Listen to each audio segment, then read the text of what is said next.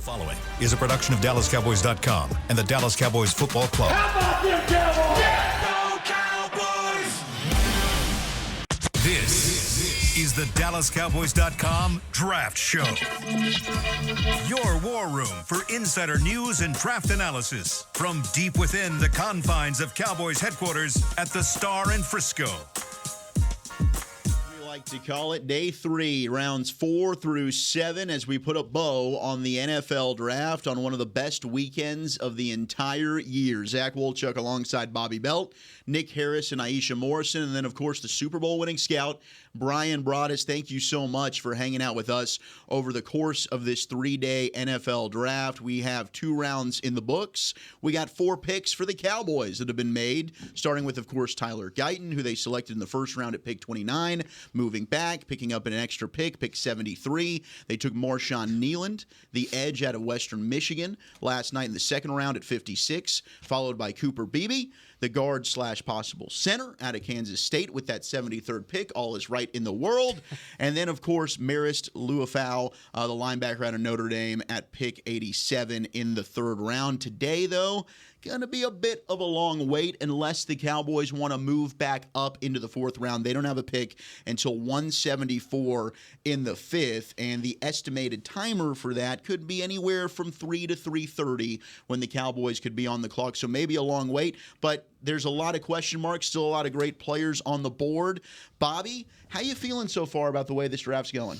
I mean, really good. You obviously the one glaring need I think that they haven't touched yet is running back. But they will, I think that they feel confident that somebody will be there in the fifth round. Running backs are sliding down the board, it appears, in general. And look, they've had a decent history of being able to grab day 3 backs, not just recently with a guy like Tony Pollard, but if you look over the course of just, the time that they've been here in place over the last 20 years. But I think that the thing for me is I'm going to be watching which running backs are sliding down the board at heading into the fifth round, because I feel like the blinking positional lights have all been addressed to this point. Bobby, I was going to ask you, with what you said about the running backs possibly sliding, they're clearly sliding. Do you think in any situation that in that fourth round, if there's a run, that they might feel any urgency to go get a guy? I don't personally, okay. But I mean, it's just because I think that everything's shown that it's just kind of sliding down, pushing down. Well, one of the beautiful things about day 3 is we are awarded several scouts and coaches to get to talk to, one of which is Ross Winchy, a national scout. Ross, how you doing, sir? Zach Wolchuk, we haven't had the pleasure of meeting in person, but it's a pleasure to get to chat with you, man. How you feeling? Howdy. Good.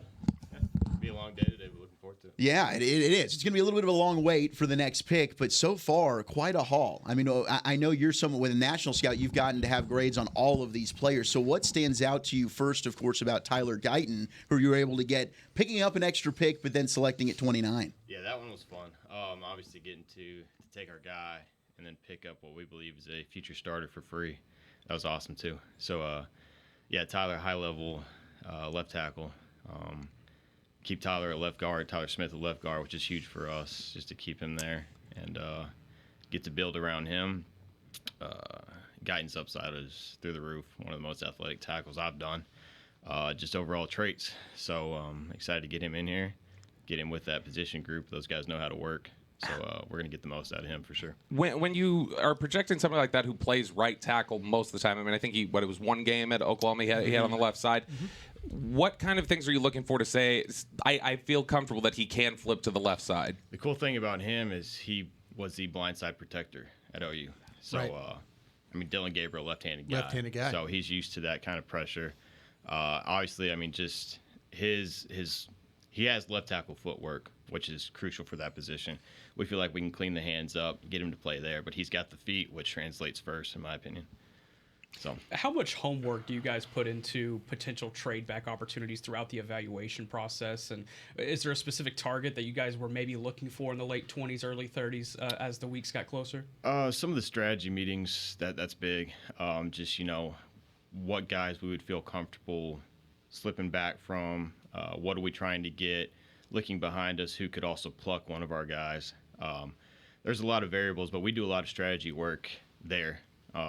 We did some before then and felt good about the opportunity to pick up a 3, still feel good where we're at, and pick a player that'll help us win. Yeah, and then all in all, I mean, getting that extra pick at 73 to be able to sure up that interior offensive line hole, you got to feel pretty good about that offensive line hole, right? Yeah, that was sweet. Yeah. Grabbing Coop, excellent player.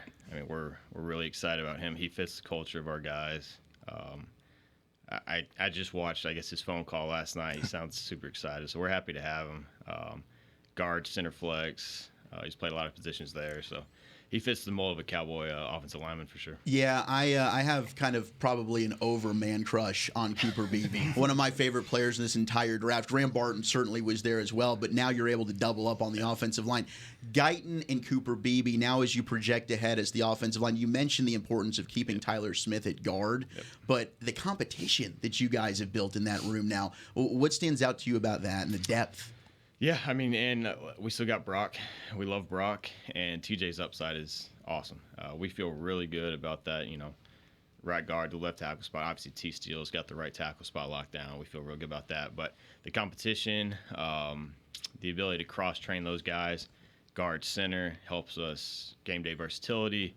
But, yeah, keeping Tyler Smith at left guard was huge for us because we just think he's obviously an all-pro level, but, you don't want to project too far ahead. But we love, the upside there at left guard. Talking with Ross Winchie here on 105.3 The Fan and DallasCowboys.com. Talking about those projections, like I know you broke down going with Guyton from right to left, but Cooper Beebe, who has played along the entire offensive line, but what goes into that projection of a position change for some of these players when you look at Beebe and can he project to center? For us, it's always the ability to reach and seal. So be able to reach, get his hat across, leverage a 3 technique of shade, which he's been able to do that. And then the tackle feet that he displayed. And then for us, obviously, the ability to bend and create that natural leverage, which is something we think he does great. And then, seeing him do it throughout the workout process and actually seeing him be able to snap, quick to contact, and just look natural doing it. And so everything we saw there, he looks smooth, looks like he can handle it. Even with the dad bod. I love it. One more quick follow-up on the idea of center, just as a projection. When you're talking about projecting somebody to center when they play guard, which is the more difficult thing for you in the scouting process? Is it just the mechanics of snapping the ball and playing off there, or is it more the questions of mental processing and checks at the line of scrimmage that you're wondering how he can handle it? I think it's the mental demands are extreme. It'll help Dak. I mean, Dak's obviously, I think his pre-snap stuff is elite. But being able to just take a little bit more off him, Cooper's great from an FBI standpoint. He understands the game. It's real natural to him. So I think that being able to project the center, that's crucial. Just the mental demands of the game. Marshawn Nealon is a gentleman that is still, developing his pass rush and things like that. But from a run game perspective, he has a very natural feel for how to stack, shed, tackle. Is that something that y'all think he can come in and help with immediately? Yeah, 100%. I mean, the play style, what we call it, it jumps off the tape. There's a lot of Tank Lawrence comps, and there's a reason. I mean, he's the same kind of guy. But his upside, I mean, we think he can still fill out if he wants to. We can keep him at 266, whatever. He's got a lot of flexibility there. But the pass rush toolbox is there. I mean, he's got length. The testing numbers are through the roof. So I think initially the run game stuff will be dominant, but he's got pass rush traits. Yeah, he's got some snap and pop to him. And you watch him play against the offensive lineman. I mean, it's immediate with the hands, and you're thinking like, okay, this guy's got some upper body pop to him. Yeah. I mean, obviously, like G5 or whatever you call it, you look for best comp. And I think his first snap against Iowa, I guess it's, they're running outside zone away. Right. He gets his hat in the crack, falls back, and decapitates the running back. So he showed he could do it against, level of comp, and then obviously Senior Bowl. So I'm curious, as just kind of a general, we'll only keep it to people who are not available right now, so we don't tip anything. But, we've talked about, there's been a lot of discussion about Xavier Worthy's speed. I know Aisha the other day was talking about, Chop Robinson's explosiveness. Mm-hmm. When you talk about, like, your favorite trait of a player that you scouted this year, who's something that you just go like, man, I love that guy's arm, or like, oh man, that guy's speed, that's really special. What was your favorite trait you saw this year? I'm not going to toot our own horn. But go ahead. But probably Maris's play style. Yeah. we got a great vision for him. I did Talanoa Hufanga coming out of SC, and there's a lot of like, not just the play style, but the wiring of the kid. He's a Cowboy through and through, phenomenal kid. But his ability to play from the slot, he can cover number 2. We can put him in the box. He's got high-level rush tools. Just his play style, and also bringing in Nealand. Like, we feel like we kind of upgraded the temperament there.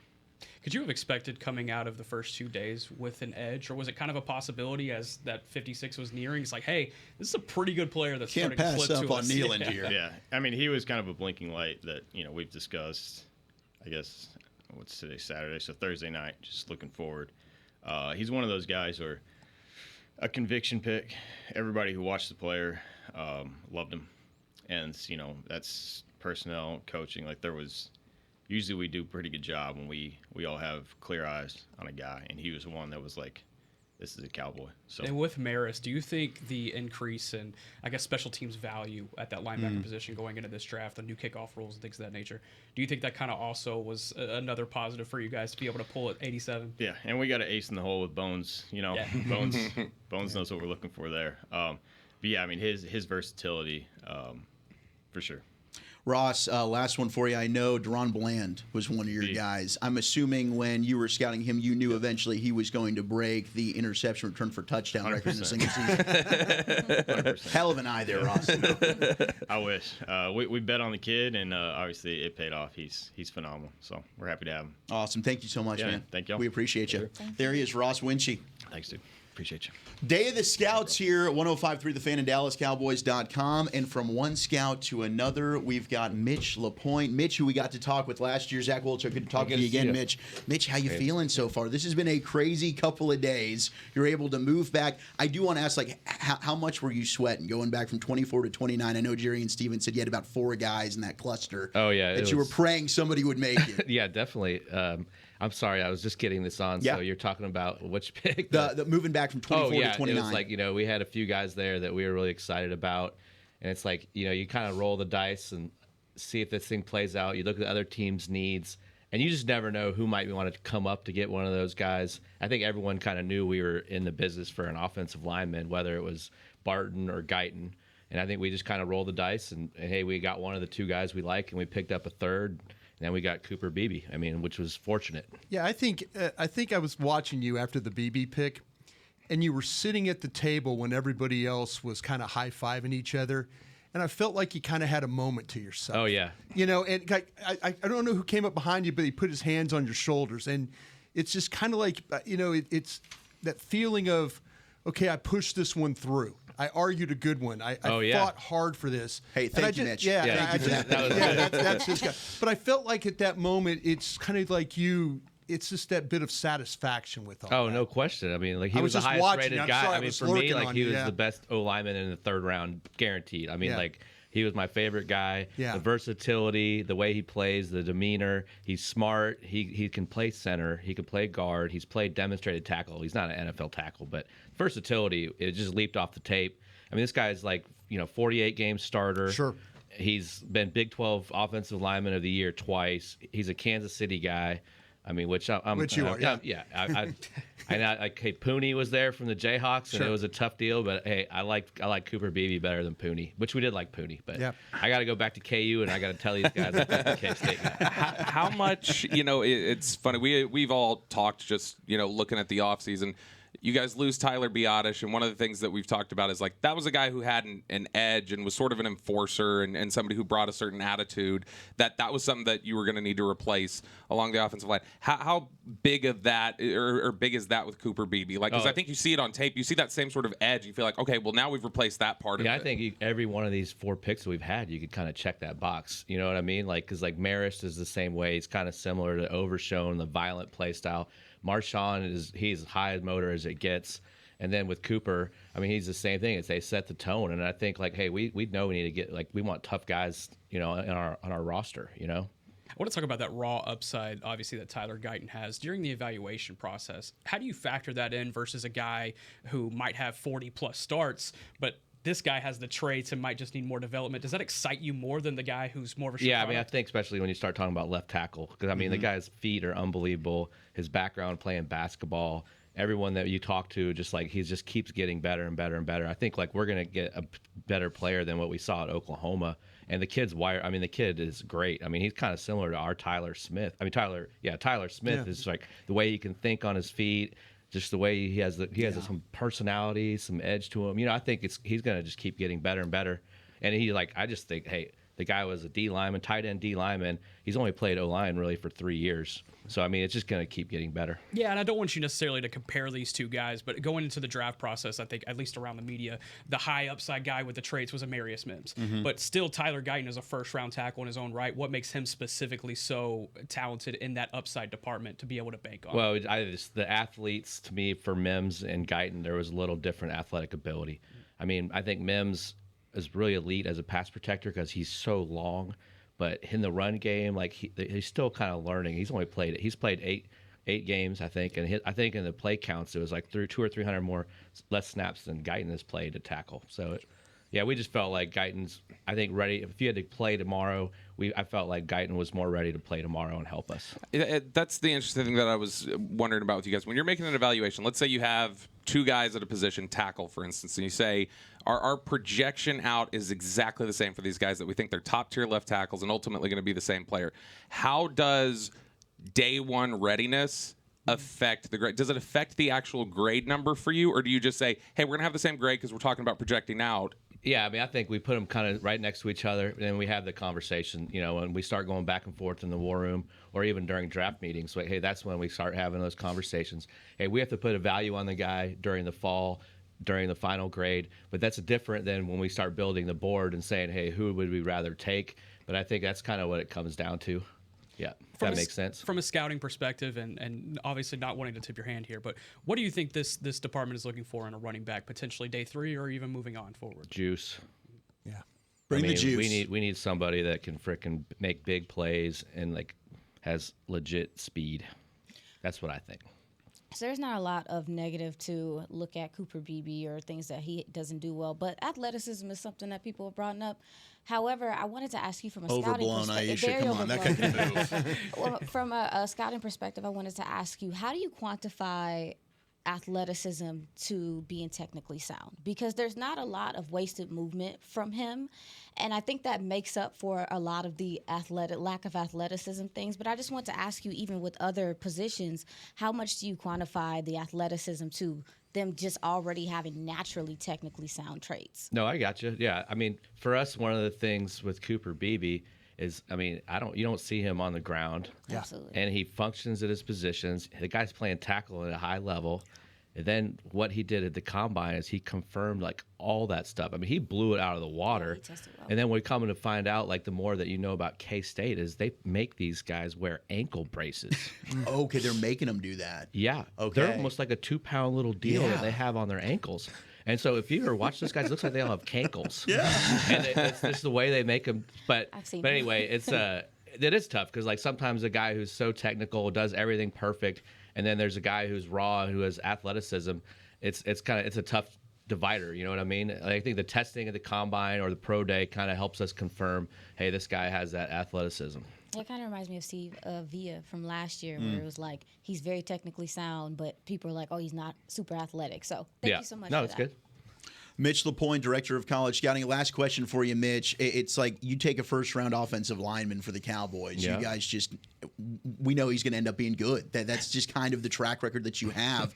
What seems to be, in your eye, when you've been scouting these guys, and even if, hey, they need some developing, you know they've got the traits, they're checking all the boxes for us that we believe they're going to hit? I just think, like, who the person is. I mean, you have to be able to fit in this locker room. You have to be able to love it.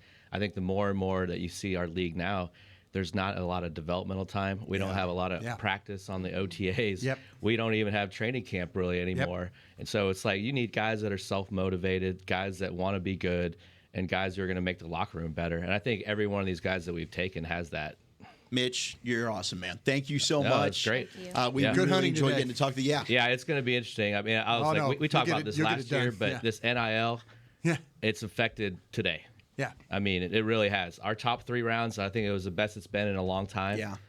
But now I think we're going to start seeing this college football change kind of affect our process. It'll be interesting to see just kind of who survives there for us in the 5th and 6th and 7th. Yeah, you fought through COVID, though. We Fought did. through the You COVID did. We game did. to get to this point. No, So, we're good. Yeah. I mean, yeah. Well, We got a you'll great adjust. staff. We got a great process, Yeah, and it you'll works, adjust, you know. yeah. You So- guys are crushing it, man. Thank Yeah. you so much All for right, everything thank you you, do. guys. We Have a good appreciate one. it. There he goes, Mitch Le Point. We're about to talk with Justin Stucky next as the day of the Scouts rolls on. You're listening to the 2024 NFL Draft on 105.3 The Fan and DallasCowboys.com.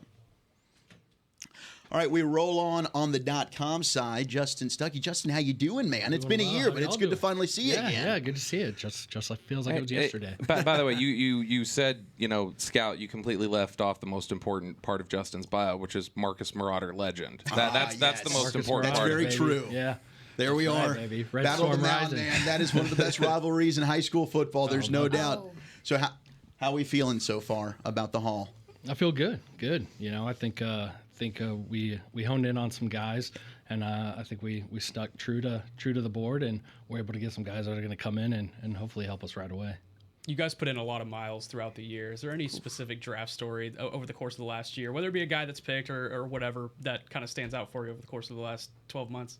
A guy that we've picked. Either or, however you want to answer it. Man, put me on the spot. That's what it's all about. Yeah, I got the Midwest, so it's pretty bland around there. So I don't really have any guys with any too crazy backgrounds or anything like that. So What I've heard about Cooper Beebe's family is that they are all ball. Have you had interactions with their family and just kind of or his family and kind of how that interacts with him? No, I haven't. I haven't interacted with any of the family members. I've heard, that they're all about it. Of course, he's got, his brother that he stuck around, wanted to play with.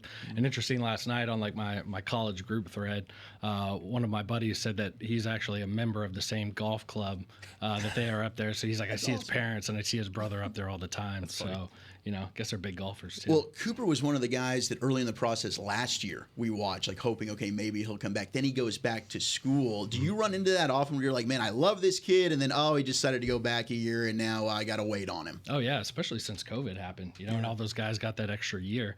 I mean, the last couple years, all these guys, we treat them like they're seniors and they're about to come out.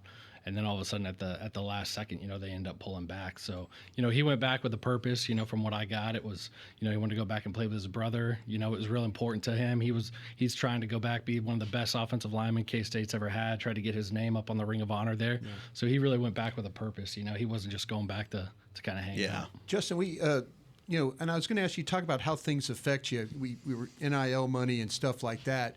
How has all the transfer stuff been for you? Because in the first round of this draft, we had 9 guys transfer that went to other schools and got first round grades. How you guys track guys throughout because of your area. How difficult is that? As you can, you like lose guys, gain guys. Is that something we're going to have to deal with going out on the road all the time now? Yeah, I mean, I think it's just going to be kind of come the norm.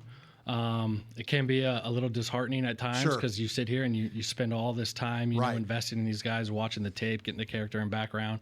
And then you're like, okay, well, maybe they're going back to school. It's like, all right, well, I got everything for next year already together. And then no, they transfer out somewhere else. And you're like, all right, what was all that work for, kind of? Yeah. But I think the biggest issue that we're going to be going and we deal with right now is, the fact that we get all this character and background and then these guys leave, and then you get guys that come in, and who knows, maybe they're there just for the semester, right? So you go in there in August, and they've been there for 2 weeks, and they don't know them. They don't know them at all, right? So I mean, that's tough. You can watch, you can get the tape, and you can watch the tape, right? And watching the football is getting the skill set, and you can get that no matter where they go. But trying to actually get to who these guys are with all the support staff that you need to talk to, that's really what makes it difficult, is try to really get a sense of who these guys are. I'm curious. This is since we have you here, I like to be selfish and then ask general scouting philosophy questions, which I'll ask here after we get back from the 10-second break that Peyton just yelled in my ear.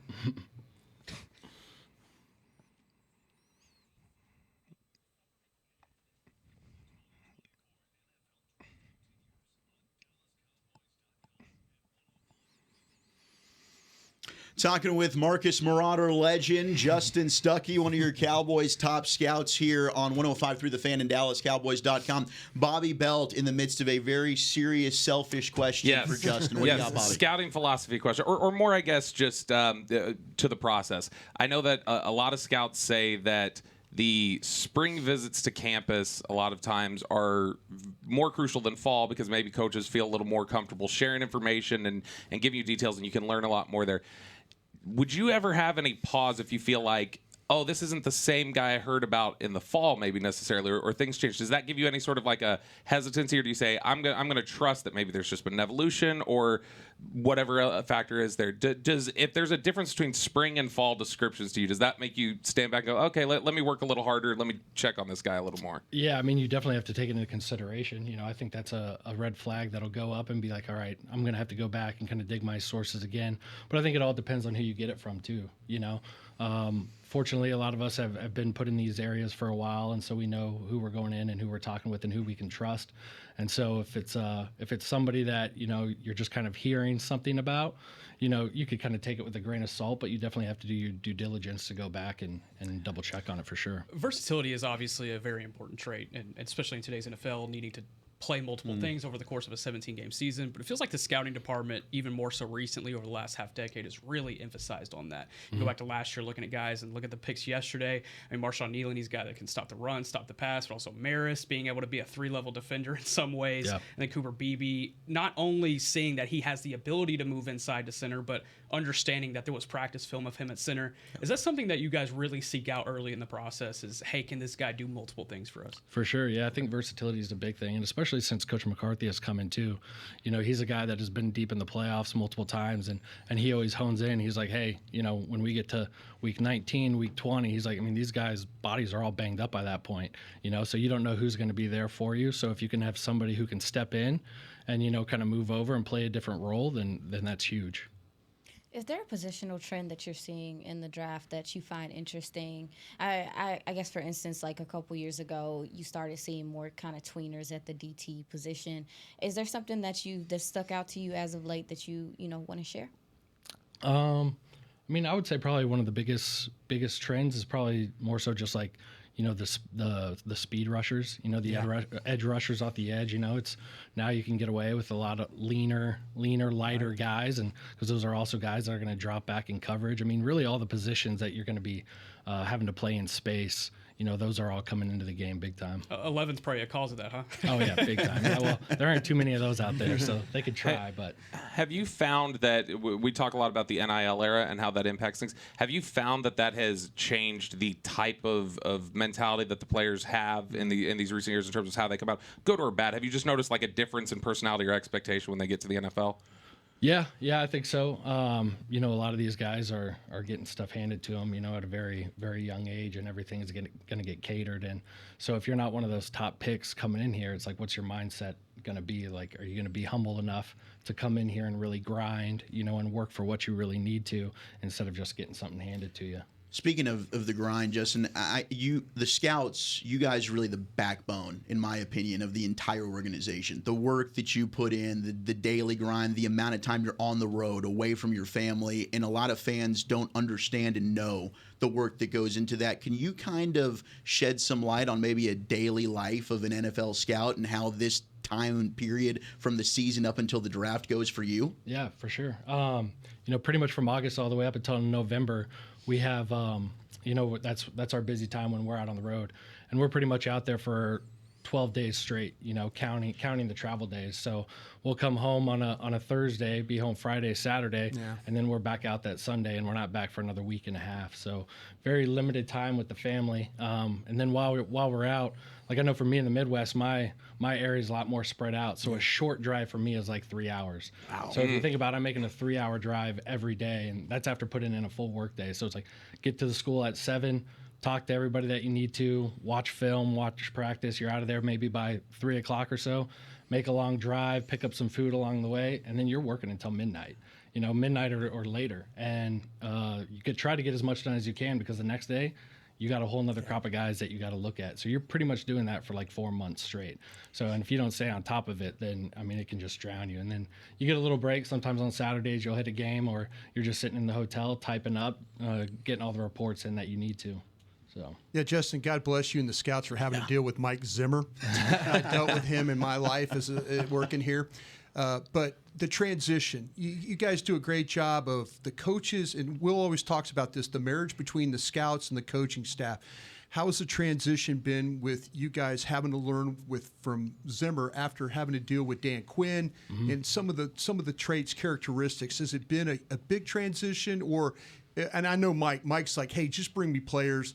I'll coach them up. Yep. How's that transition been for you guys? Yeah, transition's been good. The communication's been good.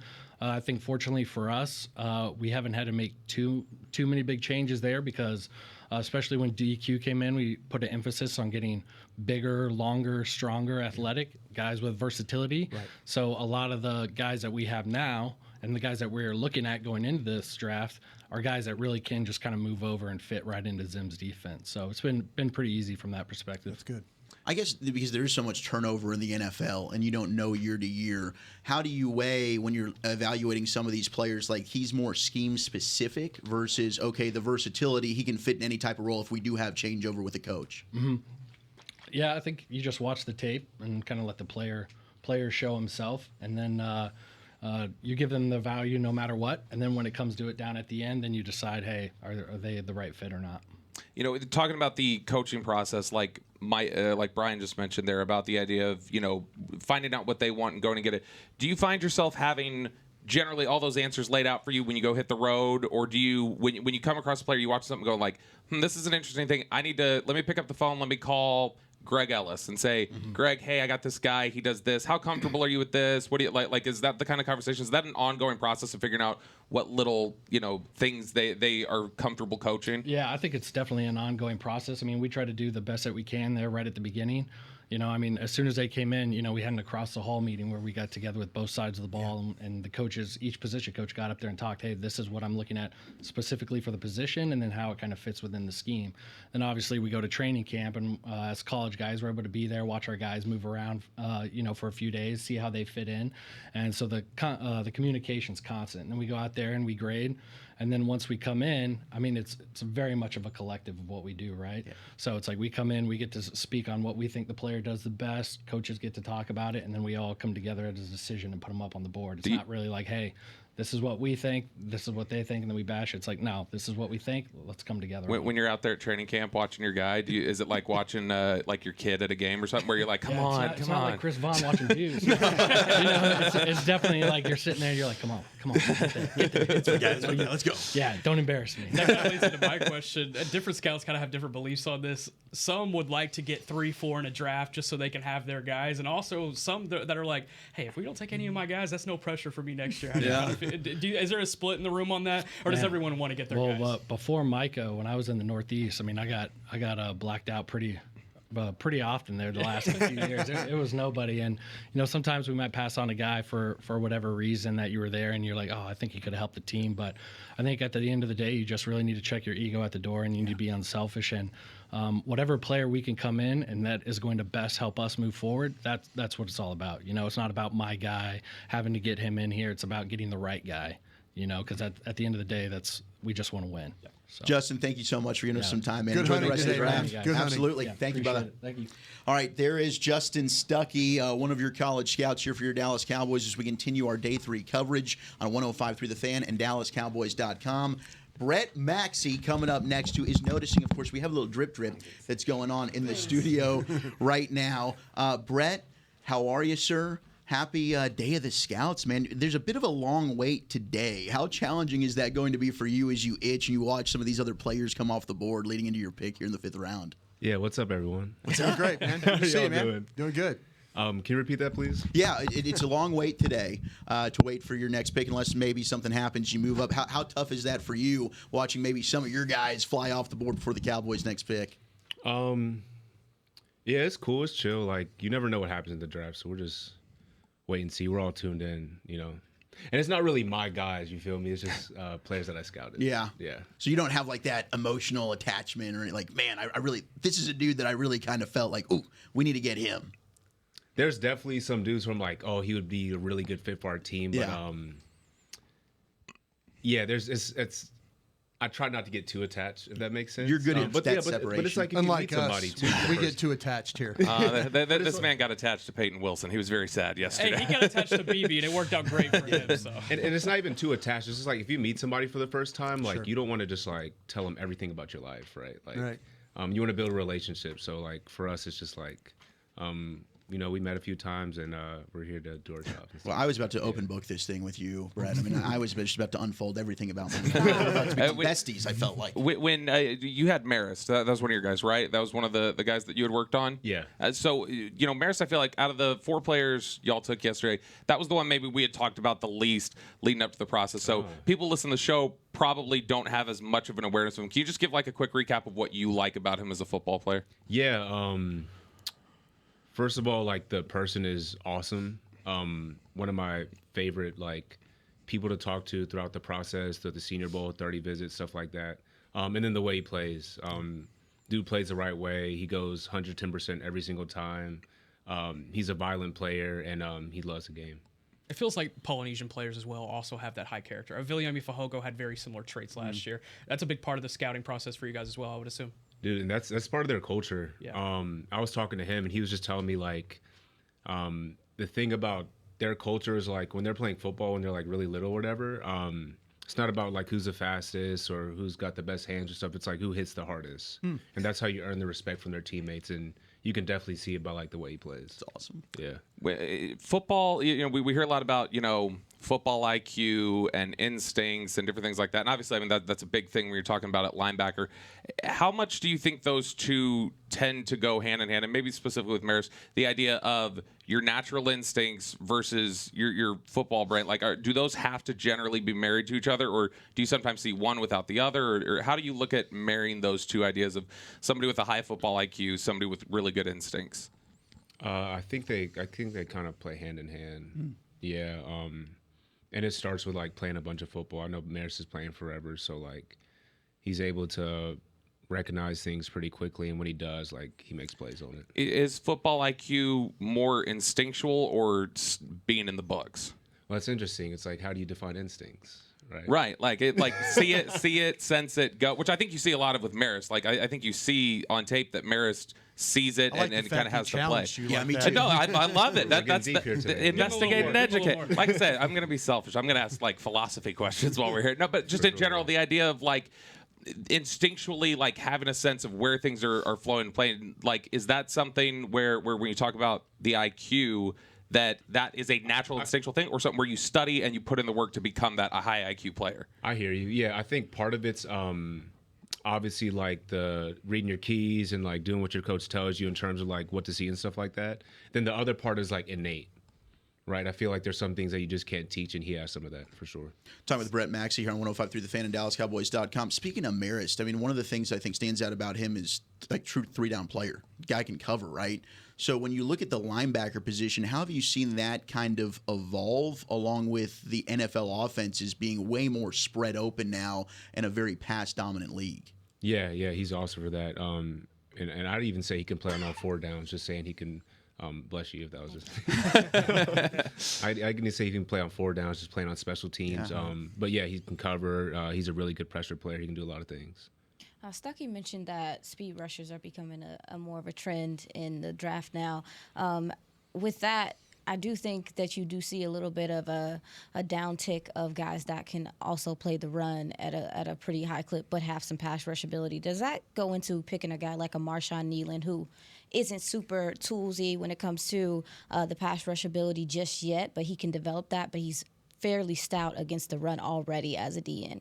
Yeah, with Marshawn personally, I know for me, he has a ton of tools that you're alluding to. And so the first thing that stands out to me is like the way he plays, right? He plays super hard. So when you have that, I think as a rusher, it gives you an advantage because now you're putting pressure on the offensive line, right? And so, he has a lot of tools to work with. How much crossover do you guys kind of do during the season, or even maybe late in the draft process? Is like, okay, this guy on the West Coast, he's very comparable to this guy I have in my region. Maybe he's a little bit better. Do you guys compare notes, or do you just stay locked in on your region, and when you're asked about that guy, you understand what you need to do there? Yeah, I try not to like talk too much about guys that I haven't watched, but like our over the top guys like Ross, maybe for example. Like I know he grades a lot of the defensive players. He might compare some of their attributes to some of the players that he's watched. Can you talk about what it's like to present a player to the group? You know, and you're sitting there and you're the first one, and it's not an easy job, but you want to put your best foot forward in your evaluation of him. What is that like with that, and making sure that everybody sees the first initial picture of that player? Yeah, it's fun, and it's a really we're really fortunate to have that opportunity, because I know at a lot of places you just turn in your reports, and then it's kind of like done for the rest of the time, right? Yeah, count me out on that group. So all we're just presenting information, right? And so it just goes throughout the entire process of whenever we start, after the season ends, draft ends, and then all the way up until now. And like, to circle back on the other part about like speaking with the players and like the attachment part of it.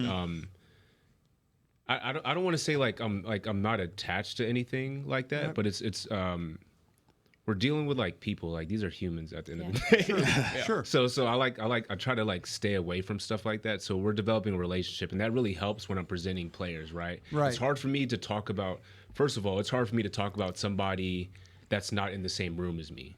You know what I'm saying? Yeah. That's kind of just like how I was raised, whatever. So like, it's really important that we do talk to these players. So then when I'm talking about them, I actually know the person. Right. Right. Brett, thank you so much for giving us some time, man. This is going to be a fun day. We look forward to seeing who the rest of the Dallas Cowboys are out of this NFL draft. Yeah, man. I appreciate y'all. Thank you. Thank you so much. Thank you. Brett Maxie, one of your Dallas Cowboys college scouts, absolute beast, joining us here on 105.3 The Fan. You're listening to the 2024 NFL Draft on 105.3 The Fan and DallasCowboys.com. Thanks, buddy. How you doing, Coach? Great. Yourself? Good, man. Thank you. Yeah. All right. .com side, we are still hanging out. We got, of course, Coach Solari here with us as we hang out, and before we get back on the fan side. But you cleaned up. You got yourself a couple of studs there on the offensive line, right? Yeah, it's exciting. So really getting excited to get him here and get going. I do wonder, last year when we talked with you, we weren't sure what the plan was for Tyler Smith. Of course, it was your first year coming in, and you said you kind of did envision him maybe playing tackle. Then he played guard. This offseason, how important was it for you, depending on how the draft fell, to maybe get that tackle like Tyler Guyton to be able to keep Tyler Smith at guard? Yeah, that was critical in that aspect. Otherwise, whatever we were going to get the best player, and then have Tyler make that adjustment. Tyler's so talented. He could play either or, and he really stepped up last year at guard and got better each game, improved each week. So it's exciting where his career is now, and being such a young player, and his skill set. Wow. Yeah. Wow. When you got coaching point, you got two Tylers on the left side. How do you deal with that? Gosh, that's tough. And coaches are really coaches are creative. And I know you're a creative man. So how do you deal with two Tylers? We'll make sure we'll have to have a little name or something, or last name, whatever. But again, it's exciting. It is very. Tyler Guyton is just a tremendous athlete.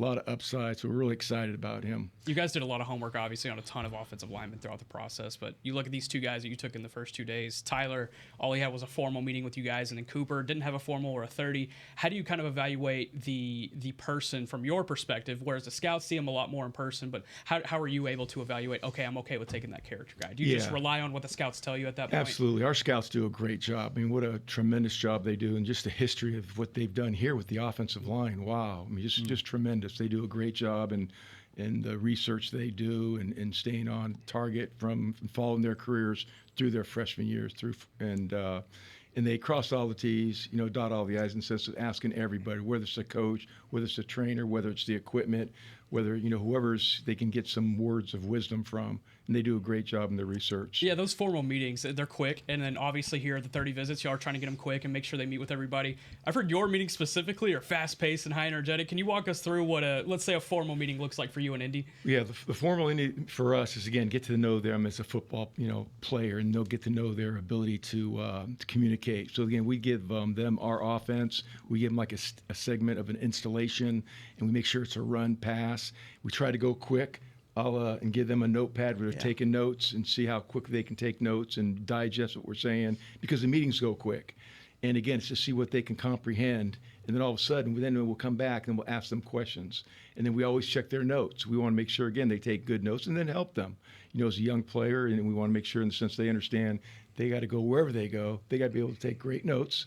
And then at night when they go home, it's got to be clear where they can read it versus just writing stuff down and scribbling, and they can't read at night. And what did I write down here? What's this coaching point?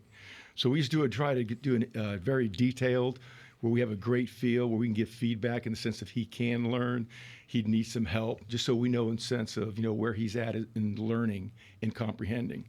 And that's exciting for us as coaches to see where they're at. Coach, I know we've talked with different scouts who've come here already today, and they've talked about how they think they got 4 really tough guys in this draft so far, and the 2 on the offensive line guys who display a lot of toughness and physicality and things like that. When you are going through this process with the scouts and talking about things, do you look at toughness and physicality as something that you could coach out of somebody, or do you look at that as that has to be an innate trait that we acquire?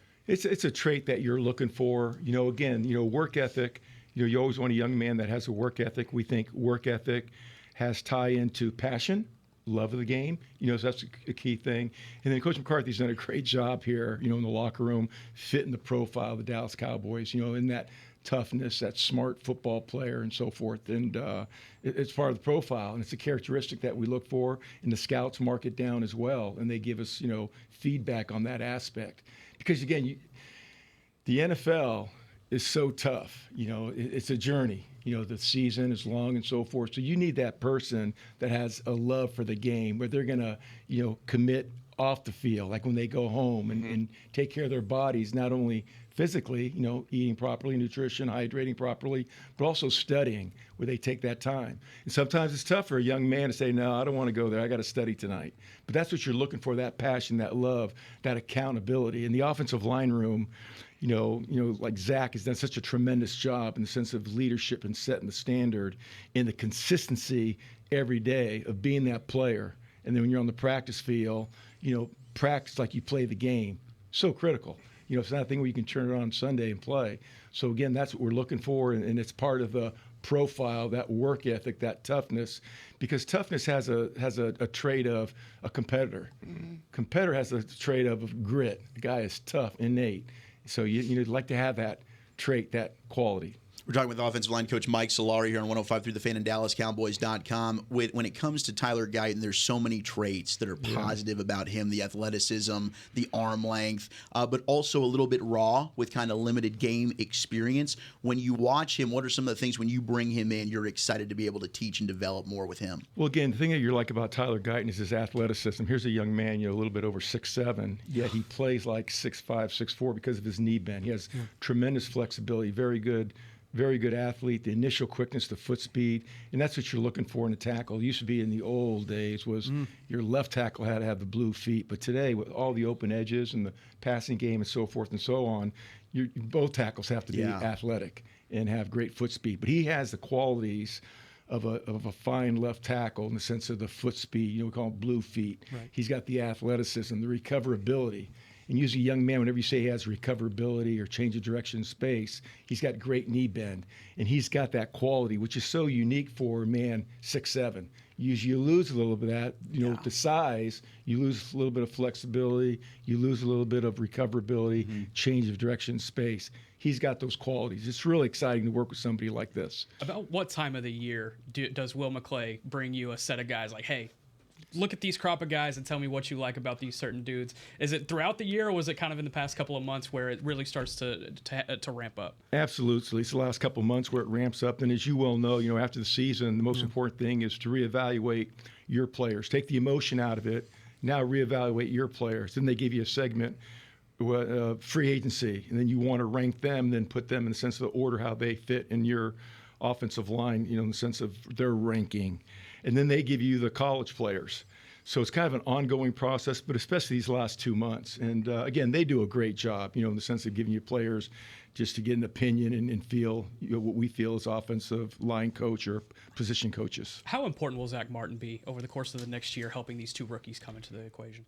Tremendous. Again, Zach's, is a great leader in the room, and what he brings, his presence, his work ethic, the way he goes about his business. Just watch him. Just watch how he goes about his business.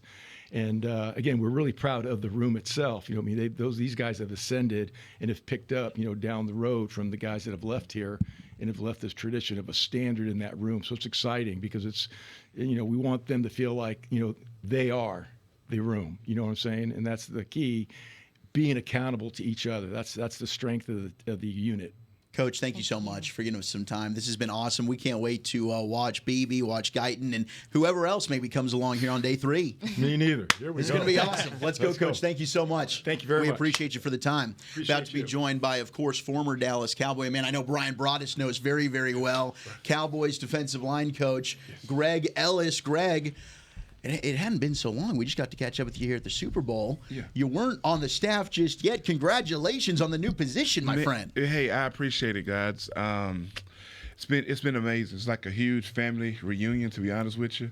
And so I'm just thrilled to be back in the building. Different capacity, obviously, but it's great.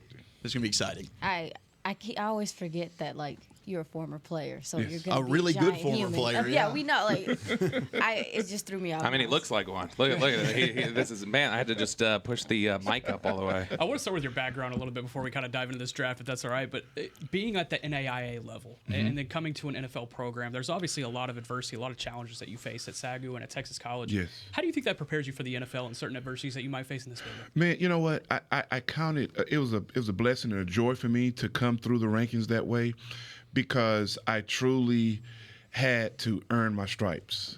Meaning, I remember being in the basement at Texas College, 2 or 3 o'clock in the morning by myself, washing the uniforms, all of that, cutting the grass, cutting lines in the field. So when somebody comes along to say, man, it was just given to Greg, it's like, no, wait a minute.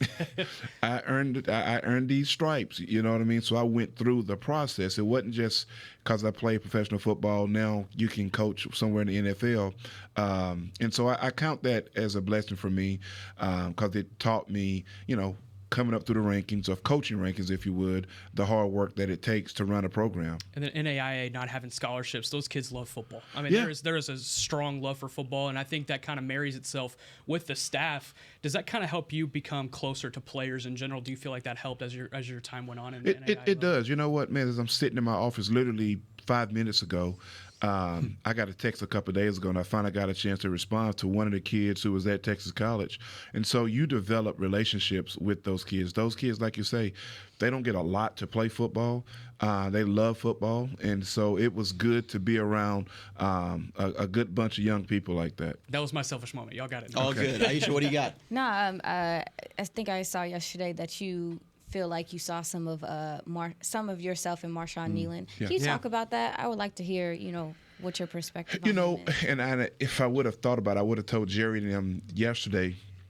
We sent I guess it was right before the draft, my agent sent one play in to the Cowboys, and it was a play. We was playing against TCU or SMU. I don't remember which one. I'm rushing the quarterback, and they throw a little flare pass out to the flats, and I spin out, hustle to the ball, and make the tackle. Neely reminds me of that kind of Greg Ellis, that guy that hustles. You see him running down the field. You don't see him taking plays off. And I'll be honest with you, nowadays, that's kind of hard to find, to be honest with you. Yeah. I haven't seen it, and we looked at a whole bunch of film. Yeah. But I haven't seen another guy that plays as hard as him. I promise. Even if we didn't draft him, I would say the same thing. I haven't seen another guy, defensive line guy that plays as hard as Marshawn does. He's hustles. After we drafted him, I went back and started watching more film, to be honest with you. But not just him being able to hustle. That's a trait. That's good. It's a good trait to have. But he has some things in his pass rushing ability as well that I see that, okay, we can tweak this and kind of help him get to that next level. So I told people last night, I said, I'm so excited. I feel like I got drafted all over again, except minus the money. Sure. But I didn't think I'd be that excited, to be honest with you. Yeah. But to be able to draft a young man like that brings it to work every day, it's very exciting to me. Yeah, you forced us in Philadelphia to take Trey Thomas when you went right ahead of us. We realized we couldn't block you coming out of North Carolina, so a lot of people had to draft tackles because of you. When you talk about, just as general, Greg, we've had a chance to visit. You're big on technique. Mm-hmm. You're big on that. Is that the coaching style when you're looking at your players you currently have, when you're working with your guys on the field? Is the thing about you're always trying to stress is the technique, or is there some other coaching point that you say, hey, I've got to get this through to my guys? Technique to me, well, for one, the desire to be good, right. They got to have that, you know what I mean? And I stress the importance to those guys, whoever I'm coaching. Hey, man, you got to, that's a starting point. I can't put that in you, and so you got to have that. But secondly, for me, it's the technique. Yeah. It's technique, and I want them to understand the importance of technique. Now, you can't get out there and just go slow because you're thinking about technique all the time, but it has to be worked on so much in practice. And I tell the guys, man, when you're walking around, you got to be thinking about pass rushing. Yeah. It has to become part of your DNA. So when you get into football game, the technique that I'm teaching you guys, it's not just second nature, it's first nature. It's what you do first versus thinking about and doing it second. Right. You understand? So, yes, the technique is what I'm all about. When you look at Mazi Smith, though, and then I know, and here you're new to the team this way, but you know who Mazi Smith, and you're working with Mazi. Where do you start?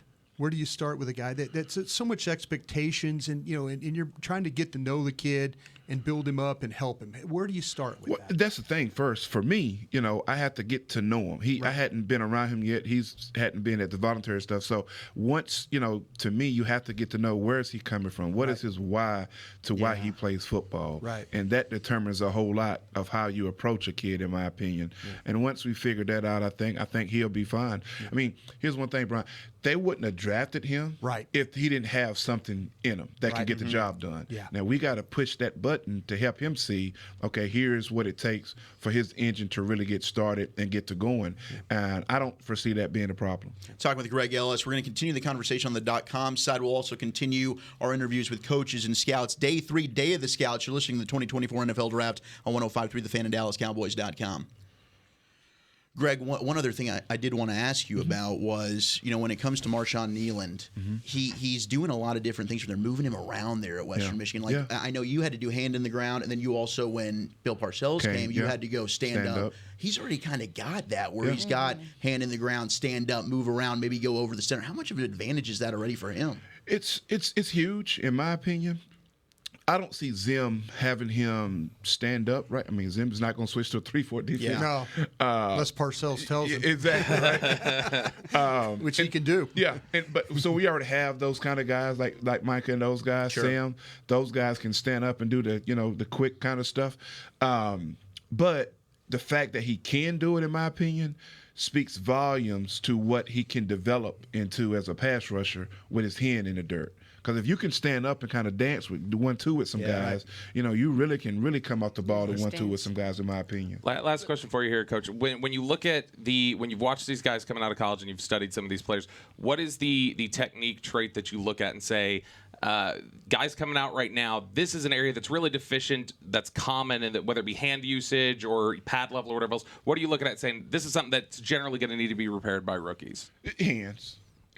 Now, with Neely, he does a lot with his hands, but it needs to be fine-tuned. Right. Yes. Hands are kind of all over the place, to be honest with you. And I appreciate that because that tells me, okay, he understands I need to use these things, right, to pass rush. And so I think we'll be able to help him really quick. Thank you. Coach, thank you so much. Yes. We really appreciate it, man. Congratulations on Marshawn Kneeland. We'll see if we get you some more help today. There you go. You're the man. You guys. Y'all take care. Thank you. There he goes, Greg Ellis, one of your newest Cowboys position coaches, an absolute badass here with you on DallasCowboys.com and 105.3 The Fan. Scott McCurley, your linebackers coach, about to join us here as this has been a lot of fun as we are getting to break down all of these new players. Of course, Coach getting his mic on right now. How you doing? I'm doing great. How are you guys this morning? We're fantastic. Ready for day 3 here. We're ready for day 3, but how about getting yourself a new Notre Dame linebacker in Marist last night? How excited are you for him? Yeah, we love it. It was great job, the whole process by everybody, scouting department.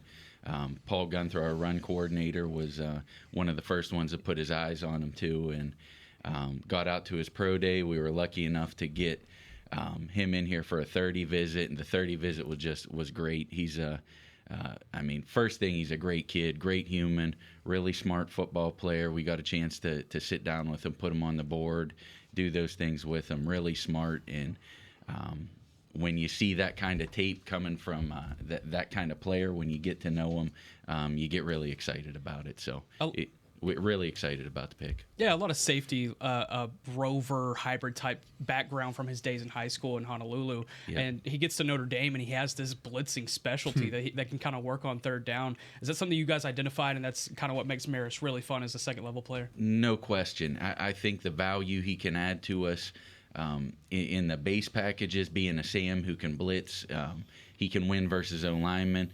He definitely is a good matchup against backs. Third down, he can add some value as a blitzer too. So when he's going forward, he definitely comes alive on the tape. Yeah, we haven't had an opportunity to talk a whole lot about Eric Kendricks and what he can provide to that room. And what do you think he can do as far as helping these young guys that are in that room, Damone Clark, DeMarvion Overshown, now Marist, but also be able to help contribute on the field himself?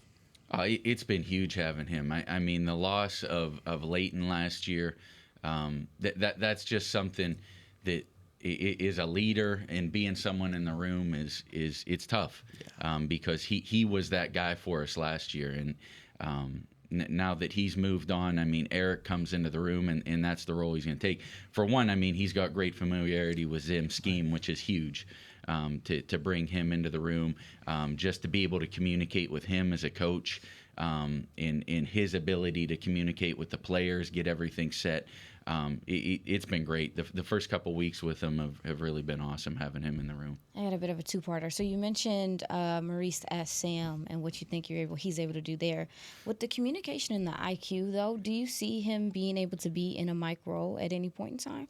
I think that the potential's there, yes, sir. Based on how smart of a player he is. I think the potential down the road is a green dot type guy. Yeah, you could definitely see that, but right now we want to put him in positions he can succeed with early, and then really we'll see where he grows to, because he's still got a ceiling that we think he can grow into be a good every down football player. Yeah, second part is you have Kendricks, obviously. Oh, one second. We're going to come back on the fan side, and then I want you to ask that question. Okay. Yeah, just to make sure we can reset top of the hour. Of course. Appreciate you, Coach.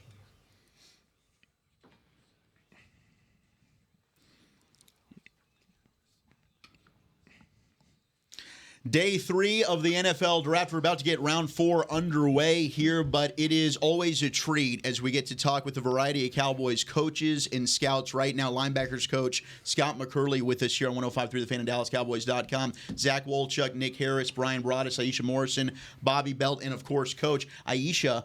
You were ready, two-parter here. You're ready to fire one away for Coach McCurley. Yeah, within this linebacker room, you have Kendricks that is here now. You have Maurice, DeMarvion Overshown, who's returning back from injury in all his length and his explosiveness, and then Damone Clark as well. You guys have a lot of versatility. Are you guys excited about some of the different things you're going to be able to do with this core? Definitely. Mm-hmm. I think getting Demo back is huge. Yes. I mean that was heartbreaking too last year in the preseason. That was a tough one to take.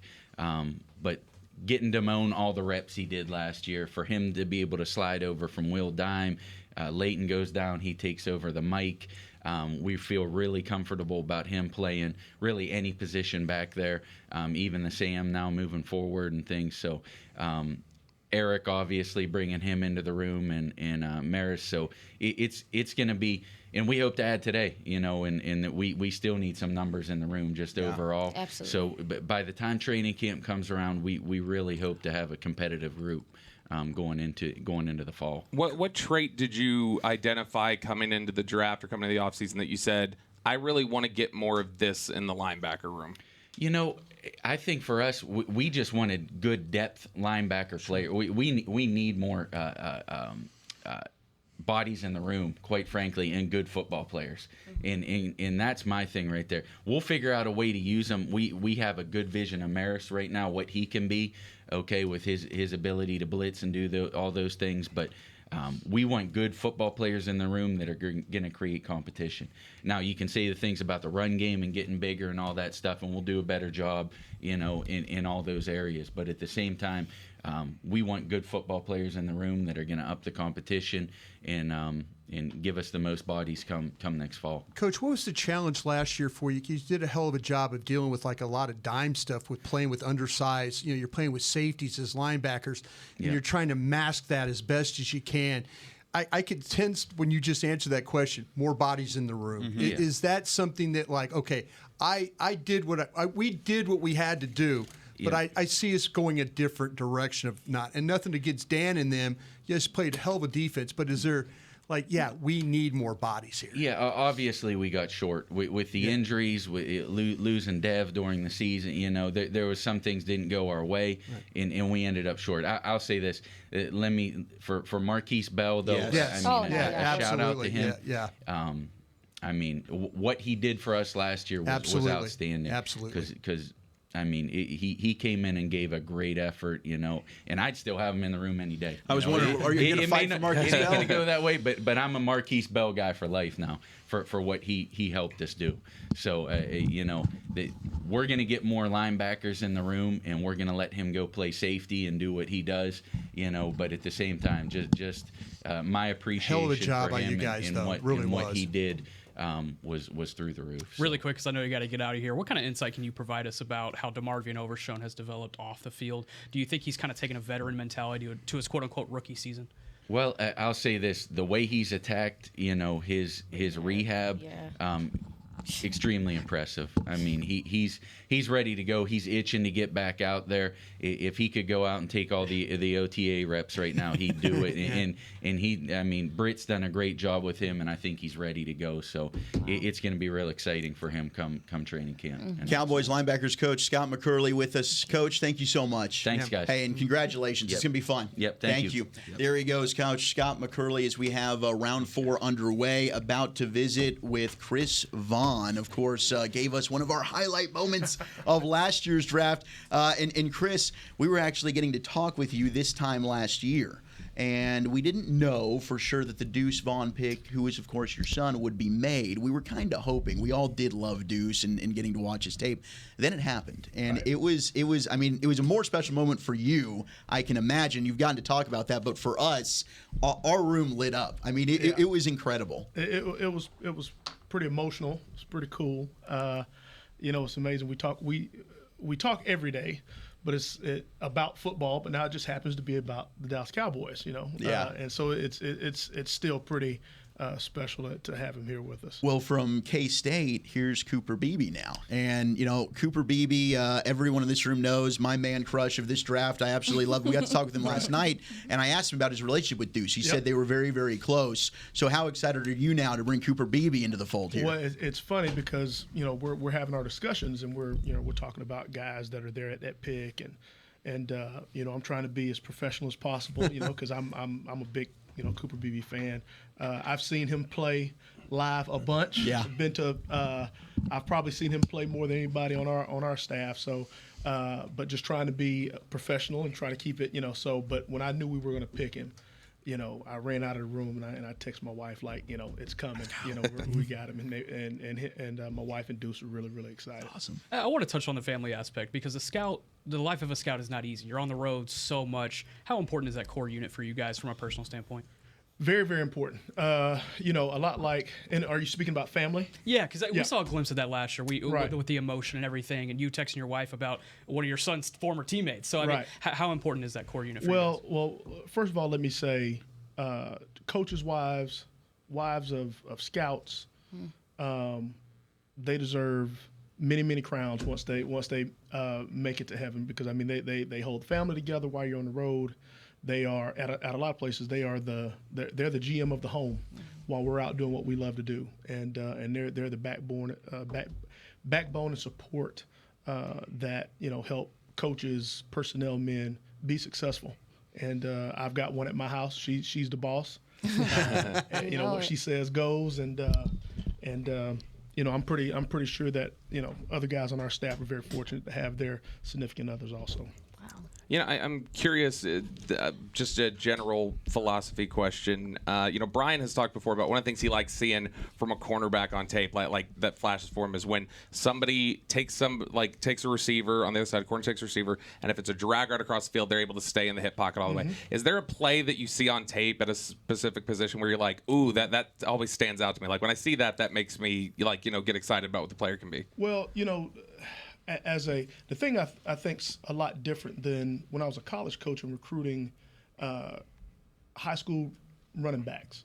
The big transition from high school to college and college to pros now is the dirty NFL runs. Yeah. Everybody gets excited about the long 70, 80-yard runs, and we would get enamored with that. Here's a guy, he can beat angles, and this guy gets in the secondary and he's gone. But that doesn't happen very often. Right. It's the 7-yard run. It's the 6-yard run. It's the run that moves the chain. So I think position-wise, seeing some of those runs in their game. Now that is, we love to see the guys that can break the long ones. Sure. But seeing those parts of it in their game is big because they're going to have a lot more of those opportunities and situations than the 70, 80-yard run. So, just by position, that's one that's been a little bit different, and just trying to have a respect and for that as opposed to just the 70, 80-yard run. Yeah. We're seeing a lot of changes with the running back position and just how the committee and things like that are kind of starting to take over how guys run the ball, teams run the ball.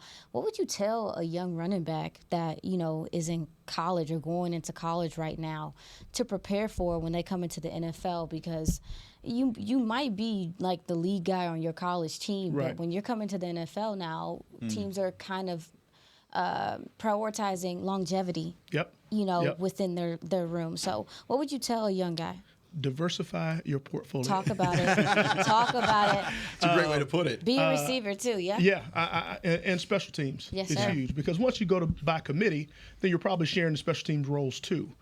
So I think that's very important that college running backs embrace the special teams aspect. Now the quandary that they're in is that if you're a really good running back, you play less special teams by the time we start evaluating you. So I would say to young running backs, get on teams early because as you become a better player, you play less special teams and there's less opportunities for us to evaluate you in that role. Wow. So, I know scouting Alabama as long as I did, that was a big thing for Nick Saban. I mean, guys like I can remember watching Damon Harris go block punts. Yeah. So I mean that was kind of there as young backs. That was their way to get on the field because they would have a stable of backs and they're waiting for their turn. But you would see those guys on special teams, and that would stick in our minds and also say here's a guy that's coming. Because we saw those guys as young guys. So for young running backs out there, get on special teams. Go fight to get on special teams because as you become a bigger part of the offense, the less special teams you play, and that's less opportunity for us to evaluate you. Everybody has to commend you for the job you did last year and being able to stay professional about the Deuce evaluation and what all went into it, and then not even really showing emotion until the pick was made. Now, circle back a year later, still needing to add a running back to that room. How does that kind of manifest now, knowing that your son is in the running back room, but also you need to be able to provide some presence to be able to help that room too? Well, one thing that I've always told Deuce, and we had this conversation last year this time, like, hey, whoever picks you, after that pick, they're trying to find somebody to replace you. And he understands that. This is football. And so we're trying to do what's best for the Dallas Cowboys and finding what's best for our roster. And now, again, I'm a dad. Hopefully he fits into that into that equation. But we also have to team first and those things. So it's a little bit of a balancing act. You try to keep your emotions out of it and try to stay as professional as possible and go on the facts. So there's some guys, there's still some good players out there, and I'm pretty sure we'll be looking and having some conversations about some guys. But the more competition you have, the cream rises to the top. But you've got to continue to build competition at every position. if you want to push up from the bottom and be really good. So I definitely understand that part of the process. Talking with Chris Vaughn here on 105.3 The Fan and DallasCowboys.com. Yeah, what type of back do you think this room needs right now? Well, that's a playmaker. It's hard to say we need this guy at this size or this speed. We need a playmaker. To add to the room. I shouldn't say that as if we don't have playmakers, but to add to our room.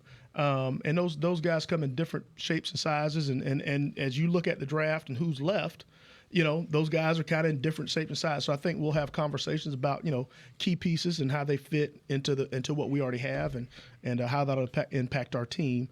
So I don't think there's a specific guy or specific role we're looking for. It's kind of, it's a lot of moving pieces, and again, now running back by committee, they come in different size, shapes, skill sets. Some guys are stronger in this, some guys are stronger in this aspect. So it'll be a holistic look at it and what that guy brings to the room. It's often said that offensive line is one of the thinnest positions across the league. Like to find NFL offensive linemen is really difficult. When you go through the evaluation process, and maybe you saw one of these things in Tyler Guyton, what do you guys look at, or for you specifically, do you look at and say, this is the rarest trait outside of size or athleticism? What is the rarest, trait at the offensive line position that when you see it at the college level, you go, man, that's so rare. We got to acquire that if we can. Well, the athleticism. So you've got athleticism and size. Athleticism, size, and length.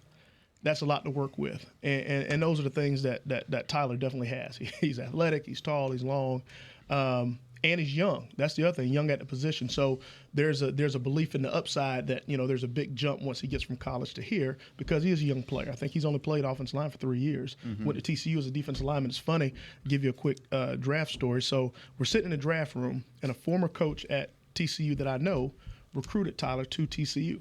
Well, about an hour before we made the pick, he sends me some video of Tyler from high school. Yeah. Doing some drills and things like that. So after we drafted him, I said, man, you must be a fortune teller savant or something, because this is crazy. I mean, so it's pretty cool. I mean, to see the athleticism, and making that position change. I mean, we're really excited about his upside and what he's going to be here in a short time. Is that why maybe it feels like teams, because that trait is so rare, is that why teams maybe feel like they're more willing to bank on a raw offensive lineman than raw players at other positions? Yes, because they're hard to come by. Guys with again, size, length, and athleticism, they don't grow on trees. So when you see a guy that's got those traits, guys like that don't come every draft. You get a skill guy, they're going to be skill guys in next year's draft. There's going to be, so I mean, there's just a smaller number of those big bodies that can do those things. So you kind of say, you know what, let's get them and let's develop them because there's just not enough of them. And you can't go get them out on the street. That's the other thing. They're just not, they're a commodity. And so if you can find them, bring them in, work with them, and develop them. And those guys usually have probably the most upside. You look at guys when they come into the league and to where they are year 2 or 3, there's usually an investment early to develop a guy, and he becomes, what you're looking for. Chris, I know you got to get back. Last one for you. I think it's always fun to kind of get the war room perspective.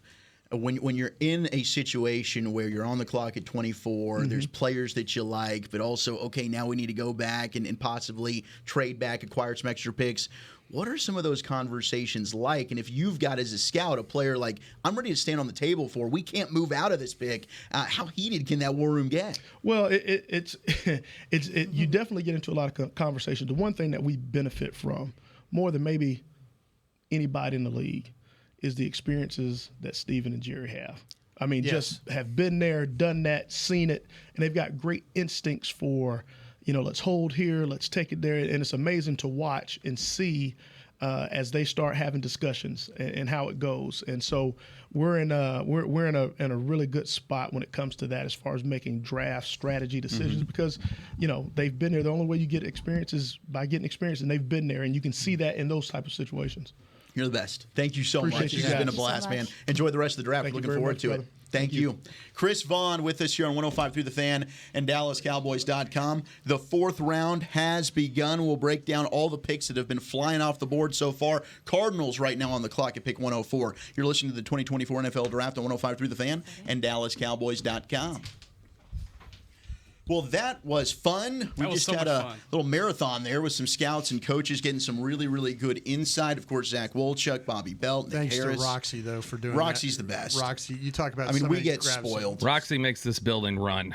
We get spoiled, but I mean, it's just one after another. She, and shout out to Beam for navigating that as well. But yes, thank you so much, Roxy. Of course, want to give some love to GetJackBlack.com. There you go. Want to use what the pros use. Jack Black is the official men's skincare brand of the Dallas Cowboys. Visit GetJackBlack.com today. That was at 11:18, Beamer. 11:18 was the time in which we went ahead and got that read in. But we got some picks off the board. First one, the Carolina Panthers. I do feel as though Carolina, and it doesn't matter who the coach is, who the owner even is, who the general manager is, Texas players kind of find their way to the Carolina Panthers. They went ahead and took Jonathan Brooks earlier, and the first pick of day 3, pick 101, which I believe is tremendous value. Denton Ryan Zone. I got to cover this guy in high school there as a Ryan Raider, playing defensive end and wide receiver. Said, I want to stay on the offensive side of the football going to Texas. It's Jatavian Sanders. And man, what a good pick here at pick 101. Yeah, this was one of the most fun players I got to evaluate over my time in covering recruiting, and specifically was on the Texas Longhorns recruiting beat at the time, so spent a lot of time around Jatavian and just kind of understanding the player whenever he was going into college. Yes, he was a quote-unquote athlete recruit with potential on both sides of the ball, but we kind of expected him to be an edge rusher because of the bend that he had and kind of the explosion that he had, the power that he had off the edge. But he banked on himself whenever he went to Texas and stayed on the offensive side of the ball and played tight end under Steve Sarkisian's offense. And I got to talk to him about it during the pre-draft process, asking, what went into that decision. He said Sarkisian's system was a big part of that, and he knew that he was going to be developed the right way for the NFL. And you saw that manifest over the course of the last couple of seasons for the Longhorns. Yes, he might not be the most athletic tight end. Yes, he might not be the smoothest pass rusher, but I'll put his hands up against anybody in this draft class, and that goes with the receivers as well. Really strong hands. He's a red zone demon. I feel like he's going to be a really big-time threat for Bryce Young in that red zone, in those red zone opportunities. This is a fun value pick for the Carolina Panthers. And yeah, as you said, Zach, Denton Ryan Zone, Arada is heading to the Panthers. Yeah, I love Jatavian Sanders. I mean, I brought up on the draft show, clearly it was a terrible point, but I wanted to just for fun's sake, hey, how close could Brock Bowers and maybe the number 2 tight end for me, Jatavian Sanders, actually be? Clearly, and I think some of the things that knocked Jatavian was the workouts, and I think there's a question mark of being able to separate at the next level. But to me, I mean, and I'm biased. I love the kid, right? I've gotten to be around him since he was 16 years old at Ryan, but I think that he has been able to excel at every level. I expected him to play end as well. I thought, all right, I get it. You want to be able to catch touchdowns, people like that. But eventually I figured he would transition. No, he got better every single year as a reliable tight end, but also as a blocker, I think is what sets him apart to me. I think that's a really good pick for the Carolina Panthers there, getting some help. This is what for Bryce happens. Young. This is what happens when you get to sleep on your board. You get to sleep the next day. I mean, you sleep overnight, and the board has now been picked pretty clean. But you got some players that are just, the tags are just right there, and you're like, okay, this is the guy we have to go.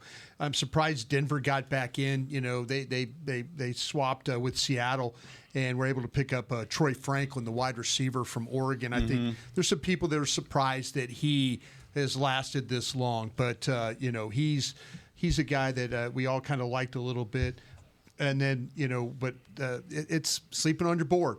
Names are there. You're gonna grab them as soon as you can. Question for you out of the break.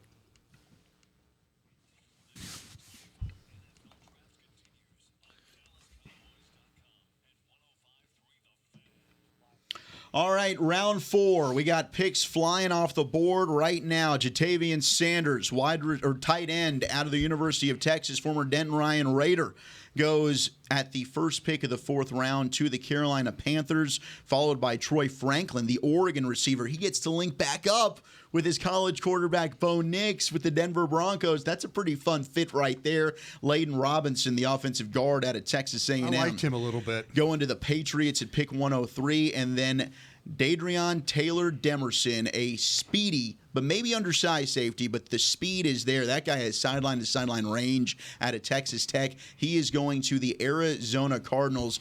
We will break down more of these picks coming up in just a second. Chargers about to make their selection at pick 105. But, Nick, I know you had a question you wanted to bring up to Brian. Yeah, Brian was talking about before the end of the break is the luxury of being able to sleep on your board the night before. I don't know if you've ever been in that situation, but is that a spot where you probably have your pick before you leave the war room that night? Yeah. Or is it, hey, everybody sleep on it and come in the morning a little early and let's talk about it? Yeah, you walk out of that room and you have an idea because you take a glance back at your board, and then you're in a situation where you're like, okay, there are the tags. There's the guys that we're going to have to deal with tomorrow. And so you have an idea. Maybe you come in, maybe you go back and check it. If you have guys have a couple of different tags, you look at your stack and see where that's at. But yeah, it's a great feeling to know walking out of there, if you're especially the top of this draft, knowing that, okay, when we start this day tomorrow, that's our guy. There's a lot of teams, like I say, there's teams that are trying to give the Denver Broncos credit. They saw Franklin, the wide receiver. They saw an opportunity to add a guy here, paid Seattle for the pick, paid Seattle for the opportunity to come up and get the pick. So sometimes you have to be a little aggressive going there and getting the guy you really want. I had asked somebody last night just, hey, who are the guys that you think will come off the board earliest? Like, who are the guys that you're kind of surprised are still there? And I got a list of various names, and two of the top ones that I heard back were Jatavian Sanders and Troy Franklin, and they go back to back. And so some of the others that we're supposed to see, I think, early today, Spencer Rattler, Jared Wiley, Theo Johnson. Pratt from Tulane, I thought. Just don't overthink it. Yeah, right? just don't overthink it. Javon Foster, that's another that could go earlier today. Yeah, I'm also wondering where Javon Baker could end up going, the wide receiver from UCF. That could be interesting. And then, of course, Malik Washington, who's an intriguing wide receiver from Virginia. There's still a lot of good tight ends on the board. Brandon Dorlus, the defensive tackle from Oregon. All these RBs. Yeah, and all the running backs. I mean, Jalen Wright, Tennessee, Ray Davis, Kentucky, Bucky Irving, Oregon, Audric Estime, Notre Dame. We did have Mitch Le Point say they wanted Juice. Yes, so I do not believe Estime would be in the conversation. That's exactly what I was just about to bring up. With him. Is that when Mitch Le Point says, "Hey, we need speed, we need home run hitter, we need juice," I think that we can start narrowing down some of these running backs that we've been talking about after hearing Mitch talk about it. Oh, and then also hearing Scott say that they feel like, they're going to try to get another linebacker, some more linebackers today. Yeah. And then the way, and I'm glad that you pointed out how he said, like, we need more bodies. And you could feel the emphasis from that, because that's honestly, dude, like, even down to the practice squad, respectively, like, they still need guys there to give these guys in practice competition. That scout team stuff matters during the week, especially. So, yeah, I'm excited to see if they pick up another linebacker and do some things like that. But like Bobby, you said, we can narrow down these running backs. Who are you looking at? It's funny if we're talking about like size, speed, freakish athleticism combo, that makes me wonder Guerrero. That's what I'm looking at. I'll allow it. I'd be in on Guerrero. I would faint. I think they really liked what they saw as well when he was here for Shrine. I think that he was somebody that impressed them. But what's funny, if you look at athletically, Brian, do you know whose profile pretty damn close Guerrero matches up with?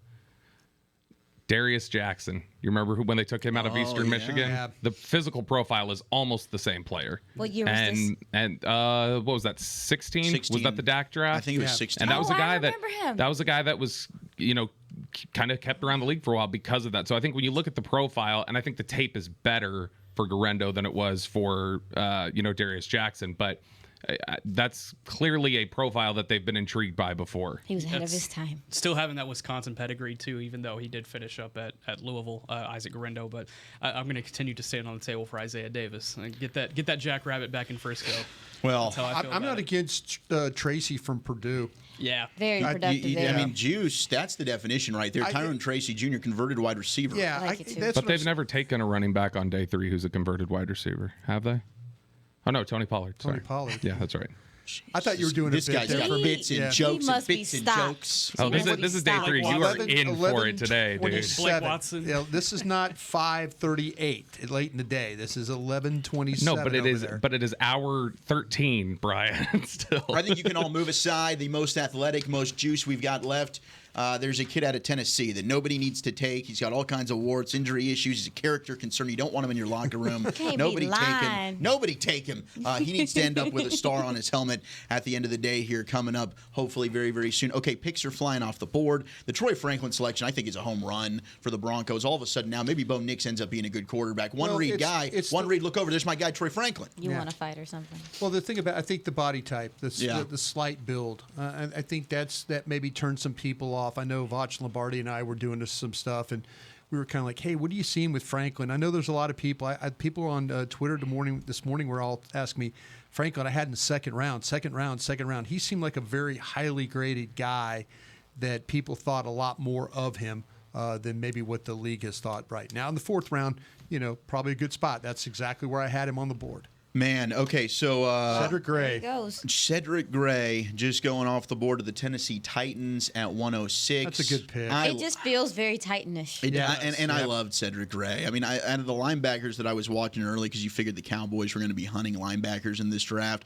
he came out as a junior. I mean, I just think Cedric Gray finds the football. I think he moves really well, covers ground in a hurry. I think he's got a knack for getting his hands up and knocking the ball down to disrupt passing plays. He's just a playmaker. The ball seems to find him. Too. He creates turnovers. Absolutely. I mean, I think he plays with tremendous instincts and awareness, long arms, rangy player. I think he's intelligent. I really loved Cedric Gray. I thought he was one of the best running linebackers for me in the entire draft. That's tremendous value, in my opinion. You look at what they're doing there with Tennessee. They got T. Sweat earlier. Now you had Cedric Gray at linebacker. Now, Nick, help me with this pronunciation. The defensive tackle from Alabama that went right ahead to the Chargers. Justin? Ebo Igby is my interpretation. Kind of similar to Igbenogany, if you remember from last year a little bit. Oh, I'm so depressed. I never got to hear the AT&T Stadium press box announcer try to say his name. Oh, please.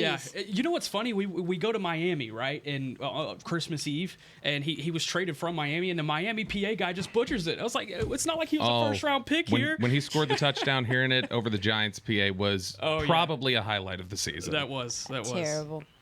You want to know about? Did you want to talk about him? Talk about him. Let me know about him. I mean, you did the work. Talk about him. Dang it, Aisha! Don't ask questions. Just talk. What did you say? Obviously, he's versatile. You can see him. They play him at edge sometimes and let him do some things on the outside, but he plays with very active, strong hands. He has pretty steady balance. I like some of the movement for him. I think he understands the leverage game just enough. I think he can improve there a little bit. I do think that he can be a little late when he's defending the run, but he can get penetration with power. So with DT, a lot of it's timing and things like that, like knowing when to shed and tackle. So, but he has good initial contact strength, and I think you're just looking for maybe if you decide you want him to have a little bit more of a pass rush toolbox and some things he can do. The change of direction isn't super high level, but again, if you're just trying to bring a guy in there to put a dent in that offensive line and to play with some power and some quickness off the line, this is a guy. You know how Alabama DTs are. Yeah. No question. Okay, Theo Johnson. These tight ends are starting to come off. Yeah, I was about to say where that tight end run is coming around later. But I think you're starting to see the blinking lights we all saw coming into today that were on the boards. Mm-hmm. They're coming off now. Yeah, Theo Johnson, the highest rated recruit out of the country of Canada since Neville Gallimore, all the way back in 2015. So yeah, high praise coming out of the Maple Leaf area. But I think you've got Jared Wiley still on the board. Tanner McLaughlin, who's someone I was really high on. I think he's a speed receiving threat that can really make an offensive coordinator look great. Kate Stover, I would have to assume he comes off the board pretty quick too.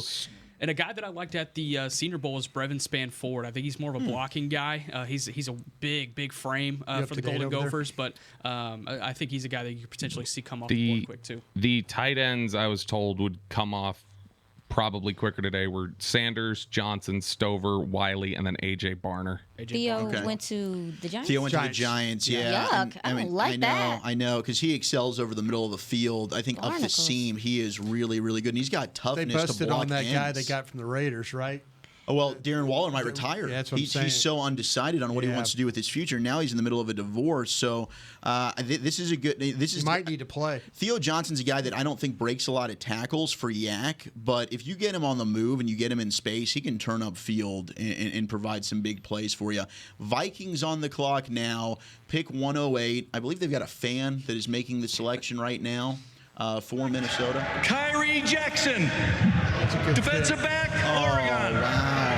Can I go sicko for a little bit? Yeah, go sicko, my guy. Go ISO here, Nick. Kyrie Jackson, man, this is such a fun take for Minnesota, and this would make so much sense if this was Mike Zimmer still being the head coach up there in Minneapolis. But you see that length at 6'3" 3/4, 194 pounds. He's a press man. He can mirror routes. I know I mentioned a couple days ago about how I spoke to a player up at Oregon, just kind of catch up on some of these guys that are in the draft process, and this specific player's on the offensive side of the ball and does a lot of things on the offensive side of the ball. He said Kyrie Jackson was the biggest disruptor on that defense for Oregon in practice and in games last season. Whenever they needed the defense to step up and make a play, they relied on him to be able to cover their best guy. And you sit there and see a guy that's pushing 6'4", and you think back to Nashawn Wright out of Oregon State a couple of years ago that went in the third round. His brother Ray John last year. Yeah, and then maybe you have a little bit of hesitance, a little bit of pause, because those guys, those taller, slimmer, longer frames, yes, they have all that length to be able to bat balls out of the way and press off the line, but they sacrifice a little bit of hip movement because they have so much length to be able to carry around.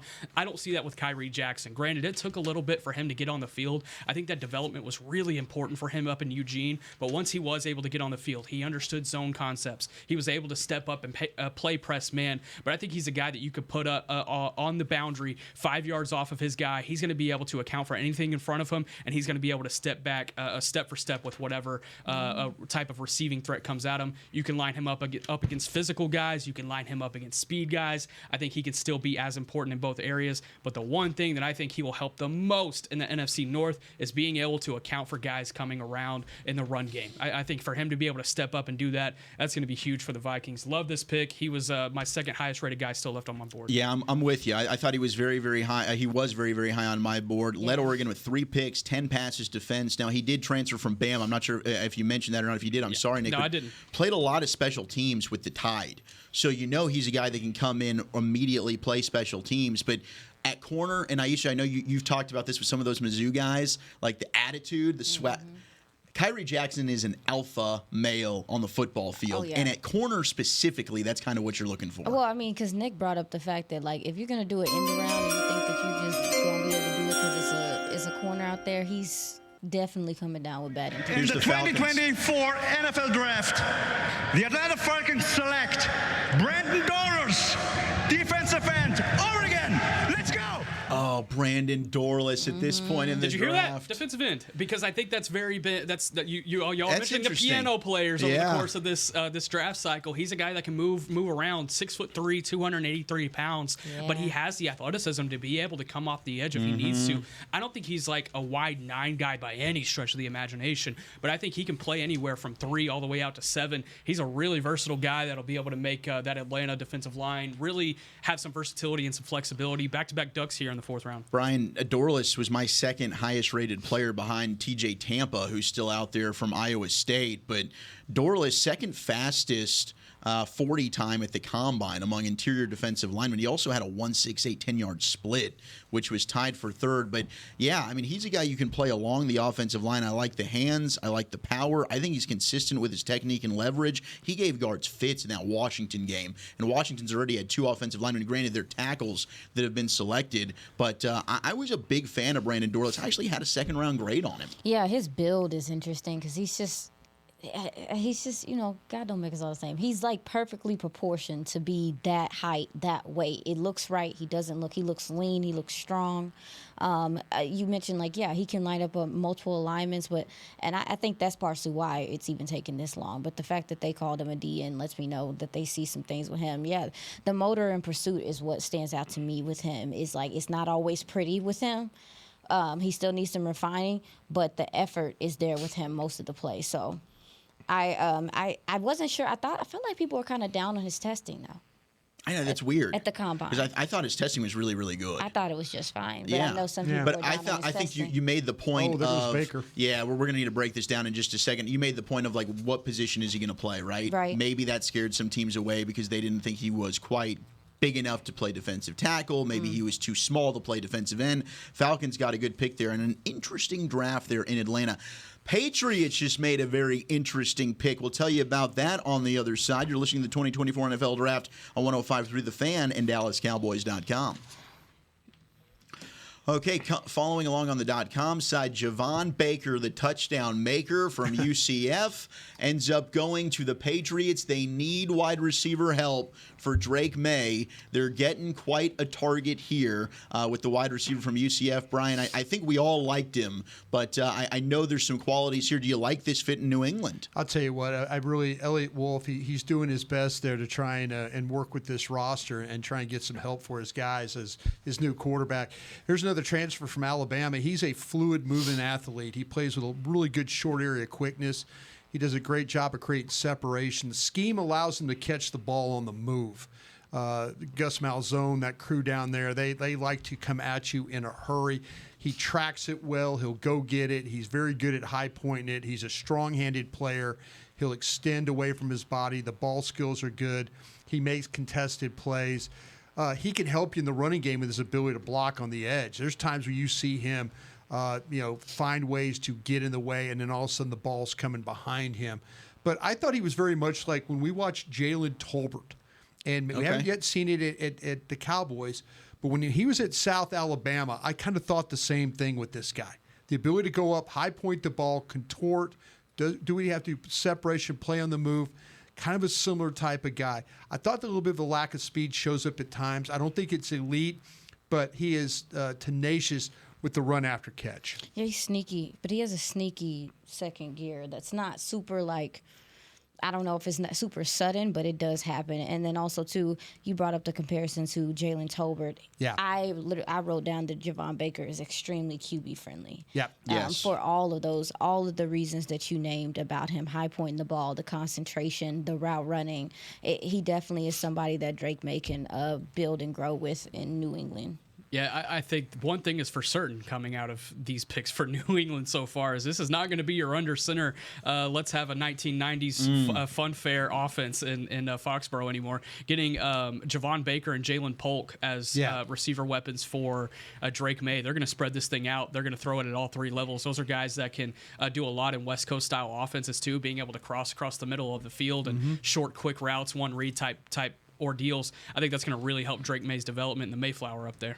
Yeah, I mean, those are two outstanding receivers, and they needed them badly right there. So, I mean, for Drake May, they needed to get him some I'm talent. going to continue to hammer it. At the Mayflower. Do you have a T-shirt deal going on? I know. I need to get a deal made. You do. I love it. I think it's a lot of fun. Okay. Javon Baker, by the way, he was off the boards of teams. Okay, yeah, Bobby, there were teams that had him off the board, and I know when I was going to interview him at Big 12 Combine, I had reached out to somebody and just said, like reach out to a couple people and like, hey, what are some things I should touch on with him?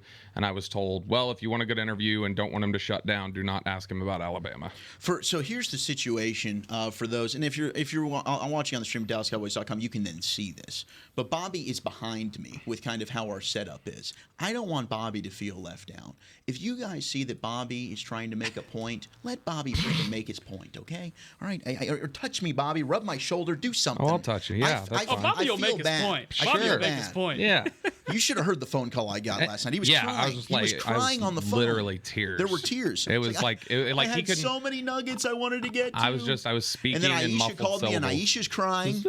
I was very upset. Yeah. Oh, it's the radio talk. It's just the radio. I was like, what's happening right now? But y'all have. Are we y'all's losing own, ourselves? No, y'all have like telepathy and you know. I don't even know what that word means. Y'all's It's like the corded telephones they used to have. We're like twins. Mm-hmm. Green Bay is having themselves quite the draft here. Jordan Morgan, Edgerrin Cooper, Javon Bullard, maybe the best pick of the entire draft there at 58. Marshawn Lloyd, the running back at USC. Tyron Hopper from Mizzou. Now they're on the clock again. I like what they're doing there in Green Bay. Double linebacker?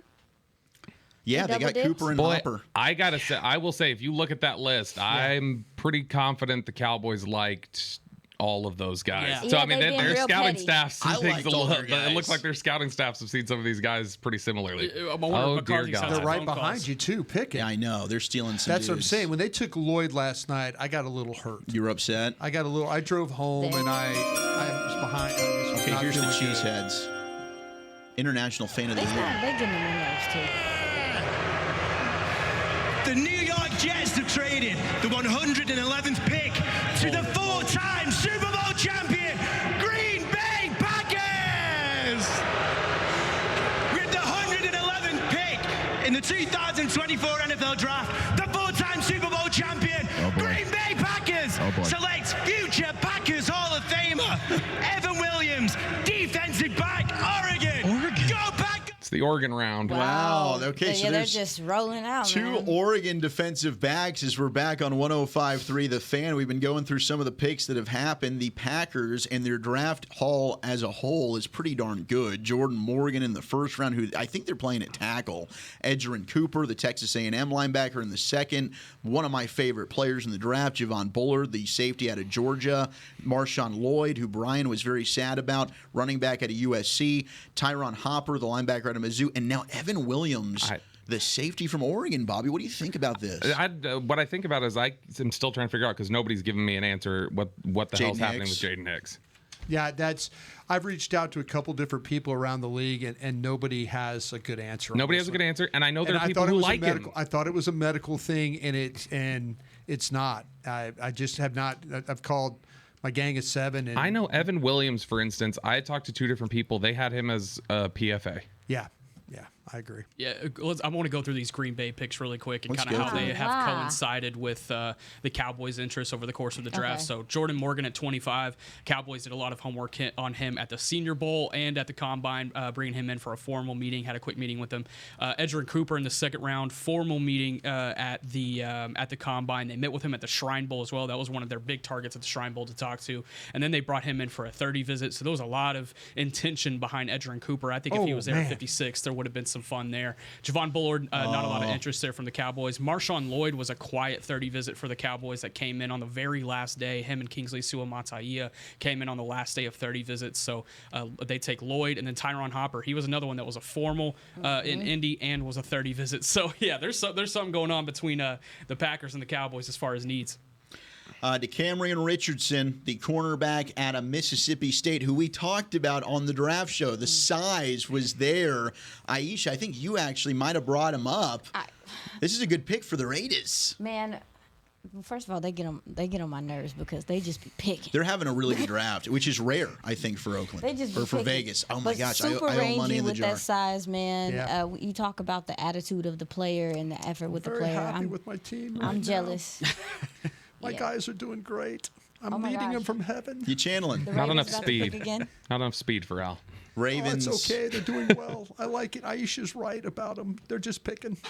Yeah, they got it. 2024 NFL Draft, the Baltimore Ravens select Devontae Walker, right receiver, there we go. UNC. This is such a good fit for Baltimore. Yeah, Devontae Walker, You know what? guys, 4-3. I had this guy right because this is around the range that I had, and we talked about him on the draft show, Tez Walker, and I felt bad after that show because I was like, I'm not trying to just crush the kid. I think he's good. I just saw hype when we were starting this process in January. Some had Tez Walker as a first-round receiver.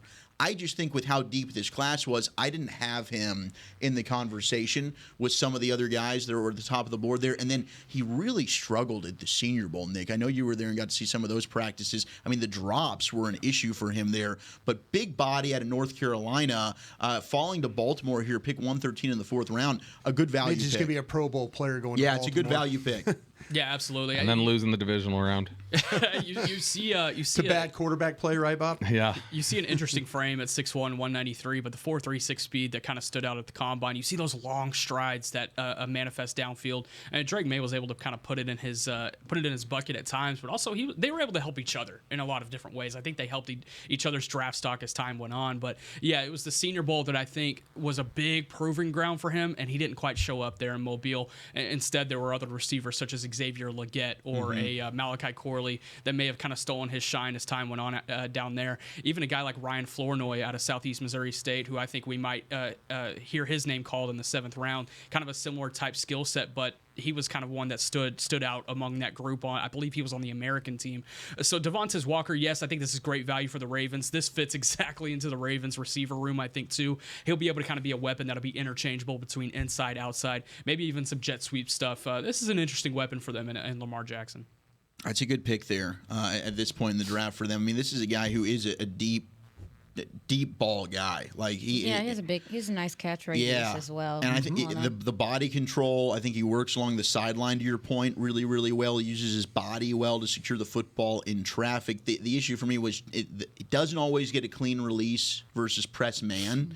But yeah, he can find opening. The scramble drills with him and Drake May were something where it does a really good job of working to the quarterback, working back to the football. He showed he could be a bad ball catcher. Yeah, all of those things because of the bad quarterback. I was trying to get that out. I just was stumbling around. It's day three. It's like a Bourbon Street drunk walking down the street. We're stumbling, bumbling, mumbling. The bourbon Brian brought us. The scramble drill. And yeah, you're right. No, you guys are right. Going to be very alive and well. So Cowboys not on the clock until round 5. Pick 174. If you're just joining us, that could be in the 3 o'clock hour unless they decide they want to move up. But the good thing is still no running backs have come off the board here so far in the football. Yeah, what did we tell you about jinxing? The one thing was you stopped saying Cooper Beebe's name, and then he got here. No, say that.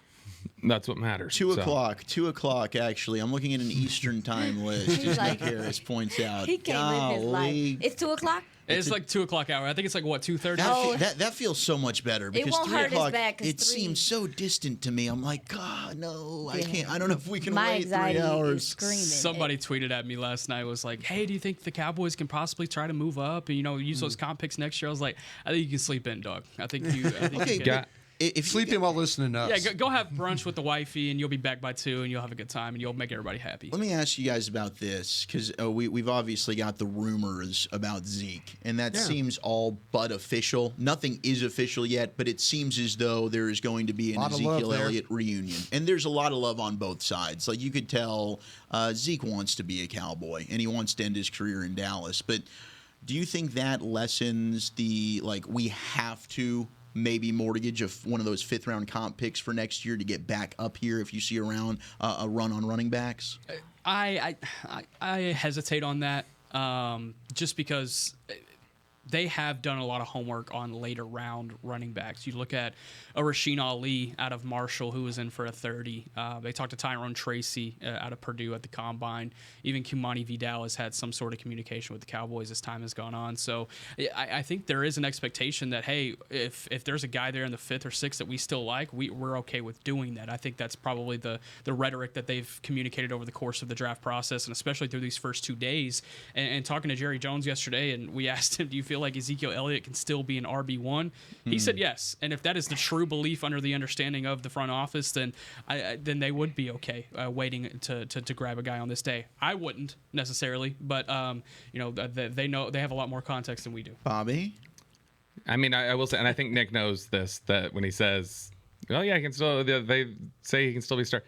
It's also like the question of honey, what do you think of my new haircut? Yeah. It's great. I mean, there's what is the benefit in saying absolutely not? That's an awful haircut. Yeah. And so, I mean, look, we all we all keep the peace a little bit, and that's something that we all have to prioritize. There was some talk about needing a center, that maybe his last play, that maybe he'd come back and work on it a little bit more, Look, yeah, he's him in there against Dexter Lawrence twice a year, My thing is, with where Zeke is in his career, and you talk about mostly short yardage situations, stuff like that, how does that take away possibly from, if they bring him in, how does that take away possibly from Hunter Lipke and some of the progression we saw him make last year? Also, too, if I'm not mistaken, he got paid more than what a lot of UDFAs do. So I just wanted to know, like, how would that affect him if he came in? There was quite a bit of investment put into Hunter Lipke in the undrafted pool last year. He was the first guy that they signed. He got the most guaranteed money out of any undrafted free agent last year in the entire NFL. So, yeah, there's investment into Lipke, and that fumble in Miami, man, that hurt him so bad because he had, I think it was 4 touches on that first drive, and then he never got another touch the rest of the season. But there's still confidence in this building. Jaguars UK and Ireland competition winner Stevie Howland, who is also known as the Irish Jaguar. And I have some news. Stevie is about to do the first ever draft pick from Ireland. Stevie? With the 114th pick in the 2024 NFL Draft, the Jacksonville Jaguars select Javon Foster, tackle, Missouri. I like this kid, man. Hey, you mentioned Foster, Bobby, as a guy that was going to come off the board here pretty quick. Yeah, I had gotten basically 14 names that were like, hey, these were guys that we're surprised didn't go sometime on day 2. Not we as in like an individual club, just from various people that I talked to.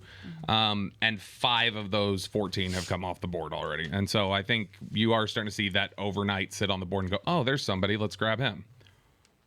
Man, all right. So can I talk about him? Just talk a little about bit? him. Talk about him, Brian. You know, I feel like if you did the work, you get to talk about the guy, right? Right. So because we look at a lot of these guys, and with Foster, it's we have another pick in. Oh, Eric All went. How about that? We'll talk all after. Talk. Okay, but real quick about Foster, if I could.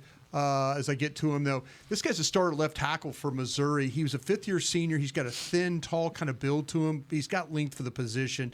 Good job of using that length in order to control his man. He's able to sustain through contact through the block. There's some snaps where he does lose his man, but that doesn't affect the play. He's a very good foot athlete. He does a really good job in the running game when it comes to getting movement. He plays with some impressive power, athletic ability. He does a nice job at sealing defenders off from the play. A lot of traits to work with. Good prospect here for the Jacksonville Jaguars. And then the tight end from Iowa, Eric All, and that is tight end U right there is Iowa. Oh, Jags pick in real quick. We'll get to that, and then we'll talk all, then we'll take a break. NFL Draft, the Jacksonville Jaguars select Jordan Jefferson, nose tackle, LSU. Okay, that might have been one of your last remaining one texts there, Brian, when it comes to Jordan Jefferson at 3'13", 6'2". The arms are pretty long with him, but we'll get to Jefferson probably on the other side. We'll also get to Eric All. I know, Aisha, you want to talk about him, the tight end out of Iowa, who just went to the Jags. Jags 2 out of the last 3 picks. Colts on the clock. Now, we'll continue the 4th round. You're listening to the 2024 NFL Draft 105 through the Fan and DallasCowboys.com. What did you think about Jordan Jefferson? Better than Mason Smith? I thought, I had Mason Smith higher. Yeah. I like the kid, to be honest with you, I like the kid, is it Anderson from Florida Atlantic? Yeah, Anderson. Evan Anderson. I liked him a little bit better than this pick right here. Okay. What are Anderson's measurables? Because he's not one of the guys that I was able to watch. 6'1", 356 pounds, I believe, maybe 6'2". Wow, so he's just short. Yeah, let me double check on all that. But he's a thick boy, probably the second thickest. He's a thick boy. He's a thick boy. With 2 C's. Probably the second thickest, other than Tavondre Sweat in this entire draft class. But yeah, he brings a lot of meat to that one tech position. Let me say that. I can't find official because he didn't go to combine, but let me work on that really quick. Well, I do want to take another moment to just let you know that if you want to use what the pros use, Jack Black is the official men's skincare brand of the Dallas Cowboys. Visit GetJackBlack.com today. We love you. GetJackBlack.com today. Of course, Eric All, the tight end out of Iowa. Did you think this was a little early for him to go? I mean, I know you were a fan, but I feel like you can't go wrong when it comes to taking some of these Iowa tight ends. I mean, I assumed somebody was going to take the risk because I know Bobby's brought up the back issue that he's had. Was there something else too that I missed? I don't know specifics, but I do know that there were teams that there were teams that flagged him, and I know of at least one that took him off the board. Yeah. So yeah, he dealt with the back issue and stuff Right like knee, that. But torn ACL. yeah, right knee. So yeah, I am surprised that it was this early, but I just knew someone was going to take a chance on him because again, you bring up Iowa, you bring up the fact that like those guys come out and a lot of time they're league ready. You think about the blocking that you have to do in Iowa as well, and that's something they hold to a high standard. But baby, let me tell you, the first time I started watching him, I went back and looked multiple times because I said, ain't no way this is a tight end. Like, I thought that he was a wide receiver, and his movement and some of the route running and the releases are so sharp and stuff. It's like, hey, man, listen, I don't know if a tight end is supposed to be moving like this. And a lot of time when you see guys that have the receiving qualities, it's one of those give and take things. You see them be able to do receiving things and have lateral quickness and be twitchy, but they're not as active in the run game. Iowa ain't allowing that like that. Yeah. So you're also getting a guy that has yak ability as well. Now, I will say, even in the blocking game, you're looking for him to just improve and staying square and maintaining those blocks. But the initial contact is there from him. That's all I'm looking for him. So as far as the health goes, people took a chance, but this is y'all. Got him. This is a weapon to me as a receiving option if he is going to be healthy. Who else they got at Cincinnati? Ooh, I know they were a team that was kind of linked to Bowers. If you were, I don't know what LSU tight ends are in the league. They probably play for Cincinnati. That's a good question. No, I felt like I'll find out here in a second. It's on the tip of my tongue. I feel like they have one that's pretty popular. It's a productive white dude. I'm trying to think. Hinder. They signed Mike Gesicki this offseason. Okay. And then they've got Drew Sample. At one time they had Hurst, right? Yeah, that's what I was probably thinking of. At one time they had Thaddeus Moss. They did. They genuinely did. I'm just saying. Bayou Bengals. Make him stop. Make the Bengals stop. So now now their tight end room is Mike Gesicki, Drew Sample, and now Eric All, the tight end out of Iowa. Gesicki's from where? Gesicki was Penn State, Miami Dolphins, and New England Patriots. That's where New England, was it Miami? No, Miami drafted him, and then New England signed him in free agency, and now he's found his way. He's found his way to Cincinnati. That makes sense. All right, the Colts selection is up next here in the 4th round. Bjorn Borg. Wisconsin center. Oh, Tanner Bortolini. I was wondering when these centers were going to start coming off because before Van Pran, though. Yeah, before Van Pran, Granger.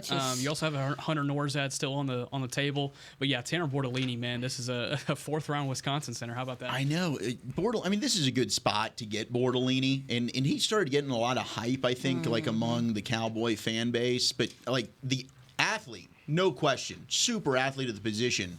But to me, if you're worried about Tyler Biotish maybe getting overpowered at times at the NFL level, it's a lot of the same. Bortolini gets overpowered. Van Pran's still sitting there, huh? I'm surprised. Probably because of the weight, right? Do y'all think that he has any linebacker, guard flex? Oh, I apologize. Van Pran? Maybe. No, Bortolini. Oh, Bortolini could move and pull. All right, I want to ask you about Van Pran, though, in a second. Apologize. No, you're good. The 118th pick in the 2024 NFL Draft, the Seattle Seahawks select Tyrese Knight, linebacker, Texas, El Paso. Johnny. That probably hurt them a little bit. They liked him, no? I thought they liked him.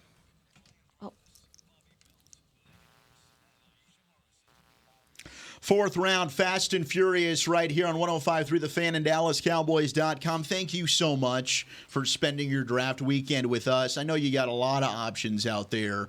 This thing's running on TV, but we put in a lot of work, and we appreciate you being a part of our draft family. Zach Wolchuk alongside Bobby Belt, Nick Harris, the Super Bowl champion, Brian Broaddus, and, of course, Aisha Morrison hanging out with you, rocking through some of these picks here in the 4th round. Eric All, the tight end from Iowa, went to the Bengals at 115. Jordan Jefferson, defensive tackle from LSU, just went to the Jags at pick 116, followed up by Tanner Bortolini, the Wisconsin center, freak athlete. But I know that a lot of Cowboy fans were thinking maybe he's an option at center.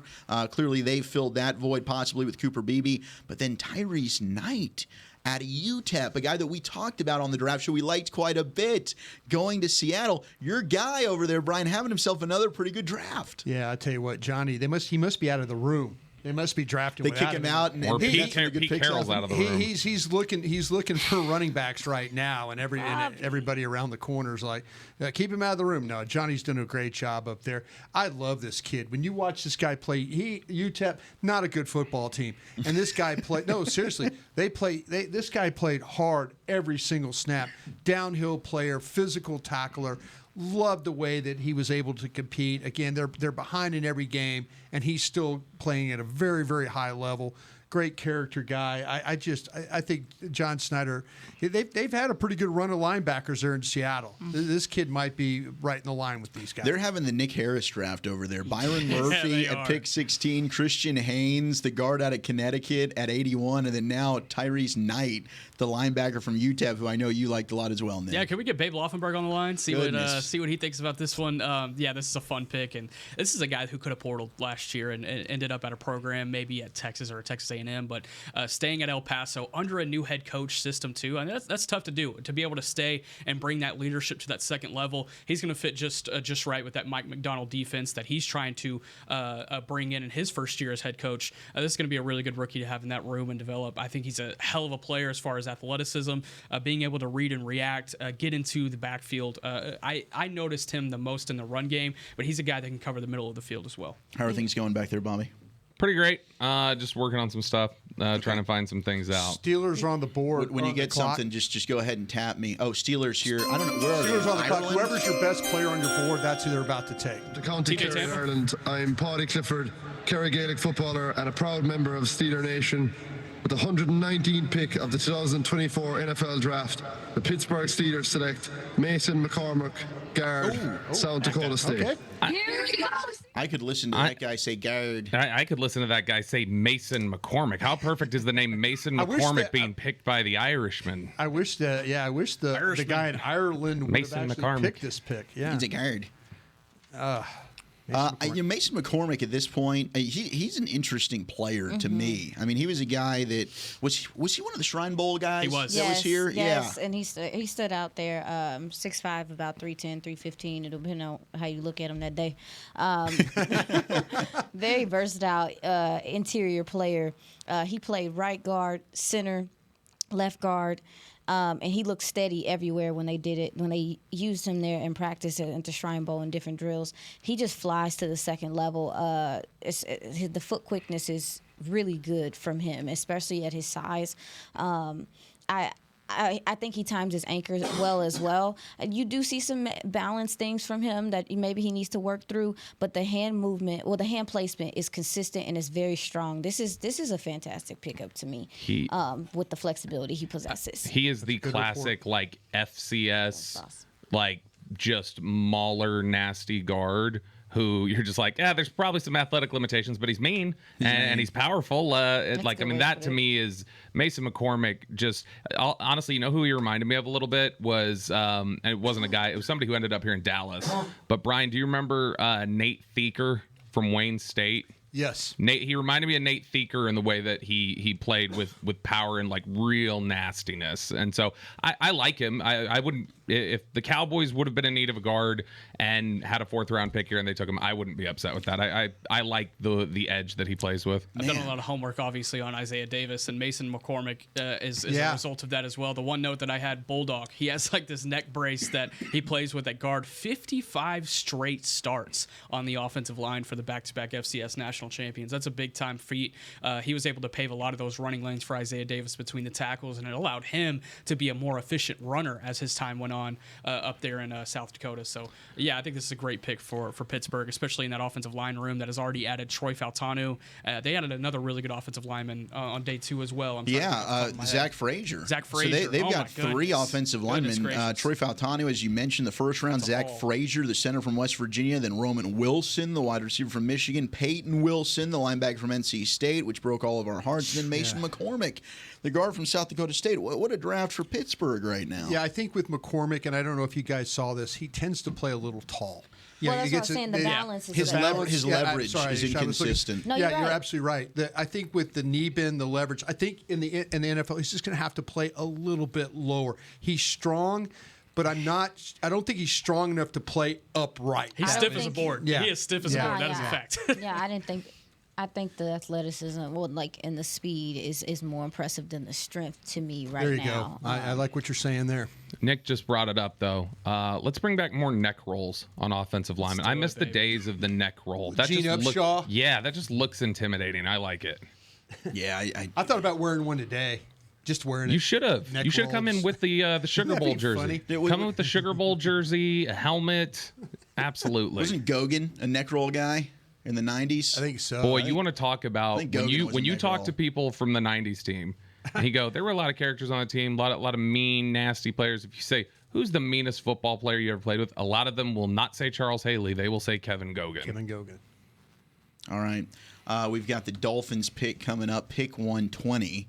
Again, that's a track meet type of team. Fastest guy on your board, whoever that is. Right now, it's a guy that I don't want to name. Okay. Fastest. Because it's a running back. Fastest or quickest player on your board. I mean, unless maybe they could go with Malik Washington. Austin Booker. Yeah, you go Austin Booker. But, yeah, don't take the running back that I'd like. Let's look here. Let's go to top performers at the Combine by 40 speed. Tanner McLaughlin is an idea. Okay. Here. Yeah. The tight end? Yeah, that's an idea. Don't upset. I mean, the fastest player at the Combine who's still on the board is Isaac Guerrero. He was faster than there's two running backs. There's another running back I was thinking of. He's a 4.3 guy, right? I just want people to ignore him for like a whole hour and a half. Other fast guys, Please. Nehemiah Pritchett, Doesn't Jacob exist. Cowing. There's a guy that ran Gas a 4.38. mask situation.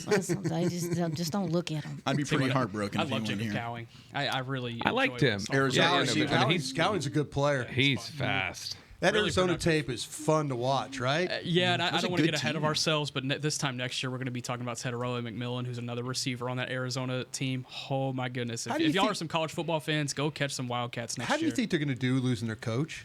Do you feel from what I have sensed, that senior leadership that has really stepped up, and those guys have played from the time that they were freshmen. got that freshman are moving quarterback, up. right? Yeah, the kid from Mater Dei, Noah Fafita, he came from St. John Bosco, and he's been able to move with Teteroa McMillan. They've known each other for years, and so that connection has really helped at Arizona. I think they're going to go into the Big 12 next year and really make some noise. Okay, so we got Chomp Robinson, the edge, and then Patrick Paul. Here is the Dolphins pick at 120. Kansas City. Thank you so much to the Miami Dolphins, and thank you, Dolphins Nation Mexico. this is not too happy? I want him to pronounce Dorindo. Have trade the 120 pick to the Miami Dolphins. With the 120 pick in the 2024 NFL Draft, the Miami Dolphins select Jalen Wright. Tennessee. Oh, man.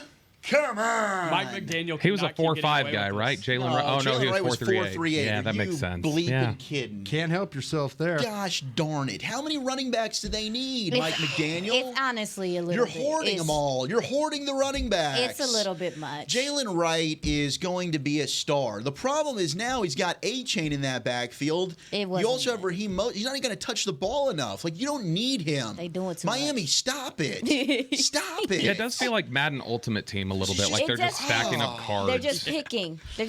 I will say you saw Golly. this might be something that this team identified in the middle of the season last year. Whenever Mostert went down with injury, Achane went down with injury. Yeah. Here you So go it's with like, your hey, logic. Let's they go struggle to get stay another guy healthy. that can be productive, and we don't miss a step in our offensive skill set, because you saw kind of a lull in that offense whenever those guys were injured, and that really hurt them later in the season against That's the fair. Chiefs when they were trying to develop in that ice bowl of a playoff. I will say there is a thought process that said, like, obviously we know sub 4.4 speed is rare, but there is a thought process that says if you have an offense built around speed like that, you can't sacrifice it anywhere. So all of your depth has to be built to the same speed, because if you need somebody to step in, you can't just adjust your offense to that. So if it's rare speed on the board, you got to take it to build out the rest of your depth.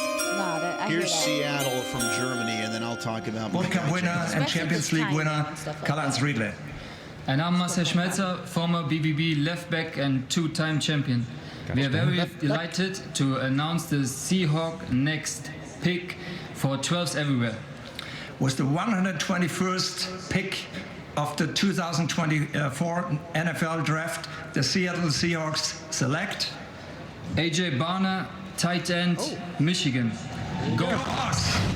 All right, there's another Michigan tight end. We'll talk about A.J. Barner in just a moment. Jalen Wright, and I know I'm sure Eric Chiafalo and the Chiafalo family are very excited to get Jalen Wright. But my guy... Is he a Dolphins fan? Oh, no, he's not. His not. His dad and grandfather, they grew up in the Miami area. Okay. So like his grandfather used to hang out with Mercury Morris. Back Funny in the stories 70s. there, yeah. So yeah, Eric grew up in a Dolphin. So like they're his second team. He pulls for the Dolphins because the family's a bunch of Dolphin fans. But Jalen Wright, Senior Bowl invite. The dude averaged 7.39 yards per carry. He's explosive. He's shifty. He's elusive.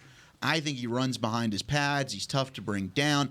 Like, the guy, I think, is going to excel at the NFL level. Like, his game just translates to the NFL. He's always, legs are moving. He's fighting for extra dirty yards. We talked about the dirty yards. Jalen Wright will get you the dirty yards. Vision, cutback ability. He's a little high cut, but he's going to stand in for pass pro, and he can be a weapon out of the backfield as a receiver as well.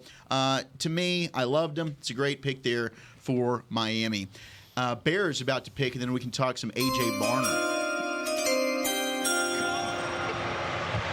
Oh, boy. It is an honor and a privilege to be making this selection for the best team in the NFC North. The best team in the NFC. The best team in the NFL. Boy, he's going full Guy Ritchie here. Shout out to all the UK Bears fans. With the 122nd pick in the 2024 NFL Draft, our Chicago Bears select Torrey Taylor, punter, Iowa. Oh, my gosh. Hey! Here we go. Best team in the NFC, huh? Taking a punter at pick 122 in the 4th round. Hey, Ray Guy Award winner. Did he have more punt yards than they had offense? Yes, that is a Look fact. at this. Oh, Beamer's got the punter B-roll. Look at Beamer. Well, he might have been the best player on the Iowa football team outside of Cooper DeJean. He got the most playing time, probably. They were punting left and right. Their offense was terrible. I believe he broke an FBS record last year for punting yards. Let me check that, but I remember that being a stat at some point last season. Or maybe it was punt average, something of that nature. But yeah, that Iowa offense is like watching paint dry after watching it dry already. Cooper DeJean down there to down it. Oh, yeah, Cooper DeJean, he was able to really kind of hone in his special team skills, too. It was their offense with all the returns he had. Yeah, unreal. Really good punter. I think we saw him at one of the All-Star games. I forget which one, but yeah, he drops it in there. It's like Tiger Woods putting it on a par 3 on the green. It just falls in and just dies. It's incredible. He does a lot of good things, man. Brian, where is the right time to take a kicker? I mean, 4th round. Do we think that's when you don't high? have one? When you don't have one. So if you need it badly enough, take the best guy in the 4th round. He was supposed to go in the 4th. And here's another thought. Here is. Guy kicks in cold weather. Yeah, this is not like one of your Florida kickers or Texas kickers. This is an Iowa kicker used to kicking in poor conditions. And those games that he's going to have to play in Chicago. Wow, you're right at it. What's up, brothers? We got sketch for the Houston Texans here Tuesday. It's sketch, people. Love this guy. The Philadelphia Eagles have traded the 123rd pick to the Houston Texans. With the 123rd pick of the NFL Draft, the Houston Texans select Cade Stover, tight end, Ohio State. Oh, wow. Pairing him with Dalton Schultz. What's up, brothers? Cade Stover out of Ohio. Special teams, special plays, special players. Let's go. You know Cade Stover after Sketch comes out and makes the pick for it's so cool. The Houston Texans. I think Stover is actually a heck of a player out of the tight ends. Now, he was a guy I thought I watched him last year. Thought maybe he'd come out. And he went back to school. But Stover, Big Ten tight end of the year, this guy's got some well-rounded game to him because he would block as well, but he's got a little bit of wiggle when it comes to being able to move down the field, can high point the football. What do you guys think of Cade Stover? The blocking is is what stands out initially to you. Is just how active and how willing he is. But he got some fire to him when he's blocking too. I thought that he was one of the better blocking tight ends in this draft, hands down. He has really good, strong hands, and then the leadership from him as well is something that I've heard people talk about. Former LB / former linebacker / defensive end. You see some of that in his play and how he attacks angles and forces bad angles. 6'4", 247, very nice frame, and it allows him to absorb contact to me very well as well. You mentioned, I think the route tree and stuff can improve, but he does have a little bit of that wiggle that you're talking about, Zach, that's just enough to get you some of that extra yardage when you need it. Can we go back to Tory Taylor Tory Taylor just for a moment? So Tory Taylor set the NCAA single season record for punt yardage, 4,186. Okay. Iowa total offense 3,284. So he outkicked their entire offense by 900 yards. It's incredible. He's out kicking the coverage. All right. Literally. It's shameful. 49ers pick is in. We'll give you that on the other side. Bucks, Jets, This is the Eagles. pick from the Dallas Cowboys, This by the way. This is the Trey Lance pick. We'll tell you who it ends up being. You're listening to the 2024 NFL Draft on 105.3 The Fan and DallasCowboys.com. It hurts when you say it out loud. Okay, the Trey Lance pick, 124. This could have been the Cowboys on the clock, but hey, I'm happy to have So it. in theory, if the Cowboys were on the clock, who would we look? Ray Davis? Yeah, I would take Ray Davis. What if they take Rattler? But if the Cowboys were on the clock, Jaden Hicks. One of these running backs. Boy, Hicks, Tampa. I think I would take Allen. I would take Allen here. I think Braylon Allen. Yeah, I think Davis. But if they want the home run speed, exactly, you're right about that. And I love Braylon Allen. Allen's not giving you any juice. No, he's mostly power. Man, there's two linebackers. I got Eichenberg. I got Ford. I got Trotter on the board too. I got that corner Tampa and Hicks as well. Is what I'm looking at. Yeah, Tampa and Hicks would be my best players, and then next up would be Ray Davis. And then Austin Booker. Running back type. Ray Davis. Yeah, Bobby, they like Ray Davis, right? Yes. I mean, he can give you everything, really. Find your way, Nick. No, you're good. The only thing is, you would have a very small running back room. Yeah, he's not the biggest guy. That's what I worry about with like him and Bucky Irving. You got to bring some size. You need 6 foot plus. Which if you look historically, the Cowboys have drafted. Deuce Vaughn obviously changed that, but if you look over the course of about 15 years, almost every single running back was 6 feet or taller. Every single one. I kind of felt like that Bucky Irving needed a second guy to run the ball with. I didn't think he was a featured tandem guy. Yeah, I think he needed somebody else with him. I think Allen is a little bit more hand the ball to him and let him go. I think maybe even Davis is that way too. I think Davis can carry the load. I like what you guys are talking about that Louisville kid, though. I like Isaac Rendo, man. Catches it, blocks, right? And there's not a lot of tread on that the tires at all. Like that guy has not really had an abundance of carries in college. Now Ray Davis has. Can I just throw an idea out? I don't think he would work in this building, but let's just say for vibes, Frank Gore Jr. No, I if you want to wait, what about Will Shipley? I'll tell you, Will Shipley, again, there's a guy who's had a ton of carries. Juice. But he's got juice, and really good receiver. Yeah. What's wrong? Yeah, it's just Will Shipley. It's a perfect Clemson guy. Oh, yeah. Shirt, not a shoe. What about Blake Watson? Yeah, Blake Watson, yeah. He is the perfect complementary back in like the 6th, 7th round, I think. I don't think he'd be an RB1, though. But his receiving ability is incredible out of the backfield. We saw that at the Shrine Bowl. He was able to produce as a receiver, or not a receiver, as a threat out of the backfield in the receiving game. But I think this pick has to be somebody that can take 15, 20 carries a game. I don't think Blake Watson's your guy there. I agree. I just wanted you to know. But yeah, I was pretty impressed with his running in between the tackles in that Shrine Bowl. But I hear what you're saying. Like, I don't know that he could carry the ball 20 to 25 times. Like Tony Pollard, right? Yeah. You saw eventually that ended up being, and Skip Pete told us about that situation. Here's the 49ers pick at 124. Who are they taking with Do you guys feel like your board's holding up okay right now, where you're at? To get this thing to 171? At running back? Just in it's general. so tough, like just 50 picks out to think. Yeah. Ice, you don't feel good about your board right now holding up? Nah, it's okay right now. I'm just. We got a long way to go to get to that 171, right? Or 74. Is that where we're at, 174? Where is Kendall Milton on y'all's board? Georgia running back. 6th round. Okay. I would take Jace McClellan over Kendall Milton. That's fair. And I don't really feel great about either of those guys, but Jace McClellan, Alito product as well. Somebody the Cowboys have done a lot of homework on. Oh, really? Oh, wow. Dang it. Malik. What is up with Jaden Hicks? Malik I mean, to Mustafa. San Fran? Yeah. God dang it, bro. That is a San Fran. That's like a Hafunga type pick. Oh, that just pissed me off. That's a great pick. Dang it. 4th round on my book right there. Oh, my God.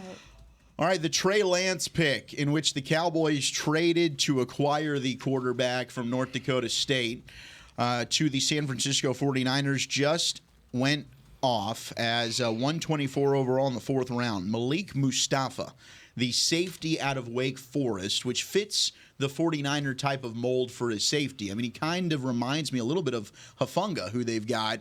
They can play in the box, but also drop into coverage. I know you liked Malik Mustafa a lot, Aisha. Yeah, no, this hurts my soul. Just especially that team. Yeah, man, and it's funny because he does fit what they like to do over there. He's just ferocious as a blitzer.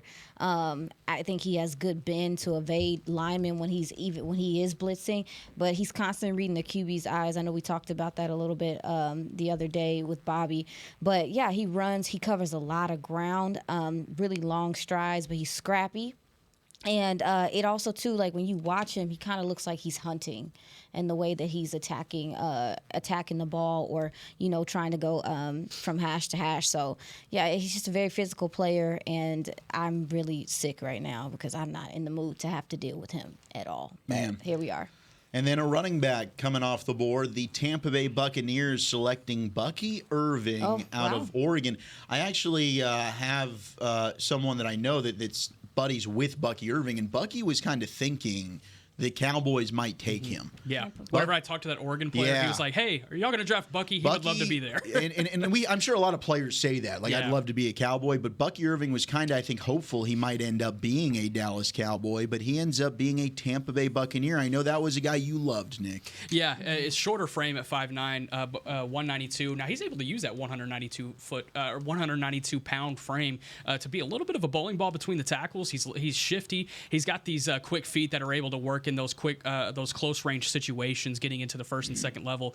This is that play, if you're watching on the stream, that play against Liberty, the field vision where he's just able to account for sideline to sideline, being able to find his running lanes. He does a great job. He did a great job in the Oregon offense, being able to do that.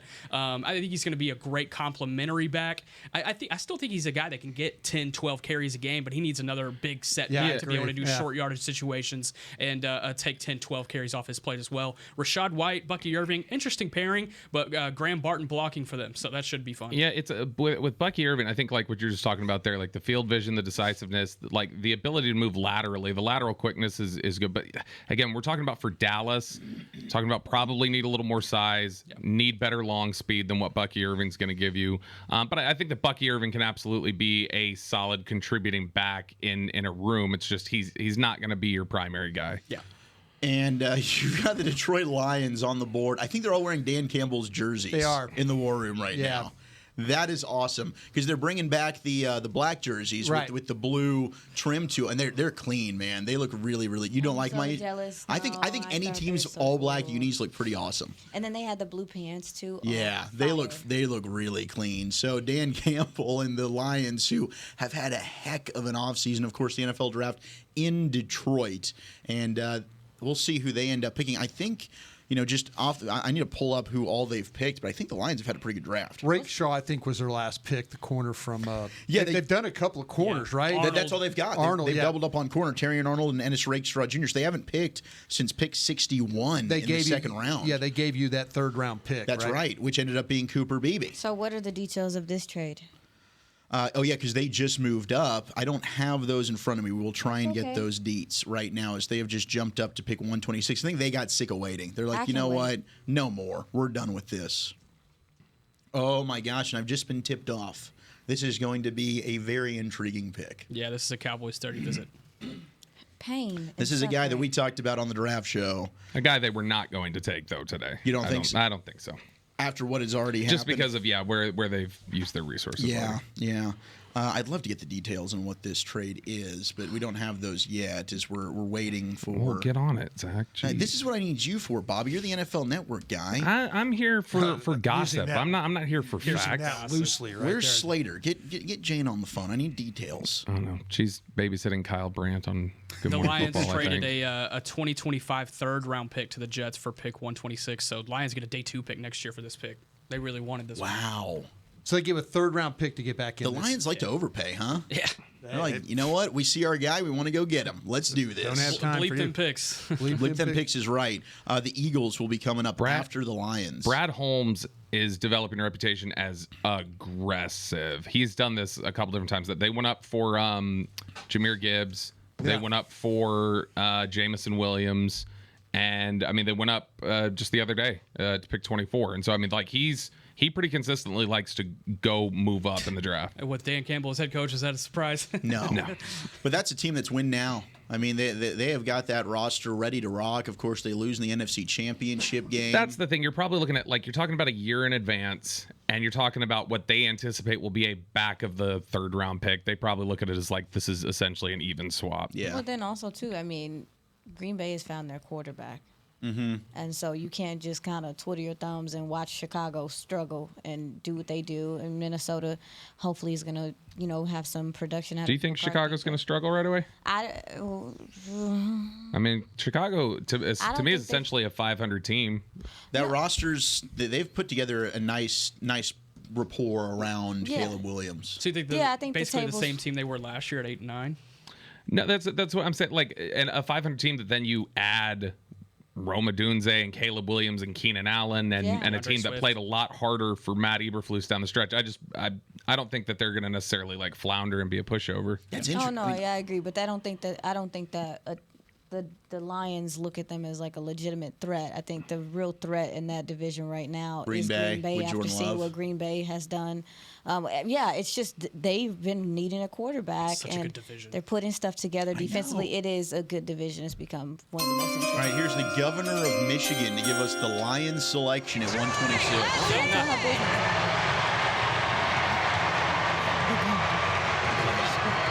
It has been a historic week here in the great city of Detroit.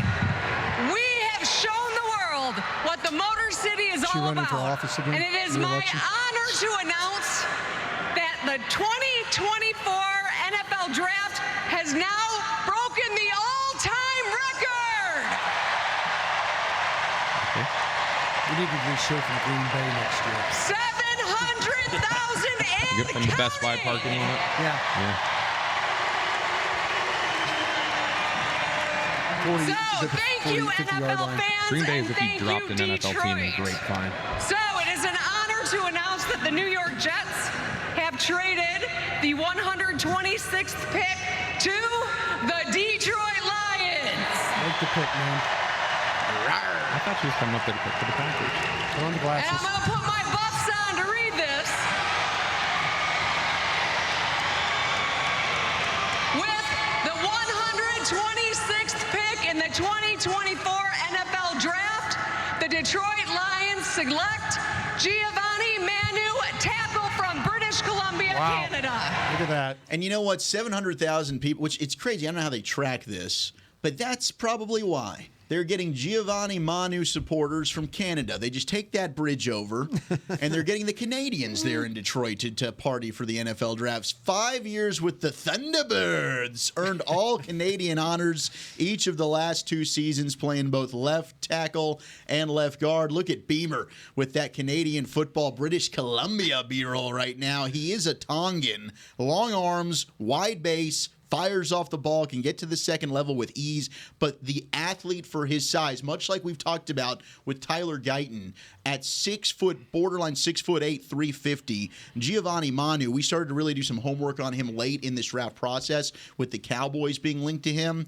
It's a fun pick right here for the Lions. Yeah, the Cowboys, whenever they brought him in for a 30, he was easily the most intense guy that we had the opportunity to talk to. He's a football lover. He grew up on the island of Tonga and used football as his way to get an education in North America. He was able to find it at British Columbia.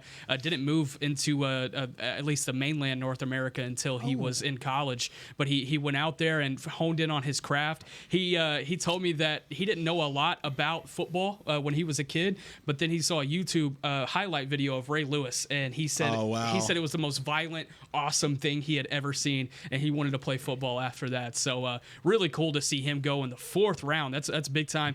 The athleticism that he showed at his pro day, running sub 5 in the 40. Crazy. I believe Man. he had a vert that was like 33, 34, something like that with his size. He's going to be a very fun project behind Penei Sewell at the Detroit Lions. I feel like that's such a good fit. He's going to be able to come in with a Polynesian guy who's one of the best in the NFL. He's going to have that core with him there. That's a lot of fun. That's a really good fit for him, and I'm really happy for him. Traits. There, it's all there for him. I mean, it pops on tape. Now, obviously, you got to wonder about the level of competition. Everything else. This is the first player I believe picked from that school in the history of the NFL draft. Wow. But Brian, I mean, this was a name we had kind of gotten. Oh, there's a pen throw. No. Ray Davis. We got to run on running Kentucky backs. Buffalo Bills.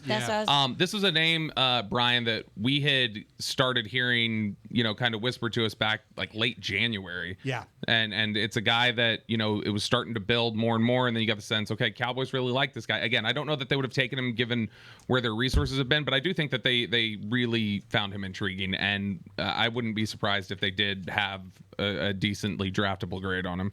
Yeah, he's a massive guy too, and he moves so well, very light on his feet. Again, the level of competition, it's not his fault. He's going to get an opportunity in Detroit. You mentioned Penei Sewell being there with him. I think this is a really nice pick for the Lions. A little run on running backs here. Back-to-back picks. The Philadelphia Eagles selecting one of the guys we were discussing, Will Shipley, the running back out of Clemson. And then, unfortunately, it was Jalen Wright and Ray Davis for me. Those were the two guys I really was eyeing here. I didn't think that either of them would really make it, though, and they didn't. Ray Davis out of Kentucky. 49ers have traded up again. Going to Buffalo. Niners have traded up.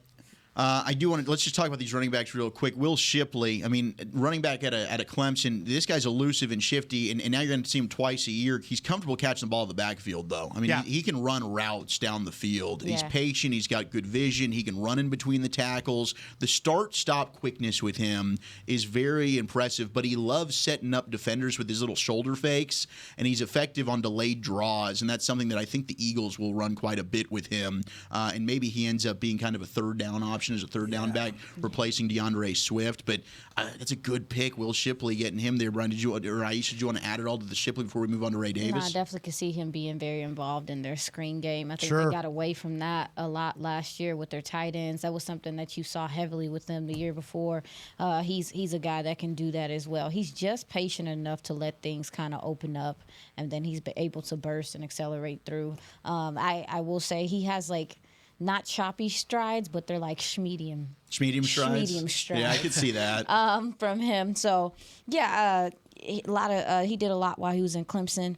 I think his pad level is good as a finisher as well. So yeah, he's a guy that can make something out of nothing. Mm-hmm. There's a lot of times where unlike Bo Allen, it's not blocked clean, and he's able to kind of make a play on it. I think where he's going to, you mentioned about the third down stuff. Yeah, he could be a mismatched player as a receiver. I agree. As a back in the screen game. Yeah, this is a good player. And then Ray Davis. And we did a Would You Rather, Ray Davis versus Blake Corum. And I stood on the table for Ray Davis out of Kentucky. 5'10", 216, foster care, homeless as a child, one of the best stories in the entire draft. Got a degree from Vanderbilt. The story is incredible with him. He transferred from Kentucky after 2 seasons at Vandy and then 2 seasons at Temple. Yeah. Selected to play in the East-West Shrine Bowl. And the dude can just scoot. The tape against Florida was really impressive. I mentioned start-stop quickness with Shipley. Davis has that too. Burst, explosive. For being a smaller guy, he runs with a lot of power. He's got speed to hit the edge, make something out of nothing, as you mentioned with Shipley, Brian. But a powerful lower body. I think he's a receiving threat threat as well. Check down option. He can go ahead and get you some chunk plays there, can run through contact. You know, and in pass protection, I do think is something that he can do. Maybe he can improve on it, but I don't think he was a liability in pass production. I think he can be an every down back. I love that pick. Now you go ahead and have him and James Cook. That's a good backfield in Buffalo. Yeah, this guy lacks height, not desire. I mean, he will carry the ball. He gets it into the end zone. He's smart to know how to hit it and then go for it. And then he makes a decision. He doesn't put the ball on the ground. The knee injury, there's a history of that there. He's had a lot of carries. He's been at 3 different places. They all realize that he's one of the better players they've had. So he's carried the ball a ton. I don't know if that'll be a detriment to him, but he has got supervision out of the backfield and sees everything that's going on in front of him. He makes those jump cuts and things like that. Yeah, I mean, he actually, I think, has the most carries of any running back coming out into this draft, which is surprising. More carries than Blake Corum when I was doing the research for that Would You Rather. So, yeah, he's hit it quite a bit, Bobby. Yeah, he has. And I think I'm about to be ill seeing what the 49ers are about to do. Oh, no. I'm not in the. Okay, we're going to come back. Let's go to break. We need a moment. Yeah, please. 49ers about to apparently make a pick that is going to make us all sick, Nick's and then we will tell you all about what it is. It's a Whataburger. Oh, I'm sorry, Whataburger. Yeah, what are you doing, Brian? Jeez, I know you're colorblind, but that was a bad one. I didn't see the wrapper clearly. You're listening to the 2024 NFL Draft on 105.3 The Fan and DallasCowboys.com. What's going to go? Can we go to the pick here? What's going on with the Niners pick? Let's listen to it. Welcome to El Centro de Alto Rendimiento, home of the Mexican national team in Mexico City. And now, with the 129th pick in the 2024 NFL Draft, the San Francisco 49ers select Isaac Guerrero, running back, Louisville. Vamos Niners. No. This guy's going to end up being a 1,000-yard back there. Oh, no. This is just a terrible situation. Oh, my goodness gracious. This makes so much sense for San Francisco, though. Yeah. Excuse me, I have a chicken sandwich in my mouth. From Whataburger. Man, from with Whataburger, Jack Black correct. products in your hand. They about to take me So out. he was a 4-time state champion in track in the state of Indiana as a high school guy. Ran a 10.52 100 meter, which is not the fastest in the world. It wouldn't beat anybody in Texas, but in Indiana, that's really fast, especially at 6 foot, pushing 210 pounds. Really productive runner at Wisconsin, but Braylon Allen kind of took over that starting role. He wanted more of an opportunity, so he went to Louisville. He was able to play alongside Jawar Jordan, who I think we'll hear his name called later in the day. But you see that 4.33 speed that he put on display at the Combine. That was huge for him to go back home to Indianapolis, put that time down. I think that's what ended up putting him in the 4th round.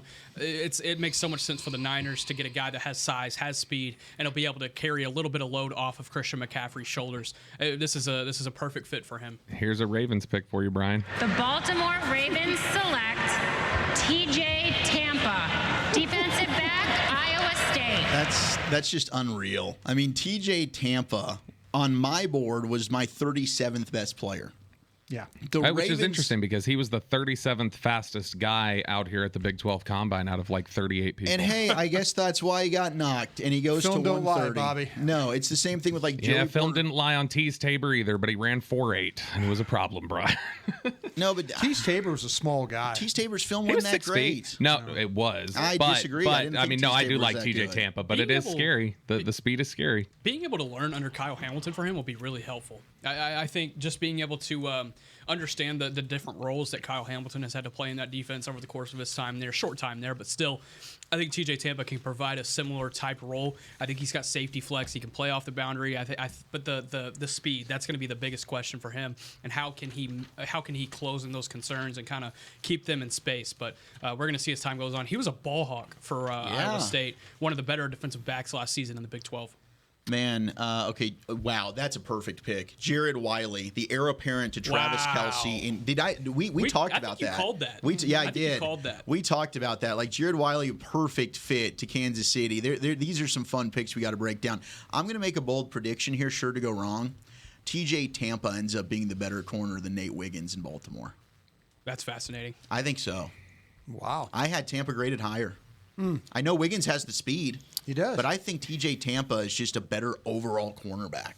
I had him at 47 on my board, so I'm glad to see him go. But I mean, yeah, that's why. I mean, that's two great it's all corners. the speed. It's just all the speed. It's all the speed. And you can't teach the speed. Man, Isaac Arendo going to the Niners, that would still make that me hurts. sick. But again, that's why I asked. I don't remember which was the Scots, but that's why I was asking. Like, does being technically sound, or having a lack of wasted movement and stuff, make up for some of this stuff? Because when I watch TJ Tampa, I see a calm player. I see a guy that is very good at reading the wide receiver, because he is a former wide receiver himself.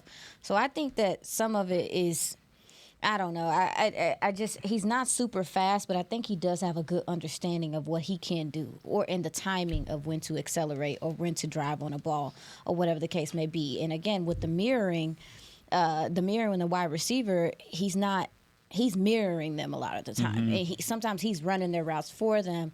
So anyway, I just wanted to say that. Like, I'm curious about that moving forward.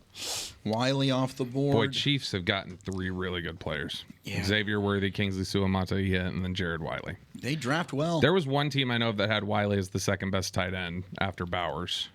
I believe it. I mean, his receiving ability is crazy. I had Bell over this guy. I had Bell. I mean, Jaheim Bell's fun. Yeah. But Jared Wiley, I think, the size, obviously, 6'6". We'll break him down here in a second. Yeah, we get it, Peyton. It's always so awkward because people watch on the stream just hear us go quiet and think something's wrong. You're a nuisance. Thank you. 3 running backs going in a row here in the 4th round. Will Shipley to the Eagles, Ray Davis to the Bills, and right before we went to break, we mentioned the Niners going to make us sick.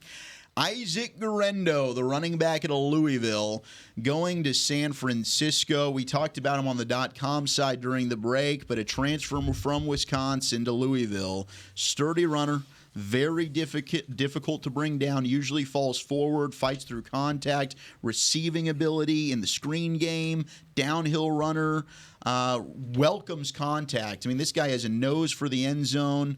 Really, really fun player. Isaac Arendo probably going to excel there in San Francisco. TJ Tampa then goes to Baltimore. All the Ravens do. Death taxes and good football players fall into the Baltimore Ravens.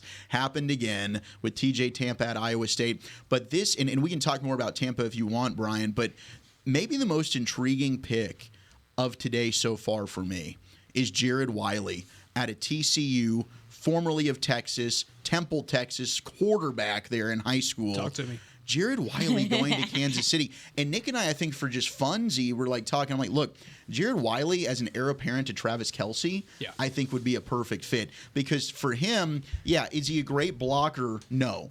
That's an area he needs to improve. He's got the size to do it. Yeah, I did talk to teams who felt like he had the capacity to become a good blocker. Yes, I think they think he's got the frame, and that's one of the things that in an era where you're seeing a lot more of these tight ends that are like big slot receivers almost, they feel like he has the frame to be able to play in line and develop into that. And I'm with you. 5th-year senior, team captain for TCU.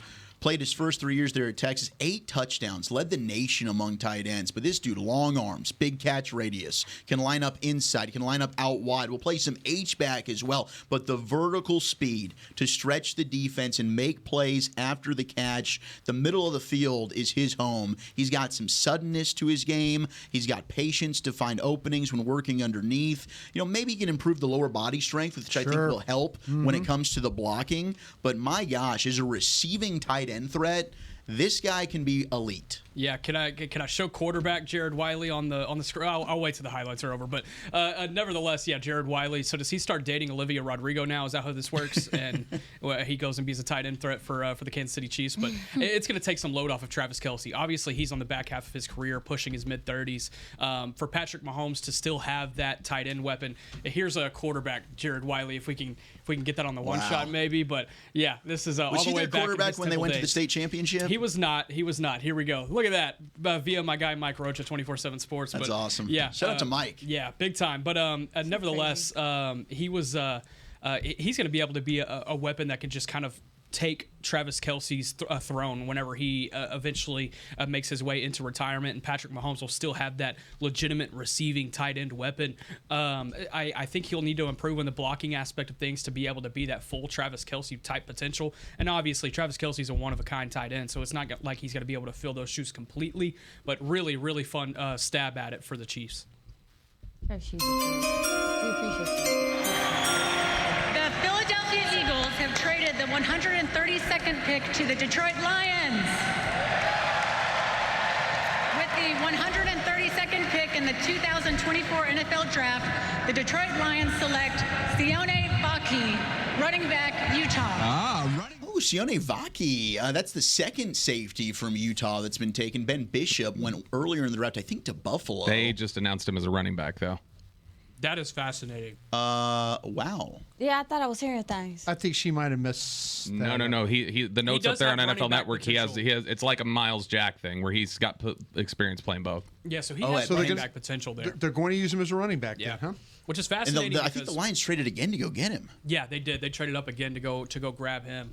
But yeah, he was able to carry the ball again. That Pac-12 championship. That's a perfect shot of it there. Whenever they had injuries in that backfield, and they had a couple of tragedies happen in that backfield as well over the course of his time there at Utah, and he was able to step in and be a receiving weapon for them in the running game. I had him as as I thought he was going to be a safety at the next level, so this is a little bit of a surprise to me. But I don't hate the stab at it, especially with the guys on the board. This is kind of cool. Kansas City's in now. Yeah, Kansas City. Oh, wow. They've picked 4 really good players. players. What a draft. Wow. What a draft. Jaden Hicks, the safety out of Washington State. Guys, I mean, in my notes for Jaden Hicks, when you watch him play, holy moly, I think, to me, he was kind of a blend of some Troy Polamalu and Harrison Smith. I mean, the dude's like a Tasmanian devil out there. He went to Bishop Gorman High School in Vegas, which is a powerhouse. He's got a ton of range and physicality, can blitz off the edge, super competitive. He will tackle anything that moves, will Jaden Hicks. He's always around the football, can make plays against the run and the pass. No doubt, I think he can be an exceptional special teams player. He's smart. I mean, he's a game wrecker, is what he is what I don't understand. And y'all Bobby, have no idea. You didn't get nothing. We still didn't get clarity on Jaden Hicks and why he fell. No, I mean, there were people asked last night. I was like, "What's the deal with Jaden Hicks?" They're like, "Don't know." He was my highest safety. I don't know. I don't know. Yeah, he was my number 2 safety behind. Bullard. To me, he was so much better a player than Newbin. To me, I thought Hicks was. I thought Hicks was everything that the hype around Newbin had said. Like, to me, Newbin was much more limited. To me, I thought a guy who needed to play in the box. I think Hicks can be an interchangeable safety. I think he would have been perfect here. That's somebody who is, to me, like his finishing, teach tape kind of tackling. Like, I really love the prototype size. Everything about him is what I want in a safety. Man, that is excellent value. Here's the Jets pick from Ireland. In the 2024 NFL Draft, the New York Jets select Braylon Allen, running back, Wisconsin. Of course they did. Okay, so there goes Braylon Allen, and a lot of people have been texting in and asking on Twitter, like, hey, what's the deal with Braylon Allen? Well, in the first hour of the show, we were lucky enough to have a variety of Cowboys scouts, and was it Mitch Le Point? Mitch Le Point said they want juice. Mitch Le Point said they wanted juice. Braylon Allen isn't the guy to give you juice. Like, and I think who likes Braylon Allen the most in this room? Brian, is it you? It's me. Okay. You? You go ahead. I'm up there too, but I'll let Brian go on. You go ahead and talk about Braylon Allen, because to me it's like if it's blocked up, Braylon Allen gets it, but I don't see any creativity in his running style. You're absolutely right about that. And when Mitch was talking about the juice part of it, that takes this guy completely out of the mix here. When you start to talk about the running backs. He does have a good initial burst, and then he slows down. Mm-hmm. And so the contact balance, you don't see him getting knocked off his feet. Tacklers will run, and he'll run right through tacklers. He's got nice yards after contact. I wouldn't say that he's a quick-footed guy or ability to escape. There's not much lateral quickness. There's not much movement to his game. There's some stiffness with the way he runs. You don't see the ability to really cut back or bend the play. Where he hurts defenders is with his power. Yeah. He's good around the goal line. He's good in short yardage, and he plays more as a bully than he does anything. Yeah, people just gonna get sick get sick and tired. You don't want to tackle him anymore. Yeah, that's He's a big guy. That's I mean, he's just like a baby tank, and as far as physically, like a baby tank. Yeah, it's not super flashy or anything like that. It's just he's just gonna get on your nerves and wear you down. How would you physically describe a baby tank? What I mean is like just the bulldozing through people. I get what you mean. A baby tank. He What? was just being a jerk. I'm just having fun on a day 3 Saturday. Oh Jesus! Day 3 vibes. Don't get me excited. Here are the Niners again picking 135 in the 4th round. I mean, they've taken 2 guys already here. At this point. One of them, Are these Is this because they've lost coaches to the? Yeah, I think they're getting comp picks. And they traded up in this round as well. Okay, we got comp picks because of losing coaches. Yeah, this is the Miko's pick, I believe. Where are my Niners at? With the 135th pick in the 2024 NFL Draft, the San Francisco 49ers select Jacob Cowing, wide receiver, wow. Arizona. Yeah. Just talking about him not too long ago. Honestly, we slighted you, Bobby. I'm sorry. You do love Braylon Allen. And the comp actually that you gave about Braylon Allen with James Conner, I think is actually a pretty good comp. Brian, where was Braylon Allen on your board? 4th round. He was 51 for me. He was the 3rd running back. He was Bobby, the 2nd rounder. I loved Braylon Allen. I think he is James Conner. Like that to me, you talk about a guy who, the long speed's not there. The biggest problem I have is like for a guy that size, he shouldn't be as poor of a pass protector as he is. Like it just his size does not match up to the Pick play. 86, or actually player 86. 86. Okay. So I really like Braylon Allen. I think in terms of like how quickly he sees the hole, the contact balance, the ability to. I don't think the footwork is necessarily elite, but I think some of the foot quickness and the ability to get into tight spaces, even with the size that he is, and remain up on his feet, punish defenders. I really, really like Braylon Allen. Of course, the long speed's an issue, but. Final pick of the 4th round, tiny but electric. Jacob Cowing, the 5'8", 168 wide receiver out of Arizona, ends up going to the San Francisco 49ers. They have him and they have Ricky Pearsall now, but what do we like about Jacob Cowing? Yeah, there's clearly a desire to trade either Debo or Brandon Ayuk, and it sounds like the buzz coming out of today is that it's going to be Debo. But nevertheless, Jacob Cowing started his career at UTEP out in El Paso, was super productive in the CUSA for the Miners out there, and head coach Dana Dimmel. But whenever he made that transition to Arizona, had one of the most productive junior seasons in the entire country in 2022. Injury a little bit as a senior, also Teteroa McMillan really coming into his own. He's going to be a top 3 round pick next year, potentially 1st round. So being able to just kind of find his way in that offense under Noah Fafita and Jed Fish, and I think whenever he was able to really find it and hone in on it on the back half of the season last year, that's when you saw Arizona really take off and win some of these games that they probably shouldn't have. They were really productive in that last season in the Pac-12. Again, I feel like they're going to go into the Big 12 and be just as productive. But Jacob Cowing, really productive receiver. He's going to be good for this Niners program. They have a lot of young receivers out there. Like let's look away from the names, the big names like Brandon Ayuk and Debo Samuel. Now you have Ricky Pearsall, Jacob Cowing, Danny Gray is in that room. There's a lot that they can work with in that offensive skill department, and taking Garindo as well. My goodness, that offense is just going to get better. Oh my gosh! And as far as Jacob Cowing goes, I think he's going to thrive in the slot, like you said, Nick. But at the same token, I think situationally he can give you some things at the X because of how he can threaten you vertically. Just a very versatile route runner. And again, he has some twitch to his game, and his stride is very smooth. It looks like one motion with him. Yeah. So I'm jealous. So I'm just gonna stay over here. They've done a lot in this round. Like San Fran has really done a lot of stuff that's maybe itch. So I'm just gonna try to stay calm. Wow. Nemesis. Yeah, absolutely. No doubt. And the running backs now, I mean, it's starting to look a little bit slim. There's still plenty of guys. I mean, Frank Gore Jr., we have mentioned him. I think I was higher on Frank Gore Jr. than a lot of people. Audric Estime's still there, but he doesn't have the juice. I don't really love Jawar Jordan. We talked about Tyrone Tracy. Tyrone Tracy is... Tracy's got some juice. Tracy might be the guy. What you got, Bobby? I mean, he was 4'8".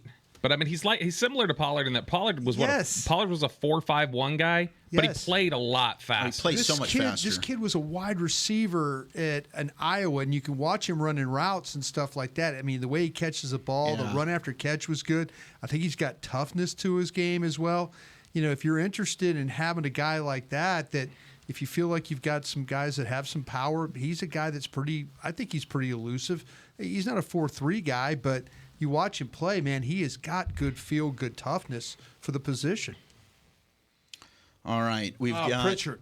Nehemiah Pritchett, the cornerback from Auburn, now goes to the Seattle Seahawks as we've opened up the 5th round of the draft. We'll get you more on the 5th round as now the Cowboys pick. It's within shooting range here, huh? We're in the 5th round, pick 136 overall. We're getting closer. Y'all. You're listening to the 2024 NFL Draft on 105 through the Fan and DallasCowboys.com. Okay, Nehemiah Pritchett, 4.36 man out of Auburn. What do you guys think about Pritchett? I did not watch Pritchett. Let me talk to you about Pritchard. Tell me about Pritchett. Yeah, if I could. If I get to my notes here real quick. I'm doing a little housekeeping as we're talking. Scrolling down to my notes. Get there a little faster if you could, Brian. People are waiting on you. Pritchard after Phillips. Yeah, this guy lines up at both left and right sides. He'll line up in the slot. He's a much better press corner than he is off. When he plays press, his footwork is solid. He shows the ability to mirror to match the receiver's release. He plays with sticky coverage style. He's really good feel for how to stay connected with the receiver. Movement skills are good. His long speed allows him to stay in position. He'll see the receiver show some separation, and then he'll close ground really quickly on this guy. I didn't see him get beat over the top or lose a one-on-one battle deep. And so he'll battle receiver at the catch point or along the sidelines and drive him out of bounds. He does a really good job of disrupting the routes of the receivers when he's playing in press. So throwing his body around, he tends to tackle that way. He'll throw it at the receiver's legs. He's got a thin, wiry frame, but he does his best to protect. And so now his ability to cover both inside and out. 6 foot, 190 pounds, by the way.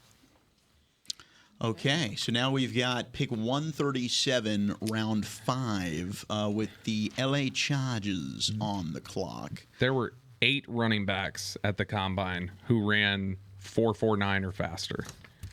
And I believe, let's hear 1, 2, 3, 4. 4 of them are off the board, half of them. The remaining ones are Tyrone Tracy, Kamani Vidal, Keelan Robinson, and then Jaden Sheridan. That's it. Keelan Robinson, I feel like, is a special teams guy. Yeah, I think Robinson's a PFA. Yeah. But so to me, like if we're closing on the 5th round and we're looking at this, I don't know, or we might be looking at Vidal and Tracy. Yeah, I could see that. Or just signing Zeke. Yeah. You remember the whole thing about Juice? Well, yeah, but I just think in a specific role. I mean, you think about what the other ones that you might have. Oh, he fits in terms of like what they need in terms of an edge in that running back room. Like he brings something to the table, but like speed is just not going to be one of them. The long speed's not going to be it right now. Yeah. The Garendo one, that hurt. Yeah, it did. Okay, I mean, because I thought Garendo might slide a little bit more. Like 5th round was probably the area. You should have known better. You should have known better. But then that run happened. We had 3 go boom, boom, boom, boom right after each other. I'm telling you, they're like Mojo Jojo. That's a tough one. They're just watching us. Do we question if it's something other than running back? I don't think we dedicated a whole lot of time talking towards potential other positions here. Sure. I mean, at this point, definitely it could be something else. Yeah. Well, it very well could be. Yeah, I totally agree with on that. I'm interested to see what players are on that board. Would you think about another edge? You know, where would you think your depth of your board is right now? Is it at wide receiver? Is it at? I think mine right now is holding up pretty good for an edge. If you wanted to add another one of those guys, we talked to the linebacker coach. I'm sure he's going to go in there and fight for a linebacker. We mentioned, you got Ford on the board. I know that's a medical concern maybe. Trotter's still on the board. Watson, McGee, Jacobs, Penn State, right? I mean, you do. I know we've had a couple guys go, but still on the board are Brendan Rice, Taj Washington, and Malik Washington. I don't want I don't want to bring up the conversation we had yesterday again, but defensive tackle, there's still some intriguing names on the board. Christian Boyd out of Northern Iowa. You got Mekhi Wingo out of LSU, Fabian Lovett. Leonard Taylor, I mean, he was a guy that I did not believe to be a top 2-day pick, but now as you're looking maybe late in the 5th round, if he's still there, do you take a swing on that? I wouldn't be the biggest fan, but it's a thought. I mentioned Evan Anderson as potentially a 7th round option, but still some intriguing defensive tackles on the board. Yeah, if you look at corner, DJ James, Johnny Dixon, Cam Hart, Kaylin Carson, Chris Abrams-Drain. Yeah. Yeah, I mean, there's still some crazy talent there. Austin Booker is still on board. Stiggers. Man. Oh, yes. I mean, looking at the fan text was a dumb decision. Why? Because of all the running backs going off and they're not too happy. Well, about no, that, right? it's mainly the Jaden Hicks thing. Yeah. They're like, oh We my don't gosh. know. We don't how, know. How could you compare Jaden Hicks to a Hall of Famer and Troy Polamalu? The NFL told you he was a 4th rounder. Like, do you realize how many Hall of Famers have been taken day 3 of the draft that the NFL missed on? Yeah. I mean, Such a lot of people thought Desmond King was a top tier talent. He ends up going in the 4th round, what he round ended up did being he a good run? and he was a good player. Yeah. Who's maybe the best player ever? Tom Brady. What round did he go? 6th. Yeah, I mean, 199. Come on, you can find really good players part of on that day draft. 3. It's such a dumb take. There are, from that list of guys where I was like, who were you surprised didn't go in round? Oh, they saved us.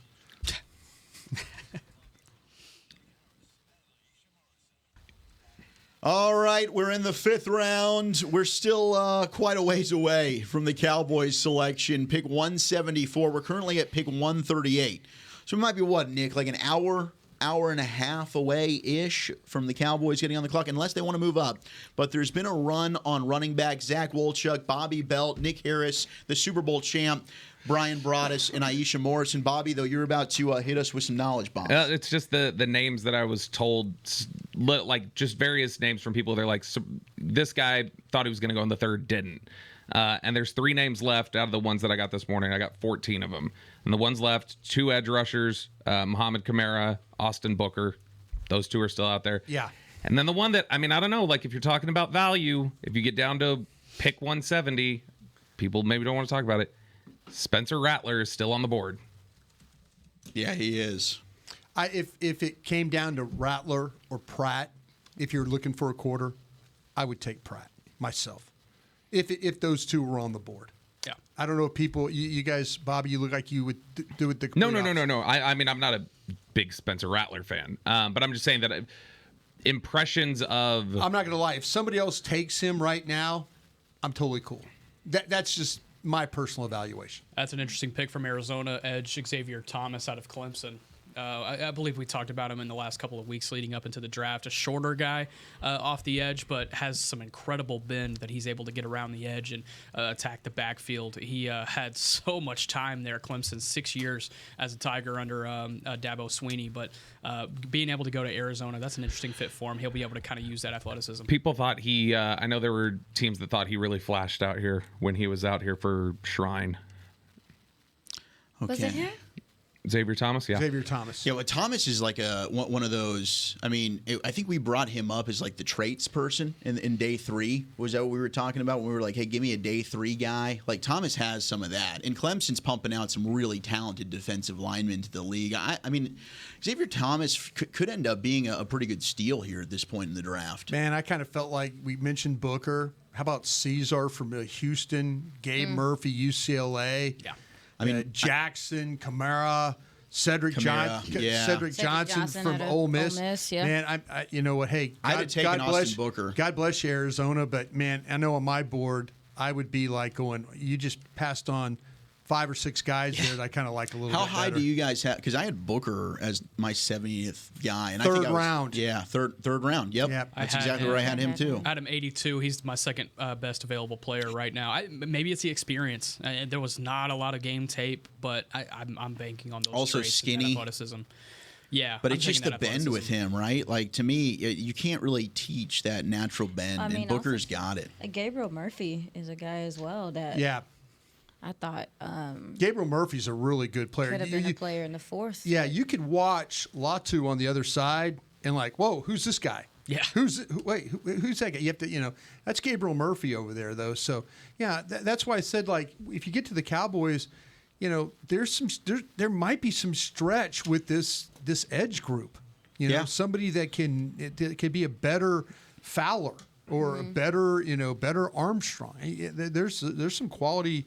I mean, that Kamara kid from Colorado State. Oh man, I love him. I mean, come on. Let's go. And he's probably sliding because of the short arms thing, because he's a little bit undersized. But man, Kamara is one of those guys. The motor with him, he is relentless. I mean, Hunter. How about Norzad and Van Pran still being on the board? Yeah, that's a little nuts. Bo Limmer's still out there. Jordan McGee just went. Okay, Jordan McGee, linebacker out at Temple. Commanders. Goes to the Commanders. That is a Dan Quinn linebacker right there. Yeah, that makes some sense right there. Be able to keep him close to home. He's from Dover, Delaware, and went to Temple, which is not too far up the street there in Philly. He was a 30-visit guy, came in. Now, when I watched him on tape, he looked super narrow and more of like a coverage guy. But when I saw him in person, he actually had some thickness to him. And I wonder if that's something that Was he a quarterback, wide receiver? He was a quarterback back in high school. And you can see that in his instincts on the defensive side of the ball. He's really able to use that. They use him in situational blitzing. He's able to attack the backfield. I think this is going to be a really fun fit there for the Washington Commanders. It's a really good fit for Dan Quinn as well. Also, when you're watching this film, look how big the numbers are on the back of Temple's jerseys. They really take up as much space as possible. Temple tough, baby. That's what they are. That's what what's his name? Homie now at Nebraska. The one who's Matt Rule. There we go. Yeah, Matt Rule. Yeah, of course, old Baylor Bean back there would know that. Yes. Oh yes, man. He did a great college football coach. Homie at Nebraska. Homie at Nebraska. When's the last time we had a Nebraska? It's day 3. What do you want from me, Brian? I think Christian Mahogany's still there. Mahogany is still there. I mean, Christian Mahogany has medical flags. Okay, Bo Limmer. His ACL. That's probably it. How about Duplain It's not from just Michigan the ACL State? for some teams, apparently. Matt Lee. There's still quite a few good interior offensive linemen on the board as well. And these linebackers, Jeremiah Trotter Jr. Yeah. Eichenberg. We've set an NFL record for consecutive picks without a quarterback at 129 NFL draft record. So I would have to think that has the floor right now for Spencer Rattler is the Raiders here at 148. I'm surprised the Rattler hasn't been taken either. I mean, even though I'm not a huge Spencer Rattler fan, but I figured some team would go ahead. The talent's there with him. Yeah, but it's just so hot and cold. Yeah, it is very inconsistent. It's like you in like one game he's throwing for 480. The next day you're like thinking you get your backup quarterback warmed up. Perfect for Vegas. Yeah, just the chaos. Perfect. Yes. Embrace the chaos for this guy for sure. All right. We've got the Chargers on the clock here at 140. Mm-hmm. What if the Chargers? I'm trying to look and see who they've taken. They've done a lot. Yeah, I mean, I don't think anybody's got more picks than Washington right now. Washington's got I mean, it feels like they've been picking. Okay, here's the pick is in here for the Chargers. I'm trying to pull up that draft class as we speak. Okay, yes, they've gone with Alt, McConkey, Olsen, Tarheeb Still, the cornerback from Maryland, is who they took just a little bit ago, a couple of picks ago. I didn't know Still at all. Yeah. I wonder, they still haven't gone with a running back, and they need a running back. So they could be a team. I mean, we assumed Blake Corum would go there, and he didn't. They haven't grabbed one yet? The Rams got him. The other LA team got him. They got Gus Edwards and J.K. Dobbins, the hurt duo from Baltimore. They just made their way to the West Coast, but they still need a guy that they can rely on durability-wise. You would have to assume. Okay. Well, this is taking a while to get this pick in, but I would assume, I mean, if you're looking at the running backs right now, Estime, I mean, Audric Estime kind of seems like he could fit the mold of a Harbaugh type of back. That's fair. I mean, that's a dirty yards, tough, between the tackles type of runner right there. That could make some sense. Gonna look at mine as well. Anything else we got? Highest player left on y'all's boards? Me, it's Spencer Rattler, and then Austin Booker. It's Eichenberg for me, the linebacker from Ohio State. What y'all got? Van Pran. Van Pran for me. Yeah. I took Cam Hart. Ooh, no. Hart, corner out of Notre Dame. All right. Nope, I messed it up. DJ James is my highest left. Gotcha. Cam Hart, Notre Dame. I got Cam Hart if somebody's interested in talking about it. Yeah, go for it. Yeah. Let me think if I get down to my cornerbacks here. Good old Cam Hart. I felt like I looked at a million cornerbacks for some silly reason. There are a million of them. But I did them all. Come on, Brian. Cam Hart, he'll line up on both sides of the formation. He's got excellent length. He's 6'3", he's 202.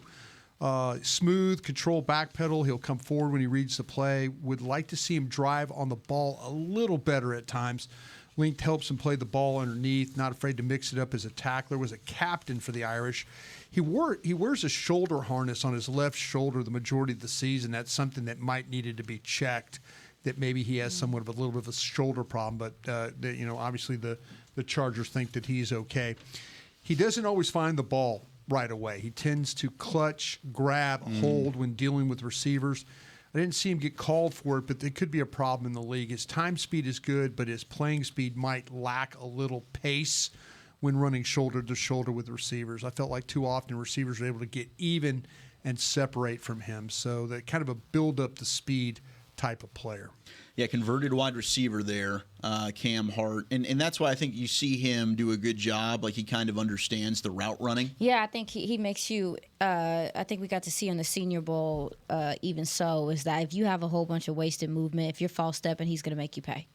Right. And he's able to stay with people. So, and he's hard to fool. Like I said that as well. He's hard to fool in route as well. So also too, we value a corner that comes up and tackles, and he's not afraid to come up and tackle as well. But I did notice the shoulder thing, Brian. Yeah. So that is something to look into.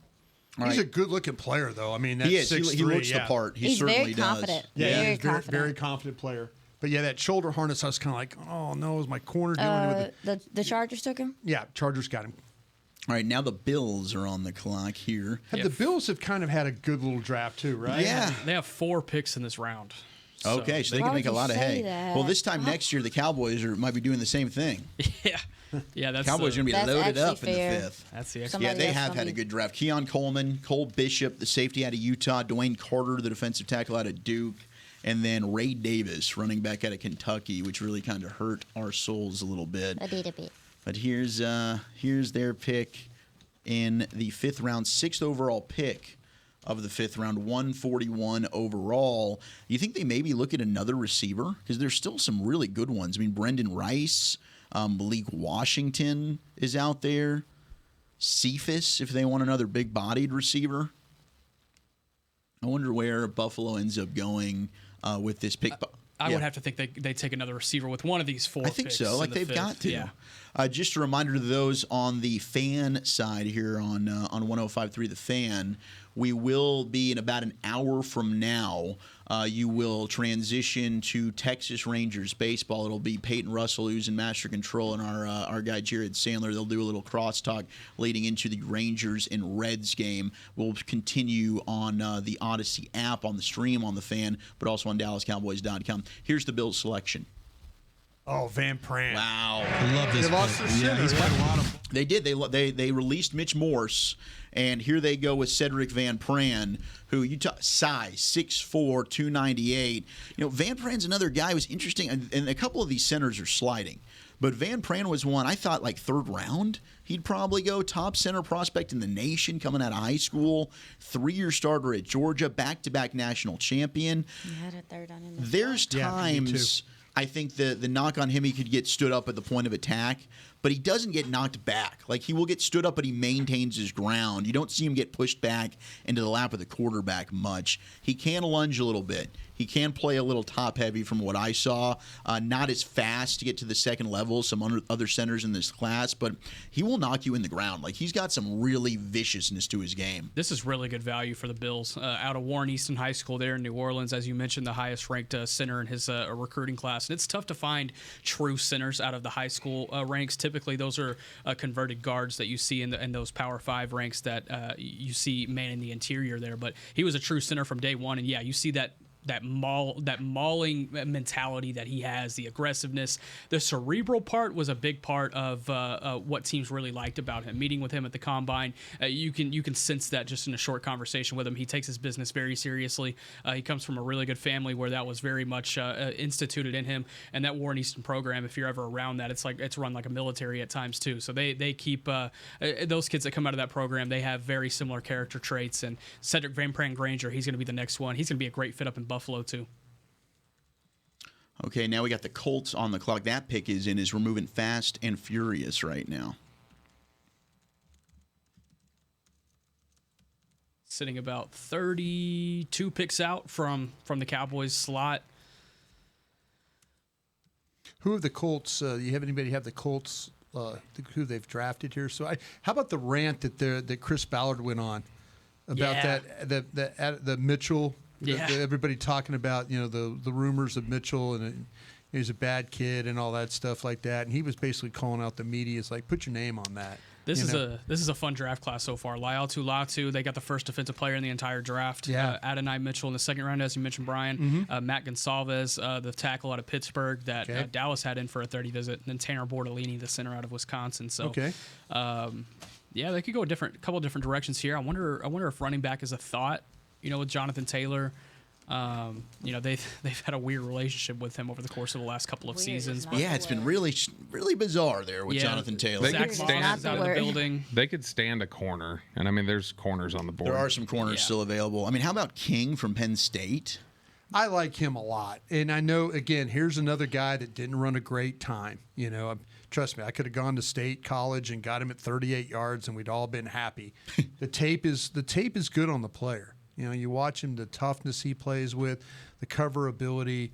I don't see people running away from him. I mean, I see the physicality he plays with. I think he's a smart kid, the football intelligence and all that. He's 4'6" guy right now, and teams around the league really don't like that. Yeah, I mean, Abrams Drain's still there. DJ James from Auburn. Are we surprised about the Abrams Drains? Abrams Drain is a medical. He was flagged, right? Okay. Yeah. Medical and smaller guy, weight-wise. I had a fifth on him before I knew about the medicals, and it was just because of the size aspect, and I felt like he got turned around way too often. I kind of feel like there's a couple of linebackers. I know you guys don't like Tommy Eichenberg from Ohio State. I do like Eichenberg. As much as I do. Trotter's another one I would surely consider. Sure. 2024 NFL Draft. The Indianapolis Colts select Anthony Gould, wide receiver, Oregon State. There you go, Anthony Gould. There's some speed.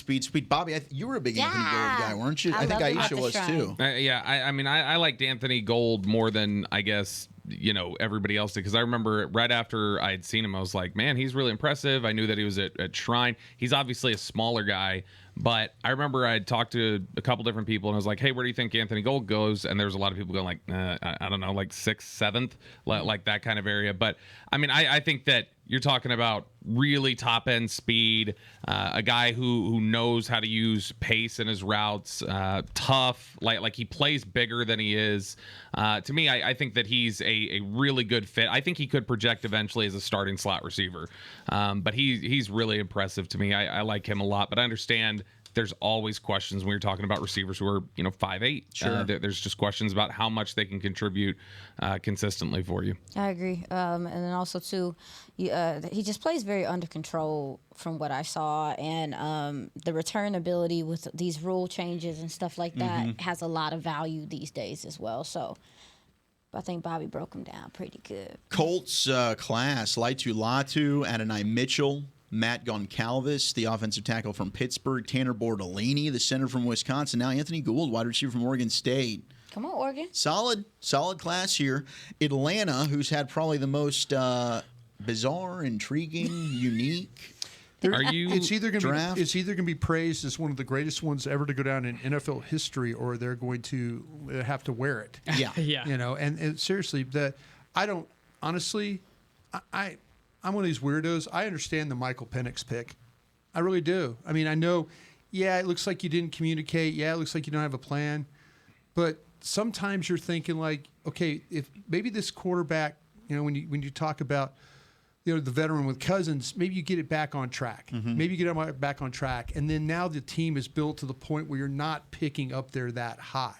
And you're going to never, you never know when you're going to have that opportunity to grab a quarterback. We always talk about the best ones seem to be the ones at the top of the board. Maybe the Falcons, that was a top 10 defense last year. Was. But they didn't do anything offensively. But why sign Cousins? Why sign him though? If you know Penix, maybe the situation, the evaluation that they did not have of Penix. Maybe they didn't have the opportunity to meet with him. Maybe they didn't have the opportunity to really study him like they needed to. I think to me, yes, it's $100 million. Yes, is that an expensive bridge? Yep, it absolutely is. but maybe it gets you back on track to winning football games and winning the NFC South. Sure. And then now your team is built in the right way and going in the right way where a quarterback could step in and be that guy. I'm just trying to be... No, I get it, but would you have been dumbfounded if at pick 24, let's say heading into this draft, the Cowboys had finished a 3 or 4 year extension with Dak, and then even after the extension signed, they pick Penix at 24? Wouldn't you be like, what are we doing here? I understand what you're saying there. Yeah. I do. I just think that the end for Cousins is closer. I think Cousins is a 2-year deal. That's what I think. I think it's, he's just coming seems off like Penix just seems like a quarterback who needs to play now, though, to me. Well, the problem is all these quarterbacks, we've seen the train wreck that's been quarterbacks played now. Fields, Wilson, these teams, and I think the Falcons are good enough. Stroud? Well, yeah, Stroud, I think, to me, I think that Houston is they're a better football team than with the Jets and the ones, the Bears. I just think Houston has got better Herbert, like we've seen more examples of guys stepping in and playing. And next to me is Tiffany from the Falcons flag team Stuttgart to announce the pick. With the 143rd pick in the 2024 NFL Draft, the Atlanta Falcons select J.D. Bertrand, linebacker, Notre Dame. I like this kid a lot. Okay, JT Bertrand from Notre Dame. We'll break him down. We'll also talk more about this Falcons draft. I think that's interesting as we wait on this Cowboys pick to come up. We're now sitting at pick 144. Cowboys due up at 174. And we're getting closer and closer. You're listening to the 2024 NFL Draft at 105.3 The Fan and DallasCowboys.com. All right, JT Bertrand out of Notre Dame. Yeah, and I actually had him just above the linebacker from Notre Dame that the Cowboys took. And this kid, to me, the thing that's super impressive about him is the way that both these Notre Dame linebackers get to the football. Mm-hmm. And this guy's one of the quickest readers of linebacker. When you talk about readers, he's the quickest one in sort of study of seeing what's going on in front of it and then process the information and then go. He's a quick trigger, downhill player. He's a very good tackler, whether it's in space or filling the gap. He's instinctive. He'll beat the blocker to the ball. He's at the right place at the right time when the ball is run. He has a better chance of making plays on the move, though. I think he's one of these guys. He's 6'1", he's 235, but you kind of need him to be on the move a little bit. But it's the coverage. He has speed to carry the running backs and tight ends. He does a nice job being positioned throughout the route. He played a lot more coverage snaps than he did pass rush snaps, but I felt like he was somewhat of a better blitzer when they let him do that than really a cover guy. 60 pressures. Yeah. He's excellent communication. I know Aisha likes to point that out about your linebackers. The pre-snap stuff, letting his teammates know what's going on. Fundamental player. He lacks a little athletic ability, but his ability to read, the smarts, the toughness are impressive. He is rarely fooled on a play. Nothing flashy, but pretty consistent in the way he plays overall. J.D. Bertrand, 6'1", 235 out of Notre Dame. Yeah, 5-year player.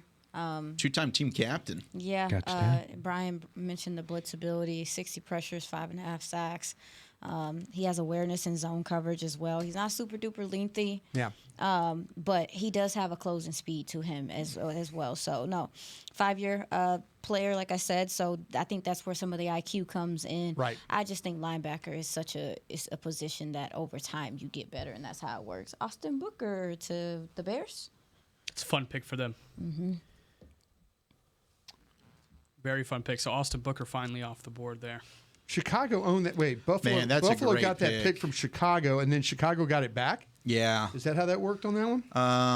Yeah. How did that go? Let's see. Those things sometimes are hard to track. I know. Yeah, from Chicago through Buffalo. Okay. So, yeah, anybody want to talk about Booker? I mean, oof. Yeah, versatile. I love Booker.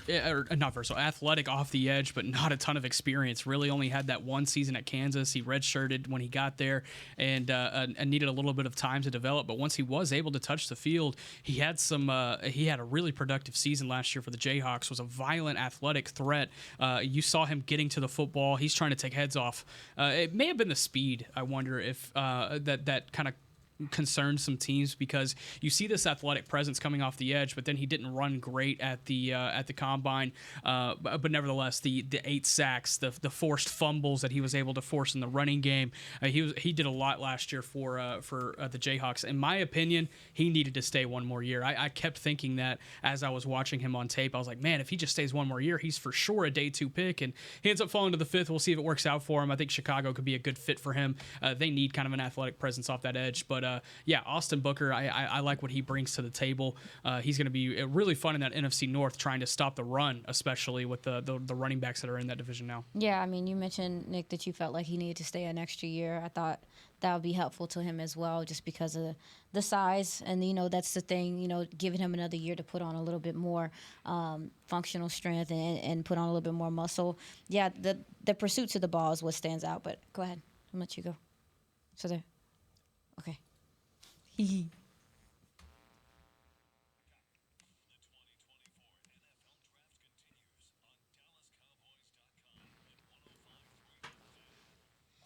All righty, draft moving along nicely here. Pick 145, Denver Broncos on the clock. We just talked about J.T. Bertrand on the stream, who went to the Atlanta Falcons from Notre Dame. Austin Booker, edge player from Kansas, just goes to the Chicago Bears. Bears at pick 144. In the 5th round, and who just went to the Bears? Austin Booker. Austin Booker. I didn't write it down. Kansas, 6'6", 245. Nick and Aisha were just talking about him. My notes on Booker, who I think this is tremendous value for him. I had him graded as a 3rd rounder. Yeah. Transfer from Minnesota as a redshirt sophomore, long, skinny build, usually has good burst off the line, but at times I think you can see him get fatigued. Yes. And that might be because he's a little bit skinny, but he slaps the hands to get off blocks. I love that. Does a good job of going speed to power, good bull rush, really good instincts in the run game for me. Plays with patience, reads where the ball's going, and he plays to the whistle. I like the play temperament there. There's times you can see him take over games sometimes with his speed as a rusher off the edge, but also just living in the backfield. Like the K-State tape was super impressive. He can crash down the line in the run game. I thought there was lots to like about him. One of the better edge rushers I felt in the class that really to me was not a great edge rushing group. There were a couple of guys that stood out, but a lot of incomplete type of players. I get maybe being just kind of skinny, and I think Nick Brian, was it you had heard some teams had kind of looked at maybe playing him at linebacker or even off ball. He worked as a linebacker at the combine. Yeah. But when you don't see him drop when you watch Kansas. No, you don't watch him at all. But at the combine, some teams asked to work him out as a linebacker. That might be his fit. No, I agree. I think he does rush with a plan. You see different things that he's able to do with his hands. He extends his arms. He can stab the tackle, especially in the chest, and take him off balance. He has a spin move that he uses, swim move that he uses. You mentioned the initial power. Yeah, he's interesting as a pass rusher, but I like Nick said, I do agree that I thought that maybe he could put on just a tad bit more size. Yeah, he needs to. And be able to, withstand. But that takes time because a lot of these guys, these DNs, seem like they're getting drafted, and they're going to have to do the same thing. When does the lack of snap count, Brian? Because I know that was a problem for you with Amarius Mims. Like, is this a round where it's like, well, you'll feel comfortable gambling on the lack of snaps for Booker? Yeah. Absolutely. Okay. Snaps for Booker really quick. I'm trying to do the math really 505. fast. 505. Yeah. 500. Wow. 15 games. Abrams-Drain just got drafted. Chris Abrams-Drain, 5'11", 179 corner out of Mizzou. That was another name we saw linked to the Cowboys there. At least they visited with him. Was it at the Combine? No, they didn't. There was a talk. May have been an informal. I don't. That informal thing in the airport. Yeah. Anything can be an informal, really. But I mean, hey, you say, hey, we meet up with you in the hotel lobby. Say what's up. But Chris Abrams-Drain as a slot corner. Well, I mean, he played outside there, but I think he can project inside as well at the next level. He was a fun watch at a Mizzou. Scrappy. Very scrappy. He transitioned from wide receiver to DB in 2021. Another one of these guys is a redshirt freshman. Came out of high school as a 4-star wide receiver. Also played quarterback his senior year.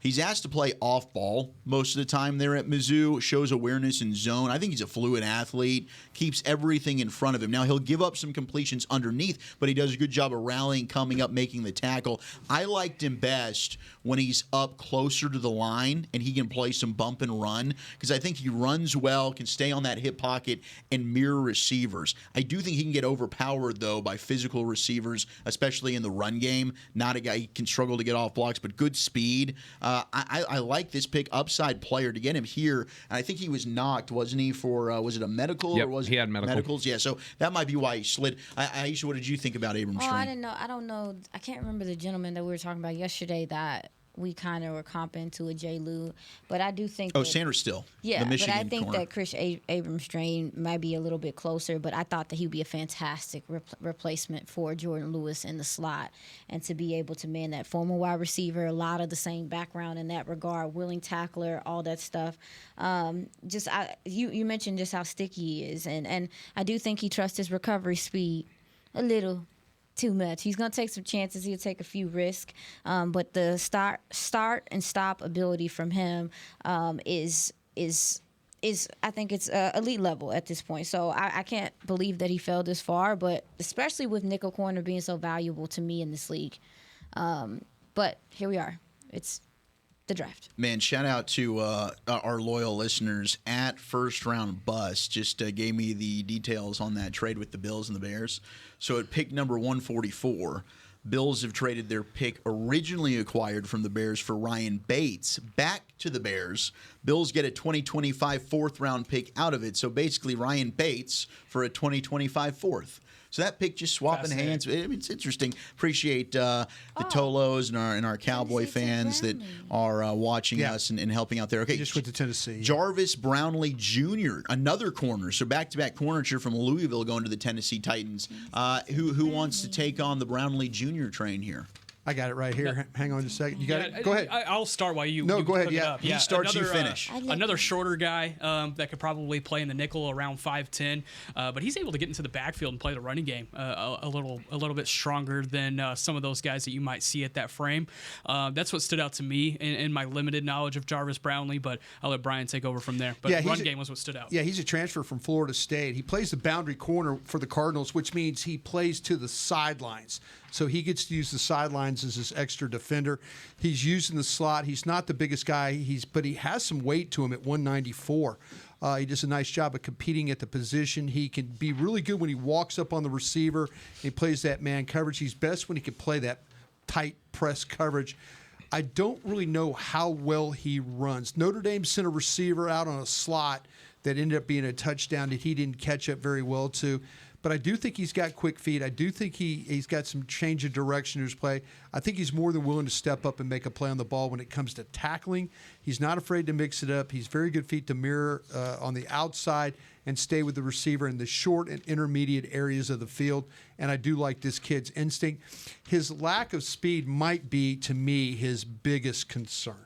Yeah, you mentioned the competitive toughness, though, with Brownlee. And, that's something that really popped for me. There's an edge, there's a nastiness, there's a physicality there. I also wonder, Brian, you talk about some of the speed issues. I think that also results in some grabbiness. Yes.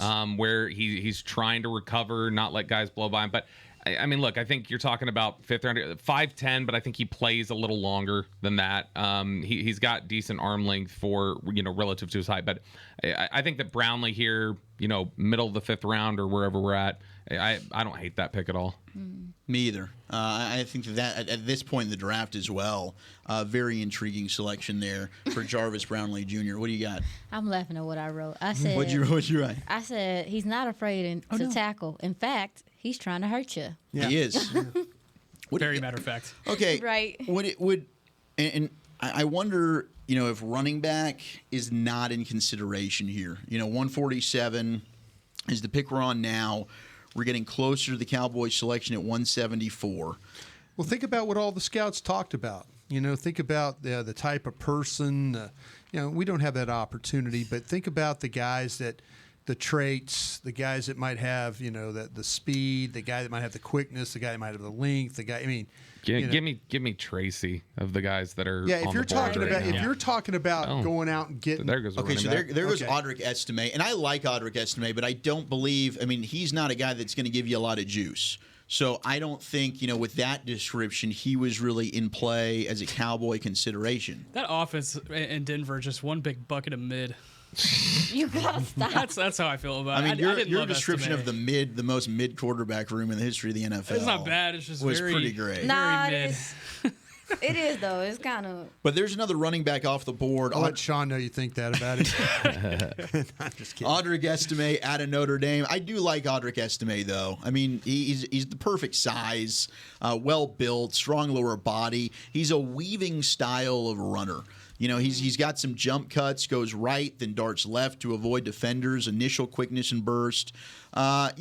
In the open field, he does have a little bit of a second year, but he is a guy that can get chased down from behind. There's no question about that. North and South type player. He's a guy that he's not going to make something out of nothing. Much like when we talked about with Bo Allen. Right. He can roll off a lineman. Now, ball security to me might be an issue because when I was watching him against Navy, he did cough one up. Ball gets punched out from behind, but he's tough to bring down, man, when he gets moving with a full head of steam downhill. Oh yeah, I mean, I said holy strong legs. That's where he finds a lot of his power from. It's just how strong his legs are, and his stature stands out to you because even though he's not super tall, you see how strong he is. And again, similar to Braylon Allen in that sense of, he's difficult to tackle because of the strength and power. What happened? Tommy Eichenberg, Ohio State linebacker, going to the Las Vegas Raiders. We'll tell you more about Tommy Eichenberg and the Bengals pick, which is coming up next. You're listening to the 2024 NFL Draft at 105.3 The Fan and DallasCowboys.com. What about, I don't know if they would dip into linebacker again. Oh, I think there's a good chance we're just going to look at who's the best player left because this is okay. The board just looks to me right now, just kind of scanning it. It looks very jumbled. It's very jumbled. My best player left would be Jeremiah Trotter Jr. and then Hunter Norzad. Brian, would you do you like Christian Jones enough to say if Christian Jones just keeps sliding, you'll just take him? Man, I don't know. I've completely lost all my first, second. I've lost all my. I've got third round guys left. I mean, guys I've got like Mahogany, Ford, Trotter. Those are guys I have left. Fourth round guys, I'm still holding in there pretty good at all positions. I've got a lot more edges in the fourth round. I mentioned Caesar from Houston, Gabe Murphy from UCLA, Jackson, Kamara. Watson, the linebacker, King, Newton, McLaughlin. I've got some corners there. I've got a safety in Hampton.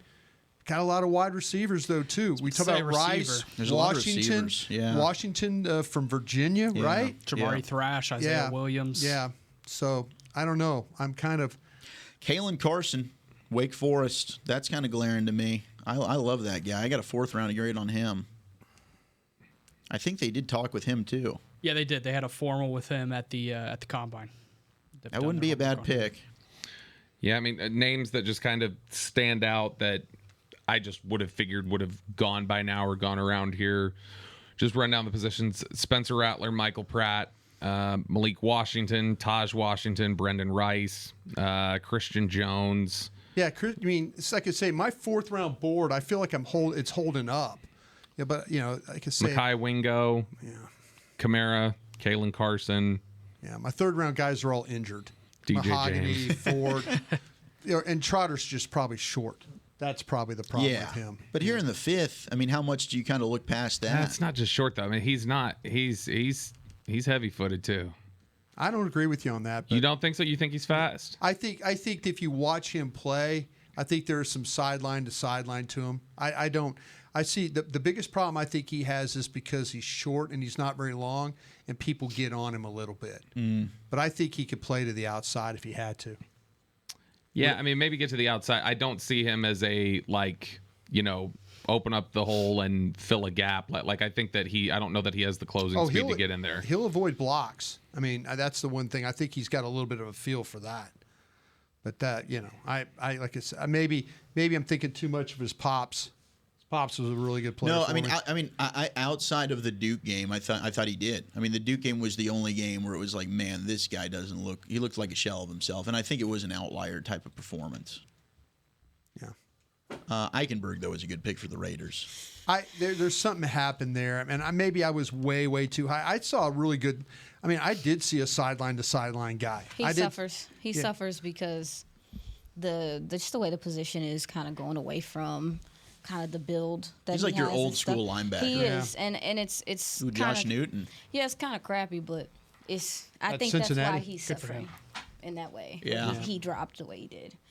Yeah, Josh Newton was somebody that came to the Cowboys for a pre-draft visit. One of the more fun guys I got to talk to. Like a Dallas Day guy? Yeah, so he was he's a native of Monroe, Louisiana, aka Funro. Started at UL Monroe and then transitioned his way to TCU just in time for that national championship run. And man, TCU has put out so many good corners over the course of the last decade and guys that were super productive at the college level. And that has transitioned past the Gary Patterson era, now into the Sonny Dykes era with Josh Newton. And a lockdown guy. He plays for his family back home. He had a cousin who took his own life. He's very open about that a journey that he's kind of had to go through with his family, and he's very much looking forward to getting that NFL contract and being able to take care of his family. That was something that we talked about quite a bit during his pre-draft visit. But great kid, great character. He was the only one that hugged me during the pre-draft visits. He just came in and gave everybody a hug. We're like, all right, man, come on, let's go.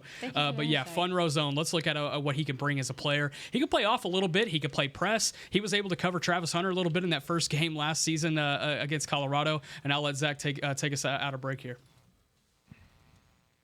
That's a mistake.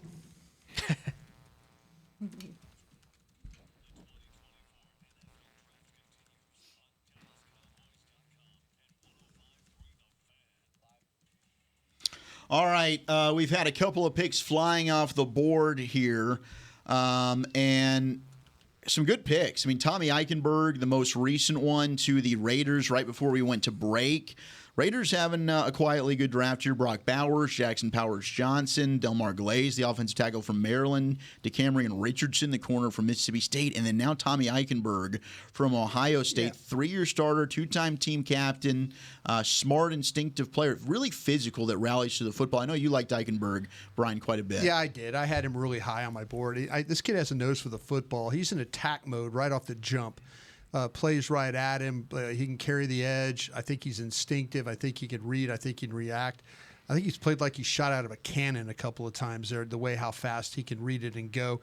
He'll make his share of plays in space. He puts on a clinic on how to tackle. I mean, he's like a form tackling machine when it comes to that. He was a wrap-up player, the technique, the finish. Movement allows him, I think, to play well in coverage. I've seen him carry routes. I've seen him drop in zone. I've seen him have a feel for how to, work through gaps, creases, and all that to make a tackle in the running game or get to after the quarterback. He'd be very disruptive in the way he plays. Where did Delmar Glaze go? Third round. The Raiders. Yeah. He's been gone. Oh, wow. Okay, here we go. Spencer Rattler to the Saints. And the Saints needed a quarterback. They didn't end up getting one of those guys early. We thought maybe they'd be in play for a Bo Nix if you were to slide there. Josh Newton, by the way, the cornerback at TCU, went to the Bengals right before. But here's Spencer Rattler, goes 150 overall in the 5th round. His job was taken away at Oklahoma by Caleb Williams during the Texas game at about halftime. Caleb Williams comes in, never gave the job back up for the rest of the year. Then Spencer Rattler transfers to South Carolina. Funnily enough, then Caleb Williams left with Lincoln Riley to go to USC. But the talent's always been there with Rattler. I mean, there was a time Rattler coming out was predicted to be a top 10 high first-round pick. Number 1 overall even. I think with him at Oklahoma, he was easily rattled under pressure. Right, that makes sense. And at South Carolina, I think you've seen flashes of really good play, but it's very inconsistent at times. I do think he improved and was a better player at South Carolina than what he was at Oklahoma. I thought that some team would take a flyer on the talent and upside here. But for the Saints, I mean, this makes sense. Somewhere, Michael Pratt from Tulane is now wearing a chip on his shoulder. Yeah. I would have rather taken Pratt than Rattler. I would have rather had Pratt than Rattler myself. Especially to stay in New Orleans. Yeah, exactly. Right? That to me, and nothing against Spencer Rattler, but I think he is wildly inconsistent. Mm-hmm. And as a quarterback, I can't have my guy being the player of the game, and then the next day being the player of the game for everyone for the other team. And I think he's got a little of that to him. Not for the other team, Brian. Yeah, I wouldn't expect him to say that. I mean, he is inconsistent. He is smaller. He has, he was somebody at Oklahoma who at times was considered a little bit of a malcontent. And so, I mean, there are a lot of questions How about around entitled? him. Yeah. I mean, look, there's a lot about him that is intriguing. I think that he's done a really good job in the last couple of years since Oklahoma to really steady his foot mechanics and everything kind of working from the waist up. Everything's a lot more fluid than it once was. I in an era when we talk about trying to push the ball downfield and things like that, I'm not overly impressed with the way he throws the deep ball. I think it flutters at times, and to me, I don't know if the snap's always there on his throws. Yeah, and I think that's a mechanic issue. I think sometimes his mechanics are just off. He throws off base Yeah. a lot and things like that, and that's gonna be hard on you depending on how you generate power from your hips.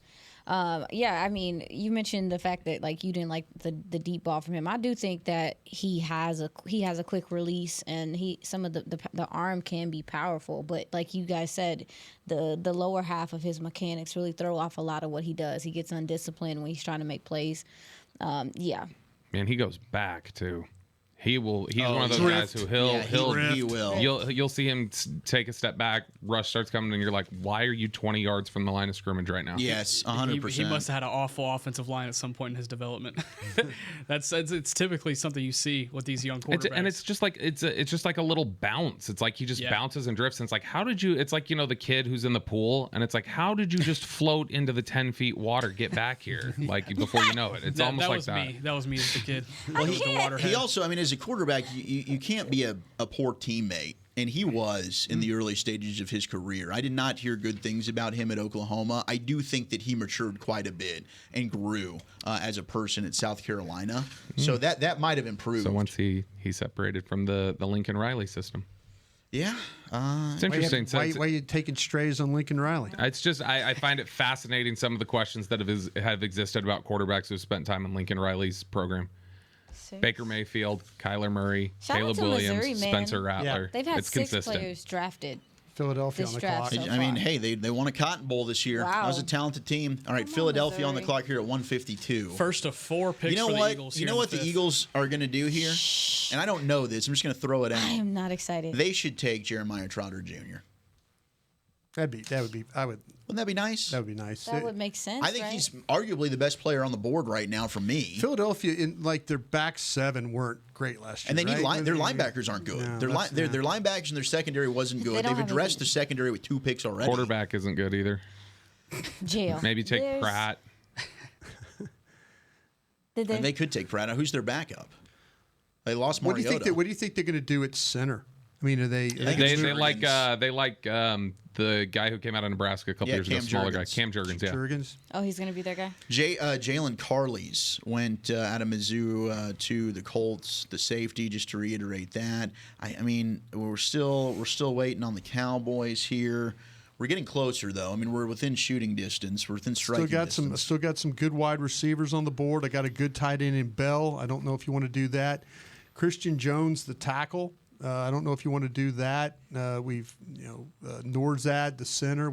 I've mentioned him, and then my edges I think are holding up all right too. I mentioned Caesar, Murphy, Jackson, Kamara. I mean I feel like I could pick a guy here. I mean if like Scott McCurley told us he hoped to get another linebacker today. I mean there's still up there. Ford, Trotter, Watson, Jeremiah Jacobs, Trotter, Curtis Jacobs, yeah. James Williams, Nathaniel Watson. Jacobs is the highest one I have left. Of the linebackers? Yeah, Jacobs, Trotter, Watson, Ford. I mean, Watson and Hunter were guys that they showed some interest in. You told me Ford is a medical guy. Ford has some medical stuff apparently for some Ford teams. could have been a Dallas Day guy. He was. Yeah. I mean, so I'm sure that they've. I think Jalen Ford would be a great pick. He was one of the last ones to come in for a visit, and I got to catch up with him more in depth at the Texas Pro Day. And he would love to be able to stay here in Frisco and play his NFL ball. Played high school at Frisco Lone Star High School. Practiced at the Star. Played at the Star. So yeah, it's definitely that'd be a fun pick. Has no one touched your guy? Olofashional? Edafon Olofosio, Olofosio. yeah, out of Washington. He's still available on the board. He's my 10th overall linebacker still, and he's still available. I would argue for Kaylin Carson here. I would like that pick. I think that's a good player, that cornerback. I like Carson. Trotter Jr. would be my top linebacker. There's an interesting. What about Malik Washington out of Virginia? Yeah, man, that would be. I'll tell you what. They need some speed. He transferred right to Virginia. He was I believe his 1 year that he was at Virginia was huge. That's how he's gotten drafted, or that's how he's he's trying to get from Northwestern. Yeah, he was at Northwestern. He went to Virginia, and he blew it up at Virginia. He did. Yeah. I like Jerry Rice's kid. Brendan Rice, a little bit better out of USC. If you gave me choices, but they're both right there for me. Tags touching at wide receiver. Yeah, Brendan Rice is actually in the area. Just about to mention that. Did you see that? Man, that's a sad deal. I saw this from Ian Rappaport. I guess, Nick, you saw it too. But he flew into Dallas to be a pallbearer and give the obituary speech at his best friend Keith Miller's funeral today. So he passed away 2 weeks ago. His buddy did. And I guess he'll be answering his draft call probably either from the funeral or post funeral. But that's your heart goes out to that situation there with Brendan Rice. And here's the Eagles. Not to make Aisha mad. All right, Filthy. STEM ambassadors from MOTEP, who some of them play on our football team. We are here in Accra, Ghana, building water filtration systems and prosthetic limbs using our 3D printers. And now, for a special moment, combining the two continents, Kenny will do the honors. With the 152nd pick in the 2024 NFL Draft, the Philadelphia Eagles select Anaya Smith, wide receiver from Texas A&M University. I like Smith from A&M. That's a slot receiver. Honestly, you talk about struggling with bad quarterback play. He's going to have that now. He dealt with that at Texas A&M quite a bit. But that guy, he owns a 36-game consecutive streak with a catch. Yeah, he's really productive out of the slot for them. You go ask Nick Eatman upstairs about how he feels about Anaya Smith, because he was the Arkansas killer at AT&T Stadium throughout his career as an Aggie. But as you mentioned, he dealt with a lot of quarterback turmoil during his time in College Station, whether it be guys transferring, guys not panning out, them starting different guys, injuries. I think he probably played with 6 or 7 different quarterbacks at some point or time, but it's the special teams returnability as well. I think him and Anthony Gould and Tulu Griffin out of Mississippi State, wherever he ends up, I think those 3 are probably going to compete for an all-rookie return team. But out of Fort Bend Dulles in Missouri City, Texas, he made his way just north to Texas A&M and College Station. But he was super productive for them throughout his time there. First team All-SEC in his final season, 5-year starter. This was a guy, whenever he was coming out of high school, that maybe some would have expected to be a 3-year guy, but he really just honed in on his craft as an Aggie. Probably could have come out last year and been around the same draft stock, but nevertheless, he ends up around the same spot, and a really good spot, I think, in Philly. So Smith and Smith, Devontae and Anias there in the slot for the Eagles. There you go. I did not watch him, but I do know that what's interesting about him, there's some people who project him as just like weapon, like that they think he should be. Like, I know one team I talked to said they thought of him as more of a scat back, and they would actually, if they had picked him, they would have used him in the backfield a lot. He makes some sharp cuts. Yeah, that's what I was gonna say. He's a former running back. You see that in some of the decisions he makes in the open field and how he's able to turn upfield, use his vision as well. Very tough nose player, like you said. And I also feel like he is willing to block despite his size as well. He'll throw his little body around out there. Okay, so we've got Aeneas Smith, who ends up going to the Eagles. Eagles draft right now. You got Quinyon Mitchell out of Toledo, Cooper DeJean out of Iowa, Jalix Hunt, the edge from Houston Christian, Will Shipley, the running back from Clemson, and now Aeneas Smith, the wide receiver from A&M. That's a pretty good haul. It's pretty fun. Those first 3 picks, I'd stack up with any other team right now. Oh, man. That's you hate to see it. All right, we're at pick 153. We are waiting on the Cowboys to get back on the clock. They will be picking here, in about 20 picks or so for the Cowboys to get on the clock here. So waiting on that, and we've been talking about the board. Obviously, we were eyeing running backs. There was a run on running backs that happened. So now, the only guy that I think you'd have to maybe take, because I'm just not sure where he'd go, would be Tyrone Tracy Jr. I think that's the guy where I think other teams would be intrigued. Converted wide receiver to running back. Otherwise, I think Frank Gore Jr. could hang around. Does anybody like Schrader from Missouri? I'm not a huge fan. Cody? Yeah, Cody Schrader. I'm not a huge fan, but I respect his story. Former walk-on, went to Missouri and was Led productive the for them. SEC in rushing, right? Yeah. He's just I don't think he brings anything to the NFL level. I think he's a great college back, but I don't think he brings anything to the NFL. There's not breakaway speed. There's not a ton of receiving ability in my end there, but I could see a team swinging on him for depth competition. So, for this team talking about juice, Schrader, I don't think Schrader doesn't bring the juice. Well, then what's Isaiah tough. Davis? What does he do? Yes, yeah, that's my guy. That's my guy. Is he bringing juice? Yeah, absolutely. You think he's got the juice? 6'2", 220 pounds, and these long strides out in the open field that can really make it work. Brendan Jackson just went to the Rams. Okay, Brendan Jackson, another edge from Washington State. A good player, too. And you know what? The Rams have done a great job of hitting on some. I think it was Byron Young they took out of Tennessee around this time last year. Get off for him was fantastic. Brendan Jackson, what do you guys think about him out of Washington State? Yeah, one of the better available edges, in my opinion. And the Eagles trading back up. Looks like they're about to take another pick here. But are you serious? Yeah, Brendan Jackson, I liked what he did in the run game specifically, but he can get after the passer, man. Up at Wazoo and that poor program that's about to be left in purgatory for a little bit with the Pac-12 disassimilating. But getting after the passer, his combination between getting after the passer and attacking the run game, I think it's one of the more complete edges in the draft, but there's not a ton of upside there. Mm-hmm. That's why I think maybe he slipped so far as he did. But yeah, you see the 6'3", 264 pounds. He's got some athleticism off the edge, but maybe needs to work on his get off a little bit more. That was something that I remember taking away, and then active hands as well. But nevertheless, I think he's a high floor guy that can make a roster. No, I agree with you. When you watch him, the 264, the frame, he seems filled out already. He kind of seemed like he's in his grown man body. So maybe what he is right now, as far as size and explosiveness and stuff like that, are what he's gonna be, unless he shores up a little bit more technique things. So I agree with you. He creates some turnovers now. Oh yeah, he gets his hands in the passing lanes. He's very active. Yeah, when all of a sudden he's knocking down balls, he's also one of those guys when it's like a fumble, like he can create fumbles and things like that in the pocket. He was a nightmare for Colorado. They just couldn't block him in that game that I watched. Okay, Eagles are about to have another pick. We will give that to you in just a moment. You're listening to the 2024 NFL Draft on 105.3 The Fan and DallasCowboys.com. What's over there? We're done with Peyton now?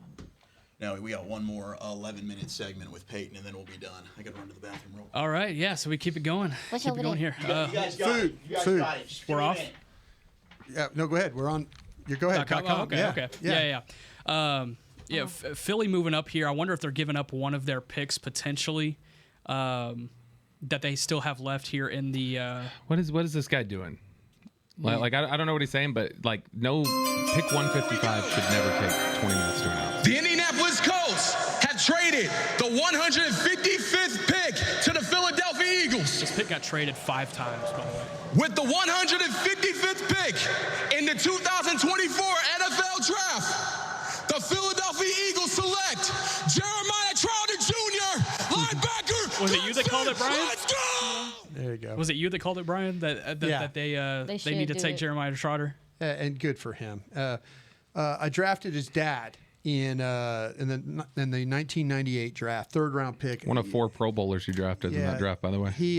His dad was from Stephen F. Austin. Yeah.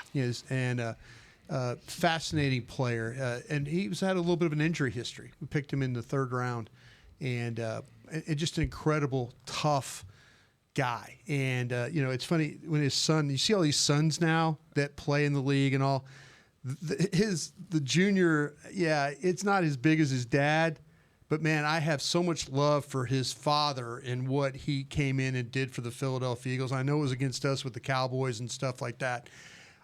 I couldn't be more happy. I'm happy for the kid. I'm more happy for the dad because the dad has had a great career with the Philadelphia Eagles. And for the fact now that he can see his son potentially play for a team that he played for, what a great opportunity for him. Yeah, spent most of his time, at least in high school, in the Pennsylvania area. Went to St. Joseph's Prep, which is one of the better programs up there in Philly. And now he'll be able to stay home in Philly. I bet he was a local guy for them, and they were able to do a lot of research on him throughout the draft process. So, yeah, Zach, you missed it. Trotter to the Eagles, he called it. Somebody has a crystal ball in this room. What can I say? What can I say? So was it you that called it? What can I Okay, say? it was Zach that called it. Now, I said it a couple of picks ago. I was like, you know what? They should just take Jeremiah Trotter Jr. I'm not happy about it. I just actually caught up with Nick Eatman in the bathroom. I was like, oh, Nick, we were just talking about you. That is very weird. Mentioned Anaya Smith. He goes, yeah, bleep that guy.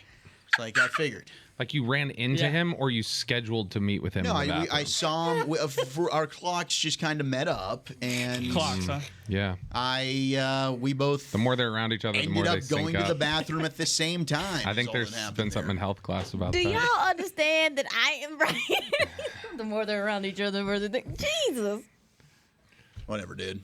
It is kind of.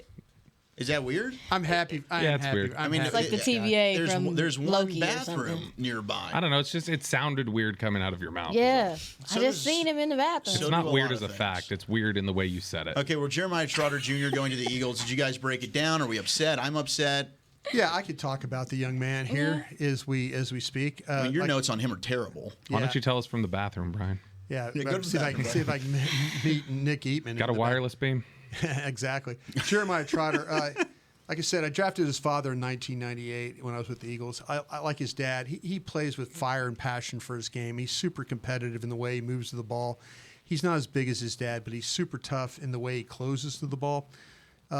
He's not going to get outworked to get to a play. I love the speed. I love the burst. I think he does a good job of getting in position in order and making a play. Sometimes he'll go a little low for the tackle because he's 6 foot. He's 228 pounds. But he understands the drops where he needs to be in coverage. He needs to where he needs to be in order to prevent the pass. Be right back. He will undercut routes in order to knock the ball down. He shows a burst to drive on the ball. He brings some pop as a tackler. But I've seen him take on ball carriers right at the sticks and deny their progress. His lack of height might not be for everybody, but he gets your attention on tape. He's got a little of some traits of Nick Bolton from Kansas City. That's fair. That I thought, just some traits, but he's an outstanding player. I felt like he got better each week that he played during the season. So good for Jeremiah Trotter Sr. and now Junior.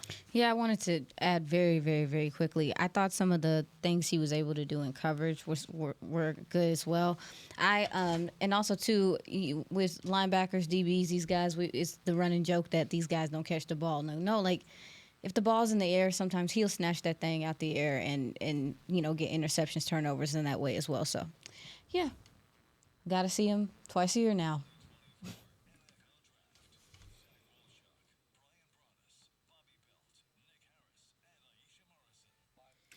Oh, baby. Pick 156 is in by the Cleveland Browns in the 5th round. Who will they be taking? Zach Wolchuk alongside Bobby Belt. We've got Nick Harris. We've got Aisha Morrison of DallasCowboys.com. And, of course, my partner in crime on the G-Bag Nation, the Super Bowl champion scout, Brian Broaddus, the man himself, the father of the draft show, along with Ed Cahill. Shout out to you, sir. And the Browns selecting Jamari Thrash, wide receiver from Louisville. Very, very good player to get at this time in the draft. 5'11", 188. Do need to go back while you were away. It ended up being the linebacker Jeremiah Trotter Jr., who ended up being selected by the Philadelphia Eagles. So his dad played there, was drafted by you, Brian. Yep, and like I said earlier, very excited for Jeremiah Sr. His dad was a hell of a player. His son is a shorter player, not as big as his dad was, but the same type of mentality, the toughness, the physicality you want to play with. Man, I'm really happy for, like I said, for Senior that he's going to get to see his son play at the team that he was famous for, and so a good get. Philadelphia traded this pick, got back to the spot to be able to grab this guy.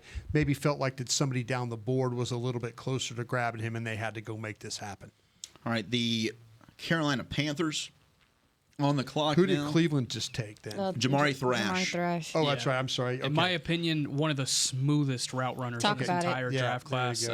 Jamari Thrash. And also, if we're looking at NIL valuation, Jamari Thrash is probably like top 10 in this entire draft class of guys who banked at Louisville. Like he brought in some cash. But on the field, smooth route runner. He's a guy that creates separation at all three levels. I really liked what he did downfield, particularly the past the 10-yard mark, being able to break and corner posts with things of that nature, comeback routes. It's just so smooth. There's not even a break really in his route, but you're able to see the line of progression where he's able to come back to the ball and able to make things happen. 5'11", 188, 4.46 at the combine. It was the Senior Bowl that really stood out for me for Jamari Thrash. I liked him on tape, and then I saw him in Mobile, went back and watched the tape, and I loved him even more. I think this is a good pickup for the Browns. I asked, sorry, I was in the bathroom talking to Nick. I had asked. Sure you were. Way to make it weird, Bobby. I know. You Look, said I mean, stuff like that. You're a trendsetter, Zach. I had said that, and Nick wanted to make it clear, by the way, he came in here to chime in, but Brian was doing scouting report. He wanted to make it clear he was not the weird one. It was Zach. He was just washing his hands, and Zach was weird about it. Noted.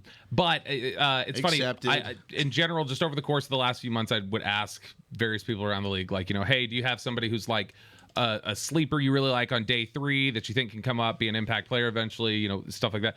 Thrash was one that I remember there was one person I talked to who really believed like Thrash had the opportunity to become a legit player. Yeah, I think Thrash is going to be good. He's probably the best pick the Browns have made in an otherwise not great draft. Oh my gosh, we're in Germany drinking beer here for the Carolinas pick at 157. Should be drinking Miller Lite. There we go. I'm Chandler. Hello, I'm Chandler Zavala from the Carolina Panthers, and last year I was selected by Johnny Hecker from Frankfurt. Today we are excited to be here at the Hippodrome Spring Festival and with Munich with 2,500 of our fans and celebrating the Carolina Panthers and playing here in Germany this year. Now on to the draft pick. Okay. With the 157th pick in the 2024 NFL Draft, the Carolina Panthers select Charles Smith-Wade, defensive back, Washington State. Good player, man. I like this pick. Yeah, this is a guy that trained in Dallas during the pre-draft process, worked with various DB trainers around the area. But, one of the shorter guys, I think probably his physicality and what he can bring, there's probably a lot of nickel love that you can find there. But he plays bigger than he is. That's why I think he could step up in the run game and be a productive player in the nickel potentially. But out at Washington State with him and Jaden Hicks, they formed a really nice secondary duo for the Cougars. They had a really fun defense last year, and we're starting to see these guys come off the board here on day 3 as a result. But yeah, Cho Smith-Wade, this is a guy that whenever I was talking to people at the Senior Bowl, whenever I asked about guys that had ball skills, he was one of the ones that jumped out as a guy that was getting his hands on the ball but just couldn't quite catch it. But nevertheless, he was getting to the ball and pass deflections of that nature. And I think he's a guy he played boundary and he played off on the corner as well at Washington State and Pullman. But I think he's probably a nickel at the next level. Yeah. This you're right. 5'10", 184. He usually lines up at left corner, and he is not the tallest guy, but really competitive. His short area movement, his feet are super quick. The strength of the game, I think, is how he moves. And outstanding technique when it comes to coverage. His ability to mirror and recover is impressive. Receivers try to turn him around, but it just doesn't happen. He's very loose in the hips. Scheme requires him to play a little bit more zone than man. But for a guy that might find a role as a nickel corner, he hasn't played many snaps in the slot. Most of his stuff has been on the outside. So that's what you're going to have to deal with a little bit here. I don't think he has great testing numbers, but his film tells a different story. He's not afraid to come forward and mix it up. The problem is there's some snaps where he just doesn't tackle well enough. He had 30 tackles for the season, but also 10 missed tackles if you look at the metrics there. So, man, I love the way he competes, and I love the way he moves. Just not the biggest guy. Yeah, at 5'10", 184, I think you guys are spot on. Oh, my gosh, the Miami Dolphins just taking Mo Camara. I'm jelly. The edge from Colorado State. The Dolphins are having themselves a draft here, boys and They're going to girls. go after those speed guys, I'll tell you what. Man, Mo Camara, I had him graded pretty highly, and I understand, right? The guy isn't big, and he's got the short arms. You can knock him for all that stuff. You turn on the film, the tape doesn't lie. He played linebacker in high school in Newark, New Jersey. Originally signed with Temple, where his brother played. And then he said, I don't like it here. I'm going to go to Colorado State. 6th-year senior, extremely productive. Like, the production's there with him. 45.5 tackles for loss, 30 sacks, 5 forced fumbles, but it's the relentless motor. I do think he's got some bend. I think he's got good burst off the line. He is short. He is stocky. Team's probably knocking him for that, which is why he's still on the board. But the spin move, the bull rush, he can turn speed to power, crashes down the line to make plays in the run game. He's tough. I mean, you watch him against Colorado. He kept the Colorado State team in that game. I loved him. I think his play temperament's tremendous. I had a third-round grade on him to get him in the 5th. Great pick for Miami. Yeah, this is the last guy on that list of names I got from people where they said guys they were surprised didn't go in the 3rd round. This was the last name that was on there. So I don't think you having him in the 4th or in the 3rd round is too far off from at least what some other people around the league think. There we go. I know that it's. Oh, go ahead. No, I know that like he's not huge and like really big in stature, but his arms aren't short, right? They're having a draft. Well, Hunter Norzad just went to the Chiefs. And that was the Eric Scott Jr. pick for the Cowboys that they gave up last year to move that's up. what I was going to ask. Yeah. Okay, so with Hunter Norzad going there, you think he plays guard for them then? Because they've got the Oklahoma center who's awesome. Creed Humphrey. Now, he did struggle a little bit with the snaps in the Super Bowl for whatever reason. I don't know if maybe there's something. Maybe they think he's got the yips. But Hunter Norzad does have guard flex. Yips. Probably plays guard for them. But Hunter Norzad here, he was my 73rd overall player. To get him at pick 159, Kansas City. Wow. Boy, Xavier Worthy, Kingsley Suamataia, Jared Wiley, Jaden Hicks, Hunter Norzad. That's their draft. Hunter Norzad's a mean player. I think, Nick, you and I both liked him a lot. Mm-hmm. Norzad was a solid fallback option. Transfer from Cornell, made 20 straight starts at right tackle at Cornell. So he's got position flex, kicked inside when he got to Penn State. But I think he's consistent in his footwork and his pass sets. He's got finishing ability to pancake D linemen, good awareness to pick up blitzers. He can pull. He can get out in space. I don't know what I saw. You didn't like him? It don't look like it. Not a fan. Hey, we can disagree. We don't have to see the same thing. Nah. Going back and looking at it, like, I mean, I trust what I saw. You just weren't. Yeah, absolutely. I didn't like how he sustained blocks. I felt like he got pushed back sometimes. I felt like the balance sometimes and the core strength to recover weren't as strong. I thought like, yeah, his anchor could be strong at times and he can get to the second level. But I guess there were just some things. We watched so many players. I'm like, dang, okay, so this is almost a shock to me to hear y'all talk about them so highly. I think that's the beauty of the draft is how we can all see guys differently. Now, okay, here's what we're going to do. We're going to get ready for Texas Rangers baseball on 105.3 The Fan. So Peyton Russell and Jared Sandler will preview that for you as we've got Rangers and Reds game 2. If you want to stick around for draft coverage, of course, we'll be on DallasCowboys.com. We'll also flip over to the stream on that Odyssey app or the 105.3 The Fan stream as well. You're listening to the 2024 NFL Draft on 105.3 The Fan and DallasCowboys.com. Thanks, Peyton. All right, now we are hanging out with the stream folks for the rest of the draft. Here you go, Nick. The Buffalo Bills taking Edafon Ulofoshio.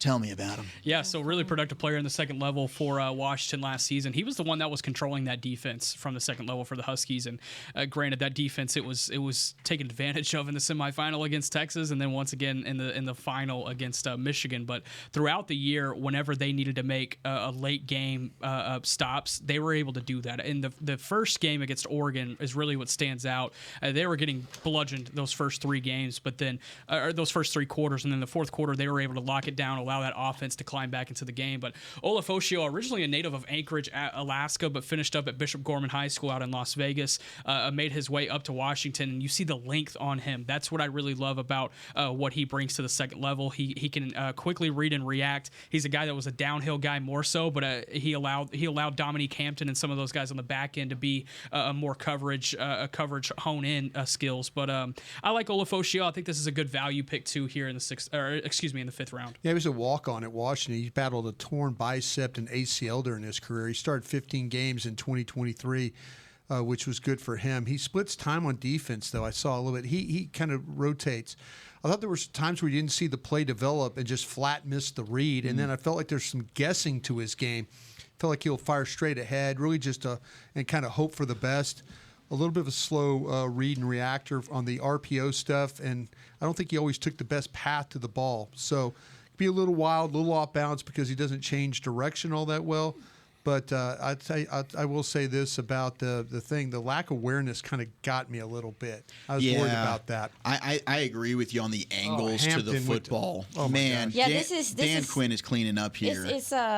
It's funny because when I first watched Dominique Hampton, I couldn't figure out why he was so appealing to me, to my eyes, but it's because, Joe Witten, those people over there, and it's similar to that field that you what they like. Yeah, Dominique Hampton. Length, ranginess. I'll tell you, Brian, you put me on to him, 6'2", 215 from Washington. He led them. That's back-to-back Huskies. Huskies are getting drafted here. That's what happens when you, runner-up for a national champion. Led the team in tackles, but he was all over. You watched him against USC. Yeah. That tape was impressive. He can play with range, tremendous tackler, and he can thump you. Oh, he comes down like with he'll force. leave some remember me shots. Really good size too. Downhill player. He sees it and he goes. Like he will support you in the run game. Now there are times similar to his teammate we were just talking about. I do think he can take some poor angles, but he's a guy that I don't think I'd want to leave him in single high coverage. Troy Franklin was able to beat him to a spot for a touchdown in Oregon because he kind of just took a little bit of a flat angle, so he can get beat over the top. But he plays. I'm sorry. But no, you're right. I mean, there's a lot to like about this guy. He plays flat. No, but Brian's mentioned it as well. He plays flat-footed sometimes. He does. Yeah. And you see him even like he kind of creeps up to. I don't know if you know what I'm talking about. Yep. I think he covers ground quickly, but the fact that he plays flat-footed sometimes, I think it can have him behind the 8 ball a little bit. But he'll locate the ball, make plays on the ball. He's very chippy. He's gonna throw some bows out there. Yeah. Even if the ball's not coming his way, you might get a rib shot. Yeah, you might get a. Yeah. That's how his attitude is. So I like the player a lot, and I'm pissed. Yeah, he played 57 games in his career, which most of us all the time. Have him. But he's got some straight line speed to his game. When you look at him, though, he does a great job when the ball's in the air, getting his eyes around to help make the play. But I say that he's a much better cover man when facing the play than when the stuff's coming behind him. Yes. He's not a quick mirror guy. They'll walk him into the slot, but it's an area that he really doesn't suit his style all that well. But he's got a great communicator pre-snap. He lines guys up. He sees the field. He plays with instincts. You can count on him to play coverage well underneath. The experience and toughness are a big part of his game. Absolutely. Okay, we've got Arizona now picking at 162 in the 5th round. Cowboys coming up. They are now at pick 174, so it's getting closer. Now, for those that might have missed it, recapping the Cowboys draft, of course, they moved down from 24 to 29. Tyler Guyton ends up being the pick at 29. They get the extra pick, 73 overall from the Lions. Last night, they take Marshawn Nealon, the edge from Western Michigan. Cooper Beebe, the guard/center from Kansas State, with that extra pick from the Lions. And then Maris Liufau, the linebacker from Notre Dame. We do know, of course, running back probably an option. Another linebacker could be an option. A corner could be in play here. A defensive tackle. The running backs, now you look at them, I think Tyrone Tracy Jr. is a name we've mentioned.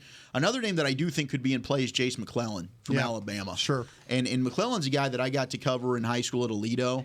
At Alabama, he was the starter there. They mentioned juice.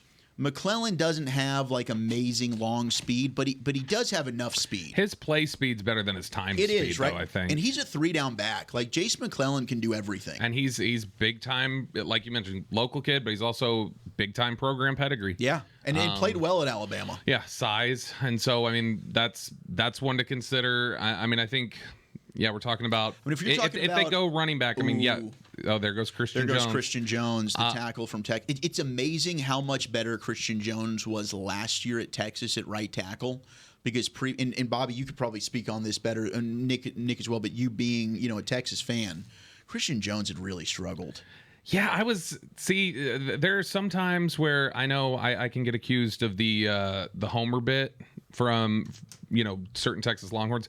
Christian Jones is not going to be one of those guys that I would ever be accused of being a homer for. But he was really good against Alabama, and he played much better this year. Yeah, he has pockets where it's good and times where it flashes, but to me it's not consistent enough, and I don't love his hands. I think the footwork is subpar.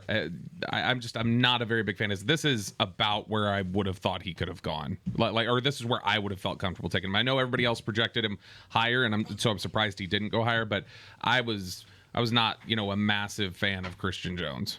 6-year lineman. Started 48 out of 61 games. Started both left and right. Also played soccer for 2 years in high school. But I think he's got a strong base. I think the footwork was nice. Can maintain leverage. Can get to the second level. Speed can be an issue for him. But the Alabama game, I think, is the one that really helped him in this draft. I think, Nick, I'm not sure your feelings on Christian Jones, but Brian, I know you did like him quite a bit from what you saw. Yeah, I think everything you said about him is absolutely right. The fact that the veteran, when you talk about all the starts that he was able to make while he was at Texas, and you mentioned the Alabama game, that was pretty impressive for him. As a 4-year starter, 48 starts that he made. But that Alabama game, it kind of showed up a little bit. He was able to handle those edge pressures.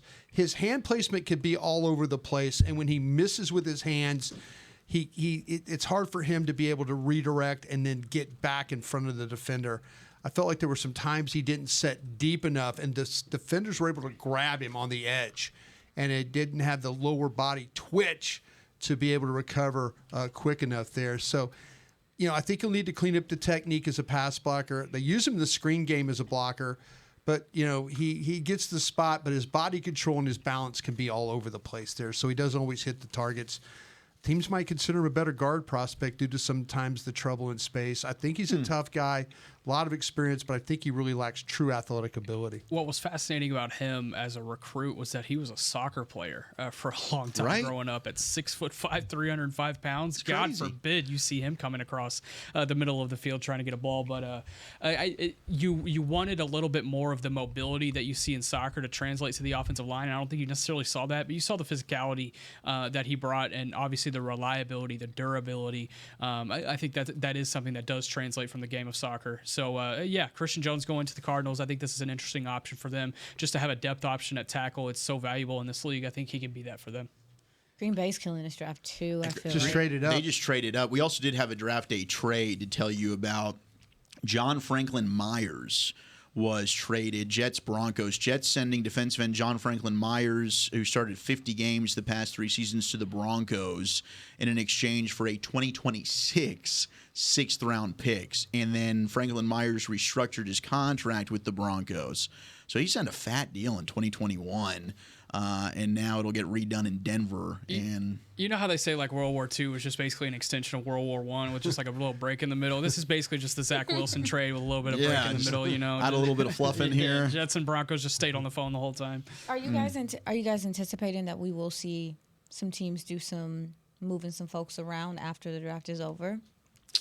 You wonder about Debo.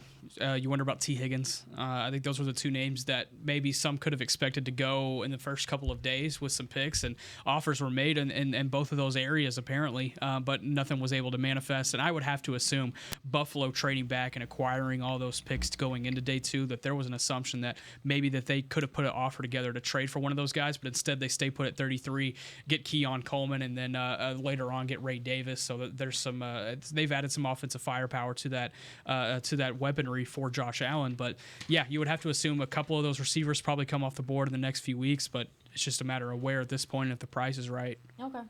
Jacob Monk out of Duke. Jacob Monk, the Duke center, who played, of course, with Graham Barton there, going to the Green Bay Packers. We had thought maybe the Packers would be a team to go ahead and take Graham Barton. They went with Jordan Morgan, and then Barton went the next pick in the first round. But the draft continues for Green Bay as they go ahead and get an interior lineman, Jacob Monk, out of Duke. One that I'm surprised has not come off the board is Bo Limmer. Yeah, Arkansas. Yeah, me too. Bo Limmer still, and maybe that's a size thing with Bo, but I like Bo Limmer a lot. I mean, competitive as hell. Yeah, because if you're gonna go Bordeloni, I liked Bo Limmer more. Tracking that. That's I know what I'm saying. one team. I had Limmer higher. I know one team had Limmer in the 4th and another that had Limmer in the 6th. I had Norzad, Limmer, and Bordeloni in the 4th round, and Norzad, the Wisconsin center went earlier, but Limmer, I had McMahon too, North Carolina State. I don't know if you guys have, McMahon, I don't know if you've looked Dylan McMahon. I don't know if you guys have looked at him or not. But he's a when you start to talk about centers, those were the guys that I was looking at. Y'all have any left in your top 100? I got 3 guys. Curious if y'all have. Yeah. Yep. King from Penn State. King. DJ Kaylin James. King. Let me see. DJ James. I got Kaylin King. Un momento. I've got Mahogany. Yeah. I have Malik Washington, Brendan Rice. I have James Carson. Because Kaylin Carson has not gone yet, right? No, he has not.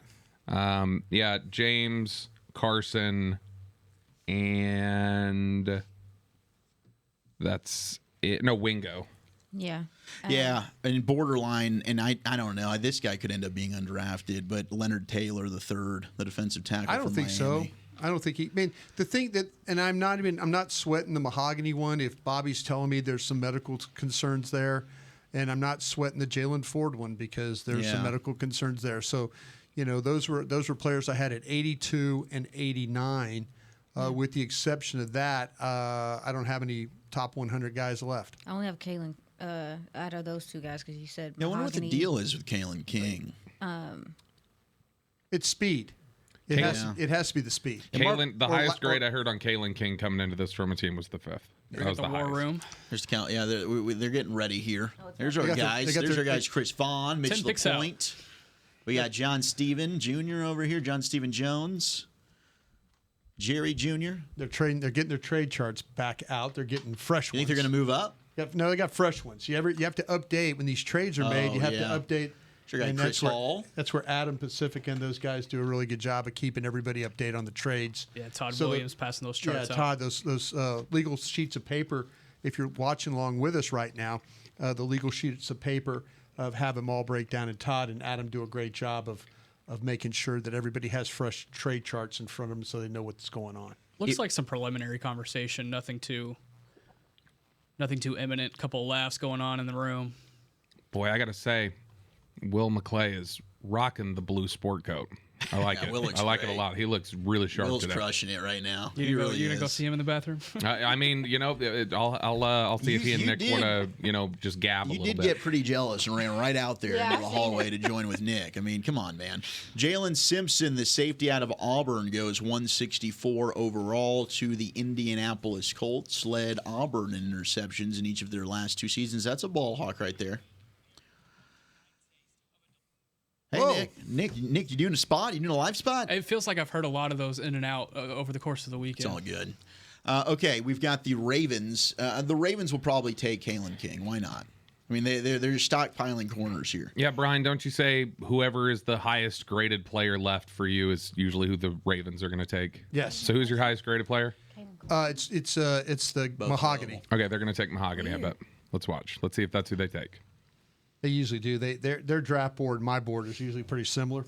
You know who I liked that's still there as a guard? And I don't think the Cowboys would take him, but what did you guys think of J.D. Duplain out of Michigan State? I didn't watch him. I didn't watch him. He intrigued me. Where he from? Talk about him, man. Michigan State, 47 career games at left guard. He started the final 42 to close out his career, played baseball in both O-line and D-line in high school. But I think he redirects linemen sideways really well to open up the running lane. Good base, consistent sets. He can get out in space. He can make the reach and the scoop blocks. He's got some mean in his game with finishing ability. He can help block the tackle really well. Now, he's got some snaps where he'll catch, as Brian likes to say. Hate that. But he does play with good strength to adjust and counter. So as like a day 3 guy, I made a note that I kind of like this guy if you get wiped out in an interior line. But that could be an interesting player for a team. I would argue for Carson. I would argue for at running back. I think the most complete guy left for me might be Jace McClellan. I think the running backs, the running back names we're going to be looking at here are Vidal, Tyrone Tracy, Isaiah Davis, Jace McClellan. The juice is Tracy. Tracy's a fun player. I think Tracy, just if you want to talk. I really like the upside with Tracy. Yeah. I think when you start to think about what was Pollard, was he converted wide receiver? Yeah, converted receiver, similar size, similar speed. Just tough, catch the ball, just make people miss. I could, he's my best back that I have left. I know you guys don't like Schrader from Missouri. That's okay. Davis, I know I got to vote for Davis. And then Dylan Johnson from Washington. Dylan Johnson from Washington's Now, another bad Dylan player. Johnson's dealing with a foot, right? I'd rather go with McClellan. Rasheen Ali from Marshall just went to the Ravens. Fabulous. I didn't love Ali. You didn't like him, I remember. As much as some others did. I just thought there were better backs. I mean, at this point, Are you questioning the Ravens? He was a Golden Glove You know boxer. what? I'm wrong about Ali. He was a Golden Glove boxer growing up. Tell me about him. Yeah, didn't start playing football until his senior year of high school and only got one offer to go to Marshall. Looks like it, Are according you to Zach. questioning the Ravens? He should have kept boxing and not played running back.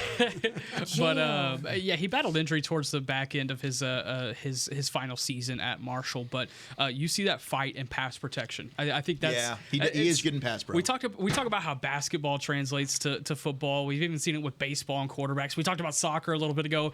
Boxing, I guess you could translate that in the sense that he's a great pass protector. He's able to understand guys' pass rushing lanes, and he's able to pick that up even at 5'11", 206. But kind of a bowling ball, he's able to absorb contact really well. He does. Find the hole. Contact bounce was strong with him. But if you were looking for juice, I don't know if he was your guy. He doesn't give you juice. Man, those 8 and 5/8 hands. I don't know about that. Yeah, I mean, he was just a guy that he did everything okay, right? I didn't see anything elite in any part of his game, but not steady back there. And he did. I think he had a biceps injury at the Senior Bowl. Something happened to him. Yeah, he was dealing with an injury. I don't have it on Cup right now. Okay. This will be interesting. What happens with the Cowboys pick with the running backs? I mean, do you not like McClellan? I'm not a huge McClellan guy. The thing about McClellan is, yes, there's not a lot of, whenever you look at carries that he had at Alabama, there's nothing that jumps out at you as like a red flag, but he carried the ball 850 times in high school. I mean, from the time that he was a freshman until he graduated at Aledo, and that is one of the high schools in Texas that just pounds running backs, and every time that they go to the college level, they fizz out. If you remember Jonathan Gray from about 10, 15 years ago. This is why you don't like him. You've got PSD from Jonathan Gray. Yeah, he's not wrong. It's one of those, but also in the same sense, Jace McClellan cannot stay healthy towards the back end of his career at Aledo, and he needed a year or two to wait behind a couple of guys, the Jahmyr Gibbs of the world, until he got his opportunity last season. Finally, he was able to be healed up, and it took him that entire time to heal up. Didn't he get hurt during the pre-draft process too? Yeah, he did. And once he was able to heal up, I think he missed a couple of games as well at Alabama last season. But the thing is, he was never that same productive runner, I feel like, that we saw junior year high school Jace McClellan, because that was, I think, hit him at his best, and he's only been at a decline since then. I don't want a guy that's still at a decline. You could see the speed, because he used to have like some home run speed at Aledo. He does not have the home run threat anymore, but he is just I do think he's a 3-down type of back. He was a pre-draft visit here. So. But the injuries, I mean, when you're talking late what you're fifth, saying. we're going to get some running backs with warts. Yeah. But I mean, I think if you were to take Tracy. If you were to take a gamble, I would take Tracy. Better guys. Yeah. I do like Tracy. Tracy would be my top. Tracy would be my top, and then I would have Kamadi Vidal. Tell me about Vidal, please. How to find him? Oh, I'm sorry about that. No, you're good. Not the biggest guy in the world. I'll kind of start until hell, Aisha man. finds a spot. But But if you're looking for juice, he certainly got it. But he's just not the biggest guy in the world. It would be Rico Dowdle taking the physicality of that room if they were to draft Kimani Vidal. Yeah, that's just my He was super productive. I mean, he was second in the country in rushing yards last year. He ran for over 200 yards in 3 games. I mean, he was Troy's offense. Body control and balance, I thought, were his best traits. He's a slippery guy. You know, he can roll off defenders, gets yards after contact, does a good job always falling forward, burst to get to and through the hole. There were times like he would pop guys in pass pro. There's also times where you saw his size be a limitation for him. But to me, I think he can be a good complementary back. Like long speed's average. I don't know that he's an every down back at the next level, but he sounds better than our guy from Alabama.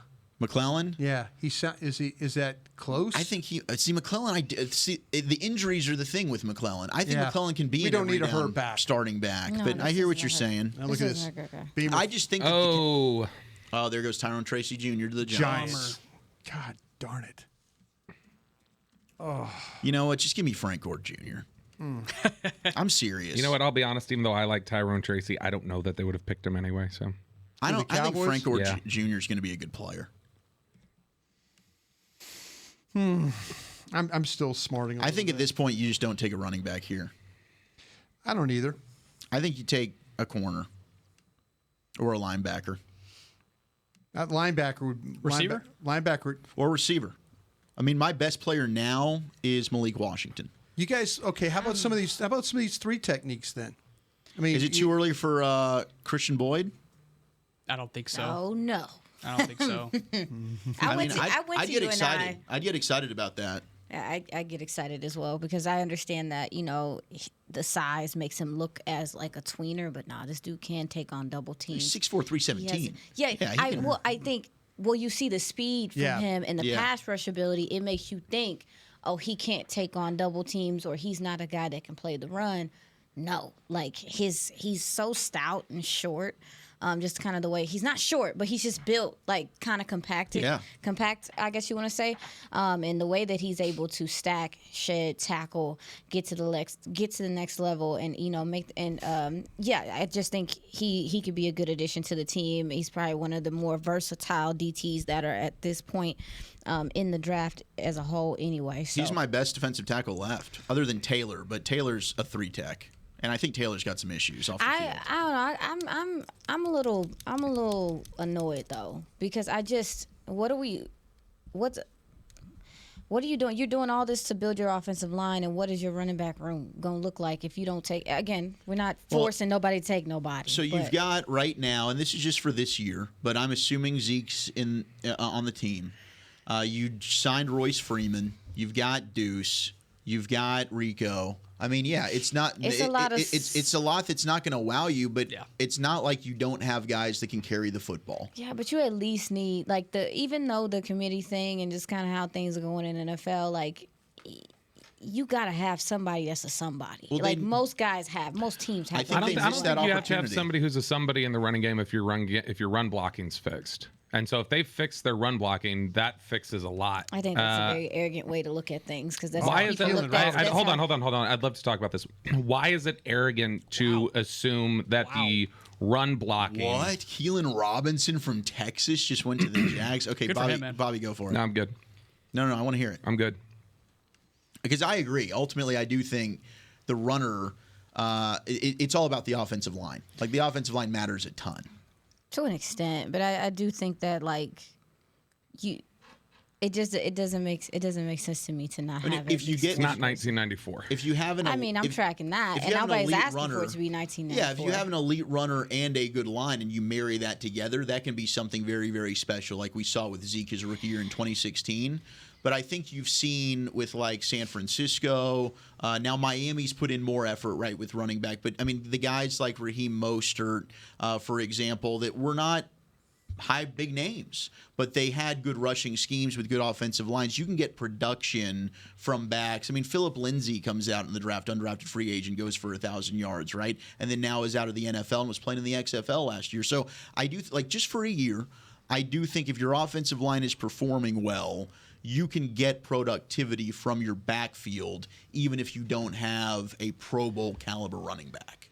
One note about Jacksonville taking that swing on Kaylin Robinson. A wide receivers coach at Texas is Chris Jackson, came from the Jacksonville Jaguars before the start of last season. So a little bit of connection there between the University of Texas and Jacksonville. Maybe there was a little bit of pre-draft conversation there. But Kaylin Robinson, I think he's a guy that would be phenomenal on special teams as potentially a returner or a guy that can just work in the special teams unit. But from what I understood from his time at Texas, could never really pick up a playbook. And so, I mean, I know the feeling. Oh, no. Yeah. Yes. Okay, so a couple of running backs, Tyrone Tracy Jr., Kaylin Robinson. Tracy we didn't really cover. We talked about him a little bit, but now he's a giant. You're going to play him twice a year. Converted wide receiver, started his career at Iowa. Only been a full-time running back for one season, but he's a big-time return guy. Yes. Sixth-year senior, spent his last 2 years at Purdue. Eventually, this guy will rip off a chunk run a game. I mean, there's times where it's, all right, we're plodding along, and then boom, here's a 40-yard chunk. He can get through the whole run, elite type of speed. He needs to work on pass protection, but I think that's also being really raw and rare at the position.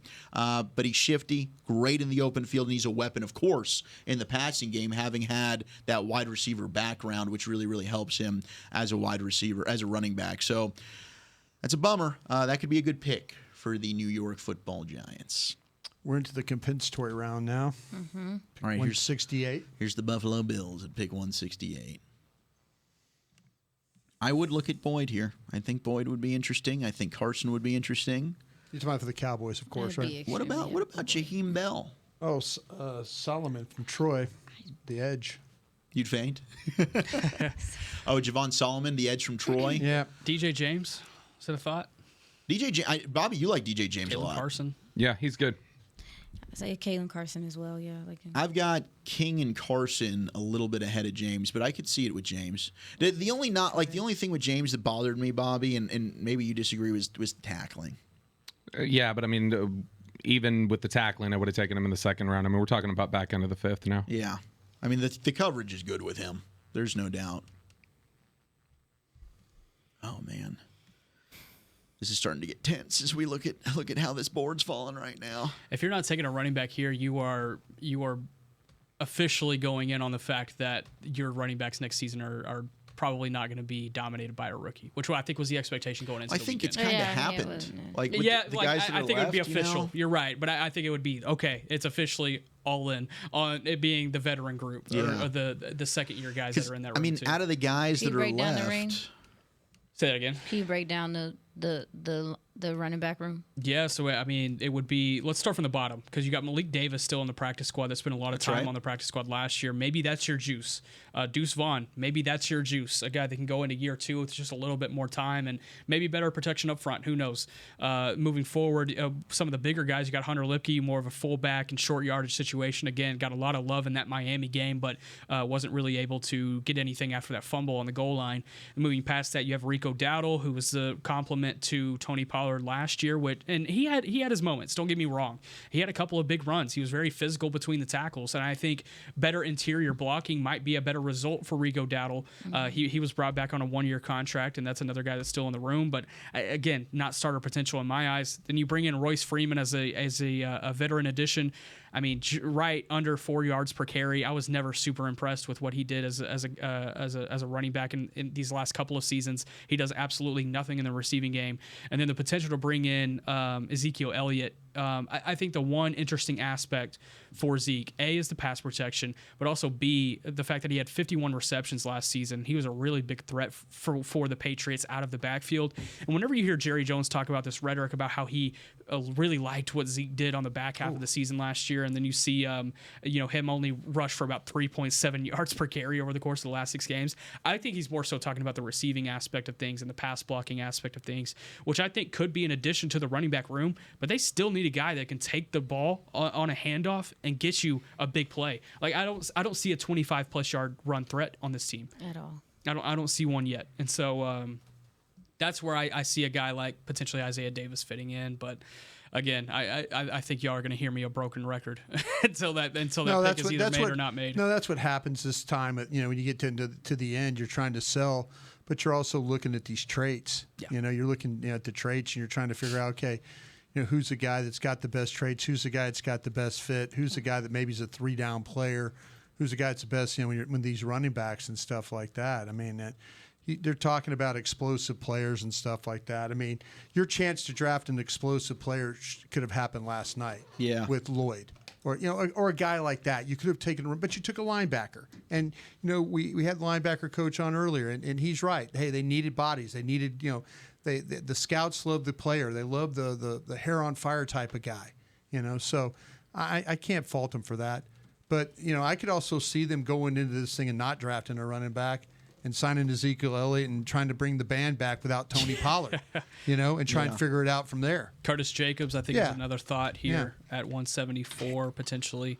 Curtis Jacobs here could make some sense. I mean, I think I'd rather have Jalen Ford or Muasau. Yeah, that's what I'm saying. Forgot about Muasau. Yeah, that's what I'm saying. If just not to get into the line, just not to get in that situation where you don't have linebackers anymore. Yeah, that was something that they went through last year, and I don't think they ever want to do that again. God bless the kid for stepping up and playing, but they need to figure out about all these linebackers. They really, really do. All right, pick is in for the Saints. Pick 170 here in the 5th round as this baby moves along. It seems like it's kind of gotten a little bit slower with some of these picks. Oladapo from Oregon State just went to the Packers at safety. Oh, Bub Means, the wide receiver from Pittsburgh. going to the Saints here at pick 170. That's a nice pick for the Saints. That's a fun fit. Yeah, him and Spencer Rattler potentially in a couple of years having some fun there. But Bub Means, I think, is probably one of the better physical possession receivers here that you could find on day 3. 6'1", 215 pounds. A really big time. You throw it up to him, he's going to be able to bring it down. Red zone threat there for Pittsburgh. Was able to learn under that talented receiver room that Pittsburgh had over the course of the last couple of seasons, at least in my eyes, and really developed into his own right. I really like what Bub Means brings to the next level. I think it's a good fit too in New Orleans because they have needed kind of a red zone guy. Yes, they have Chris Olave that can get them downfield, but I think whenever they struggled inside the 20, Kamara I think is on the back half of probably what he can bring you from a production standpoint in the backfield. So being able to bring in a possession guy like Bub Means, that'll really help their work inside the 20s. Yeah, Bub Means is a fun player. Yeah, for a guy like Spencer Rattler, that's not always super duper accurate. This is the guy that's just gonna go get that ball for you. Yeah, very. Or Derek Carr. Or that too. Yeah. But yeah. Oh, here's a trade. Jets going to 171. They're moving up. Was this Philadelphia's pick at one Yeah, time? this was Philly. Yeah. I think Philly might have had back-to-back picks here. They did. Yeah. So they had 171 and 172. Jets now have moved up from 171. They have also picked 173 and 176. They've got a bunch of picks here coming up for the Jets. This is interesting. I don't know who the Jets could be moving up for. This be a quarterback? I wonder if it's to get ahead of the Cowboys for somebody because, I mean, if you're making the trade with Philly and you were the only other team in front of Dallas. Jets need a backup quarterback. Pratt. Could you go? I mean, could this be, like I say, could this be for Pratt? It could be for Pratt. Pratt would be a good backup for Rodgers. I mean, they traded Wilson, and I don't think that they did. I don't know if they've signed anybody this offseason. I don't believe so. I mean, they might have somebody that we're not even thinking of. I'll look. But yeah, to me, this would be. I mean, I'm surprised Pratt's still around. Like him, maybe somebody like Sam Hartman, you know, the Notre Dame guy. I'm just throwing the quarterback names. Leary from Kentucky. I'm just, you know, when you start to trade up in this. Jordan Travis. Yeah. They got Tyrod Taylor. Okay. But still, I mean, they could still draft a quarterback here. Yeah. That wouldn't be a problem, I think, at all. Tyrod Taylor, but like I say, you get Aaron Rodgers. If you get a young guy, I mean, you're really just kind of hoping, maybe, like I say, I think that Pratt kid's a really good player. I am surprised he hasn't been selected, to be honest with you. Yeah, I mean, there's still several intriguing quarterbacks left. Jordan Travis, Hartman. Injury, right? And an injury problem with Travis? Jordan Travis is flagged by teams. Broke that ankle. What is it? Oh, it's the ankle? Yeah, he broke the ankle against North Alabama. I remember. Yeah, it ruined their season. Oh, that sucked. If he didn't get hurt, though, how high do you think he could have gone? I think he probably could have ended up in the 4th. That's what I had, especially with the playoff run. I think he could have, but they're announcing the selection. 71st pick in the 2024 NFL Draft. The New York Jets select Jordan Travis, quarterback, Florida State. All right. Good job, guys. That was a good group effort there. They went Jordan Travis. I would have taken Pratt myself. I would have taken Pratt, but this kid's extremely tough when you watch him play. And I've seen him for too many times against LSU in opening days with all the weaponry that they had and the running game and the stuff like that. This kid's a smart kid. He's well liked. He's going to do everything he can. He doesn't make mistakes. He can move around in the pocket. The ball goes down the field with him. The ball goes underneath. The ball can go to the outside. I think he has a really good command with what Florida State was trying to do, throwing the football. Like we said, when he got hurt in that game, their chance for the national championship went with him on that field. And that's so unfortunate because that was one of the better teams in college football, and he was a big reason because of that. Yeah, I agree. I think there's something to be said about, you look at, we've been marveling at how many good players are coming out this draft, specifically from FSU, and he was the guy that facilitated a lot of what they did offensively, and it's a lot of different personalities, a lot of different stuff. He has a calmness to him in these big games, and I was heartbroken as well seeing him not be able to finish the game. Yeah, I mean, gosh, they could have won the national championship. They could have. Get hurt. They were so talented. I mean, another guy that we haven't talked about, we did during the draft show that's still out there, Johnny Wilson. Yeah. I mean, Johnny Wilson's in speed's another thing, and people are trying to kind of figure out, okay, big guy. And, where do you play him?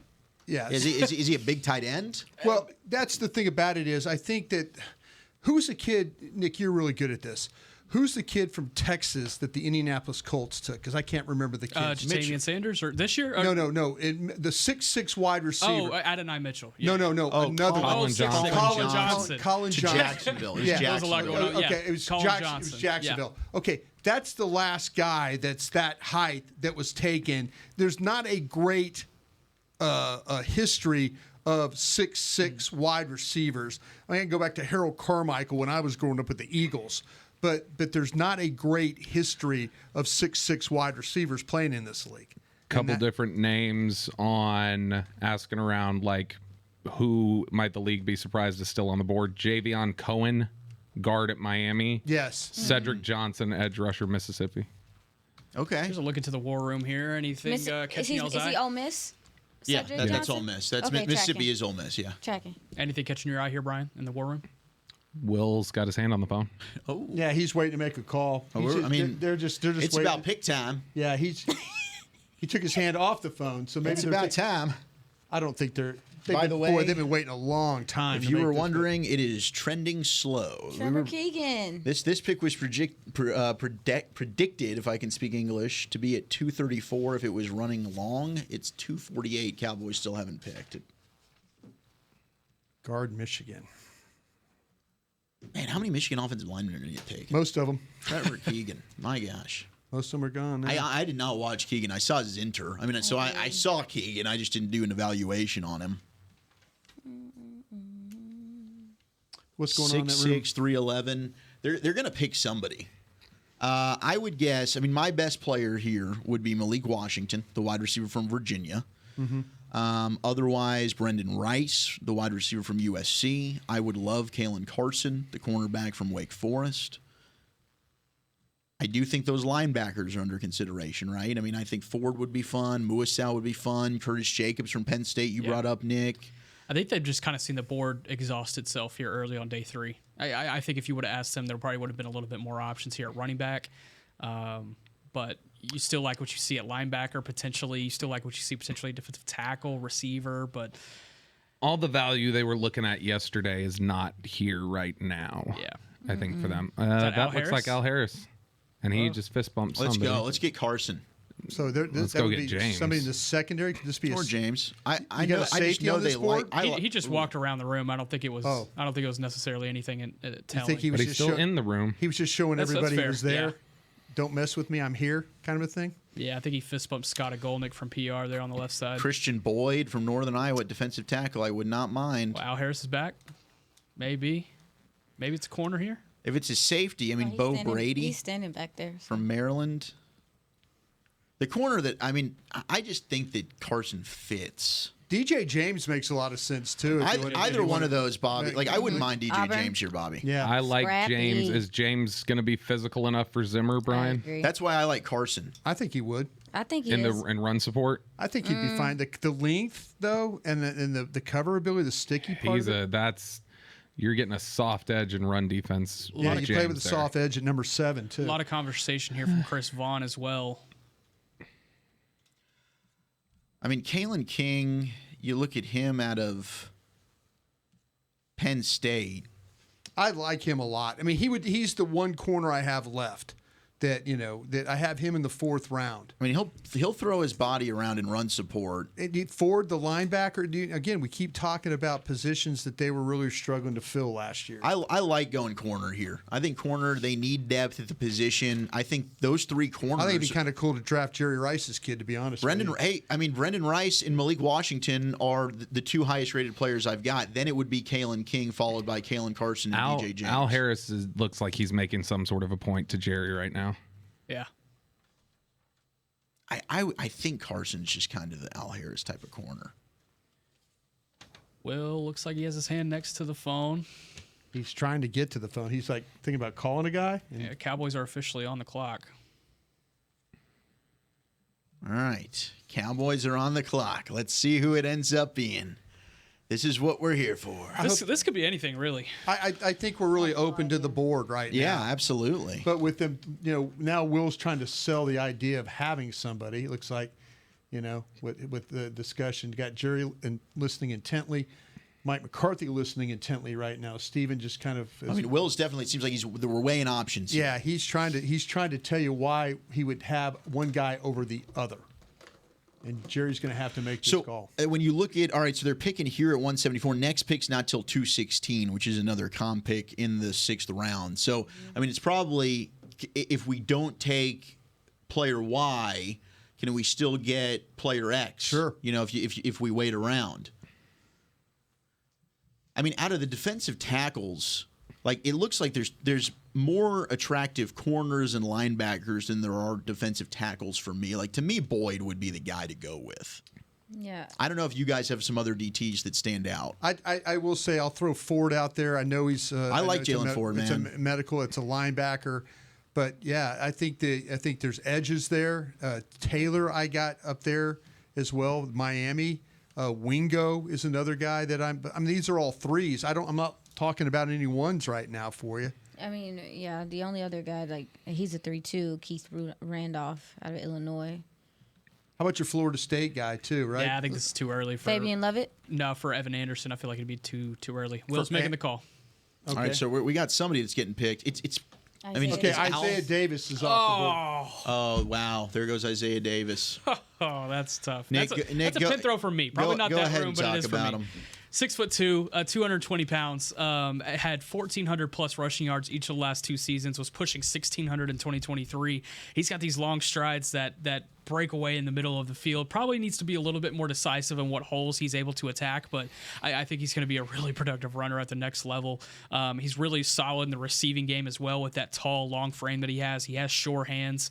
That's a fun pick for the Jets, man. And for me, that's a pin throw. I don't think it necessarily is for the Cowboys, though. Jerry Jones is on the phone, though. Okay. Did they have any conversations with Stiggers? That's an interesting one, too. Stiggers still hasn't gone, and that's a fun player. Oh, they're excited. They've picked somebody. Do we see Al Harris still in there? Yeah. So I'm assuming this is a corner, and I think we've got 4 names, if I include Stiggers, that we'd be happy with. I think we're cool with Kaylin King. I love Carson. That would probably be my guy. Bobby would go with James, and I'm totally cool with that too. Stiggers, I think, would be an intriguing pick here as well. Well, the scouts are all the national guys. I think it's a Chris Vaughn guy. I think Will stood up to give Steven kind of a hug. Bobby, if it's a Chris Vaughn guy out of the corners here, who do you think that could be? It's hard to tell with Vaughn because they cross so much stuff. Although I don't know, is that Schottenheimer hugging people too? Al Harris is high-fiving everybody. I think Al Harris is about to get on the phone. Yeah, picks in, so we'll see who it is. Shotty isn't it? Well, Zim's right there. They're all Schottenheimer's kind of he's a love of everybody. He's a team player for everybody. I corner. think. Okay. Or defensive back. It could be a safety as well. Could be a safety. I'm thinking this is a corner, though. And I think we've mentioned a lot of the names. I mean, maybe it's a flyer that we don't even know. What if it's your boy Ryan Watts? I wouldn't mind some Ryan Watts. I think this is a little high for him, but I wouldn't mind Ryan Watts. With all those names on the board, I don't think I would take Ryan Watts, but here we go. I would take one of those corners. Yeah. Bobby, you telling us something we don't need to know? No, I was just curious. Watts was one that popped in my head. Zimmer with his. I think out of the room, Brian would go with King. I'd go with Carson. Bobby would go with James. Out of the DBs? Out of the DBs. I don't know, Nick and Aisha, if you guys want to break a tie. Not that our votes matter here. The picks are already been made. You'd go with James? I'm looking. I wish somebody from the NFL Network. Honestly, I'd be fine with any of these guys. I liked Carson a lot, and I know that they've talked to him. I like Kaylin Carson more. Yeah, I'm a Kaylin Carson guy. DJ. Just very slightly higher than DJ. The one thing that annoyed me about Kaylin Carson, though, is I put in my notes he's got a little Cheeto in his game. Where he's close. He's in position. Oh my gosh, player? He's got great coverage, but a 50-50 ball, all of a sudden it's like, dang it, that guy just made the catch. Damn draft's going to be open by the time we get done with them. It's moving slow. They're going to need to pick up on this 5th and 6th round here. Holy jeez. I mean, I'm sorry about Isaiah Davis. That stinks. Yeah, you win some, you lose a lot. That's all right. I feel you on that, man. But we'll see who this pick ends up being. It is taking their sweet time. Well, the network is. Beam, I know you know who the pick is. Just go ahead and let us know. He can. No, don't do it. Let's go ahead and be surprised. Is it anybody that we've talked about, Beamer? He's not even listening to us. All right, perfect. As long as he can only talk back to me. It is okay. So we've talked about the name. We talked about a lot of humans. Talk about a lot. Yeah, It's one of the corners. It's got to be one of the corners.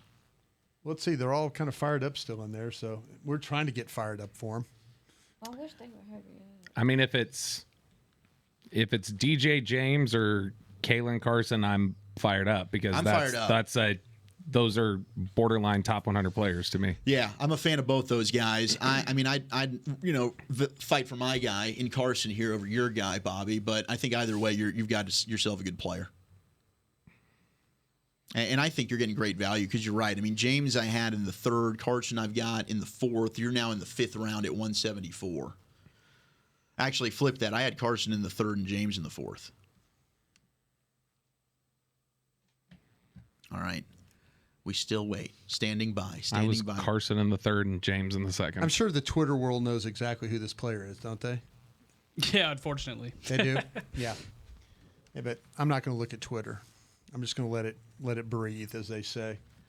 If the NFL would decide not to run 18 commercials, well, I think they're setting this thing up to get all the commercials and then let Dallas pick. They're It was like when Nikola Jokic was drafted during a Taco Bell commercial way back when. No, they definitely time the commercials to be more. I noticed that. Everybody cares about the Cowboys. They're going to come back. I noticed that even last year. We're probably going to get the pick announced. Roman Oben is going to stand up there and say with the 174th pick. Oh, dang it. I saw it. I know who it is. Okay. You happy? I'm very happy. Okay, cool. I'm very happy. That'll work. That'll work for me. I'm very happy. I didn't look. I'm not going to give it away. I'm not going to look either. That's the danger of opening Twitter during these situations because they're probably. I mean, we've probably got. I bet the 5th round's already done. I bet the NFL's now in the 6th round, but we're all behind because of the the pageantry of the draft here. Right. We're at the mercy of the draft. Yeah, no doubt. I feel like day 3 used to just be like boom, boom, boom. That's around what I'm saying. Is it going to pick up in the 6th round? Because if we do this, we're going to be here. This is going to be all night. They got to be on a TV schedule, right? They got to get this up by 5. Yeah, I'm sure the 6th and 7th. All right, here we go. Cowboys pick is in. Come on, Oben, walk your big ass. I think this is going to end up being announced. Who are we taking? Who is the newest Dallas Cowboy? Hi, and welcome to Mexico City, the international home of the Dallas Cowboys. My name is Enrique Burak, longtime broadcaster of the NFL in Mexico, and also longtime fan of the Cowboys. So I want to thank the Cowboys organization for this great opportunity. With the 174th pick in the 2024 NFL Draft, con la selección número 174 en el draft del 2024, the Dallas Cowboys select Kaylin Carson, defensive back. There you go. Let's go. That's a hell of a pick, man. I think getting Carson here is great. He led the team with 8 pass breakups, also had 4 games with 5 or more tackles, Senior Bowl invite. He's also one of these guys played wide receiver in high school. He tackles, man. At times he'll miss in the open field, though. But he's a physical player, does not shy away from contact. I love the way he competes. Him versus Keon Coleman in that game against Florida State was a really, really fun watch. He does a great job of undercutting the ball in the air to break it up. There's times he can be susceptible to the double move. He needs to watch out for that. But he's good downhill, closing speed. I think he's a good athlete overall. Strong hands at the line of scrimmage and press. I think he shows awareness in zone. I mentioned, hey, there's a little bit of the Cheeto in his game where he's usually in good position on a 50-50 ball, but the ball skills can be lacking at times. He did miss time due to injuries in his sophomore and junior seasons. Can play special teams. I like Kaylin Carson a lot. I don't know how you guys feel about the pick. Physical as hell. That was always what I came away with on my notes whenever I watched him twice. Once before the combine and then once after, once they had a formal with him at the combine. But yeah, really physical. I think he can play inside, outside. I like him more in zone opportunities, which is an interesting fit for a Mike Zimmer type corner. I think if he was to get his guy in this draft, it would have been a guy that could just press up on and throw him off his release. But this is a guy who, time after time, 7-10 yards back from the receiver off the line. I wonder how that kind of manifests in a Mike Zimmer defense. But nevertheless, physicality. That's what really stood out to me. Mm-hmm. Really good open field tackler, strong in the run game, all of that. I think this is a pretty solid pick, especially given the value. I like where this is at. I would have preferred DJ James, I think, but I still really like Kaylin Carson here. Carson, go ahead. No, go ahead, no, you got it. Go, please. No, if he's in the vicinity, it's typically a contested catch. I just like the way he's able to drive on the ball. as quickly as he can. And again, you mentioned some of the things he does in the run game. Yeah, like when he recognizes it, he's honestly, to me, trying to make you look bad for running the play, thinking he's not going to come up and tackle. So you'll see him sometimes just blow up screen and run plays just because he feels like it and he sees it. I think the tracking from him can improve. I just think sometimes he gets a little lost, like looking back for the ball. I believe sometimes he plays the receiver and not the ball. Yep. So that would make sense. So, he got some adequate coaches here. You got some good coaches here to be able to get that out. But I love the competitiveness from him and how feisty he is. No, as man, well. you're right. He's 6 foot. He's 199 pounds. You mentioned very competitive, very fiery in the way he plays. Yeah. He's got quick feet. He's able to stay connected with the guy. Good fluid hips, the ability to turn. The nice thing of seeing the routes developing and then trigger to the ball, especially good when he comes to reading screens and those breaking routes. He's disruptive. He's got good instincts for the position. He'll battle all types of receivers. You can watch the good matchups against the Florida State guys where he's able to kind of battle those bigger guys, and he was able to handle that. I think the one thing he's probably going to have to work on is I don't know how good his ball skills are. There were a couple of times where I watched where he had a chance for an interception and he was unable to make the play. The willingness of the tackle, the physicality of the tackles, right spot, right time of a player. I think the length, the demeanor is very good. I love the way that he was able to play those in-breaking routes. Yes. That's one of my favorite things. Yes. He carries those in routes right there. So Kaylin Carson, 6 foot, 199 Wake Forest. He's a good football player. Yeah, I mean, I agree with you. When you talk about the ball skills, like that's that 50-50 ball thing. But, hey, credit Al Harris. Well, what's this team been able to do since Al Harris became the DB's coach? With Deron Bland, with Trayvon Diggs, he's able to get these guys to figure out how to intercept the football. Now, those dudes do have natural ball skills, which maybe Carson does not have as much as those guys do. But I think if there's one thing, if this guy's got everything else, Al Harris can maybe tap into, hey, let's go ahead and locate the ball in the air a little bit better. Yeah, excuse me. And I think it's important that, we look at this cornerback room and look at what they actually have and what they don't have. I mean, they brought back Jordan Lewis for another year to man that nickel spot. We still don't know what you have from Eric Scott Jr., who they tried. Maybe a previous regime deal there. Yeah, you there's know. just some, also, too, you have a Nashawn Wright who's still here. It's just, I think that maybe they're looking at also next year with what's going to happen in this cornerback room. So, I understand the pick. It's fine. Yeah, I like it. I'm excited. I think you needed some cornerback depth. I think this is a good pick. But he was a top 100 guy for me. They didn't reach on a running back here. Which is okay. I was worried, let's just try and reach on a running back. There's no reason. Yeah, to take a guy that could play. Yeah, I like Carson. I liked King. I like DJ James. This kid is a good football player. He really. Jaheim Bell and just put him in the backfield. I mean, look at this. Oh, Jalen Ford just went to the Saints. Oh, man, good for Jalen Ford. Yeah. That Jalen Ford is a really, really good dude. Went to Frisco Lone Star. I got to call one of his games against Highland Park in high school, and he was just all over the field. I mean, Nick Bolton, of course, was above him there at Frisco Lone Star. But Jalen Ford going to the Saints doesn't have to go too far. I think that's a good pick, the linebacker out of Texas. I would have considered him. I would have too. Yeah. I would have too. I like Jalen Ford quite a bit. Some people want to be like, okay, the speed. But 2 years ago, I thought he was really, really good in coverage. Last year at Texas, maybe the tape not as good, but I love Jalen Ford. I think he's a good player. Is that a Texas thing? What?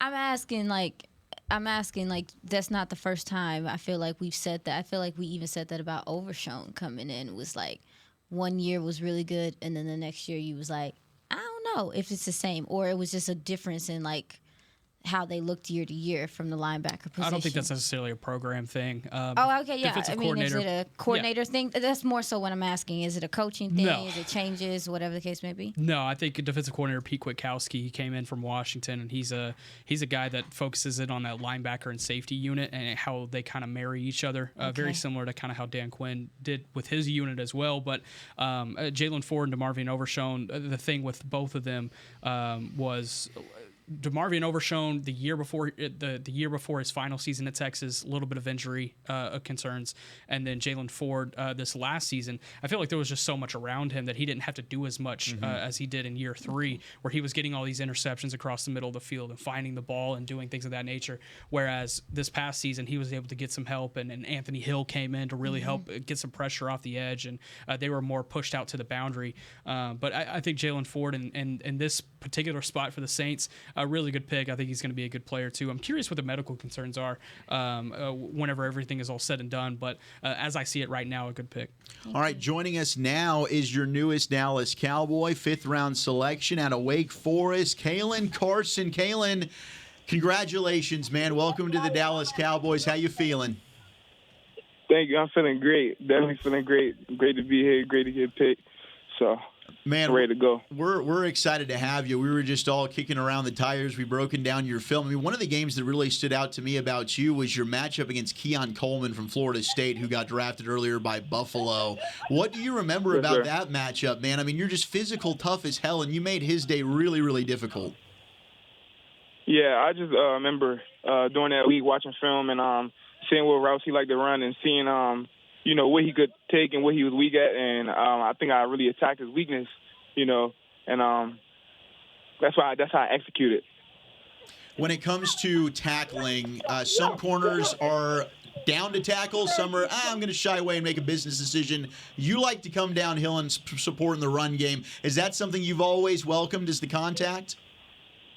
Yes, sir. I came out of high school playing safety, so I've always been able to tackle, and I just don't feel like you're a complete corner if you don't come up in the run game. All right. What's up, Kayla? Congratulations on being selected. Your ball skills as well. You have a knack for being able to deflect the ball out of the air and being able to find it. Where did those skills come from? How did Wake Forest help you in that department as well? Yeah, I played offense all my whole life until 11th grade year of high school, and I would like to turn a lot of my PBUs into interceptions, and that's just coming with just trying to go with 2 instead of 1. So I'm looking forward to making those to interceptions moving forward.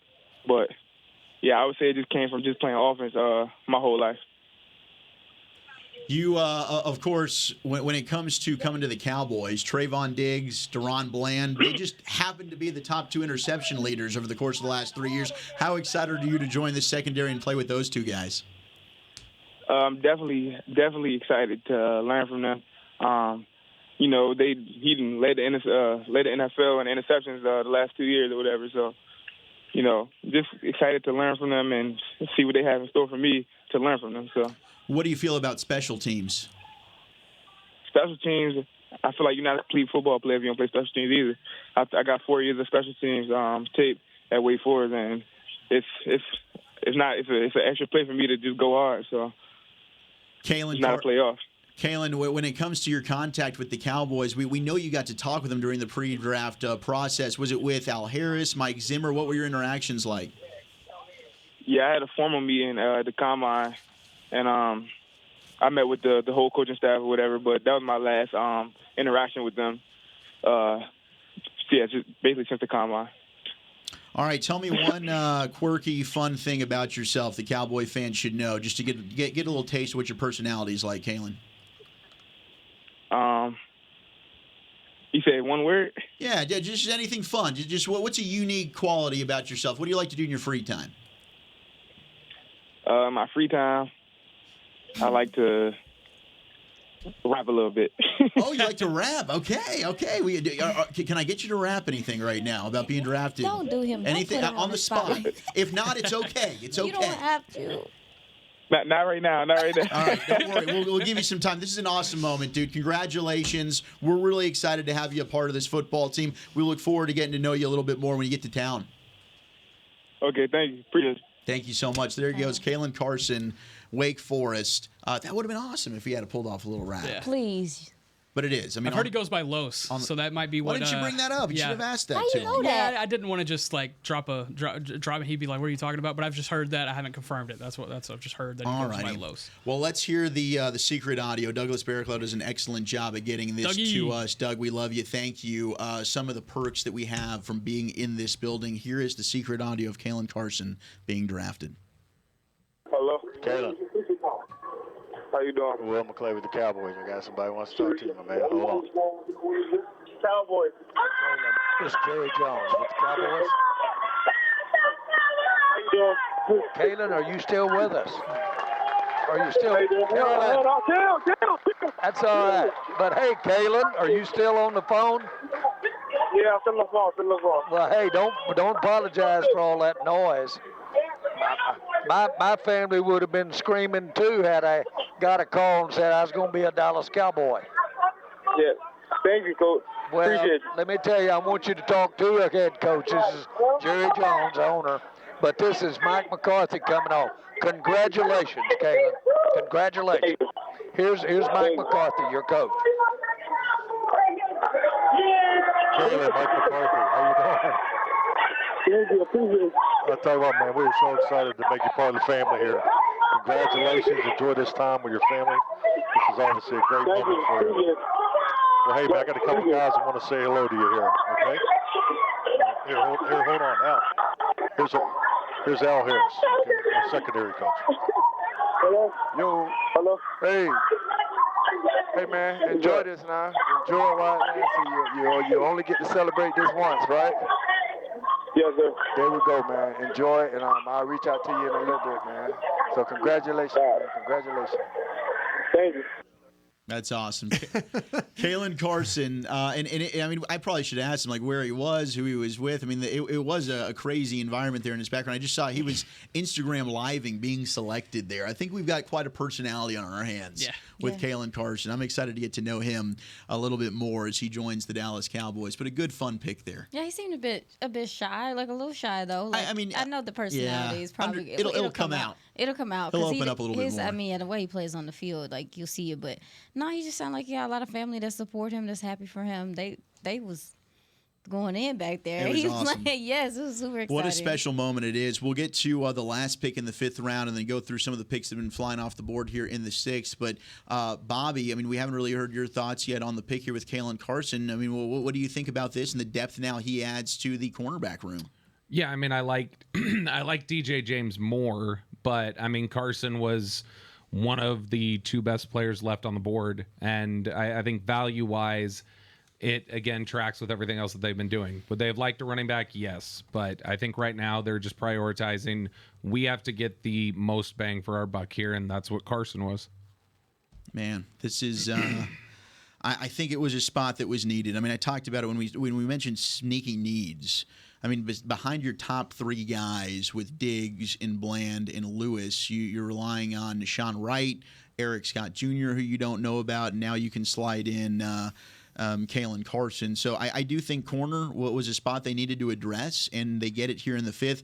The guy we were mentioning, Quantez Stiggers, the Toronto Argonauts, ended up going final pick of the 5th round to the New York Jets. How about Stiggers now going to the Big Apple? Yeah, that's big time. Yeah, what a story. For those that are not familiar, he originally from Atlanta. He played at a high school program with only 27 players. It was a charter school down there in northeast Atlanta, the Best Academy, and got a Division II opportunity to go play at Lane College in Tennessee, HBCU program. And within the first few weeks of him being there, the COVID pandemic breaks out, and then his father gets into a car accident, and he has to go back home. His father eventually passes away from his injuries a few months later. So Quantez makes his way back to Atlanta to help support his family and many siblings. I believe he has 6 siblings, and he was working DoorDash. He was working a lot of food delivery services. He was doing some night jobs as well, just to be able to provide. And his mom signed him up for a tryout that she saw on Facebook for the fan-controlled football league that was running out of Atlanta. And she said, hey, why don't you go out, get back in the game, and just try out for this. He did. Not only did he make a team, he was a co-defensive player of the year in the fan-controlled football league with the multiple interceptions that he had. He caught the attention of the offensive coordinator of the Toronto Argonauts in the Canadian Football League. He invited him up to Toronto for a training camp workout. He made it to camp, and then he made the team. I got to talk to Quantez at the Shrine Bowl and kind of asked him about that process, and he was like, hey, man, once I got the camp invite, I thought I was going to be cut by day 2. Well, by day 2, he had 5 interceptions against the number 1 the first string offense, and he was getting run with the 2s. Not only did he end up starting for the Argonauts last season, but he ended up being the defensive rookie of the year in the Canadian Football League with his 5 interceptions, 50-plus tackles. Really awesome story. 5'10", probably around 200 pounds. He probably needs to add a little bit more muscle. He's got a little bit he's got unnecessary weight that he might need to trim down and then bulk back up to muscle. But nevertheless, I think he's a guy that once he has about a year of NFL weight development, he'll be able to go on the field and take what he has learned in the CFL and the FCF and be able to translate that to a different professional football league, his 3rd one already, but he's just the 3rd player in the common draft era to be drafted without college football experience. Absolutely fantastic story from Quantez Stiggers. And it's like he don't know no better, so he don't know no better. Like if you watched him even at the Shrine Bowl practices, his body just finds the ball. Like he just has a natural nose for the ball. And again, it's not all technically right and all this stuff, but he's just pure athleticism and instincts, and whoever, now we know who's grabbing him. Like, yeah, he's gonna get really good coaching and really grow in this league. Who grabbed him? The Jets? The Jets. The Jets. Yeah. The Jete Jets. We're not gonna spell it. But we're how do you feel like Sauce Gardner can be more of a teacher for young corners? This would be a good things opportunity like that. I don't for really him know too. a lot about what Sauce brings to a locker room. Do you have anything there, Bobby? Sauce worked out here in Frisco before the draft. I mean, he's at least in those settings, he's really positive working out with the other guys in the group. So he's the personality that he is, but I mean, he's not somebody who's just go my own way and be solo. At least not in those workouts, he wasn't. Yeah. All right, round 6 is in full swing here, Brian. We got Walter Rouse going to Oklahoma at the first pick of the 6th round. He is a Minnesota Viking now. Logan Lee, the defensive tackle out of Iowa, goes to the Pittsburgh Steelers. You liked him a little bit, didn't you, Aisha? A little bit. Okay. He was all right. I liked some of his get off and just seeing some of the work that he did at the Shrine Bowl. He just has a quick initial step off the line.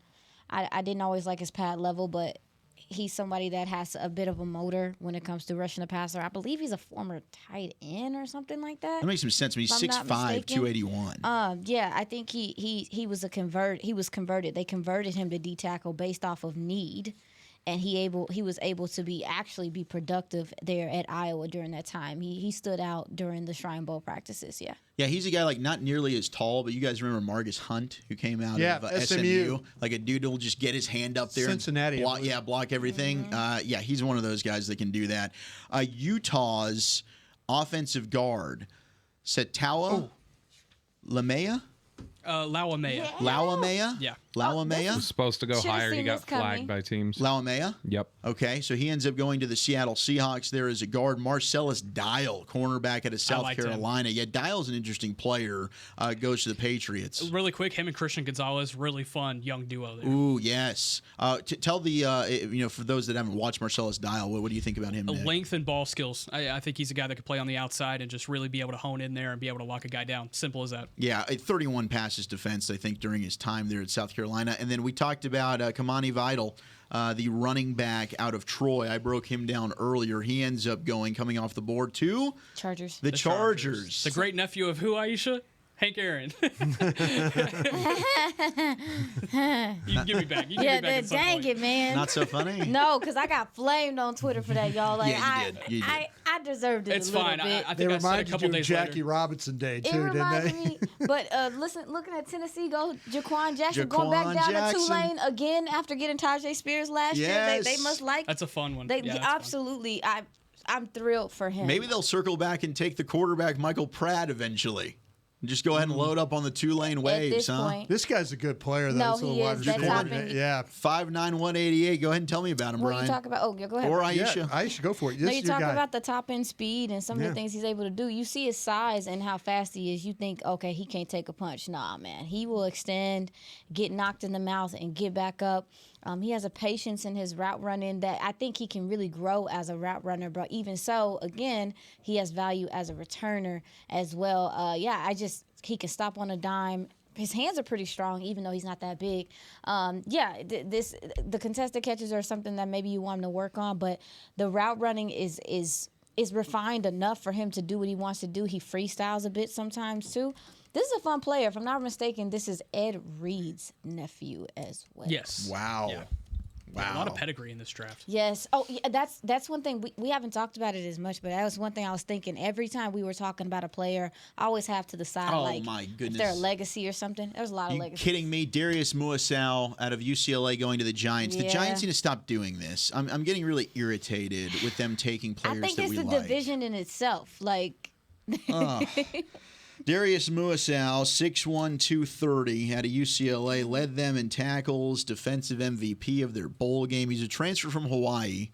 He's got 5 brothers. And to me, he's like a throwback, chase and rally, read and react type linebacker. Super strong hands to shed blocks, awareness in zone, blitzes, tackles everything, can rally from the backside. He's relentless in his pursuit, high football IQ. He's short. Right, so that's probably why he's available here. But sometimes, yes, I think the size also when he's trying to get through the trash, that can be an issue for him. But I really loved his anticipation. I was a big fan of Darius Muasau. What did you guys think? I think you got him absolutely right, man. You watch him play, it seemed like to me those opportunities that he got, the bigger the opportunity, the bigger that this guy played, and I'm surprised, to be honest with you, that he's really lasted this long. I think there's some really, really good instinctual traits about the player, and the Giants, when the Giants I think are having a pretty good draft, but this guy's a 5-year player, so he's seen a lot of snaps in his day, and I think there's something about having experience about that, because this guy has a feel where he needs to be at the right place, the right time. Bobby, we were talking about linebackers as an option. Do you think? Oh, wow, there goes Malik Washington. We'll talk about him in a second. Do you think Muasau is even in consideration? I don't know. I didn't even watch Muasau other than just cursory look at it. But no, to me, I mean, the only linebackers left that I think makes sense. The only one really left that pops to me is John Trey Hunter. Curtis Jacobs. Curtis Jacobs is like a player that's good, yeah. But in terms of the ones that they've shown interest in and that I also like, and I think. Like Hunter, if you go watch his tape against LSU, it gives you the confidence that he can hang on the field with bigger time pedigree. There was interaction with Curtis Jacobs at the Shrine Bowl, but since then there hasn't been much there. Nathaniel Watson is another one that's still on the board. Yeah, correct? Watson's still there. Yeah, he's a 30 visit. I have a question though in regard to Watson. Do you think that somewhat of the temperament is too similar to Maurice? Not he can't cover the same way, but I'm talking about just the downhill, hair on fire. Might take a bad angle every now and then, might over pursue a little bit.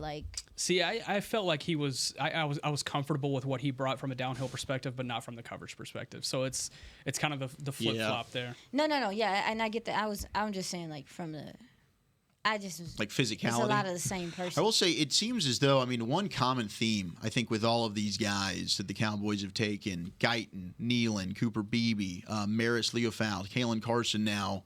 Physicality, yes, in the way all of these guys play. Yeah. They definitely want to. It seems like they said it. They want tone-setting guys, and you can tell by this draft so far that that's something that's important to them because they probably just tired of getting hit in the mouth in these games. Miami, again. I mean, we could just continue to. The Dolphins are what they take a good player here, and that's a 4th-round guy on my board. Yeah, I agree. That was a top 100 player for me, top 85 player for me. Malik Washington, the wide receiver, I had a 4th on him too. Out of Virginia, he ends up going to the Miami Dolphins here. How many receivers do they need? I know. Transfer from Northwestern. He also lettered in track in high school. Claimed a national state title in the 4x100 meter relay. So the track team continues there with the Miami Dolphins, doesn't it? But I think, primary slot receiver, used in motion a ton. He's got added return value on special teams. I think he's just got a natural feel for where to find the hole in zone coverage, can sit down. He's tough to bring down in the open field. He's a willing blocker along the edge for a smaller receiver. Exceptional contact balance, reliable hands. I was a big fan of this guy. I think he's really good over the middle of the field, working on crossing routes, playmaker with the ball in his hands, consistent route runner, can get separation. He's got some twitchiness to him. I think that's a great pick for the Miami Dolphins with Malik Washington. Greedy. Yeah, first team All ACC guy. The production was so awesome last year for the Cavaliers, and even in a season, or I mean, it's for a team at this point that has not been super successful in the ACC, but he was the consistent guy time after time. And I think him as a slot weapon. Let's think about it: Jalen Waddle, Tyreek Hill. Cedric Wilson still with the Dolphins as well, correct? Wilson left this offseason. That's right. He signed with somebody else. I think we were actually going through that You the got a other Braxton day. Berrios, but I mean the speed, the production. It's funny because Malik Washington's a 4.47 guy, and he's going to join a receiver room where he might be the slowest one in there. Yeah, I know. It's really fascinating. Maybe this is a guy too that can handle most of the returning abilities too. If they feel like Berrios maybe didn't bring a whole lot, because I know that they didn't want Tyreek to do that. They want Tyreek to be able to be a guy that can take on the offensive load and not have to worry about the return. Johnny game, Wilson, Eagles. Wow, Johnny Wilson from Florida State going Harold to the Carmichael. Eagles. Okay, yeah. Why don't you go ahead and talk to us a little bit about that? Because you're right. I mean, you brought up the Colin Johnson, probably the last receiver taken that high, but the Eagles do have a history with that. They do, and it's funny because you start to talk about the great history of tall wide receivers. You have to start really with Harold Carmichael and with the Philadelphia Eagles. I think the thing with Wilson that's fascinating to him, of course, is his ability to make plays down the field. I think that's something for somebody that tall that he found a way to make plays. You're always kind of thinking his underneath stuff is really, really, really good. But down the field, I felt like that he found a way. He didn't have a lot of receptions as a go receiver, but his ability to make plays as a receiver underneath, I think, too, was something that was pretty impressive for how tall that he is for a receiver. It just takes a long time for him to get going. You know, he did surprise me with that 4.11 short shuttle at the combine. So you do see a little of initial quickness, but, you know, man, you start to talk about tall wide receivers again. Mike Evans at 6'5", Alan Lazard at 6'5", Colin Johnson was 6'6". That's kind of where he's dealing with right now. Jace McClellan, yeah. Did they trade? The Falcons? No, the Falcons have back-to-back picks here. Tracking that. 186 and 187. They take Jace McClellan, the running back out of Alabama, whom we discussed. I do think the Cowboys were interested in Jace McClellan. That's a local kid. We talked about him earlier out of Aledo. Excuse me. Do you have who? Okay, and that pick at one. I'm sorry when I was talking 186. Is that Arizona? Who is that? 186. It's Atlanta. It's Atlanta. From Minnesota through Arizona. Yes. So that's Atlanta's pick? Yes. Is that the McClellan pick? Yes. Yeah. Okay. And so they haven't selected at 187. They have not. They just took Casey Washington, the wide receiver from Illinois. Okay, Casey Washington. Yeah, brother of Parker Washington, if y'all remember him from last year out of Penn State. And oh, that's right. Yeah. Yeah, and they have a sister as well that's in the scouting department up in Chicago. But yeah, so I think cool. Jace McClellan, that was a pre-draft visit for the Cowboys. I'm sure that's probably one of the last ones on the board that they met with at this point. I would imagine. Yeah, I don't think there's anyone left. Did they have one with McGee? McGee. Or not? Jordan McGee's already gone. John Trey Hunter. I meant running back wise. Oh, running back. Okay, yeah, that's running back wise. period. I think that's it. Even for combine visits too. I think they have been completely washed away. I mean, you got Frank Gore Jr. still on the board. Jawar Jordan, Dylan Lobby out of New Hampshire. I know some guys really like him. Carson Steele out of UCLA. I mean, now you're kind of scraping down at the bottom of the barrel. You also have Monty Bailey out of TCU. That was a pre-draft visit. Monty Bailey runs very slow for how small he is. Yeah, I agree. Yeah, he does. That's another Den Ryan Raider. Michael Wiley is an interesting playmaker too, but before McClellan went off the board, somebody had just texted me a little bit ago that the only draftable, this is an AFC team, the only draftable running backs they had left were Schrader, Lobby, Kendall Milton, and Jace McClellan. And McClellan just went, so it would be 3 now. What's the speed like for Milton? You guys think he's fast enough? Maybe he's a guy you could consider. Kendall Milton out of Georgia. I feel like I mentioned him earlier today. I didn't see a lot from Kendall Milton, honestly. He ran 4.62 at the combine. Yeah. I didn't see a lot there. Yeah, it's because he has long strides. Like, what's the word you use for a guy with choppy strides? Schmedium. Schmedium? Schmedium strides. I got to remember that one. Yeah. It's. Yeah, he's not a juice guy. He's not bringing the juice. That's not happening. I don't think they're going to take a runner. They might not. Nah. But okay, here's what I'll throw out is, I mean, there's a back in Houston that's maybe on the trade block. Who? Oh, don't say it out loud.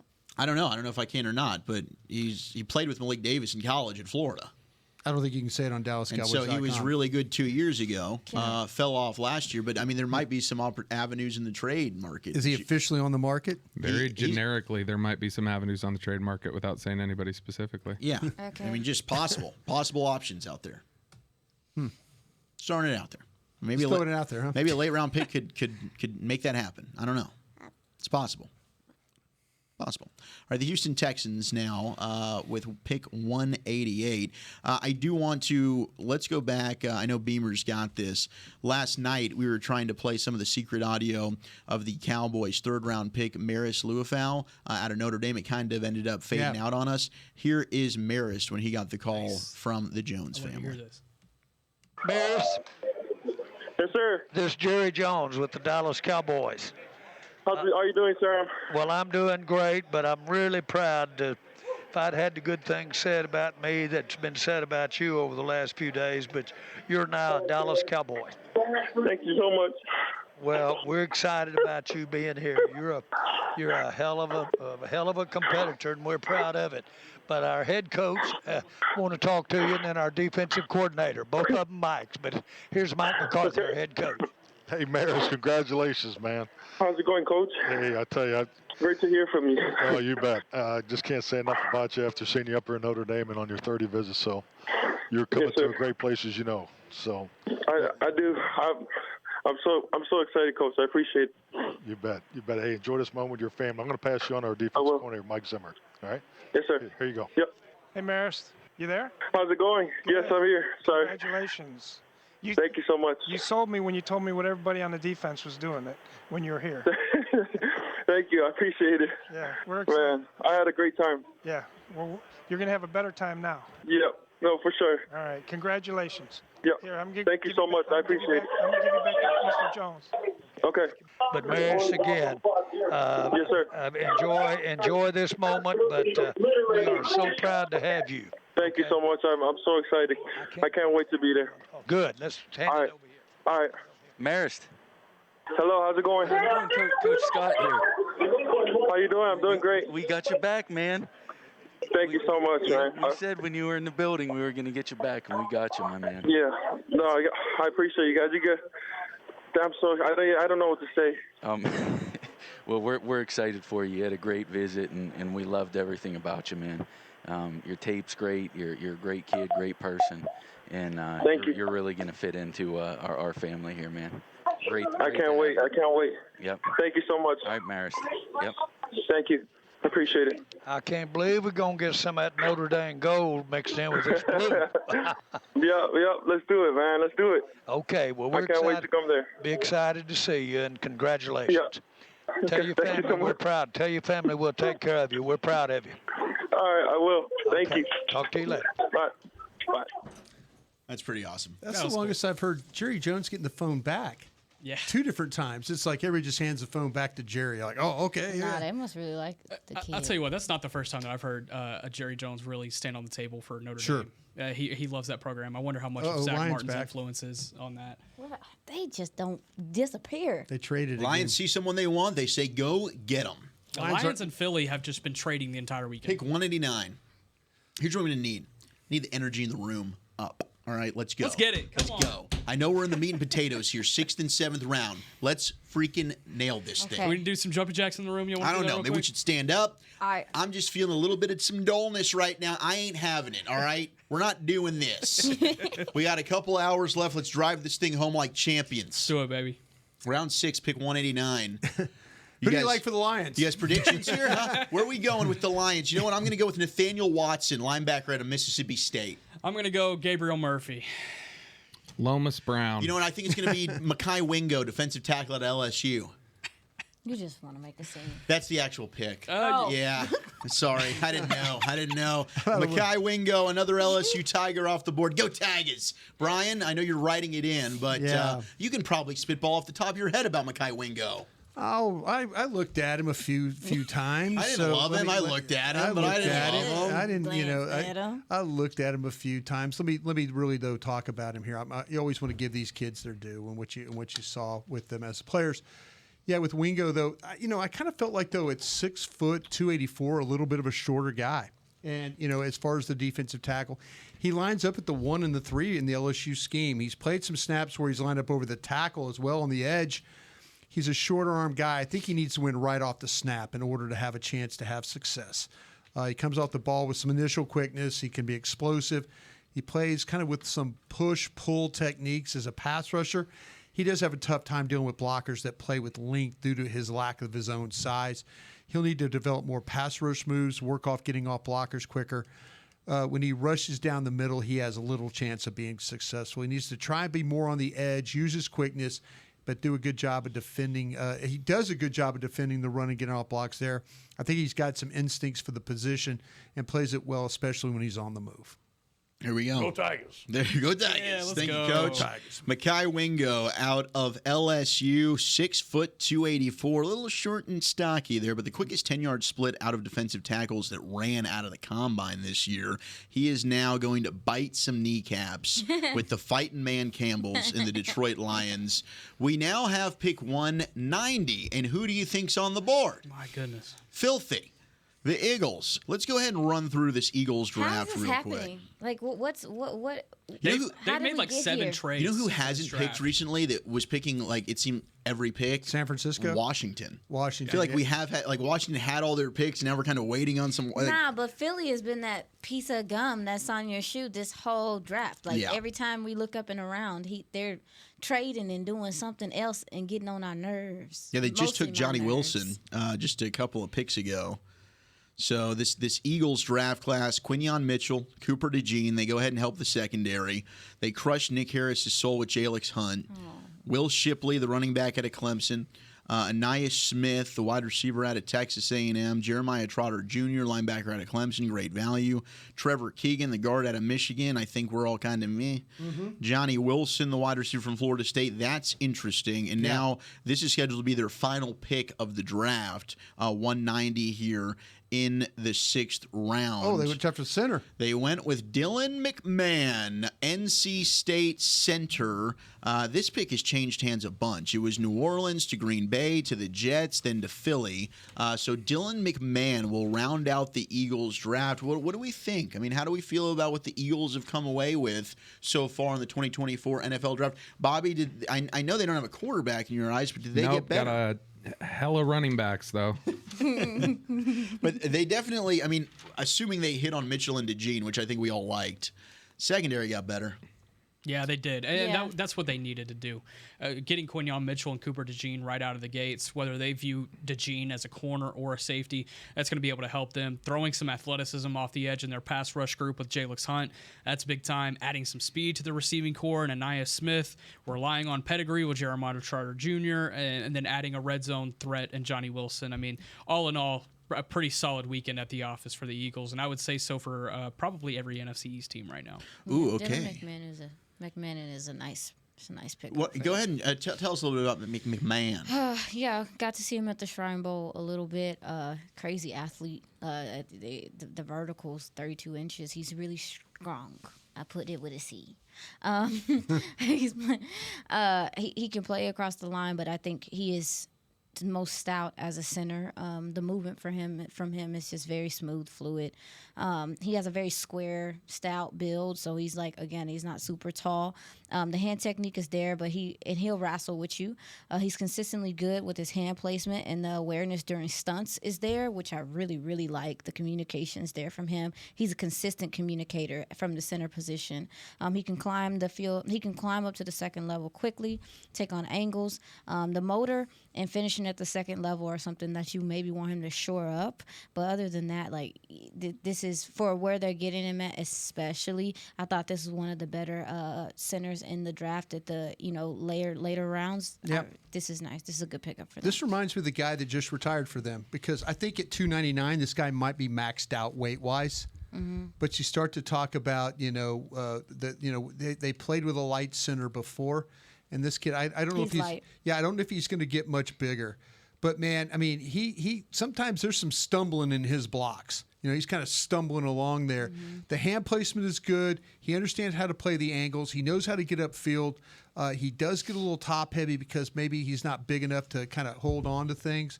But you will see some snaps where, like I say, he's off balance. He might be maxed out weight-wise. I mentioned that. He does a great job of fighting to stay with his block and finish. Not always successful, but this is the type of guy, though, that he could reach a wide technique. He could lead on the screen. Yeah. He's played all 3 inside positions at his career at North Carolina State. He doesn't have great length at times, and it does show. All right. I just saw this. After today, I had it right here. No kidding. Go ahead. No, all right. You got it. The 2022 Texans-Browns Deshaun Watson trade now complete.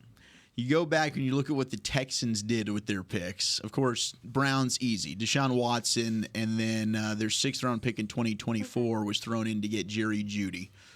The Texans cleaned up with their 1st-round pick, Kenyon Green, out of Texas A&M in 2022. That one hasn't really panned out.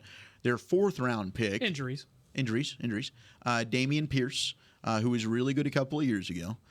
Their 1st-round pick last year, Will Anderson Jr. Their 3rd-round pick last year, Tank Dell. Their 1st-round pick they traded back with Minnesota, ended up taking Kamari Lassiter, linebacker Jamal Hill, and then their 4th-round pick that they had this year became Caden Bullock. So quite the haul in regards for a quarterback, and now they might have a better one that they drafted a year ago in C.J. Stroud. Yeah, that really worked out for them. It sure did. That really worked out for them. Yeah, very fascinating trade haul, I think, from the Texans. But that's a team, I think, over the course of the last 2 seasons, you look at these 2 draft classes that they'll be able to take into the next 4 or 5 years. Oh. Really impressive for them. There you go, Bobby. DJ Bobby, James. here's your guy. It's about time. DJ James goes off the board. Right before that, it was Tejan Palmer, the wide receiver out of UAB. I don't know why Taj Washington and Brendan Rice just aren't going, though, either. San Francisco's going to take Jerry Rice's kid. Get ready for that one. Be a beautiful story. It would be. They're going to find a way to get a pick and do this. Are they anywhere? They have near? 215 right before the Cowboys. Yeah, get ready. Could be. Cowboys ought to break their hearts and take the guy. They should. They should. He's a good player. He's a good player. DJ James here going to the Seahawks. It's a nice pick for Seattle, who's got a good secondary. Bobby, tell us about your guy, DJ James. Yeah, I mean, look, the length and the athleticism and everything else show up really well. I think that basically the notes, we've talked about this, between him and Renardo Green are incredibly similar, just with Green being more of a physical presence in the running game as opposed to James. So to me, I think that James is going to cause problems for you on the edge whenever they get wide, because he's not going to be able to participate. I think you see that the thin frame shows up with bigger receivers more than it does with Green, but that was really the only thing that separated it for me. I love the instincts. I love the ability to not get thrown off by exotic releases, stay with his man, be able to turn his hips, run. I think that DJ James was a 2nd-round player. And to me, I think that this is a great pick for them. Small, you see it right up there. He's 175 pounds. He's thin, but he's a really good player. Can we get the selection for this? Because this is a very interesting selection here from the Patriots. With the 193rd pick in the 2024 NFL Draft, the New England Patriots select Joe Milton, quarterback, Tennessee. That is fascinating, considering that they took Drake May to start the draft, and they get the biggest arm easily in the draft class, but that's about it. He's got this power arm that can throw it out of the stadium. He ran. There's no touch. He ran well. His testing was really impressive. That's fair. He's that's an fair. athlete. Yeah. That's the classic Patriot way. I know Belichick's not there anymore, but that's the classic Patriot way of, taking a flyer on a quarterback and then flipping it. Elliott Wolf, Green Bay. What do you do? Yeah. Draft Hassel. quarterbacks. Think about the system he came up with. Yep. Yeah, absolutely. Here, and that was interesting. The previous pick, Spanish Fort in Mobile. Mm-hmm. I think.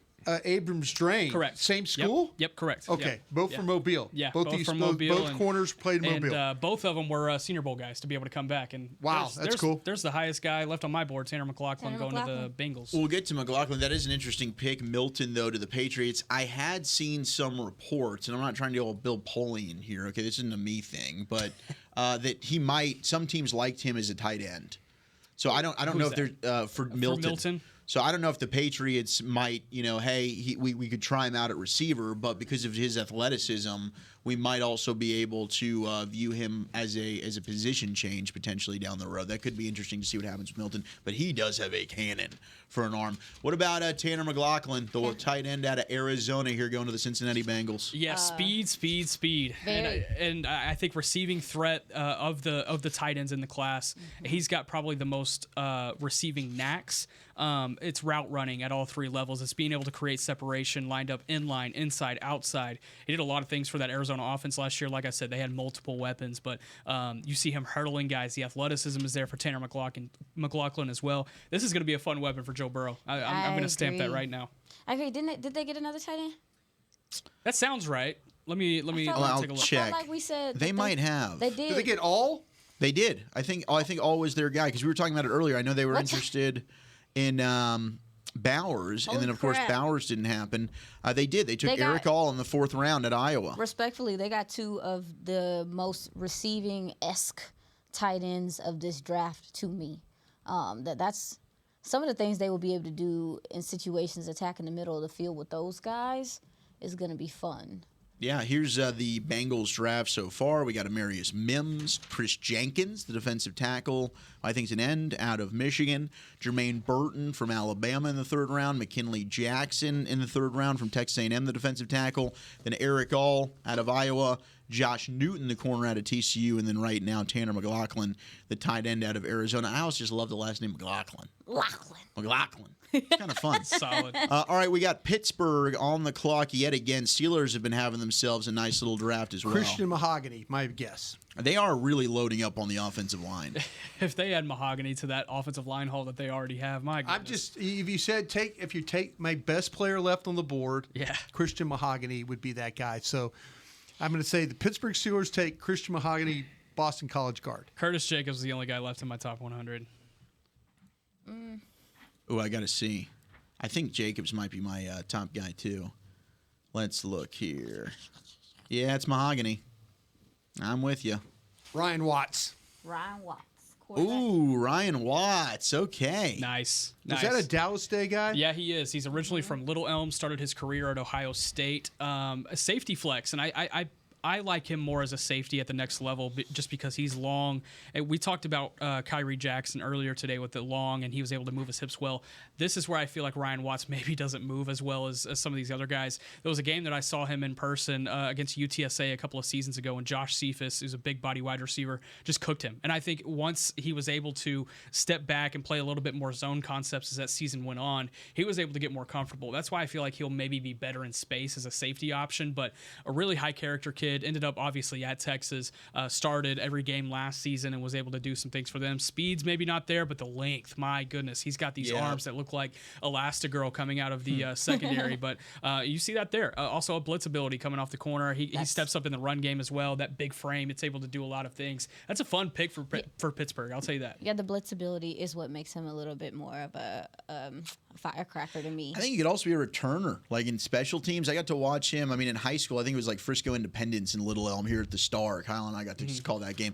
Ryan Watt, like a freak athlete. Dude's moving all over the freaking place. But I agree with you. As a safety, I think that would be his home in the NFL. That's a nice pick there for the Steelers, who in their draft is now complete as well. Troy Fautanu, Zach Frazier, Roman Wilson, Peyton Wilson, Mason McCormick, who they also went with along the offensive line. Logan Lee, the defensive tackle from Iowa, and now Ryan Watts out of Texas. I'll tell you what, if these Texas Longhorns are flying off the board a little bit earlier than I expected, Keelan Robinson going to the Jaguars, what was that, in the 5th round, and then now Ryan Watts coming here in the 6th. Keep an eye on Jordan Whittington. That's a wide receiver option that I think could work for the Cowboys. He's big, physical. He was marred by injury his first couple of years, but Xavier Worthy and Adonai Mitchell were eventually recruited around him just to provide some reliability and durability. But then he did get healthy, and if you go back to that Washington game, on that very final drive where Texas needed a play down late, they threw it up to him, and they relied on him to bring it down, and he did. He's also going to be a phenomenal special teams guy as well. So there was some interest from the Texans as well with Whittington as well. Mm-hmm. So. Yeah, that was for sure. What do you think about Ryan Watts, a Texas Longhorn here, Bobby? I mean, his tape's not very good. He's it's not. He's all traits. So he is. To you me, like him more at safety. Yeah, I like him more as safety, but I mean his corner tape is it's not very good. He is to the defensive backs what Miles Cole is to the edge rushers. Yeah, traits. And Miles Cole's still out there, by the way. Has not been selected just yet. Here comes the Rams. Pick 196. They've done a great job. They're so funny. Read me the Rams. Yeah, they said y'all think we can't draft? We can draft. They're in Malibu drafting. Bleep them picks. Oh, man. They got their picks. All right, Rams, Jared Verse, Braden Fisk. They go ahead and get both Florida State studs. Blake Corum, which was interesting, the running back from Michigan. Cameron Kinchins, who in the third round I do like out of Miami. Brennan Jackson, the edge from Washington State. And now, well, wait, they've got a lot of picks left. They've got 3 picks here in the 6th round, 4 picks in the 6th round, including this one here, and then 1 in the 7th. We got some number changes for some current Dallas Cowboys, if y'all are curious. Give us the number changes, Jalen please. Tolbert is going to be wearing number 1 next season, taking that from J-Ron Curse. DeMarvion Overshone wearing number 13. Damone Clark will be an 18, and Martavis Bryant an 84. So a few number changes here on this draft day. Nothing crazy, though. Yeah, Jalen Tolbert in 1. That's fun, I guess. That is fun. Martavis Bryant, though, I know is a player that a lot of fans will ask about. Does his potential upside and impact say, like, we're not really going to mess with wide receiver in this draft? My honest answer to that question, I have no bleeping idea. That's fair. However, those preseason games with Trey Lance, Deuce Vaughn, and Martavis Bryant being like the core of that offense will be so much fun. I'm watching the whole thing. It'll be so much. Training camp's going to be a blast to go following those 3. So, and Beamer makes a good point. So you said Damone Clark going back to 18, which you wore in college. There's a history there, Brian. Yeah, the history. Yeah, that's the number given to the player at LSU for the. Perseverance, right? Yeah, perseverance and all that. It's a really important number for the LSU history of there. It's a quarterback. Gosh, who's my quarterback that it was? Ryan Perilou. Yeah. Matt Flynn. Go Tigers. I don't think it's Matt Flynn. Yeah, but it means it's a very historic number. I forgot the player that it. I'm sure somebody will tweet in and text it in at me. But yeah, the 18 number. It's a very, very special number at LSU. Yeah, it's pretty. I think Mekhi Wingo just wore it, who got drafted here recently. I can't remember Matt the player. Mock? Matt Mock, yes. Matt Mock was the starter of that, huh? Yes, Matt Mock was the starter of that. Interesting. Yeah. Okay, Matty Mock. Was that Marcus Spears national title? I don't think they won a national title under Matt Mock. I think. Who is the quarterback? Matt Flynn did. Was it Flynn? Is that Flynn what I'm won a thinking national of? title. He was the Maybe 2-loss maybe that's national what I'm thinking champion. of. Yeah, when they beat Oklahoma. Yeah. In that Sugar Bowl. Yeah. Yeah. Okay. Pick 196. We're still waiting as they've kind of hit a stall here with the Rams selection, and of course they're showing Puka Nacua. Puka Nacua is going to get taken here. You know what? This if you go back and Isaiah Williams. Yeah. Oh, is it? Yeah. If you go back and think about players you missed, Puka Nacua is the guy. When you start to look at 200 players and you're like, I can't look at another wide receiver. Puka Nacua reminds you, look at another wide receiver. Are there any guys you're worried about missing that you just kind of found too late? What Puka or just, this year specifically? This is my biggest fear when it gets to like the 7th round, 6th, 7th round. Because you can only look at so many of them. I'm just grateful I've got guys on my board, but I always worried about having too many guys on my board. Yeah. Because I grew up with the Green Bay Packers where we had 150 names on the board. And that's what we drafted off of. That's interesting. That was it. What do you think the strategy is behind that?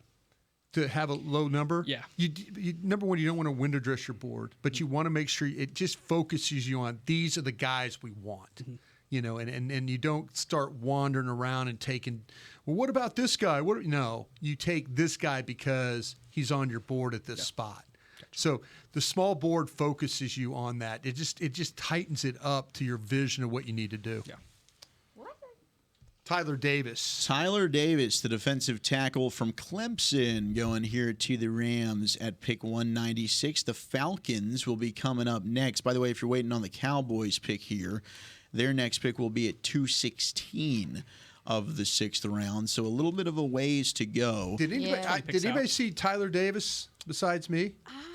Take it away, Brian. Take it away. I just, I always like to give players their due when they get to this point. We watch them. We might as well talk about them. A lot of people don't do that. We try and do it our best. Let me get to it real quick, if I could, with Tyler Davis. Yeah, Clemson, good initial burst off the ball. He's 6'2", he's 301. So he's a little bit of a smaller guy that way, but he does a good job of keeping his pad level down. He could split double teams with power. He can be difficult to handle when playing on the move. He plays with leverage, power. He does some nice work on the outside shoulder of the guard. He can be disruptive in the way he plays. He has the strength and quickness to give blockers problems. Did the Rams just draft this guy? Okay, okay. Here we go. This makes a lot of sense. Good strike punch. He snaps where you he has snaps where you see him walk the blocker back into the pocket. Hands, leg driver, big pluses here. Love the way he doesn't take plays off. He's always moving, maximum effort. Real good job of the twists and stunts. Plays with some stoutness in the running game, able to create some surge. So he makes a lot of things happen on the move. Good tackler when he gets in position to finish. Yeah, you think the Rams wanted to overhaul their defensive line coming into this draft. Yeah. My goodness. Jared Verse, Braden Fisk, and now Tyler Davis. Adding a lot of bodies in there and replacing Aaron Donald with 2 guys. Yeah, trying to. Yeah, at least. You get an army of guys, and you probably wouldn't. Elijah Cansey there as well, correct? So young defensive line that group will be able to take into the next few years. Georgia defensive tackle Zion Logue goes to the Falcons, so he gets to stay close to his college home. Logue at 6'6", 314. Name again one more time? Zion Logue. Okay. So you're starting to see these DTs come off. Yeah, and that's a big boy right there. That's a run defender. No question about it. That pick from Cleveland for Atlanta. And then Miami on the clock. They're taking Patrick McMorris, a safety from Cal. I saw this guy late in the process. I think he's got some corner ability as well. Really good in the run game. Probably one of the better guys I think on day 3 here that you can find in the secondary to step up and play in the run game. Really physical. Always heard high character things too out of Cal from him. Oddly enough, there's a lot of kids from Texas that go to Cal, so you hear a lot about which leaders they have out there. And Patrick McMorris was always brought up. Yeah, I felt like when I watched him, there was a lot of time he was looking for his safety to help him, and they weren't. They weren't on the same page? No. He's fine, but... Yeah, 6'207" from Cal. All right, pick is in now. They're starting to fly off the board. 199 with the Saints here in the 6th round as we got some Cal video that's being played right now thanks to Beamer getting some of that B-roll. Here's that safety, Patrick McMorris. Yeah, look at the physicality. I mean, he just steps up and lays a thump on you. He's a thick guy. Yeah. Yeah, he could step up, play in the second level. He's a really versatile defender. I think he could play anywhere in the secondary. He could step up and play in the second level. This is a fun player. Nice closing speed. The Dolphins bring in as their new defensive coordinator after they canned Fangio? I feel like that's a Bobby question. Yeah, he's good with those things. Let me find out. While he's pulling that up, this is probably the funniest tweet I've seen from a draft prospect so far. Keon Coleman said he was at Waffle House so much that he had the cook's number pinned in his text messages. Anthony Weaver. Okay. He had the cook's number pinned in his text messages. Yeah. That's amazing. Hey, man. Waffle House? He should have been a first Waffle House is good. Waffle House is great. No slander there, please. I know it's you're phenomenal. a big fan. Yeah, I'm a Never. big fan. You never been? No. I said we would never slander Waffle Yeah, House. okay, thank you. Who was the player that I said on Wednesday that I do the Waffle House 24-hour challenge for if he slipped? Was it Faltanu? I think it was. I think it was Faltanu. Yeah. And that almost happened. I think you need to still do it. I'm good. I'm all right. He can't do it. Man, that sounds terrible. Yeah, there he is. That's our guy, Matt Mock, 2003 BCS National Championship. Yeah. Number Les 18. Miles, huh? That was Les. Les Miles. Or was that? Ohio That was State. Saban. That was 03 was Saban. That was Saban. You're right. You're right. That was You're right. Saban. You're right. That was the first of his run. Christian Boyd. Oh man, there goes Christian Boyd to the Saints. That kind of makes some sense. They the got some Saints took him. They've had a fun little day 3. Well, they go to UNI often because they got Penning from UNI, so they must have their folks out there. That's fun. I That's don't a fun like little it connection. at all. Let's see. Saints draft so far, Taliesin Fuaga in the first round, Kool-Aid McKinstry in the second. And then they get Spencer Rattler, Bub Means, Jalen Ford, and now Christian Boyd. It's a fun little haul there. Could have taken my quarterback Pratt here if they really wanted it. And they want to go with Rattler. I think Rattler's going to be a... You think he's going to be all right? I think he could be a... I mean, it just feel like he fits there. This fits there. Christian Boyd here. We're watching a little bit of him. Man, I'm a big fan of Christian Boyd. Yeah, You a fan of the Northern Iowa guy? That's your hood, right? Yeah. I mean, yeah, but also too, I mean, you watch him at the Shrine Bowl practices, and everybody. I mean, we're sitting in the stands next to some of the scouts sometimes, some other teams, and it was other scouts there like, who the heck is this kid? Like, I was just like, oh, I saw the UNI purple and gold. I was like, represent. What? Yeah, he's a large human. He's very difficult to move. He understands leverage to be able to split the guard and the center to get upfield. I mean, that's what you're about to see. For his size, I think he moves really, really well, and he's got some wiggle as a pass rusher. He does. I mean, he does. Yeah, he does a good job of shocking and shedding to get free from lineman Christian Boyd. I think a really nice pick here late in the 6th round for the Saints. If he was a little bit bigger, he would have gone higher. I think it's the height and the short arms or whatever, blah, blah, blah. But just watch the tape. Yeah, he's good. Carolina. This next pick, way back when, like 4 trades ago, was the Cowboys pick. It was used in the Brandon Cooks trade, but now it has found its way to the Carolina Panthers. Wow, okay. So let's see who the Panthers are getting for Brandon Cooks. Okay, if you were the Cowboys on the clock, who would you have taken? Play that game. You hate when I do this to you guys. Brendan Rice. I'm going Cedric Johnson. Brendan Rice or Jordan Whittington. That's probably where I would lean here. Jaheim Bell. Yeah, that wouldn't have been a bad pick. That'd be fun. There's a lot you can do with Jaheim Bell. I got Rice, Bell, Pratt. I've talked about Limmer. Yeah. Caesar from Houston, Gabe Murphy from UCLA, the edge. Murphy. I can't believe he's still there. Miles Watson, Cole. the linebacker from Mississippi State. He was the SEC Defensive Player of the Year. Super productive there, yeah. Jacobs from Penn State, King. If you want to double dip on the corners, If you want to go attack athleticism and traits, which is something that this scouting department definitely does like to do, the Texas Tech edge, Miles Cole, that's definitely one as well.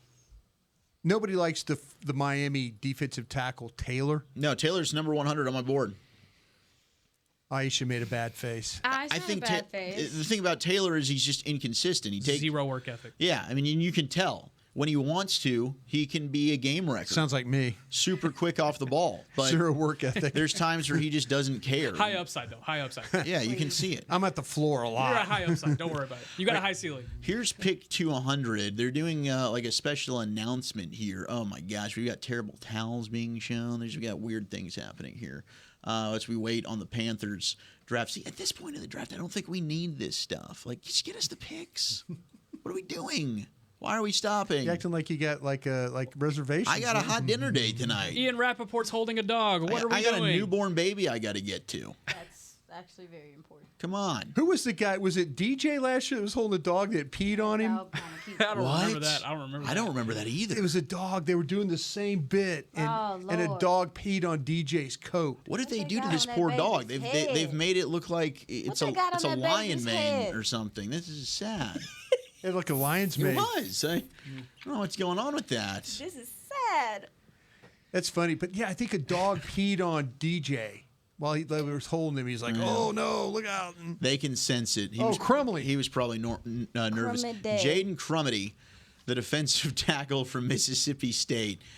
Man, what a last name with Crumity. 6'3", 301. Did anybody watch Crumity? Heck yeah, I did. All right, you're a big Go ahead, Aisha. You're a Crumity guy. Go ahead, you go first. You got it. Brian, hurry up and get to Crumity. Quit writing this stuff down. You know there's the internet where you can just pull this up. It's me. You got it? No, not yet. But I'm saying it's me that writes things down. I write everything. I mean, I'm tracking this thing. 6'4", 301 for Crumity. Yes, hang on. Let me get there. 3 technique. Crumity. Okay, yeah, here we go. Nice job of coming off the ball. He's got some initial quickness to his game. Long arms, heavy hands. He has a stout build, which NFL scouts like, 6'4", 301. His motor and effort are excellent chasing the ball. He's quick to locate, and he'll make the play. Good body control and balance for the position. You don't see him knocked off course very much. He plays well on the move, good spin move, speed to execute, good punch, control with his hands. You can see him shock the blocker with his punch. He's got physical tools to line up at a 1 or a 3. He can lock out on the blocker. He sheds them and control the point of attack. I think he has strength and power to take on double teams. So I kind of like this guy. There's some violence to the way this guy can fish. He'll be 24 years old when the season starts. He's played a ton of games there at Mississippi State. Yeah, his nickname is Big Baby. You talk about, like, he's actually one of the bigger DTs in this draft, and we talked about how that's almost a luxury at this point. You said that he has some violence in his game. You also just look at the production. I mean, he has forced fumbles, he has PBUs as a DT. What the heck? He's just very active at the line of scrimmage as much as he can be, and he's effective in multiple alignments as well. Yep, they kind of move go. him across the line. He has the tenacity to find the ball and use his extension to disengage. Very physical at the snap, and I like how he redirects plays in the backfield when he gets back there. He had a wrist injury last year. He missed the first 9 games of the season. So, from my understanding, he would have been a Senior Bowl. He would have been in the Senior Bowl last year.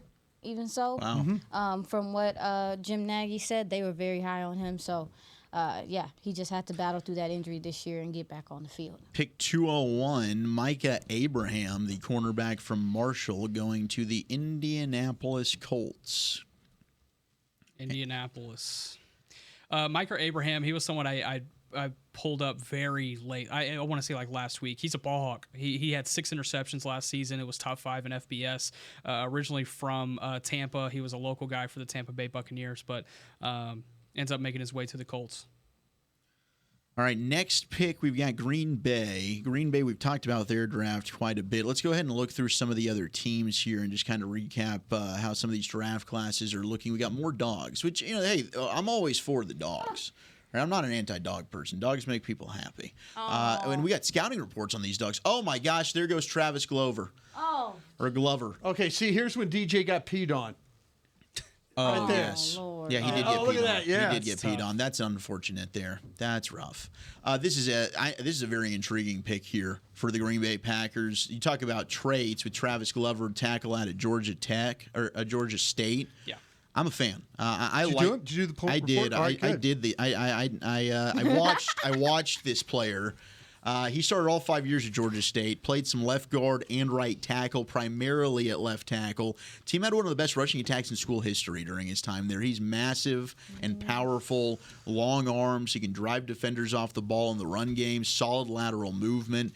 I wonder if he might be a better guard based on his body type, but he can throw people around. He's got a violent punch, dominated lower-level competition, but very intriguing tapes-type pick with a powerful anchor. I think this is an intriguing selection here for the Green Bay Packers, who are looking. I think they lost Runyon along their offensive line. That guy could be a good replacement for him. 5-year starter. He played tackle most of his career besides his senior year. He did play some guard, if I'm not mistaken. So that's intriguing, some of the flexibility there. I think so he got invited to the Senior Bowl because of an injury to another tackle. So he was able to showcase what he was able to do there. I feel like he shuffles sometimes, but he could be a little more consistent with his striking. But he can keep rushers at bay with his balance and his length. I think he has suitable play strength, like you said, and he picks up the second-level defenders in the run game very well as well. So, I think it's a decent pick as well. Oh, Will Riker. Who's the kicker. That? Oh, that's the first kicker off the board. We had a punter, and now we got a kicker, and we're kissing doggies. Rich Eisen over here on the NFL Network kissing Glad doggies. you guys are having some therapy. Shout out to Beamer, by the way. You had I saw you with Glover there with that B-roll in the background. So all of our people watching, we got a scouting report on Oatmeal, who is a puppy. Oh, he's ready to play day one. IPAW coordinated. Oh. Quicker than fast. I mean, that was an old Mayock. Oh, he's quicker than fast. But how about getting a kicker, Will Reichard, out of Alabama? My gosh, Beam's got it ready. We've got Alabama kicker B-roll right here. So good. He rocks, by the way. Like, he's got swag a little bit to him. Alabama, if you remember, like in the early days of Saban just dominating in Tuscaloosa, the kicker was always like their kryptonite. Like whenever they would need a big kick, they just could not do it. Think kick 6 and then multiply it by like 20 other times that happened. But Will Reichard, best kicker in Alabama history, hands down. Super productive, SEC Special Teams Player of the Year last year, and my goodness, he's got some swag to him. That's what I love most about him. Him kicking in a dome up in Minnesota, and in a division where he'll be playing in Detroit in a dome. Here pretty soon, Chicago will have a dome. He could have a really good career up there in Minneapolis. The last kicker I thought had some swagger. There were 2. Dicker, the kicker. I don't know if he's still in the league or not. He is. He's with the Chargers. Yeah, bouncing around. Hot Rod. And then who's Hot Rod? Rodrigo Blankenship. Okay, that's exactly who I was going with. Yeah, Rodrigo with the glasses and everything. I thought Rodrigo would be awesome, and unfortunately that didn't work out for him with Indy. But hopefully Will Reichert's a badass. Because I like a kicker with swag. They're usually, I mean, you got to spend a lot of time with the kickers in your long snapping days, Brian. Yeah. You guys hanging out? Nah, kind of a weird group. It's like you wouldn't hang out with them? No, hell no. No, it's like it's kind of like you get made fun of if you're hanging out with the kickers. Like, look at the leg sleeves. Come on. Yeah, you just snap it back there and hope they knock it through. Yeah, that's what you got to do. You should do your All job. right, guys, have a good day. Yeah. I did my job. Yeah. We're out of here. Oh, man. They're very, very rare that you get a guy that's not a weirdo. Very, very, very rare. I don't think Brandon Aubrey's that strange. Okay. He's not strange. Maybe Brandon Aubrey is different. I will say this about the specialists here in Dallas. They are a very tight unit. They seemed close. They are 3 peas in a pod. Trent Sig, Brian Anger, and Brandon Aubrey. I think I remember it was like Oxnard. Maybe it was last year. They're cruising around the golf cart together. I think we got a little video or something out of it. All I know is like when that kicking competition was going on, we were doing the break, our show from the tennis court, and we were right to the right about 5 feet of the goalpost, and those kickers couldn't if they would. That's a bad miss. Every day, probably 3-4 balls that were coming into that area while we were. Well, it got real bad. What was it 2 years ago with the tech kid? Bless his heart. Yeah, Garibay. Yeah. I'll never forget him bearing that. What was a 56-yard game winner? He's back in Arlington. Talk about the club in his hand. Yeah, talk about like birds of a feather because I mean Brandon Aubrey, he's a good kicker, but he was around Shout these out to bad Plano, kickers. baby. It was like it was rubbing off or something. Like what's going on? Let's go Plano. He was like, let me separate myself so y'all don't think that I just can't kick around here. Because I was starting to clump them all together. I was like, you know what? I would have had it at like 25-1 odds that he would have had a season. I had no idea. Maybe even longer than that. Seriously, when the ball was flying over in our direction and like Ambar Garcia almost got hit like 3 times, we turn around and I'm like, this kicking battle ain't it's going not the even right. funny. It Yeah. ain't going the like Bones Fossil standing out there with his hands on his hips like. Oh damn! And you know what? Then they let the kicker go. They let the one guy go. Yeah, Vizcaino. They let him go, and the next thing you know, that guy couldn't miss. Yeah. You know, it's just let weird. me stop playing. Yeah. Let me stop playing before I lose my job. Yeah. All right, there's another pick. Tylen Grable, the UCF tackle, going to the Buffalo Bills. Nobody circles the wagons like the Buffalo Bills. We take a look at the Bills' overall draft class, of course, highlighted by Keon Coleman, who our guy Kaylin Carson did a pretty good job against in that matchup against Wake Forest. But Keon Coleman was their top pick as they traded out of the first round. They got him at pick 33. Cole Bishop, the safety from Utah. They needed safety help. He's a good free. They got him in the second round. Dwayne Carter, who I liked a lot. They got in the third from Duke at defensive tackle. They took Ray Davis, the running back from Kentucky, in the fourth. Cedric Van Pran, the center out of Georgia, in the fifth. And then Edefwan Olafosio, the linebacker from Washington, Nick Harris's guy, in the fifth round. And now you can add in the tackle there from UCF, Tylen Grable. Did anybody watch Grable? Grable's a big body. 6'6", 306. Yeah, big body. He was kind of getting compared to what's your boy out of Georgia State? Glover. Travis Glover. Yeah, Glover. I don't know why I keep saying Glover. Yeah, but the Cowboys War Room came. The traits were very similar there. Yeah. Here's the War Room. We're I guess it's coming, huh? Yeah, we're about 12 picks out. We're getting closer. No, Derek just told Beam to put it on. That's what the thing was. Well, that's fine with me. Hey, Mitch Le Point's having a conversion. Is it 12? It's interesting. Like some of the guys that are still available, though, that are interesting. Yeah. I mean, Brendan Rice. That's surprising to me. I do love Jaheim Bell. I think he could be a fun player. Yeah. Bo Limmer, Mahogany. Did Mahogany ever go? No, he never There's did. no way, right? He still hasn't gone. He hasn't gone. Can I interest you on Deshaun Fenwick out of Oregon State, running back? Fenwick? Yeah. I can't say. Sell me on a Fenwick. Yeah, I just think there's a little bit more juice there than compared to the rest of the guys. We're scraping the bottom of the barrel. Let me start with that. But he's got size, 6'2". He played at IMG, so I mean, there's a little bit of lineage there. He went to Oregon State, and he was sitting behind Damian Martinez last year at Oregon State, who's originally from Louisville, and man, super productive. He's going to end up finding his way probably to Miami in the transfer portal. But even as a redshirt senior last year, was still able able to pick up 515 yards, 5.5 yards per pop. It doesn't really have a lot to the receiving aspect of things, but I think he's a good running back you can just kind of give and trust that he can pick up 3, 4, 5 yards. I mean, that's we're scraping the bottom of the barrel here, but We are. It's size, and I think there's a little bit of juice there. My top running back left is Frank Gore Jr. I've got him ahead of Jawar Jordan. I didn't love Jordan, and I think that he's got higher pro upside than Schrader. Although I don't dislike Schrader, he's just not bringing any juice. But I guess Blake Watson could be a guy out of Memphis. Jawar Jordan. Yeah. But hey, at this point, I get it. Like, all right, let me ask you guys this question: when you're naming these guys, are they better than anybody who's currently on the roster? That's where you. I think Blake Watson could be. If you could tell me somebody that's better than, and I'm not talking about Zeke, I'm just talking about the guys who, as you look at the depth chart, are these guys that we're talking about better? If that is not the case, then it's not worth it. No, then go draft. Go on your board, and there's nothing wrong with maybe the tight end with Bell. Okay, that won't work. Nathaniel Watson. Maybe everybody doesn't like another linebacker, but that to me, there's a guy that was was SEC Defensive Player of the Year. I don't, maybe he's not for what these guys. You mentioned Taylor. He's not maybe he's not a try-hard guy. Brendan Rice. I don't, like I said, that's a wide receiver. You watch him. I mean, you watch Caleb Williams play. This son of a gun went out there and made plays for USC. Maybe there's something that they don't like about him. I mentioned Nelson Cesar from Houston as an edge. There goes Watson.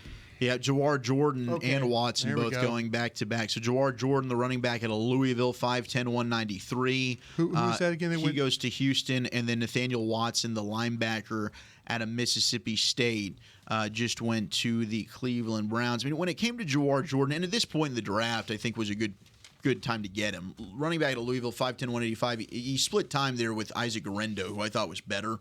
But Jordan suffered a season-ending injury in 2020 as a redshirt freshman after starting 3 games. He's a guy that'll just chip away, and then he's going to break a long run. He's got some burst, shows long speed. He's got skinny legs, though, which kind of bothered me. Really good footwork. Probably best, I think, in an outside zone type of running scheme where he can stretch it out and then use that speed to get upfield. But he's got good balance, very agile, good blocker, shows instincts to pick up rushers from the far side as well. So maybe I liked this guy more than I originally thought, actually. These notes aren't bad. Yeah, this is what I had to say about him. Let me find my notes here. Intriguing, downhill runner with intriguing 3-down ability, productive runner that almost always sheds the first tackler, and the contact balance is what stood out to me.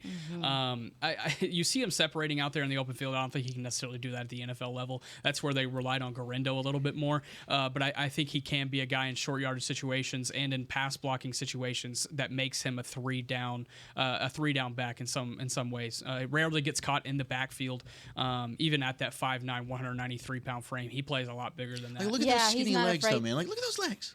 It's just me. Like we talk about like pet peeves, like stuff that bothers us. An ick. I don't want. It's an ick. That's an ick. I can't have a running back with little stems for legs. I want a powerful lower body with my runner. I get what you're saying. No, I agree with Nick. Like, that was one thing that stuck out to me about him is the fact that, like, there were several times you'll watch him and you look at those legs and you look at his frame and dude, you're like, let's get some squats going. oh, you really just gonna run through this person right now? Yeah, he does play a little crazy like that. You mentioned the zone concept and the way you think he'll be good at. I think he'll be good at some inside outside zone. He captures the edge well as well. So yeah, I mean, I liked Jawar. I liked him. I think we talked about him earlier. This is a good. This is a good value for him to go. I had him in the 6. I mean, this is right around where I thought he would go. Nathaniel Watson going to the Browns, 6'2", 233. Oh, he's gonna fit in. The linebacker from Mississippi State. Yeah, I mean that was a Reese's Senior Bowl guy. You probably got to see him out there. I mean, Brian, we've talked about this. Led the SEC in tackles and sacks with 10. Downhill player, great college production. He's asked to move and cover the slot, but he just doesn't do it well. Yeah. I just didn't think he had great lateral instincts. Can get juked out of his shoes at times. He was just stiff. But downhill, I mean, he can hit. He's a really, really good tackler, just not a real twitchy type of guy. He also did really, I mean, I don't like to be a person, but I just think last year. Be that person. Well, he battled back last year, had a good season. the year before, like the year that he was the best defender in the SEC, was following some off the field stuff or whatever. So I thought maybe that had to be, even though he was able to somewhat redeem himself and show himself as a responsible player, it might be a reason why some of these teams were a little later on him too. Michael Jarrell? Yeah, out of Findlay University, HBCU All-Star. Heard a lot of good things out of him out of the HBCU All-Star game. That's all traits, 6'5", 294. He's going to need some time, but that's a fun one to take. Seattle likes to do that, man. Seattle's taking some tradesy guys here. And then Dylan Laub? Lobby. Oh, Lobby, Yeah, New Hampshire. Lobby. I had heard some stuff about him out of New Hampshire. Okay. I didn't end up getting He's to fun. him. Talk about him. If you're looking for maybe if you can scrape some FCS love together, Dylan Lobby out of New Hampshire. He was a Senior Bowl guy. Loved what he did as well as like a potential gadget option. He plays in the slot, plays in the outside. Also, Jaden Sheridan out of Monmouth. Man, talk about production. Go and find Jaden Sheridan. Look up his stats from the last Miles couple of Austin seasons. School. Yeah. So a little bit of connection there too. That's why we got the great Brian brought us in the room. Come on now. Yeah, maybe he can find a Kardashian along the way. Jaden Sheridan. Yeah, but Dylan Lobby, he's physical. I don't know if he brings juice, but look at what he brings in the receiving game. He's lined up all the way outside, and he's able to haul in passes. He was doing this at the Senior Bowl. A little Danny Woodhead. Yeah, 5'9", 206. He's got that wide frame. It works in pass protection. It's going to be an intriguing follow wherever he ends up landing. I'll tell you that. Yeah, because he's not like when we were talking about like who's running some running backs that you think are cool. I wanted to name him, but when you watch him, he is giving receiver. He's not giving running back like that. Like some of the things he's able to do off the line of scrimmage and the route running and stuff like that, he's sharp in his route running as well. He can catch out the backfield too, but yeah, I mean, he even shows his hands like a receiver. Like he just does some things that are receiver-esque that I wouldn't. That's why I didn't recommend him when we were talking running back early, because you don't think of a runner. He's explosive, but not in the way that I think you're looking for. Dang, Bobby. You okay? Yeah. Oh, Joshua Carty went. I just felt like I haven't heard his voice in so long. Joshua Carty went. The running back going now, that's the AFC team that I talked to. That means there's 2 draftable running backs left on the board. Dang. Schrader and fast? Milton. He's been over here trying to figure out why Christian Mahogany's slipping, right? That's medical. It's medical? Mm-hmm. What about Brendan Rice? Brendan Rice doesn't have any flags. Okay. That's weird, don't you think? The film for Brendan Rice is good. And if you were to say, hey, give me somebody I maybe don't want to fight for, and I'm okay with loading up on linebackers, and if you guys feel like we need another edge to give some work to, I think there's some names on the board that I can work with there. Nobody wants to go with me on Caesar from Houston. Maybe too much there.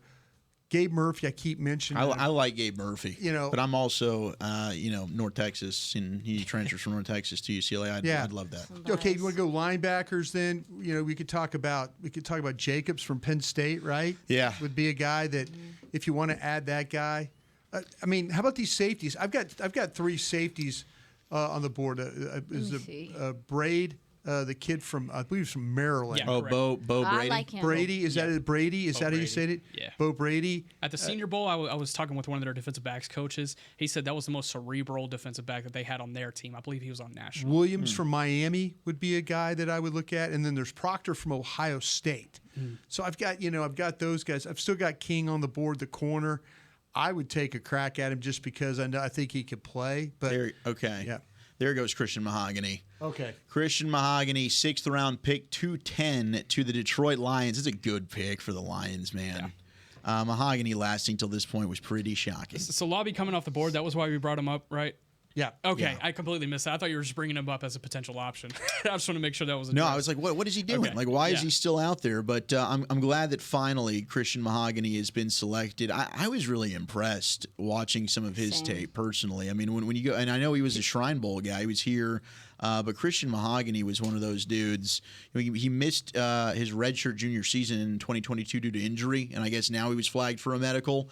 But he's got experience on both the left and the right side of the line. I think he plays mean. Super tough. Fires off the ball and run ball. He's aggressive, and he's an aggressive puller that gets to the second level. He'll put defenders in the ground. And he plays a little top heavy, but he's a powerful punch. He can win one-on-one. Long arms, not the quickest lateral movement. but he's wide, right? Yeah. Can give up leverage. That can give him some problems, but he's got some nastiness, man, in the run game. And I think he uses the arm extension well to keep defenders off of him in pass pro. So there's a good pick there for the Lions. And Kamal Haddon going to the Chiefs here out of Tennessee, 6'1", 196 corner. I did see this guy, so let me write.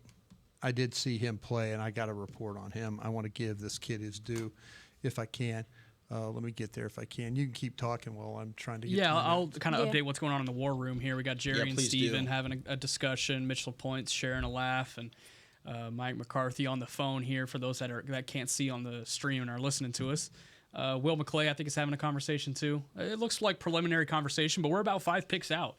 Don't see a positional coach just yet, but go ahead with Kamal. Haddon was a 6'1", 190 at Tennessee. He's an agile, smooth, sticky player. He's shown the ability to run with receivers on vertical routes. He's got ideal size and speed for the position. He could flip his hips quickly and able to adjust. He did not allow a touchdown pass to a receiver this year. He's not going to get involved in a ton of tackles. He's only had 18. Missed several games in the injury. He dealt with a shoulder problem. He's missed 5 tackles doing that as well. He's really not interested in the run support part of it, but he's got the speed to mirror. He's changed the direction. The agility is outstanding. The footwork, anticipation, and he'll compete in the route, though. I've seen him bait quarterbacks into some bad throws off coverage. He generally plays outside. It's rare that you ever see him in the slot. But I like the aggressiveness, the catch points, things like that. He just doesn't tackle all that well. Very deceptive with his eye usage. And he definitely thrives in man. The awareness is there from him as well as far as spacing goes. So, I wanted to just add on to that about him. All right, we're waiting on Jacksonville to pick 212 as we still got the worm cam up about 4 picks away here for the Cowboys in the 6th round. I mean, honestly, at running back, if you were to go that way, I think the only one to me, and I do like Frank Gore Jr., but I don't know. He's smaller. Two teams had him as just a free agent. I could see that. Talked to. The 2 teams I talked to didn't have draftable grade on him. And then maybe Blake Watson, because he's interesting. I mean, he can give you special teams value. He's a good receiver. He gives you speed. I mean, he gives you an added element that you don't currently have on the roster from some of your other running backs. Can I ask something? Do you guys like the gentleman, is it Whittington? Jordan Whittington, yeah, Nick Harris's guy. Do you like him? Yeah. Or Ryan Flournoy? Flournoy more. Because Flournoy for sure. I'm feeling Flournoy. And he's still there. Yeah. The Cowboys haven't had a lot of contact with Flournoy as far as I know. He was a Senior Bowl guy, though. Back-to-back really productive seasons out at SEMO. He was originally at Central Missouri, then made his way to community college, Iowa Western Community College. And community college products have been really productive for the Cowboys. DeMarcus Lawrence was a JUCO guy. Yes. TJ Bass was a pick that they made, or an undrafted guy that they picked up last year that was a JUCO guy. Ryan Flournoy made his way to SEMO. And, man, I have a friend up on the SEMO staff, and he was always raving about how he is so coachable, and whenever he came into the building from then to the time that he left, a completely different player, completely different receiver, has a little bit of Debo traits in the fact that he's come out of the backfield. He can line up inside, outside. He is athletic as hell. Run after catch is 4.44. I believe it was a 39.5-inch vertical, and the broad was really far 11 as well. inches. 11-inch broad as well. I mean, that's up with all the top receivers in the entire draft. I think the biggest concerns, though, he kind of gets thrown off his line a little bit too often. He's going to need to focus on his physicality and route running because he has it in ball carrying, but he needs it in route running. He's physical and blocking, too. Yeah. So, he has the physicality. You just want him to get more balance, more contact balance. Yeah, probably so there. And then Jordan Whittington, I mean, I've touched on him a lot today already, but I feel like that guy is going to be a long-time pro, at least on special teams. But even the receiving ability, he's got this big frame out of Cuero High School down in Central Texas, originally a 5-star prospect, made his way to Texas and battled injury, my goodness, through those first 2 years. It felt like he got hurt every other game that he came back in. That's part of why he's flagged. Yeah. And teams have him flagged for medical. Yeah. And so whenever he's kind of gone through this draft process, that's been the biggest knock. But he's got that coaching mentality too, and a team's player. And he's a big body guy that you can line up inside, outside. He's got long speed, very long speed with long strides. It didn't quite show up at the combine, but if you throw him in like an 80-yard dash, you'll see where that long speed eventually comes into play. But I think both of those guys would be fun options here. That's if they go receiver. I mean, you could also go edge. If you want to feel like you need to add depth there, do you feel like you need to add depth on the offensive line? I mean, we talked with Bo Mike Limmer's Solari. still there. Matt Lee is there. What about tackles? Tackles. I've got Driscoll left. Driscoll's a fun one. Yeah, Driscoll's interesting. He met with the Cowboys at the Senior Bowl. You also got Nathan Thomas out of Louisiana Lafayette, who was a Shrine Bowl guy. A&M Donkwa out of Howard, although I feel like he's a priority free agent, but he's super tradesy. What about Cephas at wide receiver? Josh Cephas. Are Cephas and When Brendan Rice is still there, Rice is my highest rated player. Nick, are Cephas and Taj Washington a lot of the same player? No, Cephas is a big body guy. Yeah, big. Yeah, big. I would big rather body. have Washington myself. Yeah, for sure. Yeah. And Taj is still on the board, isn't he? Yes. Yes. Wow. That's, I didn't even think about that. I was gonna. Yeah, I got some extra eyes on What's him. up with these USC receivers? Yeah. Maybe they think it was all Caleb Williams. Will having a. It's all the system. A little clapping. Pick's been made. All right, so we got a pick in. Let's see if we can find out if there's a coach. We're about to get the phone call here from Will McClay. They look excited. Mitch Le Point looks pumped. Mitch Le Point was giving Chris Vaughn some real love right there. That seems like it might be one of his guys. So on TV, we're 3 picks behind. Yeah. Yeah, that's good. So we're going to have to do that all over again, what we just did? Probably. That where we... Probably. Cam Little, the kicker from Arkansas, goes 2-12 Is he Steve to the Little's Jags. son? Steve Little was a kicker at Arkansas I don't know. way I know back in the day. Schottenheimer. I know Cam Little is offensive player. Schottenheimer. Cam Little was the last draftable specialist that one of the teams I there's talked Zimmer. to had. There's Zimmer too. So Zimmer just lost. Zimmer put palms down. He just says, I just lost out. It's fine. It's fine. Yeah. Cam Little is definitely, I think, related to Stewart. Mm-hmm. Oh, Stuart Little? Yeah, they have the same ears. Okay, see, I didn't know because there was Cam Little. Oh, y'all. Cam Little, I thought there was a kicker at Arkansas. Yeah, that's named him. Steve Little. Oh, I don't know. That, So that, I that thought could be maybe that somebody. was a I'll nephew look. or something like that. Yeah. But anyway, we're still waiting on the Rams, right? Yeah, we're waiting on the Rams. They're holding us up. So we're on the 3 Rams picks away, 3 television picks away. No, Todd is Cam's father. Okay. So no Steve Little connections here. Okay, maybe I thought. Brother of Stuart Little, though. Okay. We've got Curtis Jacobs. If it's an offensive player, I'm kind of thinking Brendan Rice. What do you guys think? Or do you think Blake Watson? He maybe a weapon. I think, Jaheim Bell. I don't know. With Schottenheimer getting excited, take a tight end. I still feel like He don't count. He's kind of like a lot of everything. Yeah, he it can is kind of true. be whatever It's you true. want. That's valid. He don't count. don't count. No, like I he's haven't like a got one bulldog. yet that I was like, everybody else has had Well, a we got pick. Zimmer standing behind the phones here, or behind the Joneses at He least. pacing too. Schottenheimer still in the room to our right. That's Robert Prince that's Robert Prince. All right, pick a receiver. Going It's receiver either here. Taj Washington, Brendan Rice, or Ryan Flournoy, I think. I would love Flournoy.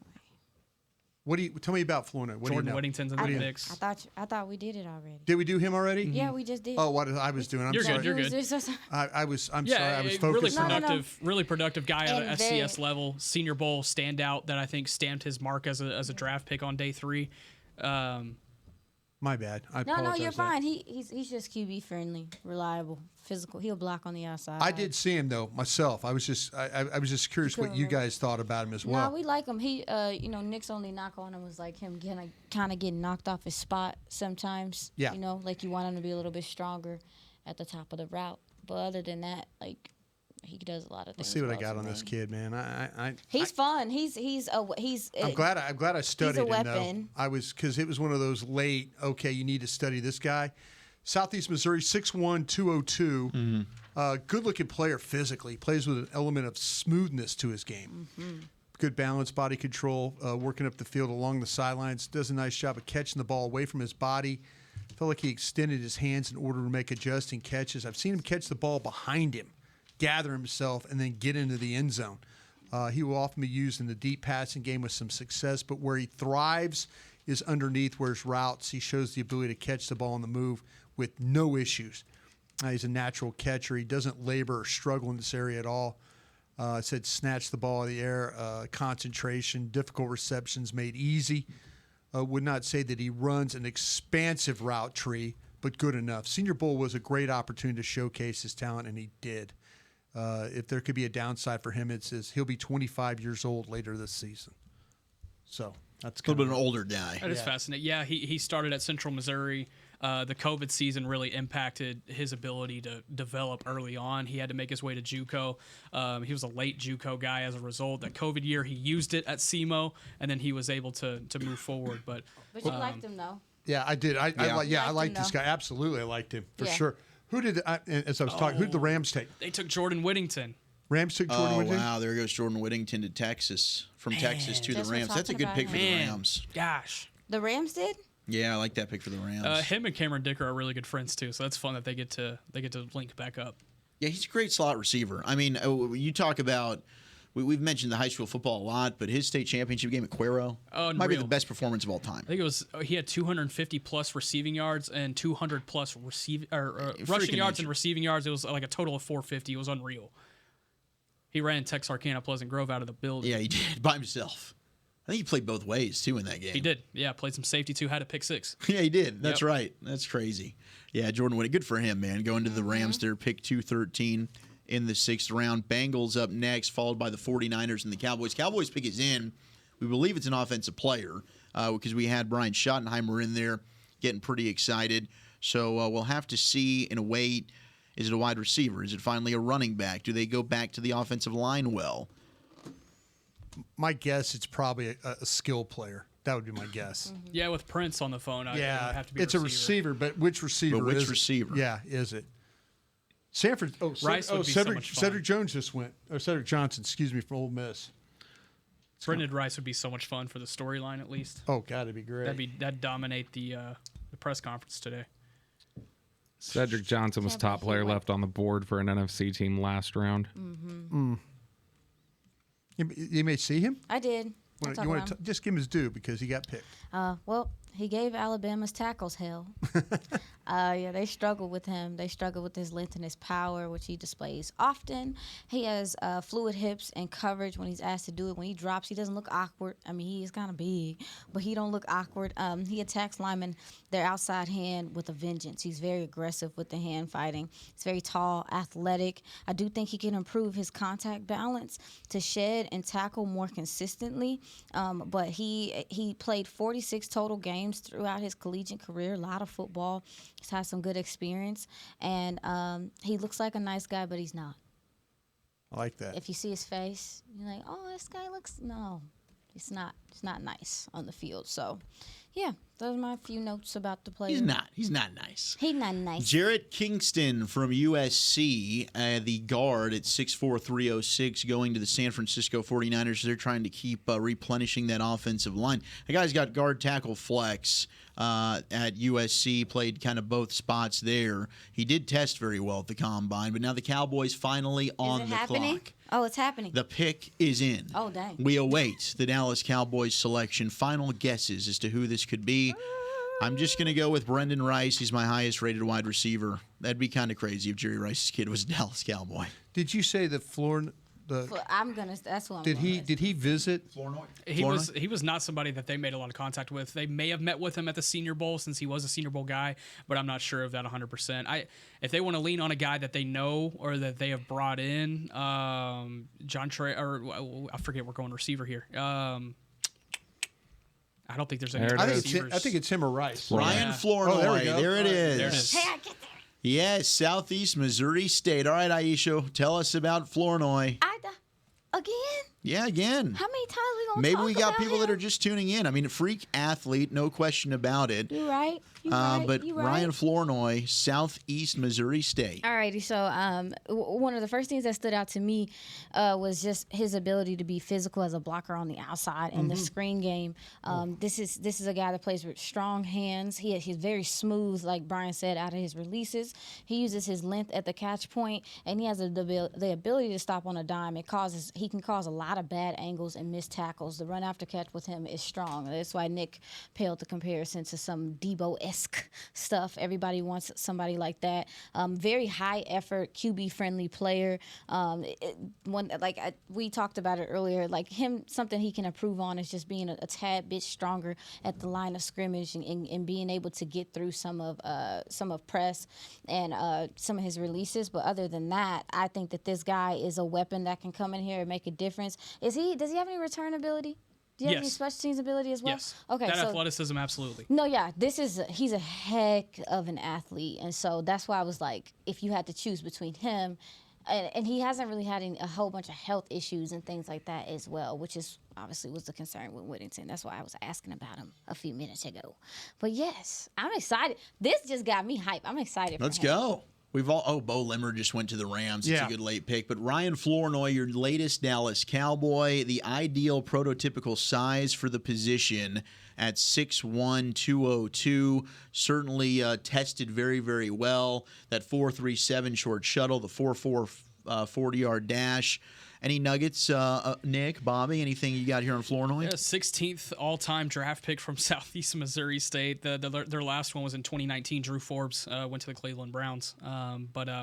Second receiver all-time taken by Southeast Missouri State. Willie Ponder went in the 2003 draft to the New York Giants. But, yeah, you see this well-built lower half, but with these long legs that create these long strides out in the open field. He's going to be a playmaker. He's going to have some very fun training camp moments and preseason moments. I think he's going to be a guy that can be a reliable target for the Cooper Rush Trey Lance battle at training camp that Stephen Jones has talked about. And you see him taking balls out of the backfield. I think he could do a lot of that. We saw that with CeeDee Lamb last year. But if Mike McCarthy wants to rely on a couple of other weapons to do those similar type of things, then Flournoy, if he's able to make the roster, which I believe he has the capability of doing so, then he can kind of do those type of things.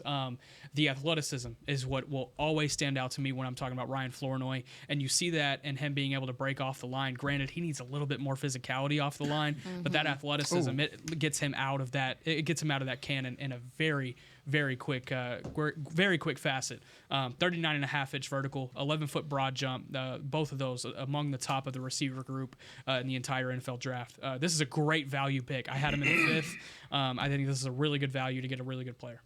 His size and athleticism checks a lot of their markers that they have internally for what they think prototype receivers should look like. Like if you look at just the fact that, he's 6.5, he's running 4.4, he's got almost a 40-inch vertical, an 11-foot broad, good weight, like strong. It checks a lot of the physical characteristics. And, Chris Vaughn just told us earlier today, and Chris Vaughn looked really excited about the pick. Chris Vaughn told us today, athleticism is something that's so rare. Like those traits are so rare. You take chances on them because that's the hardest thing to acquire. Yeah, my goodness. And our buddy Michael Gelkin putting out that he produced the fastest GPS time during position drills at the Combine. The wide receiver who did so in 2023 would be Puka Nacua. So that's pretty good to follow there for our guy Ryan Flournoy, your latest Dallas Cowboy, who we'll get the secret audio from and get him on the phone here in just a moment. Of course, his hometown, Hazel Crest, Illinois, and out of Southeast Missouri State through way of Central Missouri, and then Iowa Western Community College. So excited to get to chat with Ryan Flournoy, and yeah, he's gonna be fun to watch, man. We get him out there for OTAs, and then of course mini camps, and then training camp. They're out in Oxnard, Aisha. We got your guy. I mean, I ain't gonna say all that. He ain't like. I'm putting him as your dude. My God, I just was wondering. You're giddy over here. If he was gonna come up. I mean, I guess I'm giddy. I think part of me is just excited, just to touch the receiver position as a whole, because I still feel like there's depth there, kind of, sort of, not really, a little bit. Okay, some of the other picks that just came off the board as we await to talk with Ryan Flournoy. Bo Limmer, center out of Arkansas, goes at 217. Love that pick for the Rams, man. Wait, what? Yeah. The Rams going ahead and getting Bo Limmer. Vibes, right? Yeah, vibes. They just be vibing, because what? Yeah, Bo Limmer, Tyler, Texas, baby. Beast, Texas. Just want to shout that out real quick. I want to give him his due if I can. Yeah. Absolutely. Is that cool? Yeah. I mean, because I thought he might be a consideration for the Cowboys if it got down, if you were trading back and those kinds of things. was the starting center for the Razorbacks. He spent the majority of his career at guard, to be honest, and I think he might be a better center. But he doesn't have a lot of bulk to him, but he wants to get really close to the defender and attempt to control him by putting his hands on the outside frame and kind of wrestling him. I think he's got some agility. The hand placement could be a little off, but once he gets a hold of his man, he's not going to let go. Solid positional run blocker, has a nasty side to his game in the way he attempts to finish. There's snaps where he gets a little sloppy with his technique, but it's just, he'll get the job done. He's a good pass blocker. He'll sit down on his man. He'll hold him off. There's some knee imbalance there to the way where sometimes he gets a little ragdolled, and you got to watch that. But he's not on the ground much. But he comes really close. Appears to handle power well when to deal with a good position. Second level blocker, understands the position, how to position himself in order to secure the block. I thought it was a little slow getting out on screens and stuff. A couple of snaps where they could have called him for being downfield, but they didn't. His lack of bulk might scare some teams, but super tough in the way he plays. Yeah, I love that pick. I think that's a steal to get him at this point from the Rams. You mentioned the position flex, but he just understands leverage. I think he's a really, really fun player. Devin Leary, the quarterback from Kentucky, then ends up going to the Baltimore Ravens. That's a guy that started a bunch there at Kentucky, 38 games, played. He did have a lot of coordinator change there as well. But, I mean, I can't believe Michael Pratt hasn't been taken. That's what I'm saying. I don't understand. Like, Leary, okay, if Pratt's off the board, then fine. But what is going on? Why is Michael Pratt still around? Leary specifically, there are teams who think like he's got NFL arm talent, and that's just the biggest thing. It's people gambling on arm talent. Yeah, he's got good zip and ball placement. There's some throws he makes. He does show some touch, especially passes down the seam. He will step up in the pocket while keeping his eyes down the field. I think he does a really nice job of staying active in the pocket. He can find the receivers when things are breaking down around him. He doesn't panic. He doesn't appear stressed. I could see him work quickly through his reads. He does a nice job of extending plays. He'll hang in the pocket in order to deliver the ball. He can move effectively in order to throw on the run. Not a major threat as a runner, but gets the job done when he has to. Can really deliver the ball in the short game, the touch kind of things. There are some accuracy to the side of his game. His size might turn some scouts off. He's 6'1", he's 215. But the ability's there. I kind of compared him a little bit to a Jimmy Garoppolo. And but I thought he showed up well in the Shrine game in what he was able to do for himself there.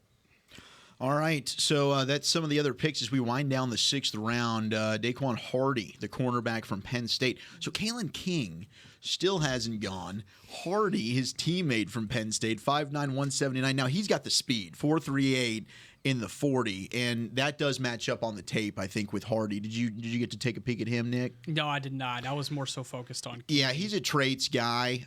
Now, he's also a punt returner, so he brings some special teams value as well. But my gosh, I'm really surprised that he's been drafted ahead of his teammate here in this situation. Waiting on the Bucks, pick 220, round 6.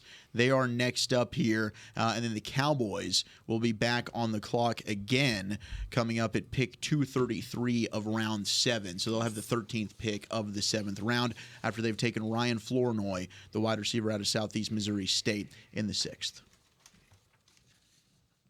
On Kaylin King, since you're asking about him, I had texted a team. There was one team that told me they had him as undrafted. Wow.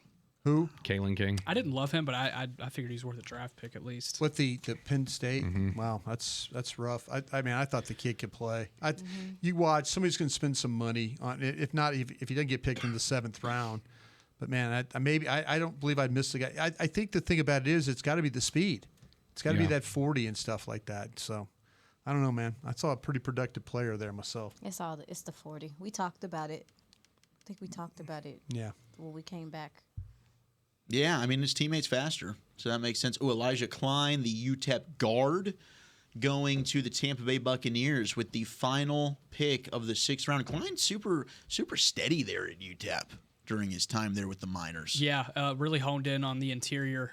He was another guy that I kind of saw later in this process. I'm kind of running up on those dudes now. Mm-hmm. But I'll find my notes here. I believe pass protecting was what stood out. Yeah, pass protecting was really what stood out for him. And especially if you can find an interior guy that can create the depth of that pocket, that's what stood out to me from him for the Miners. I think just being able to do that in the time that he did, really impressive out there in El Paso.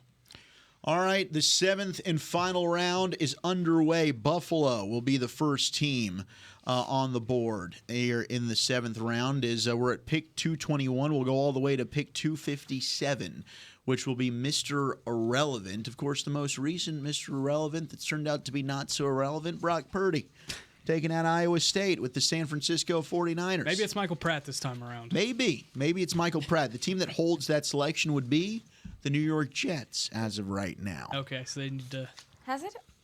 throw another quarterback in that room, right? Maybe. Didn't they just draft Stockpile. Didn't they just draft one? They did. Just did. They did take a quarterback. Milton? Was it Milton? I think the Patriots took Milton. That's right. Let's see. The Jets took somebody we were like, what the hell are you doing? J-E-T-E Jets? Here we go. Jordan Travis. I don't think that's a what the hell were you doing? Oh, that's right. But, no, I like Jordan Travis. Yeah. And he's got time now to get healthy. Man, this is like the Jets have some fun guys that I really enjoyed in the process. Malachi Corley, Braylon Allen, Isaiah Davis, and Quantez Stiggers. It was like that last year. I felt like with them too. Yeah, just some guys I enjoyed. Not necessarily for here on a couple of them, but really fun. A running back duo of Braylon Allen and Isaiah Davis. You think they wanted to add size to that room? Sure My did. God. Sure did. They added a lot of size. How do you think these guys at the Cowboys fit into what they're doing? Their players. If you look at overall, where do they, with their draft right now? With their draft, how do you feel like that? Give me an idea of where you just maybe not the the position, but maybe is this a potential starter? Is this guys are going to compete? How do you feel like if you look at their draft? I think you look at it and you see two potential starters early on with Tyler Guyton and Cooper Beebe.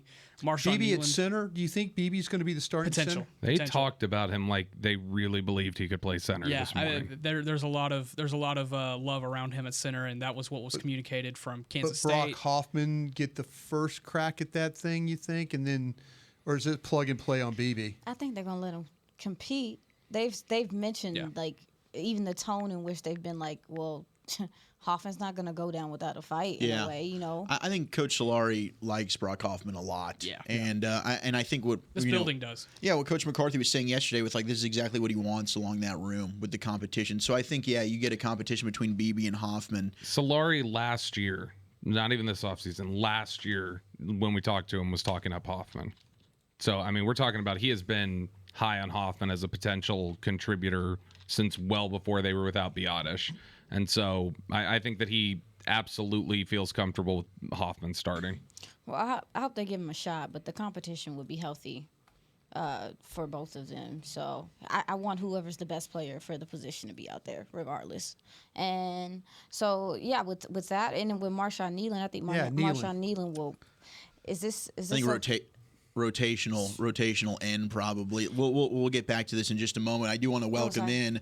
No, you're good. Ryan Flournoy here into the draft show. Your newest Dallas Cowboy out of Southeast Missouri State. Ryan, congratulations, man. Where are you? Who are you with? And how you feeling? Man, I'm with my family. I'm just feeling so great, man. This is the best feeling in my life, honestly. I've been playing football since I was 5 years old, and I've been dreaming of this moment ever since. So I'm feeling great. It's a special day, and we're really, really excited for your athleticism jumps off the charts when we're able to watch you play. For Cowboy fans that maybe aren't familiar, how would you describe your game? Man, I'm super competitive and super athletic. I feel like I could do anything when I'm out there between the lines. Dallas Cowboys going to get a great competitor and a great football player. What's up, Ryan? Congratulations on being picked. I got a couple of questions for you. One, your journey, it's definitely taking you a few different ways. Early on in college, starting at the D2 level, dealing with the torn ACL, then going to JUCO, bouncing back, and then being able to make your way as a draft pick out of SEMO. Why do you think your journey prepared you for this type of moment? You know, God put me through the obstacles to mold me into the man I am today. I feel like I can overcome anything, and everything I've been through is just, it was a blessing to have. At the time, I didn't understand why I was going through it, but, God always has a plan, and, man, I love his plan. It seems like yak ability is what's really starting to stand out the more I'm starting to watch here. Is that what you take pride in most in your game? I just take pride in playing football. I was a running back ever since I was 5 until I became 14. So I've always been natural with the ball in my hands. Ryan, one other thing for you. I mean, I've been trying to ask some fun questions, some of the Cowboys draft picks, just get a little taste of your personality. But growing up, was there a wide receiver that you really, really loved that you've kind of modeled your game after? Of course, the great Jerry Rice. I used to watch his highlights all the time, and I still do to this day. Just because of his work ethic and how he really just was dominant. But I'll take a look at a lot of great receivers. I like to compare myself to Dez Bryant sometimes, just because we have the same frame and the same capabilities. Hey Ryan, just talk about your experience at the Senior Bowl and the opportunity that you got there. We all love Jim Nagy, the director of the Senior Bowl, and the players he brings down there. It's always great players. Just kind of, was that experience help you kind of get to where you're at right now?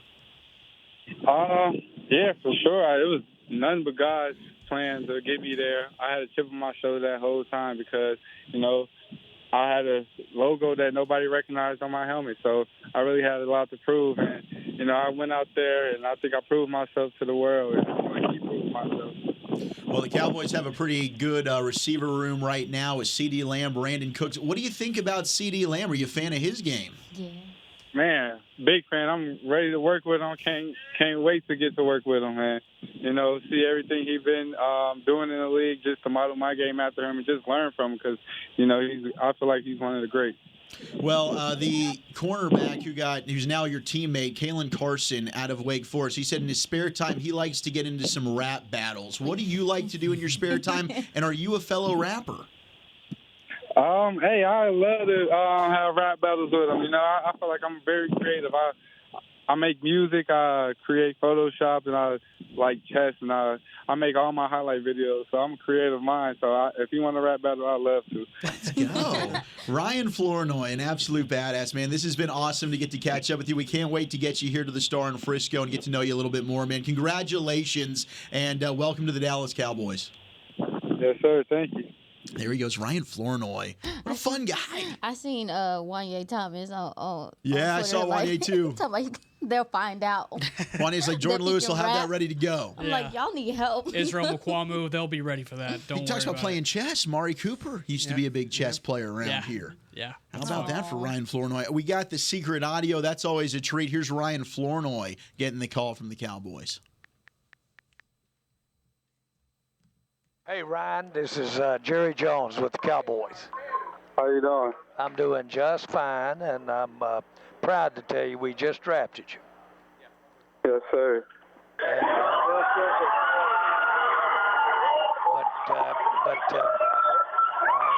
Congratulations.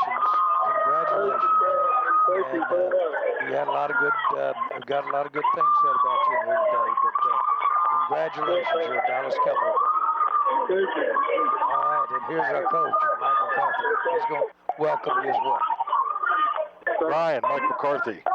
How you doing, Mike? I'm doing great. Hey, are you with your family right now? Yes, sir, man. They're super excited. Okay. Well, hey, congrats. So excited to have you here. Coming to a great place, but most importantly, it's a great receiver room too. So you'll be a great. Yes, sir. I'm ready to work. Yeah, it's going to be awesome. There's a bunch of people lined up there. Want to say hello to you. Hold on. Here's Robert Prince. Ryan, how you doing? How you doing? Robert Prince here, receiver coach. Hey, man, we're excited to have you. Man, you are dynamic with the ball in your hands, and we're excited to get that ball in your hands and let you go to work. Yes, sir. All right? All right. Yes, sir. Thank you so much. Work boots on and come down, and we'll be ready to go to work. Yes, sir. All right. Hey, I'm going to give you to Coach Sondheimer. He's our offense coordinator. Okay. Ryan, congrats, man. Man, thank you. Man, we're so excited, brother. So excited. Can't wait to get you here, man, and just bring that play style you always have, and can't wait to get you here, man. Yes, sir. Can't wait to be there. All right, buddy. Congratulations, man. Yes, sir. Thank you. Okay. Yep. Bye-bye. There he is, Ryan Flournoy, getting the call. It's always cool getting to hear that. I know I've said that after every time we've gotten it, but it is. I mean, it's a special day. It's a once-in-a-lifetime type of moment for these players. Brian, did you get to make those calls when you were running that draft with the Eagles? No, what I did was I used to hold them on the phone. I was I was Will McClay, so I would get them on the phone. Gotcha. Is what I do. And one time this is before they had call waiting. That's Solari making another pitch. Oh, he's maybe making another pitch Okay. for what they're we about to do. got the War Room. Yeah, Cadence War Room Brian came up. tells But real us the quick, story, yeah. real quick though. Yeah, I one time before call waiting, and cell phones, I held a player on the phone for 2 hours so nobody could get him, so nobody could call him, and we ended up drafting the player. Oh my God. So I Do you remember who it was? Not being held hostage by phone. It's a wide receiver from Notre Dame. What class? We took him in the second round. But God dang it, why am I going brain dead on here? I'll think of it here in a second though, 2000, maybe 3, 4, 5, maybe 5 For the Cowboys? No. This is Green Bay. You weren't around in 2003, 4, 5. No. 93. Derek Mays. Derek Mays. Okay. Yeah, Derek Mays. I can't remember. I forgot about Derek Mays. But Derek, I was on the phone with him for 2 hours, trying to hold off. That's wild. And we finally got him. Is what happened. So I basically sat from pick whatever to pick 171 with him. That kind of length of, and just talking and just BSing with him. What offensive lineman would Solari be in there talking about? Duplain. I had a team say that they were surprised a round ago that Javion Cohen still hadn't come off the board. Yeah, Miami. Yep, Miami. I thought I was seeing things. We mentioned Driscoll. I know I did for the tackles. Julian Pearl. Levinston. Yes, saw him at the Leviston. Shrine. Those are the linemen that I have left. Cohen, Leviston, Henderson is another guy that I have left. Dane Brugler mocked Matt Lee, the center from Miami, to the Dallas in the fifth round, and he's still on the board. I love Matt Lee. Matt Lee's really, really good. He's competitive as heck. Of all the offensive linemen on, at least for NFL Network draft grades that are still available, Nathan Thomas out of Louisiana Lafayette's the highest ranked one. What about Garrett Greenfield from South Dakota State? Yeah, that's another one that came in here for. That was another one that came in here for Shrine Bowl. Yeah, I mean I think Greenfield can be a backup swing tackle. Absolutely, but I thought he went. No, I don't think Greenfield's got. McCormick went. Jeremy Flax out of Kentucky was a formal for the Cowboys at the NFL Combine. I think he's probably the last one left. Andrew Coker out of TCU. He was a local day guy. Pre-draft visit. Ainum Dankwa and then Josiah Ezerim out of Eastern Kentucky, and Dankwa's out of Howard. Both of those guys are just super long, traitsy guys. Dankwa just doesn't have a lot of mobility to him. I think Ezerim probably has more, and I think there's a little bit of guard flex for Ezerim. Some of the other picks that have gone off the board while we kind of ponder who it could be for the Cowboys is they're up at pick 233. We've got Javonte Jean-Baptiste that went to the Commanders out of Notre Dame. He's the edge that went at pick 222. First pick, I got to say, in the round, Travis Clayton from England. Yeah, that one's a fun one. He's never played a snap of football. He is a rugby player that has transitioned and has only been training for football since the start of the draft process. I didn't think he'd be drafted. That's why I never brought him up. Buffalo doesn't want to fight for people, I guess, right? I think this is one of those things, and I hate to be this guy. They're giving Buffalo okay, we'll give you an international exemption here. You know, potentially. Draft the guy, draft him. Take the traitsy guy. He's a former rugby player. Exactly. Draft a player for us, and we'll give you an international exemption. You could keep him on the practice squad. Remember, they did the same thing here with our guy from Mexico. Isaac Alarcon. Yeah, remember he was on your practice squad for like 4 or 5 years. It seemed like, because he was on international. Yeah, this is the league. This is the league saying, listen, throw us a bone here at the start of the 7th round. You know, we'll give you the exemption on the player if you so want. Trey Taylor, the safety out of Air Force, who we actually had some questions about, like, could we break down Trey Taylor out of Air Force? He ends up going to the Raiders, pick 223 in the 7th round, 5'10", 209 from Air Force, and that's a guy that just around the line of scrimmage, he will feast. Did Donovan Jennings out of South Florida go? I don't think so. He's a guard that might be okay. Okay, Donovan Jennings is another name to consider. DeJohn Anthony from Ole Miss, the safety, then went to the Cincinnati Bengals, 6 foot 195. DeJohn Anthony. Donovan Jennings, offensive guard out of South Florida. He's a 6-year veteran. Wow, okay. So we got a lot of playing experience there. That could be a name to consider. And then Brendan Rice just went. Brendan To Rice the Chargers? going to the Chargers. That's awesome. Yeah, That hurts. 225 gets to stay over there on South Okay. Beach. I mean, I'm really stunned Why that he he's- lasted this long. What's the reason? I don't know. I mean, I don't think that he is a guy that's like crazy fast. You know, there's nothing about him that you're like, wow, he just jumps out at you. But he just finds a way. Like every time you look up, he's open. Son of Jerry Rice, obviously. He was a standout kick returner when he started at Colorado. So he's got added special teams value.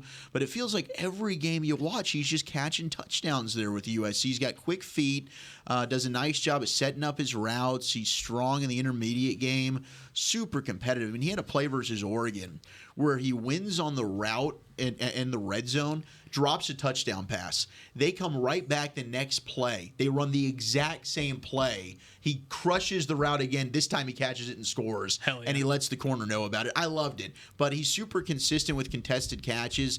That's the thing. Like, he didn't seem super fast on tape for me, but he finds a way to consistently get behind the defense. I want to. Jesus, I had a question. I forgot. It'll come back. Dang it, my brain. Looks like everyone's looking on a board right here on the wall. Oh, that's what I was gonna ask. Am I tripping? Or last year, were we not having to scramble for players, like kind of what we're talking about right now at the top of the third? I felt like there was more. Top of the seventh. The top. Just to help. It's been a long day. Just to help. The seventh. What? Because I feel like last year in the seventh round, I was looking at the fifth round and being like, there were still people.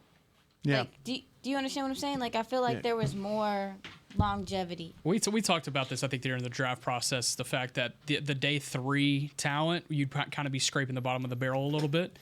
But I think there's still some really good players that are available. I think I agree. I could say there's probably 10 to 15 guys already that I thought would have gone undrafted. Maybe you feel differently, Brian, but I mean, the kid that Buffalo just took out of England, the rugby player, that's a great example. I mean, everyone's looking for the next Jordan Mailata, so it makes sense to swing on a guy in this draft specifically. But you might see some real big gambles here in the 7th just because there's not a lot of quote unquote sure things here in this draft here in the 7th. I kind of felt like too when and just looking at my board, the thing with the international, I think they just wanted to open the 7th round. I think the Bills are doing the league asked, listen, we'll help you with the player, I didn't even know that was a thing. Yeah, no, it is. It's a thing. It's a thing. Yeah, the NFL will ask you to take players and stuff like that to kind of promote opportunities that they've got going. I'm going to say this. I still got really good players on my board, and I mentioned Gabe Murphy, Jacobs from Penn State, King, he's probably not going to get taken because of the speed. Cohen, I mentioned, the guard. Levinston, the guard I have as well. These backs, it kind of got wiped out for me. Gabe Hall. Gabe Hall hasn't been selected yet, right? I still have him too. I mean, Gabe Hall hasn't been selected here, so. And even Tulu Griffin. What do you think about him? I think he's an undrafted guy, but he's a fascinating return option. It wouldn't surprise me if someone took a swing on. Adam Pacifico had a long conversation there with Stephen Jones. What do you think that could be about in a draft conversation? Well, what Adam is in charge of is when they go post draft, him, Chris Hall, those guys. Adam's in charge of the cap, so he's going to make sure that they got everything lined up, because the first thing they're going to do is attack their picks in for the Bengals here. Who did I miss here? We'll let Zach set all this stuff for So Jaden Davis, the corner from Miami, ended up going to Arizona at 226. Okay. That's Arizona. So they're behind. So they're trying to catch up right now. I've got this refreshed to where we're getting some picks ahead of them. So up on the clock right now is the Browns at pick 227. Okay, yeah. So what was I saying about this? But yeah, I think with Adam's the guy that's responsible for post draft. And so they get with the scouts, get with the coaches, and they go recruit. They're going to start with the guys that are on their draft board first. So if there's anybody left on that board, that's who they're going to attack first. I'm sure Adam's getting with Steven trying to coordinate that, like, okay, we're ready to go post-draft. You just let me know when we're going to fire this thing up. Doesn't Adam's the first guy that came in here, right? First scout that came in here? Who's the first scout's name that came in here? That was Ross. Ross Winchy. Ross Winchy, yeah. He looks like the transporter, doesn't he? Ross? He looks like Jason Statham. Yeah, I mean, if you were to shave the beard, I could see it. Yeah, Ross looks like he could. He's a badass. We seen him the other day, and so when he came in here today, Ross is the man. I literally almost audibly said, Jason Statham. Ross has been responsible for a lot of really good picks around here. Oh, man. He seems like such a professional. Yeah, no question. This is going to be interesting because now I guess because you got to figure out you got 2 picks left, right? 233 and 244. Mm-hmm. So yeah, I guess this is really these are about, guys you do not want to fight for in free agency. Right. You've got to figure out listen, who do we maybe have on our board that we absolutely feel like maybe will cost us too much money to go fight for in free agency. And I think you have to keep a really open mind about it. They might do it on numbers. They might say, listen, we don't have enough linebackers. We don't have enough edges. We don't have enough corners, whatever. These are the next 2 picks will be about trying to make sure that they get players that potentially can make the team, but you don't have to fight for in free agency. So keep that in mind as well when you're looking at this. Okay, I'm trying to think it. So I mean, yeah, offensive. Is there a position group that you think is it like offensive linemen end up being the toughest to get? Or skill guys usually do. So it's the skill players? players? The agents are going to hold you up because they're going to look at who you drafted and they're going to look at your team's depth chart. Mm-hmm. And they're going to say, there's no way in hell my guy's going to make your team. And so that's, you got to be kind of like, that's why you use the scouts and the coaches to recruit. No, wait a minute now. We're going to, and then you get Jerry involved or Mike involved to close the deal if you can. So yeah, it's about these agents are smart and savvy. They're like, listen, you've got 12 wide receivers on your board. We're not coming to you guys. Yeah, we're probably not going to make the team. Yeah. Miles Harden, cornerback, just from South Dakota State, 5'10". It's a fun one. Went to Did you the do Browns. him? Yeah, what do you have on Miles Harden? Yeah, I think he's got some safety flex. Yep. He really shined at that local. They did kind of a pro day up there in South Dakota where they grouped a lot of those FCS programs together. But Miles Harden, he was a guy that I saw at the combine actually that really stood out to me. He's got that safety flex, but in playing corner, he excelled in a lot of zone concepts. I think he's going to play in space at the next level. I think that's a really fun value here in the 7th round for Miles Harden. He was under the radar guy that I put in the Dallas Cowboys draft guide for safety position. Heck yeah. Nick Samick, Michigan State center, 6'4", 307, going to the Baltimore Ravens. I feel like the Ravens have kind of attacked offensive line here towards the end of the draft. Speaking of that, Brian, you spent time in Green Bay. Mm-hmm. Mike McCarthy, of course, coming from Green Bay. Right. I don't know that the Cowboys would have any interest in doing this, but they always take a flyer on a quarterback every year. Michael Pratt is still sitting there from Tulane. To me, yes. If yes, absolutely. Like, why not at this point? Why not? And I don't know. There might be something. I'm got Pratt on my board in the 4th round. I mean, he's my same. I thought that watching Michael Pratt play, and I loved watching Jackson, the wide receiver, play. And if you look at Tulane the last 2 years. Tulane should have been in another New Year's Day bowl game, right? They lose that game to SMU, right? Mm-hmm. And that cost them the opportunity to go to a New Year's. Michael Pratt went head-to-head with Caleb Williams in a shootout at the Cotton Bowl, and they got the better of, this kid's a player. I mean, you look at legitimately how he throws the football, his ability to make plays. He's smart. He's tough. There's a lot. Yes, absolutely. Pick what we're at right now. Pick 233. Yes. Hand the card in. I would throw a dart there. I mean, why not? Technically, you've got both of your quarterbacks that are out of contract after this year. And I don't think they're going to go into, all 3. They'll figure it. Yeah, all 3. So, I mean, you might want to.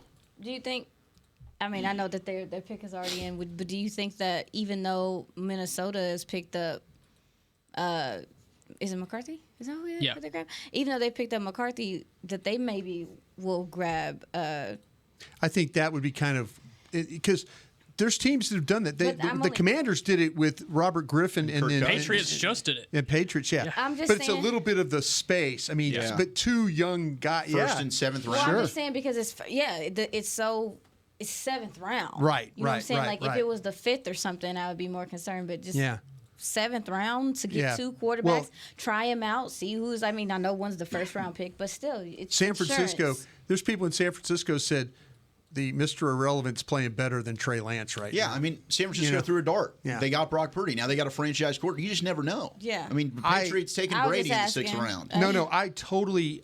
To me, and I don't know. They might not like Pratt at all, but at 233, sure. This to me, it's better than it would be better than saying, oh, we'll take Bell or Gabe Murphy. You're throwing a dart here.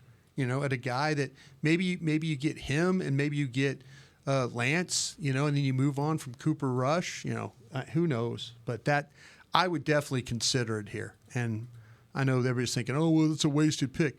It's pick 233, guys. Yeah. You're taking a shot at a quarterback that I know on my board, and they don't probably have him on the 4th round on their board, but maybe. Well, maybe it's Sam Hartman at Notre Dame. Maybe there's another quarterback. There you go. Like. We got claps. All right, so Will McClay is about to make the call. McCarthy looks genuinely happy. Steven's really happy. It is not a fake happy. It's a real happy. And I wonder if it's a quarterback. I mean, McCarthy loves quarterbacks, and that's kind of the Green Bay way of doing things that he came from. It just, I wouldn't be. To me, with a guy like Michael Pratt that we all thought was a dude that if you're going to take a flyer on that next tier of quarterbacks. Is that your Marcus Marauder right there, Bobby Belt? Where is he? On the right side, Stucky. Yeah. Leaning in, it looks like him. Yeah. Standing up, it's Ross Winchie and Klein Kubiak. Where would Stucky's region? Stucky's Midwest. Midwest. Would Tulane? Nah. No, that would be. Like I think Kansas. Yeah. K-State. Well, they got it, so they're on the phone. All right, we'll see. Michael. Okay, so we got a couple of picks flying off the board. M.J. Devonshire, the cornerback from Pittsburgh, goes to the Raiders at pick 229. And then Michael Juergens, the center from Wake Forest, just went to the Vikings at pick 230. That will take us to the Patriots at 231. Did anybody want to touch on those guys? Or I have. Let me, if I can do my housework, keep talking. But I got Devonshire for you if you like. Yeah, I'd love to hear what you have on Devonshire. And then, yes, we were talking about Brendan Rice and how he was hanging on the board. The Chargers did end up taking him for those that missed that pick. That was a little bit earlier in the round. So trying to figure out, Cowboys are about to make a pick. They're coming up here at 233. This is their first of 2 7th-rounders here. McCarthy's juiced. Yeah, he looks excited. McCarthy's getting someone he likes. Okay. Solari's hanging over here to the right side. Okay, maybe an alignment. So we're talking about Devonshire real quick. He's going to be 24 years old when the season starts. He's from a transfer from Kentucky. Good size with good arm length for the position. He's played on both sides of his college career. The transition well from the back pedal to flipping his hips to run with the defender. He does a good job of contesting passes. If he has an issue, I think it's his long speed. I've seen receivers get by him and have trouble catching up. He's not afraid to tackle by stepping up. He does a pretty good job of wrap-up guy. Gets very grabby at the line at the top of the route. Shows some good ball skills. Had 18 pass breakups, 7 career interceptions. 3 of those interceptions were returned for touchdowns. So he does a good job of playing with his eyes. Right place, right time type of a guy. Physical cover corner. He could help you in special teams as a return man. He has a knack for finding space there when there is none. So lack of speed, though, is clear at times. That's from Pittsburgh. Okay. Oh, so we got an offensive lineman. So it's got to be a lineman. Mike Solari's on the phone right now. So some of the linemen that we're looking at that haven't been taken: Driscoll from Marshall. We brought his name up. Garrett Greenfield from South Dakota State. I've got Duplain from Michigan State as a guy that I liked quite a bit. Cohen from Miami. Still, I don't believe has been taken. I know, Bobby, you've brought him up. Anybody that you think, Bobby, that we could throw out there name-wise? I mean, the 2 highest I've gotten texts about left are Cohen and Nathan Thomas. Okay. Nate Thomas. A lot of people thought Louisiana. Nathan Thomas had really high ceiling. Yeah, I mean, Thomas has the measurables that you're looking for. And in the 7th round, that's a lot of what this is. 6'5", 332. That's one of the bigger players that teams told me they had left right there who just went Jaheim Bell. Wow. Minnesota. Man. Well, we went to New England. Man, so New England's got some fun offensive weapons now for Drake May. You talk about Jalen Polk, who they took earlier. Jaheim Bell is another one of these guys. Aisha, I think you and I both watched him last year. Mm-hmm. And then he decided to go back, and he ends up, at Florida State. He transferred from South Carolina, and he's a stud. I mean, at South Carolina, he was lining up all over. They had him at running back at times. Yeah, he can do things out the backfield. Obviously, like the run after catch is great. He'll run through your face. He doesn't care. Of course, want him to refine his route running a little bit more, but as far as just him being a pure athlete, being bigger, stronger, faster than anybody at whatever position you put him on, he could do it. I'm jealous. All right, Cowboys pick is in. They're announcing it now on the NFL Network, and it is Jaden Davis. No, he's already been picked. This isn't right. This isn't right. Pick is in. I think they've got the graphic wrong. We're just waiting on the pick. Levi Drake Rodriguez went from Texas A&M Commerce, went to the Minnesota Vikings at pick 232, right ahead of the Cowboys. So there's a Texas A&M Commerce defensive tackle being picked 6'1", 269, going to the Vikings. So still waiting on who it's going to be for the Cowboys here. But they're next up as we're waiting. Who's the next Dallas Cowboys draft pick? We expect it to be an offensive lineman. We've thrown out quite a few names. I mean, maybe one of these names ends up sticking. Yeah, the guy. But didn't you say that they want someone that they don't want to have to fight for? No, you don't want to have to fight for this guy. That's the whole idea. Don't fight for this. This pick is in. Nathan Thomas from Louisiana. There it is, Bobby. 6'5", 332. And you had heard it. I mean, you were on this one, Bobby, when it came to other teams around the league. Yeah, we're talking about him. The one of the teams that told me that was their surprise that was still sitting around, they had him in the 4th round. And so, I mean, if you're getting a 4th round offensive lineman there with apparently some tackle and guard flexibility, then yeah, that's worthy of a 7th round flyer. Yeah, I've been putting in some texts to some people I know down in New Orleans. Went to Chalmette High School down there. It's just Chalmette High School. Yeah. It's just outside of New Orleans. It's more of a country type program. But Louisiana Lafayette. Let's touch on this program for a minute before I dive completely into Nathan Thomas. The Cowboys, they found a steal in John Stevens Jr. last year out of Lafayette in the undrafted free agent pool. And Billy Napier was the head coach, and that program that he built down there in Western Louisiana allowed him to move on to Florida. But so many NFL talents are starting to come out of that program, and it has just continued under Coach DeSormo. This program is starting to put out some really big-time guys, but Nathan Thomas specifically, 6'5", 332 pounds, and is an absolute mauler in the run game. So in high school, he played in a wing T program, and he lined up at tight end, which in a wing T program, that may as well be an extension of the right tackle position. And so he has a lot of knacks in the run game, and you see that mobility from a tight end at the tackle position. However, I do think he has some guard flex. I think he's going to be able to slide inside if he needs to at the next level. But you see those long arms, that quick movement, the mobility that he has, those traits that he picked up at the high school level and blocking for wing T type plays. This is a really fun, high traits, high upside pick for the Cowboys in the 7th round. I mean, this is the type of 7th round pick you would like to get. I'd say that right here. I'm with you, man. I mean, you see the base that he works with, and he's a guy that just does not get overpowered. Yeah. He is very, very strong and powerful in the upper body, but you mentioned the long arms. That's something as well. And I'm sure, I mean, he did start at left tackle the last 2 years. You've got 13 games in 2022, 12 games at left tackle the most recent season. Honorable mention, all Sun Belt Conference. But yeah, man, you get this dude in the 7th round in what was a very deep tackle class. Yeah. You never know how you can develop into this guy. That's a fun pick. Anything to add, Bob? No, you got it. That's it. Yeah. I mean, you mentioned the only thing I have to say is that you mentioned the base, and you can tell even like when he's kick stepping, it's not too like, you know what I'm saying. His legs aren't too spread out. Like he's balanced. Yeah. Yeah. No, I'm interested in finding out more about the player. Yeah, I mean, the hands, like we were talking about that maybe with Guyton a little bit, like keeping the hands connected. Mm-hmm. Nathaniel Watson doesn't have an issue with that. He has some explosiveness. Nathan Thomas. Yeah, that play that Beam just showed on his film, he looked like he got rolled back. Yeah. So he must have some flexibility because I would have broken my ankle on that play.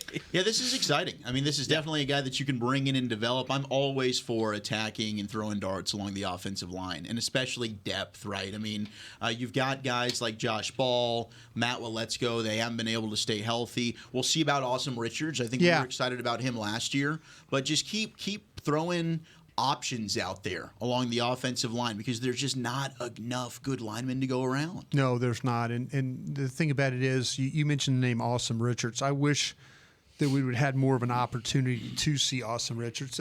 Evidently, he wasn't ready to play in those games, and that's why they went with Adoga. And so now, you're throwing in, Nathan Thomas into this mix, and maybe that, the fact you mentioned maybe some guard flexibility as well.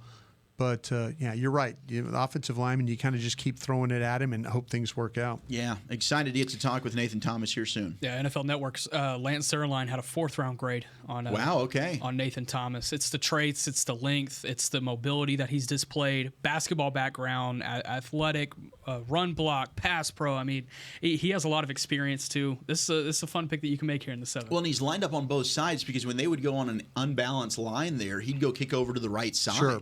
So, I mean, this is maybe a backup swing tackle, potentially, you could look at in the future with Nathan Thomas. Fun pick here for the Cowboys, and we'll talk with him, Nick. I'm excited to hear you pick his brain about that wing T in high school. Like, that's what a freak athlete there. 6'5", 332 out of Louisiana. Nathan Thomas, your newest Dallas Cowboy.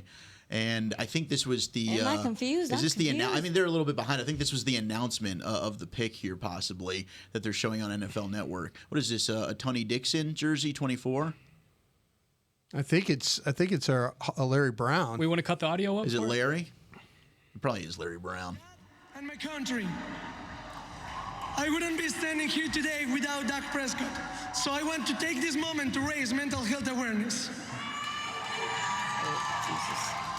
With the 233rd pick in the 2024 NFL Draft, America's team, Mexico's team, world's team, my Dallas Cowboys select Nathan Thomas, tackle, Louisiana Lafayette.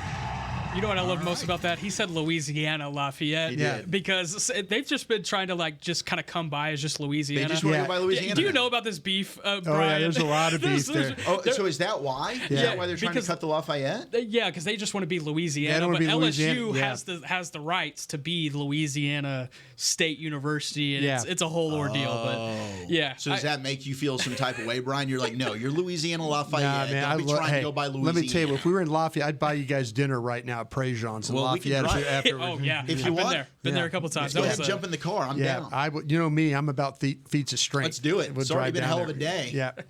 Maybe when we go to the Manning Passing Academy this summer, you come. I've been twice. Yeah, let's go this year, Brian. I'm down. I love it. Just let me know the dates, Brian, and I can put in some PTO time.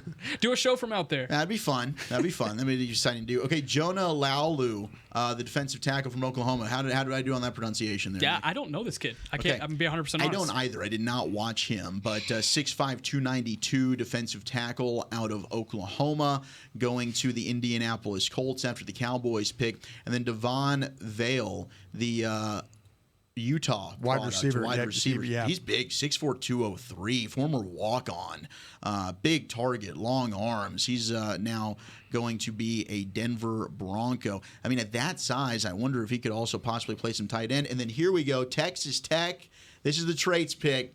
Wreckham, Miles Cole, 6'6", 278. You talk about a dude who just looks the part, a freak of nature off the edge. He is now going to Jacksonville. Miles Cole out of Texas Tech. Yeah, absolutely. You talk about athleticism. He's got it. And whenever I was talking with the staff over at Texas Tech, head coach Joey McGuire had glowing things to say about Miles Cole, as well as James Blanchard, their director of recruiting over there in Lubbock. They love to go after guys that have basketball background, track background, anything of the nature. He's a Shreveport native, and what caught their eye during the evaluation process was his basketball background and being able to translate that to the edge. How does that work? Footwork, explosion, being able to find little creases in the offensive line to be able to blitz through and get to the passer. He was able to do that in his time with the Red Raiders. He was a really productive player in the Big 12. I really like what Miles Cole would bring to. Is that the Bengals? Is that the Bengals? No. The Bengals selected Matt Lee afterwards. We'll get back to that. We've got our guy Nate Thomas, the newest Dallas Cowboy, offensive tackle, Louisiana Lafayette. Nate, congratulations, man. I'm sure it's been a long day waiting, but how you feeling? What's this day been like for you?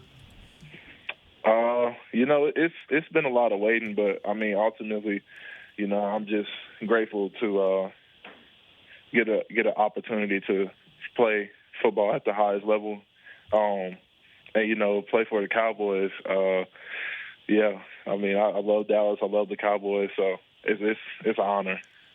Hey, Nathan, congrats on being picked. Or did you grow up a Cowboys fan? You say you love the Cowboys?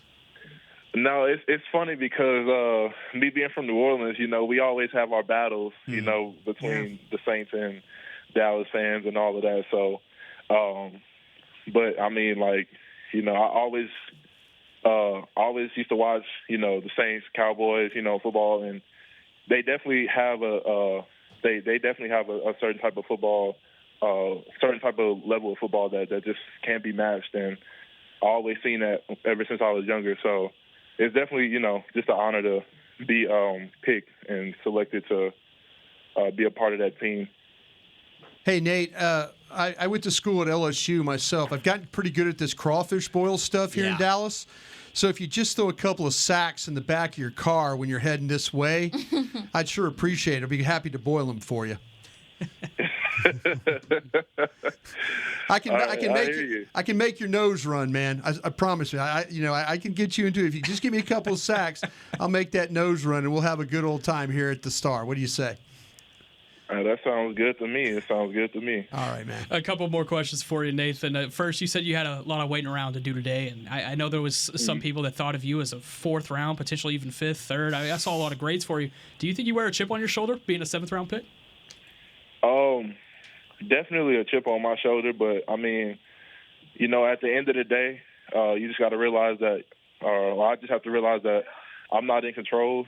God's in control. So wherever He wants me at is for a reason. So, still getting picked, but I'm on a mission, and getting drafted is fun and all, is cool, but I'm definitely on a mission.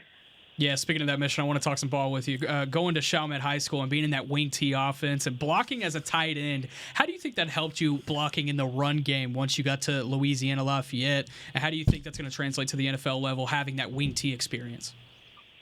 Yeah, I think, you just stick to the fundamentals,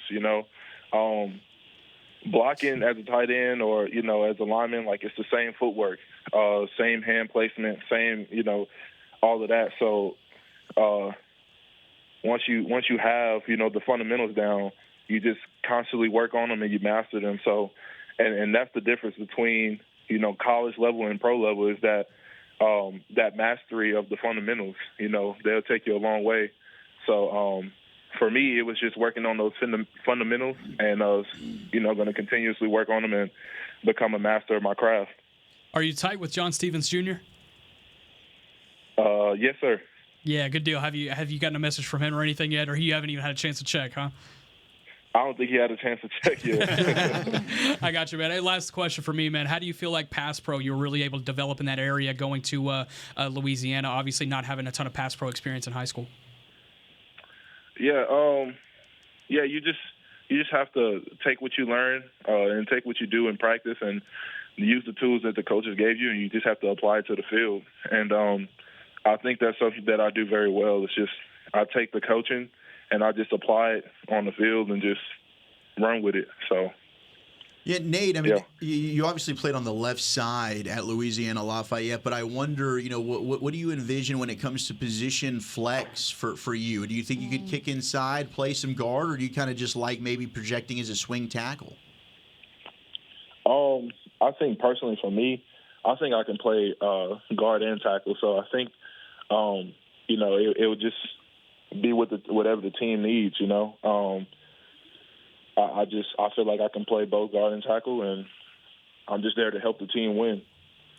Hey, Nathan, your base is strong. It's balanced. I like to ask a lot of the offensive linemen what they do to, maintain that balance, but to really, continue to gain more flexibility because that's going to keep you healthy, especially in your hips. Are there any things that you do that are, significant to stay loose and to make sure that your flexibility is up to par? That was one thing that I guess I just had naturally that I didn't know was something that could be worked on until I went to the sports academy. and was working with some of the MT people over there, and just making sure that you just do some stretches, and definitely getting some manual therapy done to work those or loosen those muscles and stuff, and that can definitely help, like range of motion and other things of that sort. Nate, congratulations. Thanks for giving us some time, man. Welcome to the Dallas Cowboys. It's a special day. Go enjoy it with your friends and family. Yes, sir. Thank you. There he goes, Nathan Thomas, your newest Dallas Cowboy, Louisiana Lafayette. I mean, really, really impressive. I'm excited. Individual. Getting to talk with him, and he seems like he's willing to do whatever the team needs of him. If he delivers those crawfish, I'll be even more happy about that. We'll try and I know he'll have a sponsor, and Brian Broad is there. There's absolutely. no question I'll be about happy if he comes out here and just doesn't give up any sacks or anything like that as a player. I'll cook for crawfish for him all day long. I mean, I'll tell you what, Brian. I'm from East Texas. They consider us honorary Louisianians. We're gonna have to do that sometime. You got it. You got it. We're gonna have to get a boil going. Nathan Thomas allowing just 13 quarterback pressures on 410 pass blocking snaps last season. So he was steady for that Louisiana Lafayette offensive line. And again, another guy that's really good in the run game. You think this team wanted to emphasize we want to get offensive linemen that can get some movement and get some push. We want to knock people off the ball, be a little bit more angry, mean, get something going in the run game. They're doing that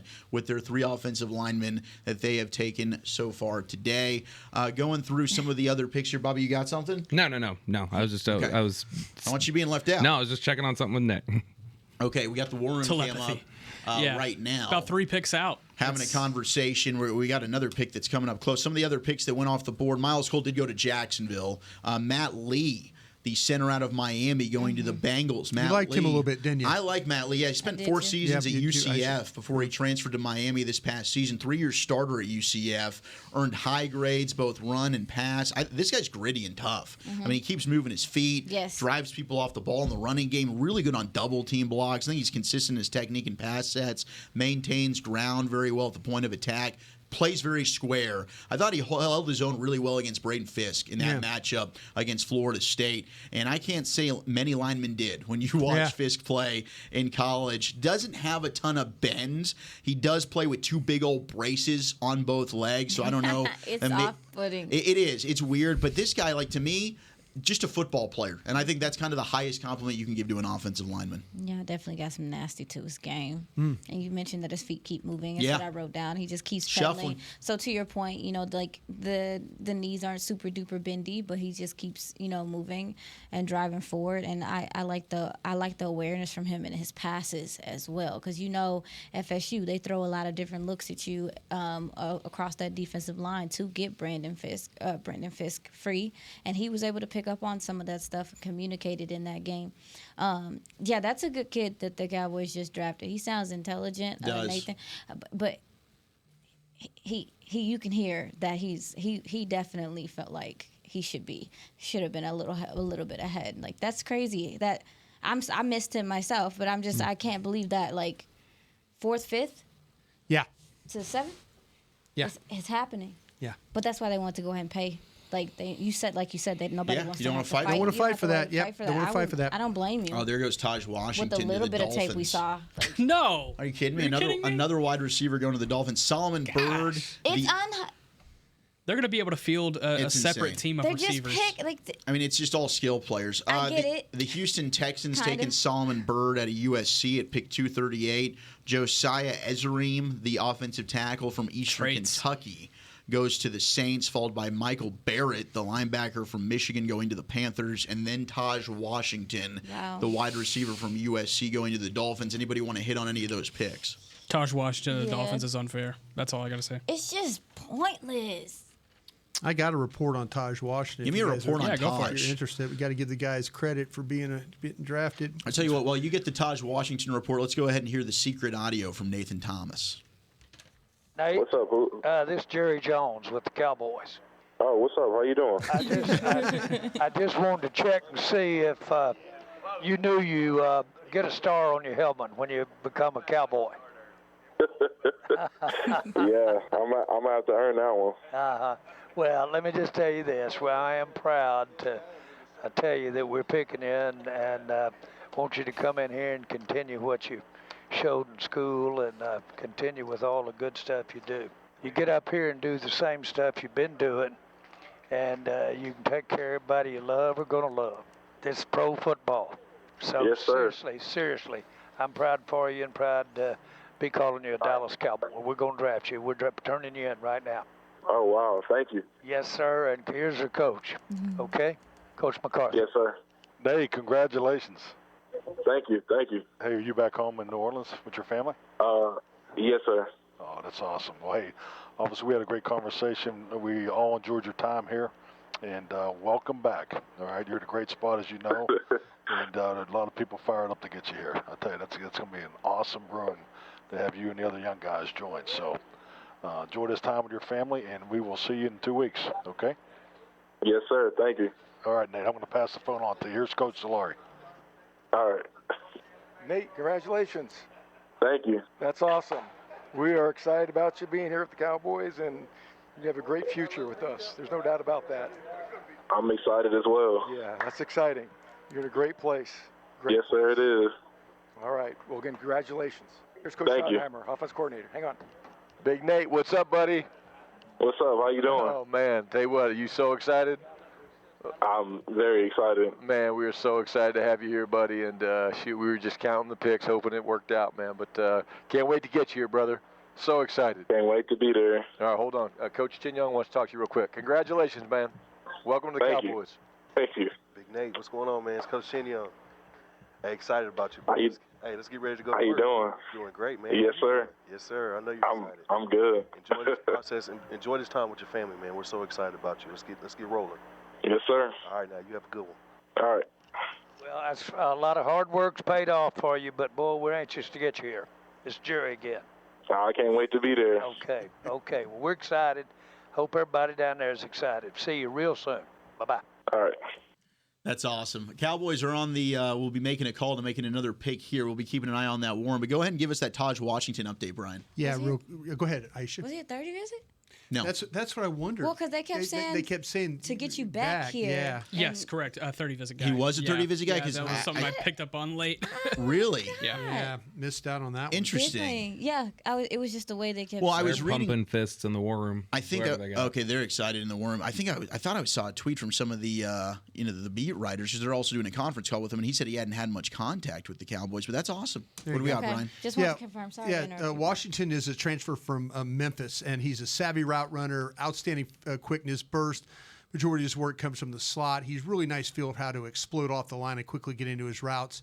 I believe that this kid, he gets a lot of space when playing in that slot.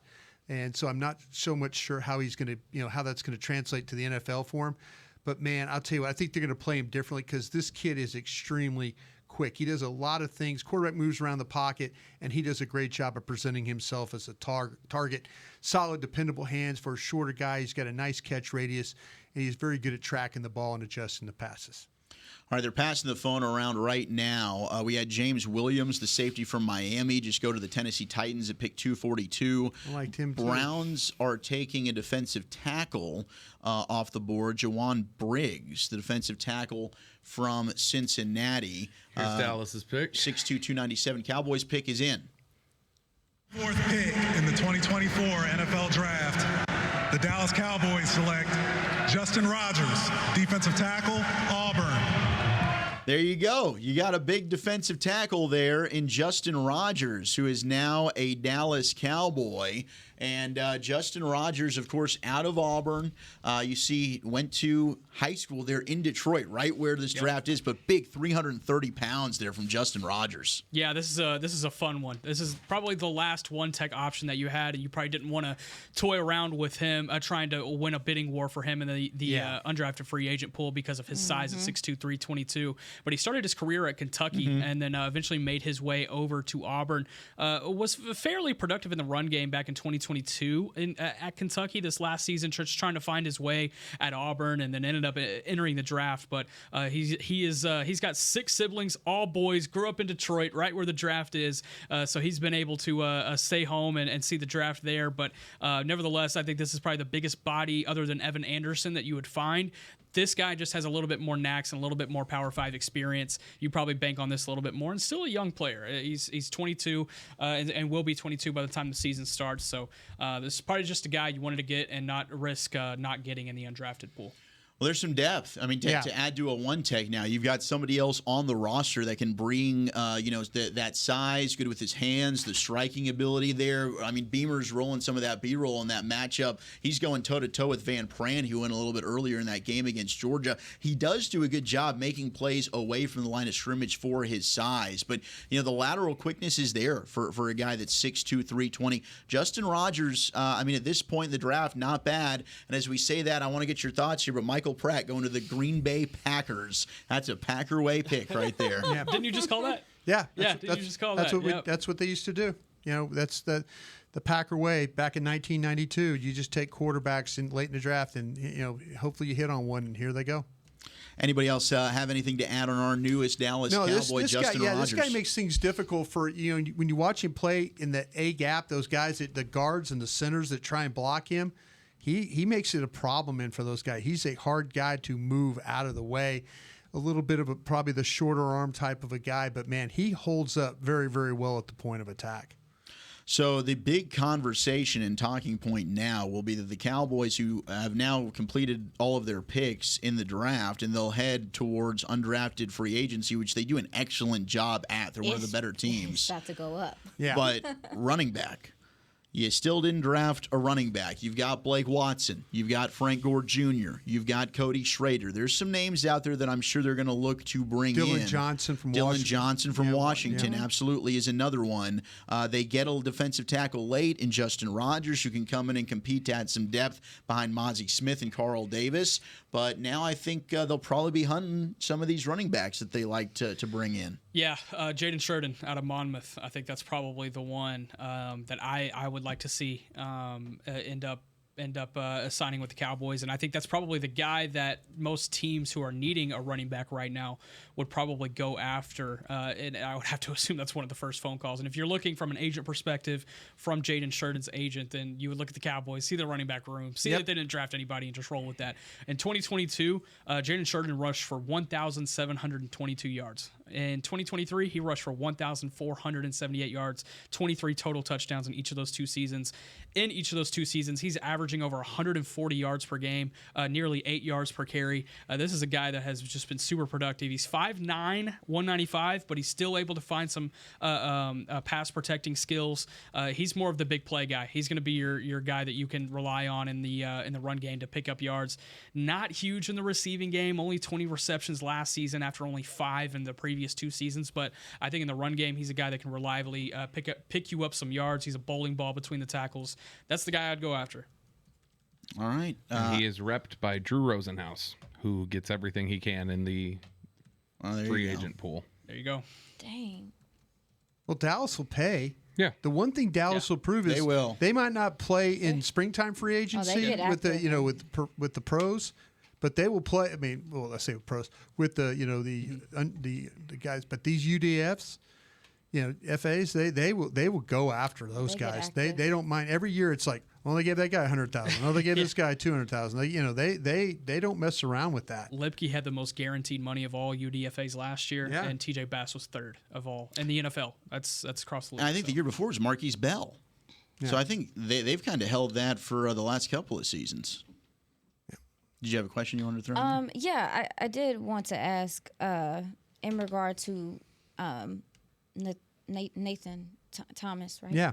I wanted to ask. So, you guys looking at him as a guard? Do you think that they? I'm just saying there's potential there. I don't think it's necessarily something you just you'd hammer on immediately. But I'd like to see him at tackle. Well, I'm tracking that. I was wondering. I'm asking where the other projections were for him. Were they projecting him as a guard or just a tackle? Yeah, I'm just saying there's probably guard flex. Okay, because I mean. I just think there's more of at this point, there's more of a need for tackle depth than guard depth as of right now to me. So that's why I was just wondering. Like I said, I wasn't familiar with the player, so I'm just trying to get a gauge on what y'all felt about him. Okay, that's all. Yeah, these are some names that I think could also be interesting that are just still available right now. Not necessarily in the undrafted free agent pool because I still believe we have 20 picks left. Yeah. Gabriel Murphy still on the board. Fabian Lovett, I know you like him. Aisha out of Florida State defensive tackle. Dwight McGlothern, big long press corner out of Arkansas. Yeah. Still on the board. Cornelius Johnson, big body wide receiver out of Michigan that I had a 6th-round grade on. Curtis Jacobs out of Penn State, linebacker. Phil Darius Payne is another defensive tackle out of Virginia Tech that is still on the board. Willie Drew, corner out of Virginia State. He trained here in Dallas during the pre-draft process. Guys really liked him at the combine from what I had heard. More so trainers, not scouts that I had heard necessarily. Evan Anderson, as I mentioned, that big 350-pound frame. I mean, that's something you love to see. Eric Watts, that's a fun edge out of the University of Connecticut. And then Imani Bailey, TCU running back. He was the guy that had a pre-draft visit here. All right, the now newest Dallas Cowboy, Justin Rogers, is joining us here in the draft show. Justin, how are you, sir? I know this has probably been a heck of a day for you, man, but a day you'll never forget. Congratulations and welcome to the Dallas Cowboys. Thank you. Man, we're excited to have you. I mean, certainly this is a need the Cowboys needed to fill with what you bring to the table. How would you describe your play style and what you're bringing now to the Dallas Cowboys? A hard worker, a guy they can depend on, just have fun, make habit out there. I think obviously playing in the SEC, you're battle tested. I know we got an SEC guy on our studio set right now who played in the SEC as well, and Brian Broaddus. But what were some of the things you think helped grow as a player in that conference that you can translate now to the NFL? Just really taking on wisdom from the older guys and just older veterans around me. I think that kind of helped me to be where I'm at right now. You play with some violent hands, man. I mean, you're really, really difficult to move off the ball. Is that something that you've worked on to try and get that hand fighting, or is that something naturally you've just always been gifted with? I've just been naturally gifted with it.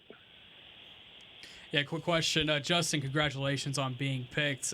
Did you grow up a fan of any team, and growing up in the SEC, was it always your dream to play in the SEC as well?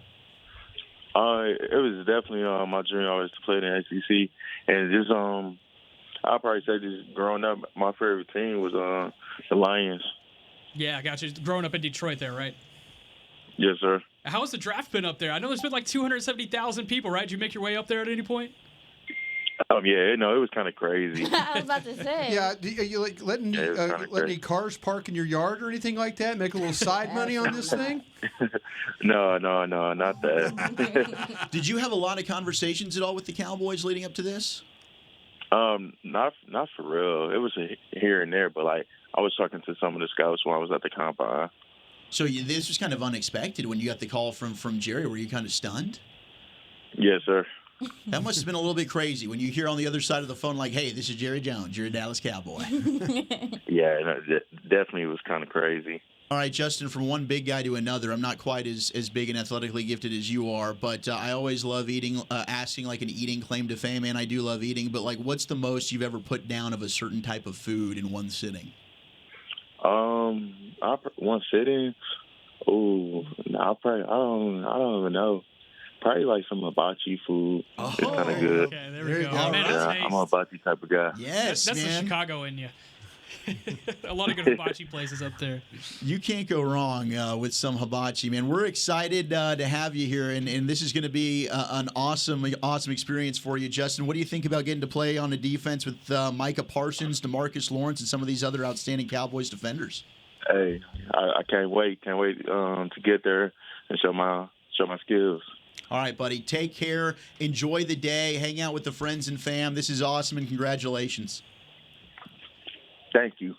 There he goes, Justin Rogers, your new defensive tackle out of Auburn, joining us here on the draft show as the Cowboys have made their final pick. We've had a couple of other picks fly off the board. Michael Pratt went to Green Bay from Tulane. Devin Culp, the tight end from Washington, going to the Bucs. Marcus Harris, the defensive tackle from Auburn, who played with Justin Rogers, going to the Houston Texans. C.J. Hansen, holy cross. I got excited. Offensive guard going to the Chiefs, and then Ladarius Henderson, another offensive tackle from Michigan, going to the Houston Texans. Just a few more picks left. We've got 7 remaining. Baltimore Ravens pick is in, and then we'll put a bow on the 2024 NFL Draft. Yeah, this press conference is coming up quick, guys. All right, go for it, buddy. Hey, thanks for all your hard work, brother. Yeah, I want to say thank you to you guys for allowing me on in this first year. It's been a blast. I hope to bring even more next year. Man, this has been awesome. This is my favorite part of the year, being able to dive into the draft.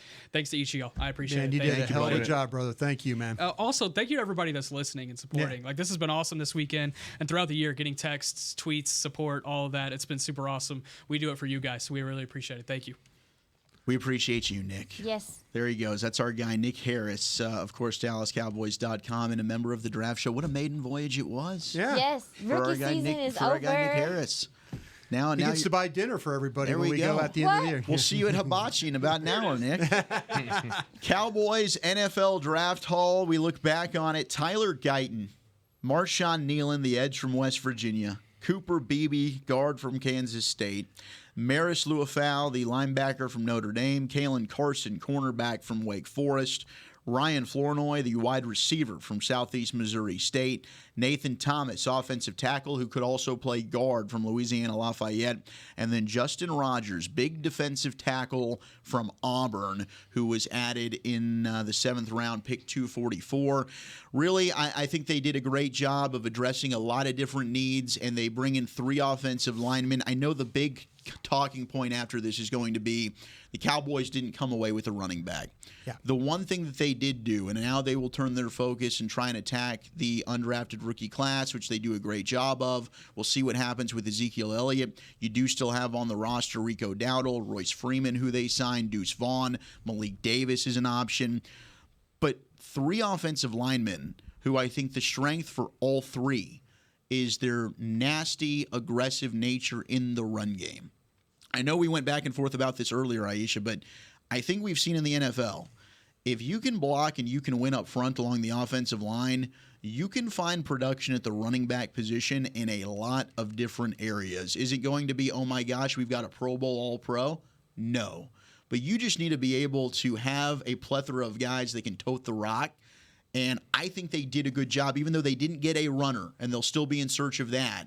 At least the offensive line, I think we feel much better about after this weekend. Oh, yeah. That's what I'm more so looking at is this season.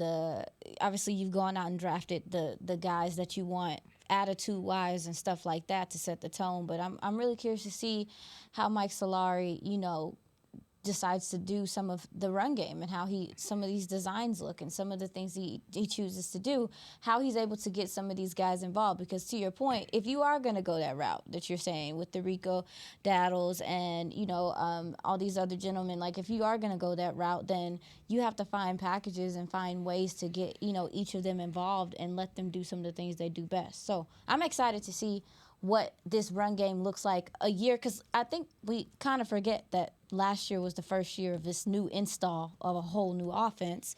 Maybe we get a little bit more refining and creativity in the run game this year with it having to be kind of vast with multiple people and the way you were describing, Zach. The thing that I will take away from this draft as it's winding down is that when they made the trade down from 24, and then it came in my mind, who are they going to get at 73? That's what immediately my focus went to. And the fact that on my board personally, you end up with a 2nd round grade at 73. To me, that's when the trade is totally worth it and makes sense. When all of a sudden you get a guy that, with BB, I thought he was the best guard on the board. Now, depending on what people think about the tackles that can play guard and stuff like that. Best guard. But for him to be there at 73 and you to pick him, that made that trade for me work so much better. And I know we all love Barton and all the center, No, but I would sacrifice Barton for Guyton and Beebe. That's how I look at that right there. Now, the thing that drove me nuts, and I mean, maybe the mechanics of it, maybe they weren't ready. Selfish me was looking at Lloyd, the running back from USC. And then you took the linebacker, right, from Notre Dame. So, and then he goes the pick behind you. And now you're going, damn. You know, okay, that's one. But, yeah, the Notre Dame kid is a hell of a football player. He really, really is. Yeah, I feel like I just wish they could have maybe that's the time where you maybe would have grabbed that would have been it. Grab that runner, right? Maybe that's where the draft was going to allow you to grab the runner. Yeah, that's where you had Jalen and Wright. Once it happened, Wright or Lloyd or Davis, whoever. That's where you needed to do it. Once that went past, they got wiped. You were wiped. They didn't have an opportunity to do it today. You were done. You guys didn't think that listening to Scott McCurley talk about, like, it sounds like he guaranteed Maurice that they were going to come get him. Did you hear what he said? Yeah, you're right. And see, that's what I'm saying. I just said the selfish me, but I'm in looking how maybe the running back board fell today with all those guys going. It kind of like, well, maybe we'll be able to grab a guy in the fifth. There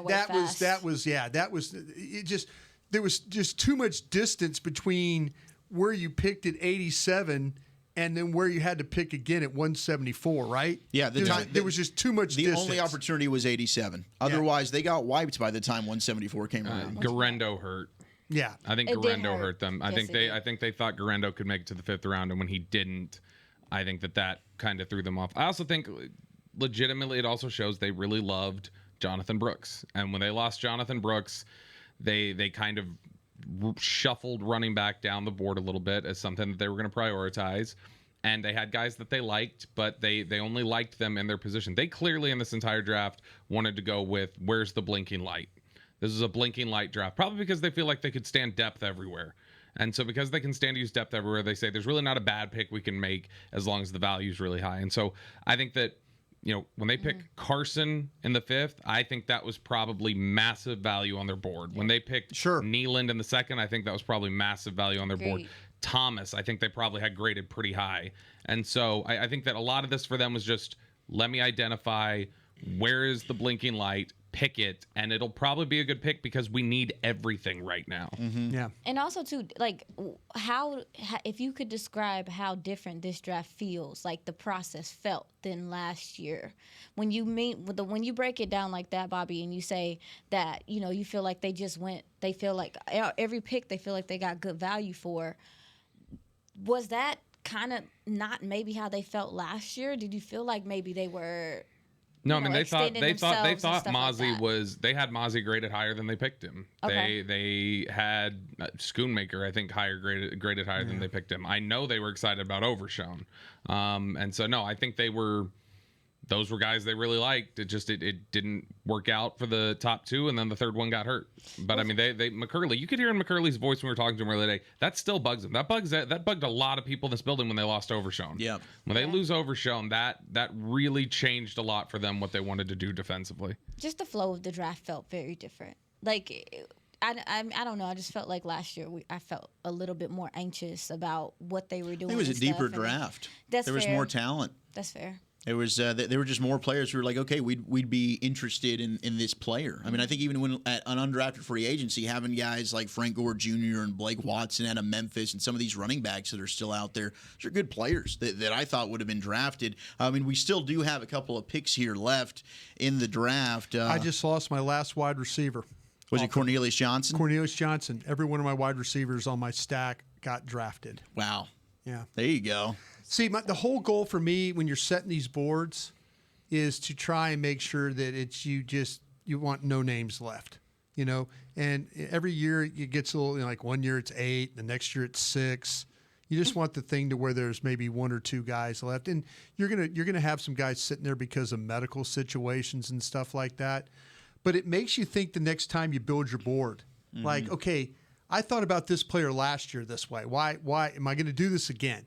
So it's a difficult thing. We all kind of deal with it, but man, I tell you, there's nothing better. I love doing this, man. I love building boards and watching players and doing what we're doing right now. And the Rams are having a great time. Rams are having a fun draft, man. They had a lot of picks. First time they finally had a first-round pick for a while. Yeah. And there's the Chargers there with a nice haul as well.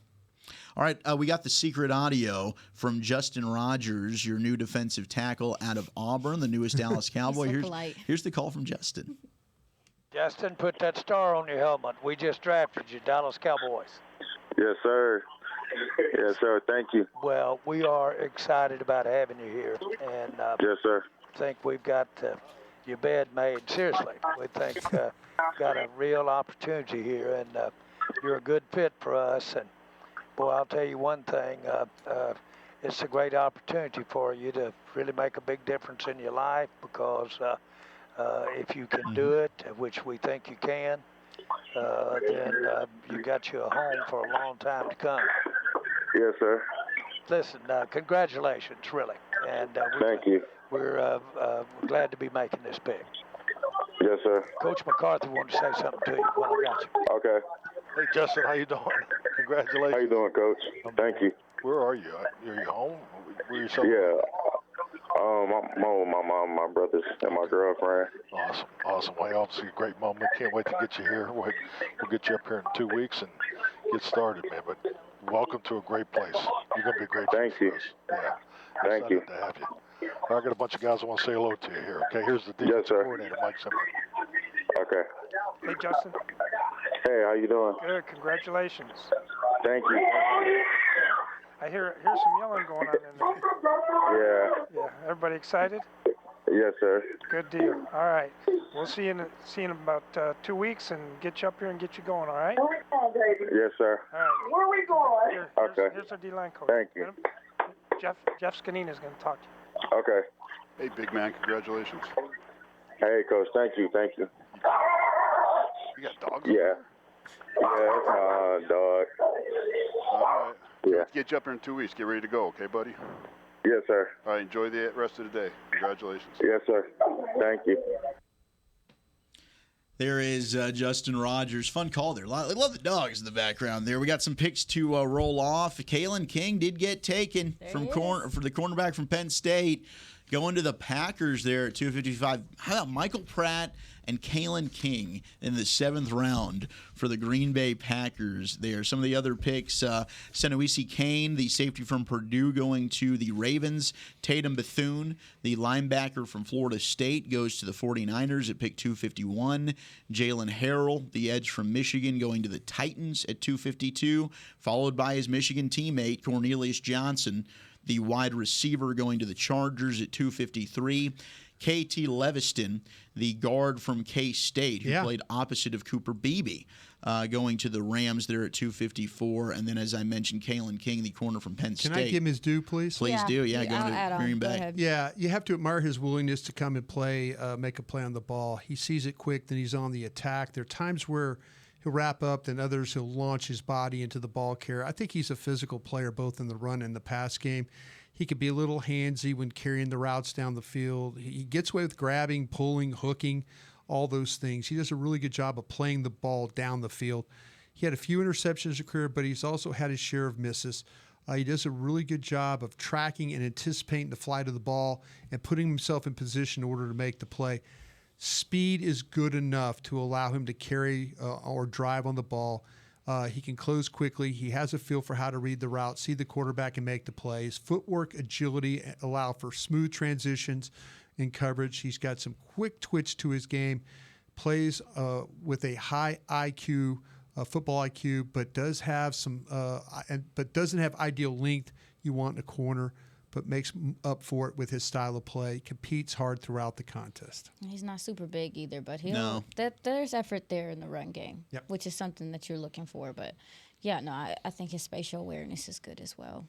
So Kaylin King, who ends up not going undrafted, ends up making it there to the Packers. The Broncos on the clock right now. Their pick is in, and then we will get to Mr. Irrelevant, pick 257 to the New York Jets, which is coming up here in just a second. Overall, as we kind of put a bow on these things, I think satisfied with what the Cowboys did. I am very surprised They didn't draft a running back, but again, as we talked about, I think they lost that opportunity in the third. I think so too.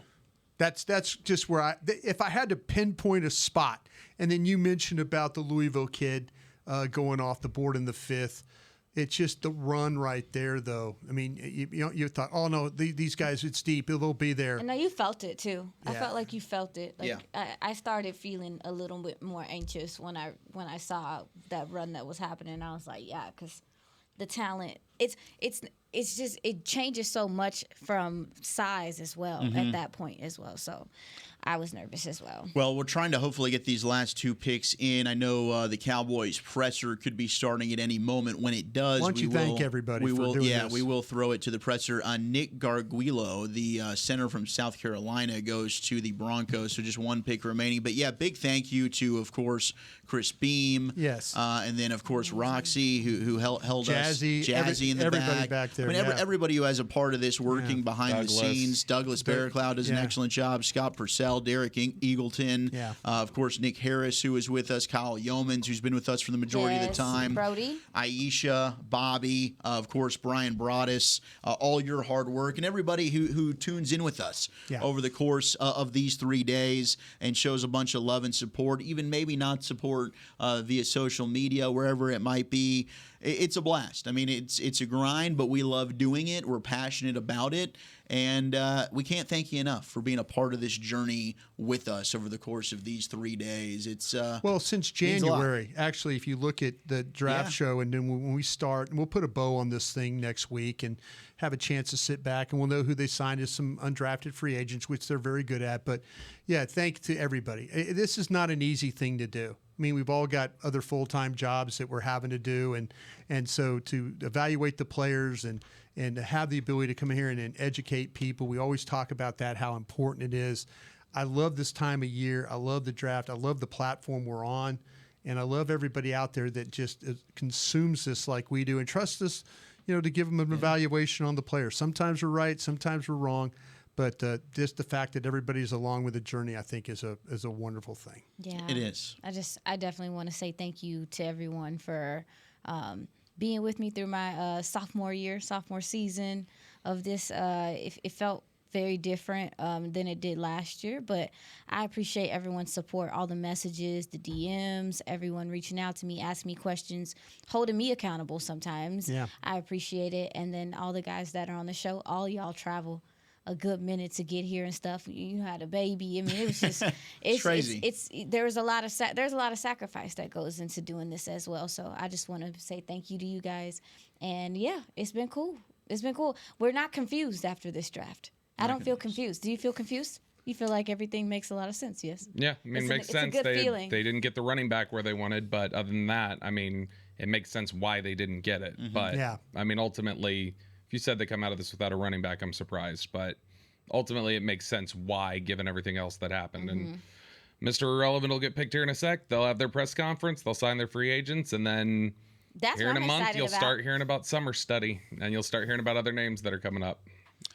We get ready for Mr. Irrelevant. I know we're looking right now at the press conference area waiting for Mike and Will and Jerry and Steven to sit down and talk us through the picks. But here's the announcement for Mr. Irrelevant with the final selection of the 2024 draft from the Jets. Irrelevant. You guys are all relevant. So, there you go. Yeah. Thank you to Lucretia, Uncle Roland, Aunt Glow. All fans can root for the underdog. So with the final, but maybe not irrelevant pick, with the 257th pick in the 2024 NFL Draft, the New York Jets select Jalen Key, a defensive back from Alabama. Good luck, Mr. Irrelevant. Congratulations to Jalen Key, the safety from Alabama who got to hear his name called as Mr. Irrelevant, 6 foot 208, 4.640. He is a New York Jet, and that does it. All the picks are now in the books, and the 2024 NFL Draft is officially closed. Again, the Cowboys haul Tyler Guyton, Marshawn Nealon, Cooper Beebe, Maris Luafau, Kaylin Carson, Ryan Flournoy, Nathan Thomas, and Justin Rogers. thank you so much on behalf of all of us here at the Draft Show. Stand by, of course, for the Dallas Cowboys presser on behalf of Chris Beam, Jazzy, of course, our entire team here, Nick Harris, Brian Broaddus, Aisha Morrison, Bobby Bell. I'm Zach Wolchuk. Until probably sometime this coming week for another Draft Show episode. Hugs and hand pounds, everybody. Stick around. We got the post-draft presser. This has been a production of DallasCowboys.com and the Dallas Cowboys Football Club. How about this, Cowboys?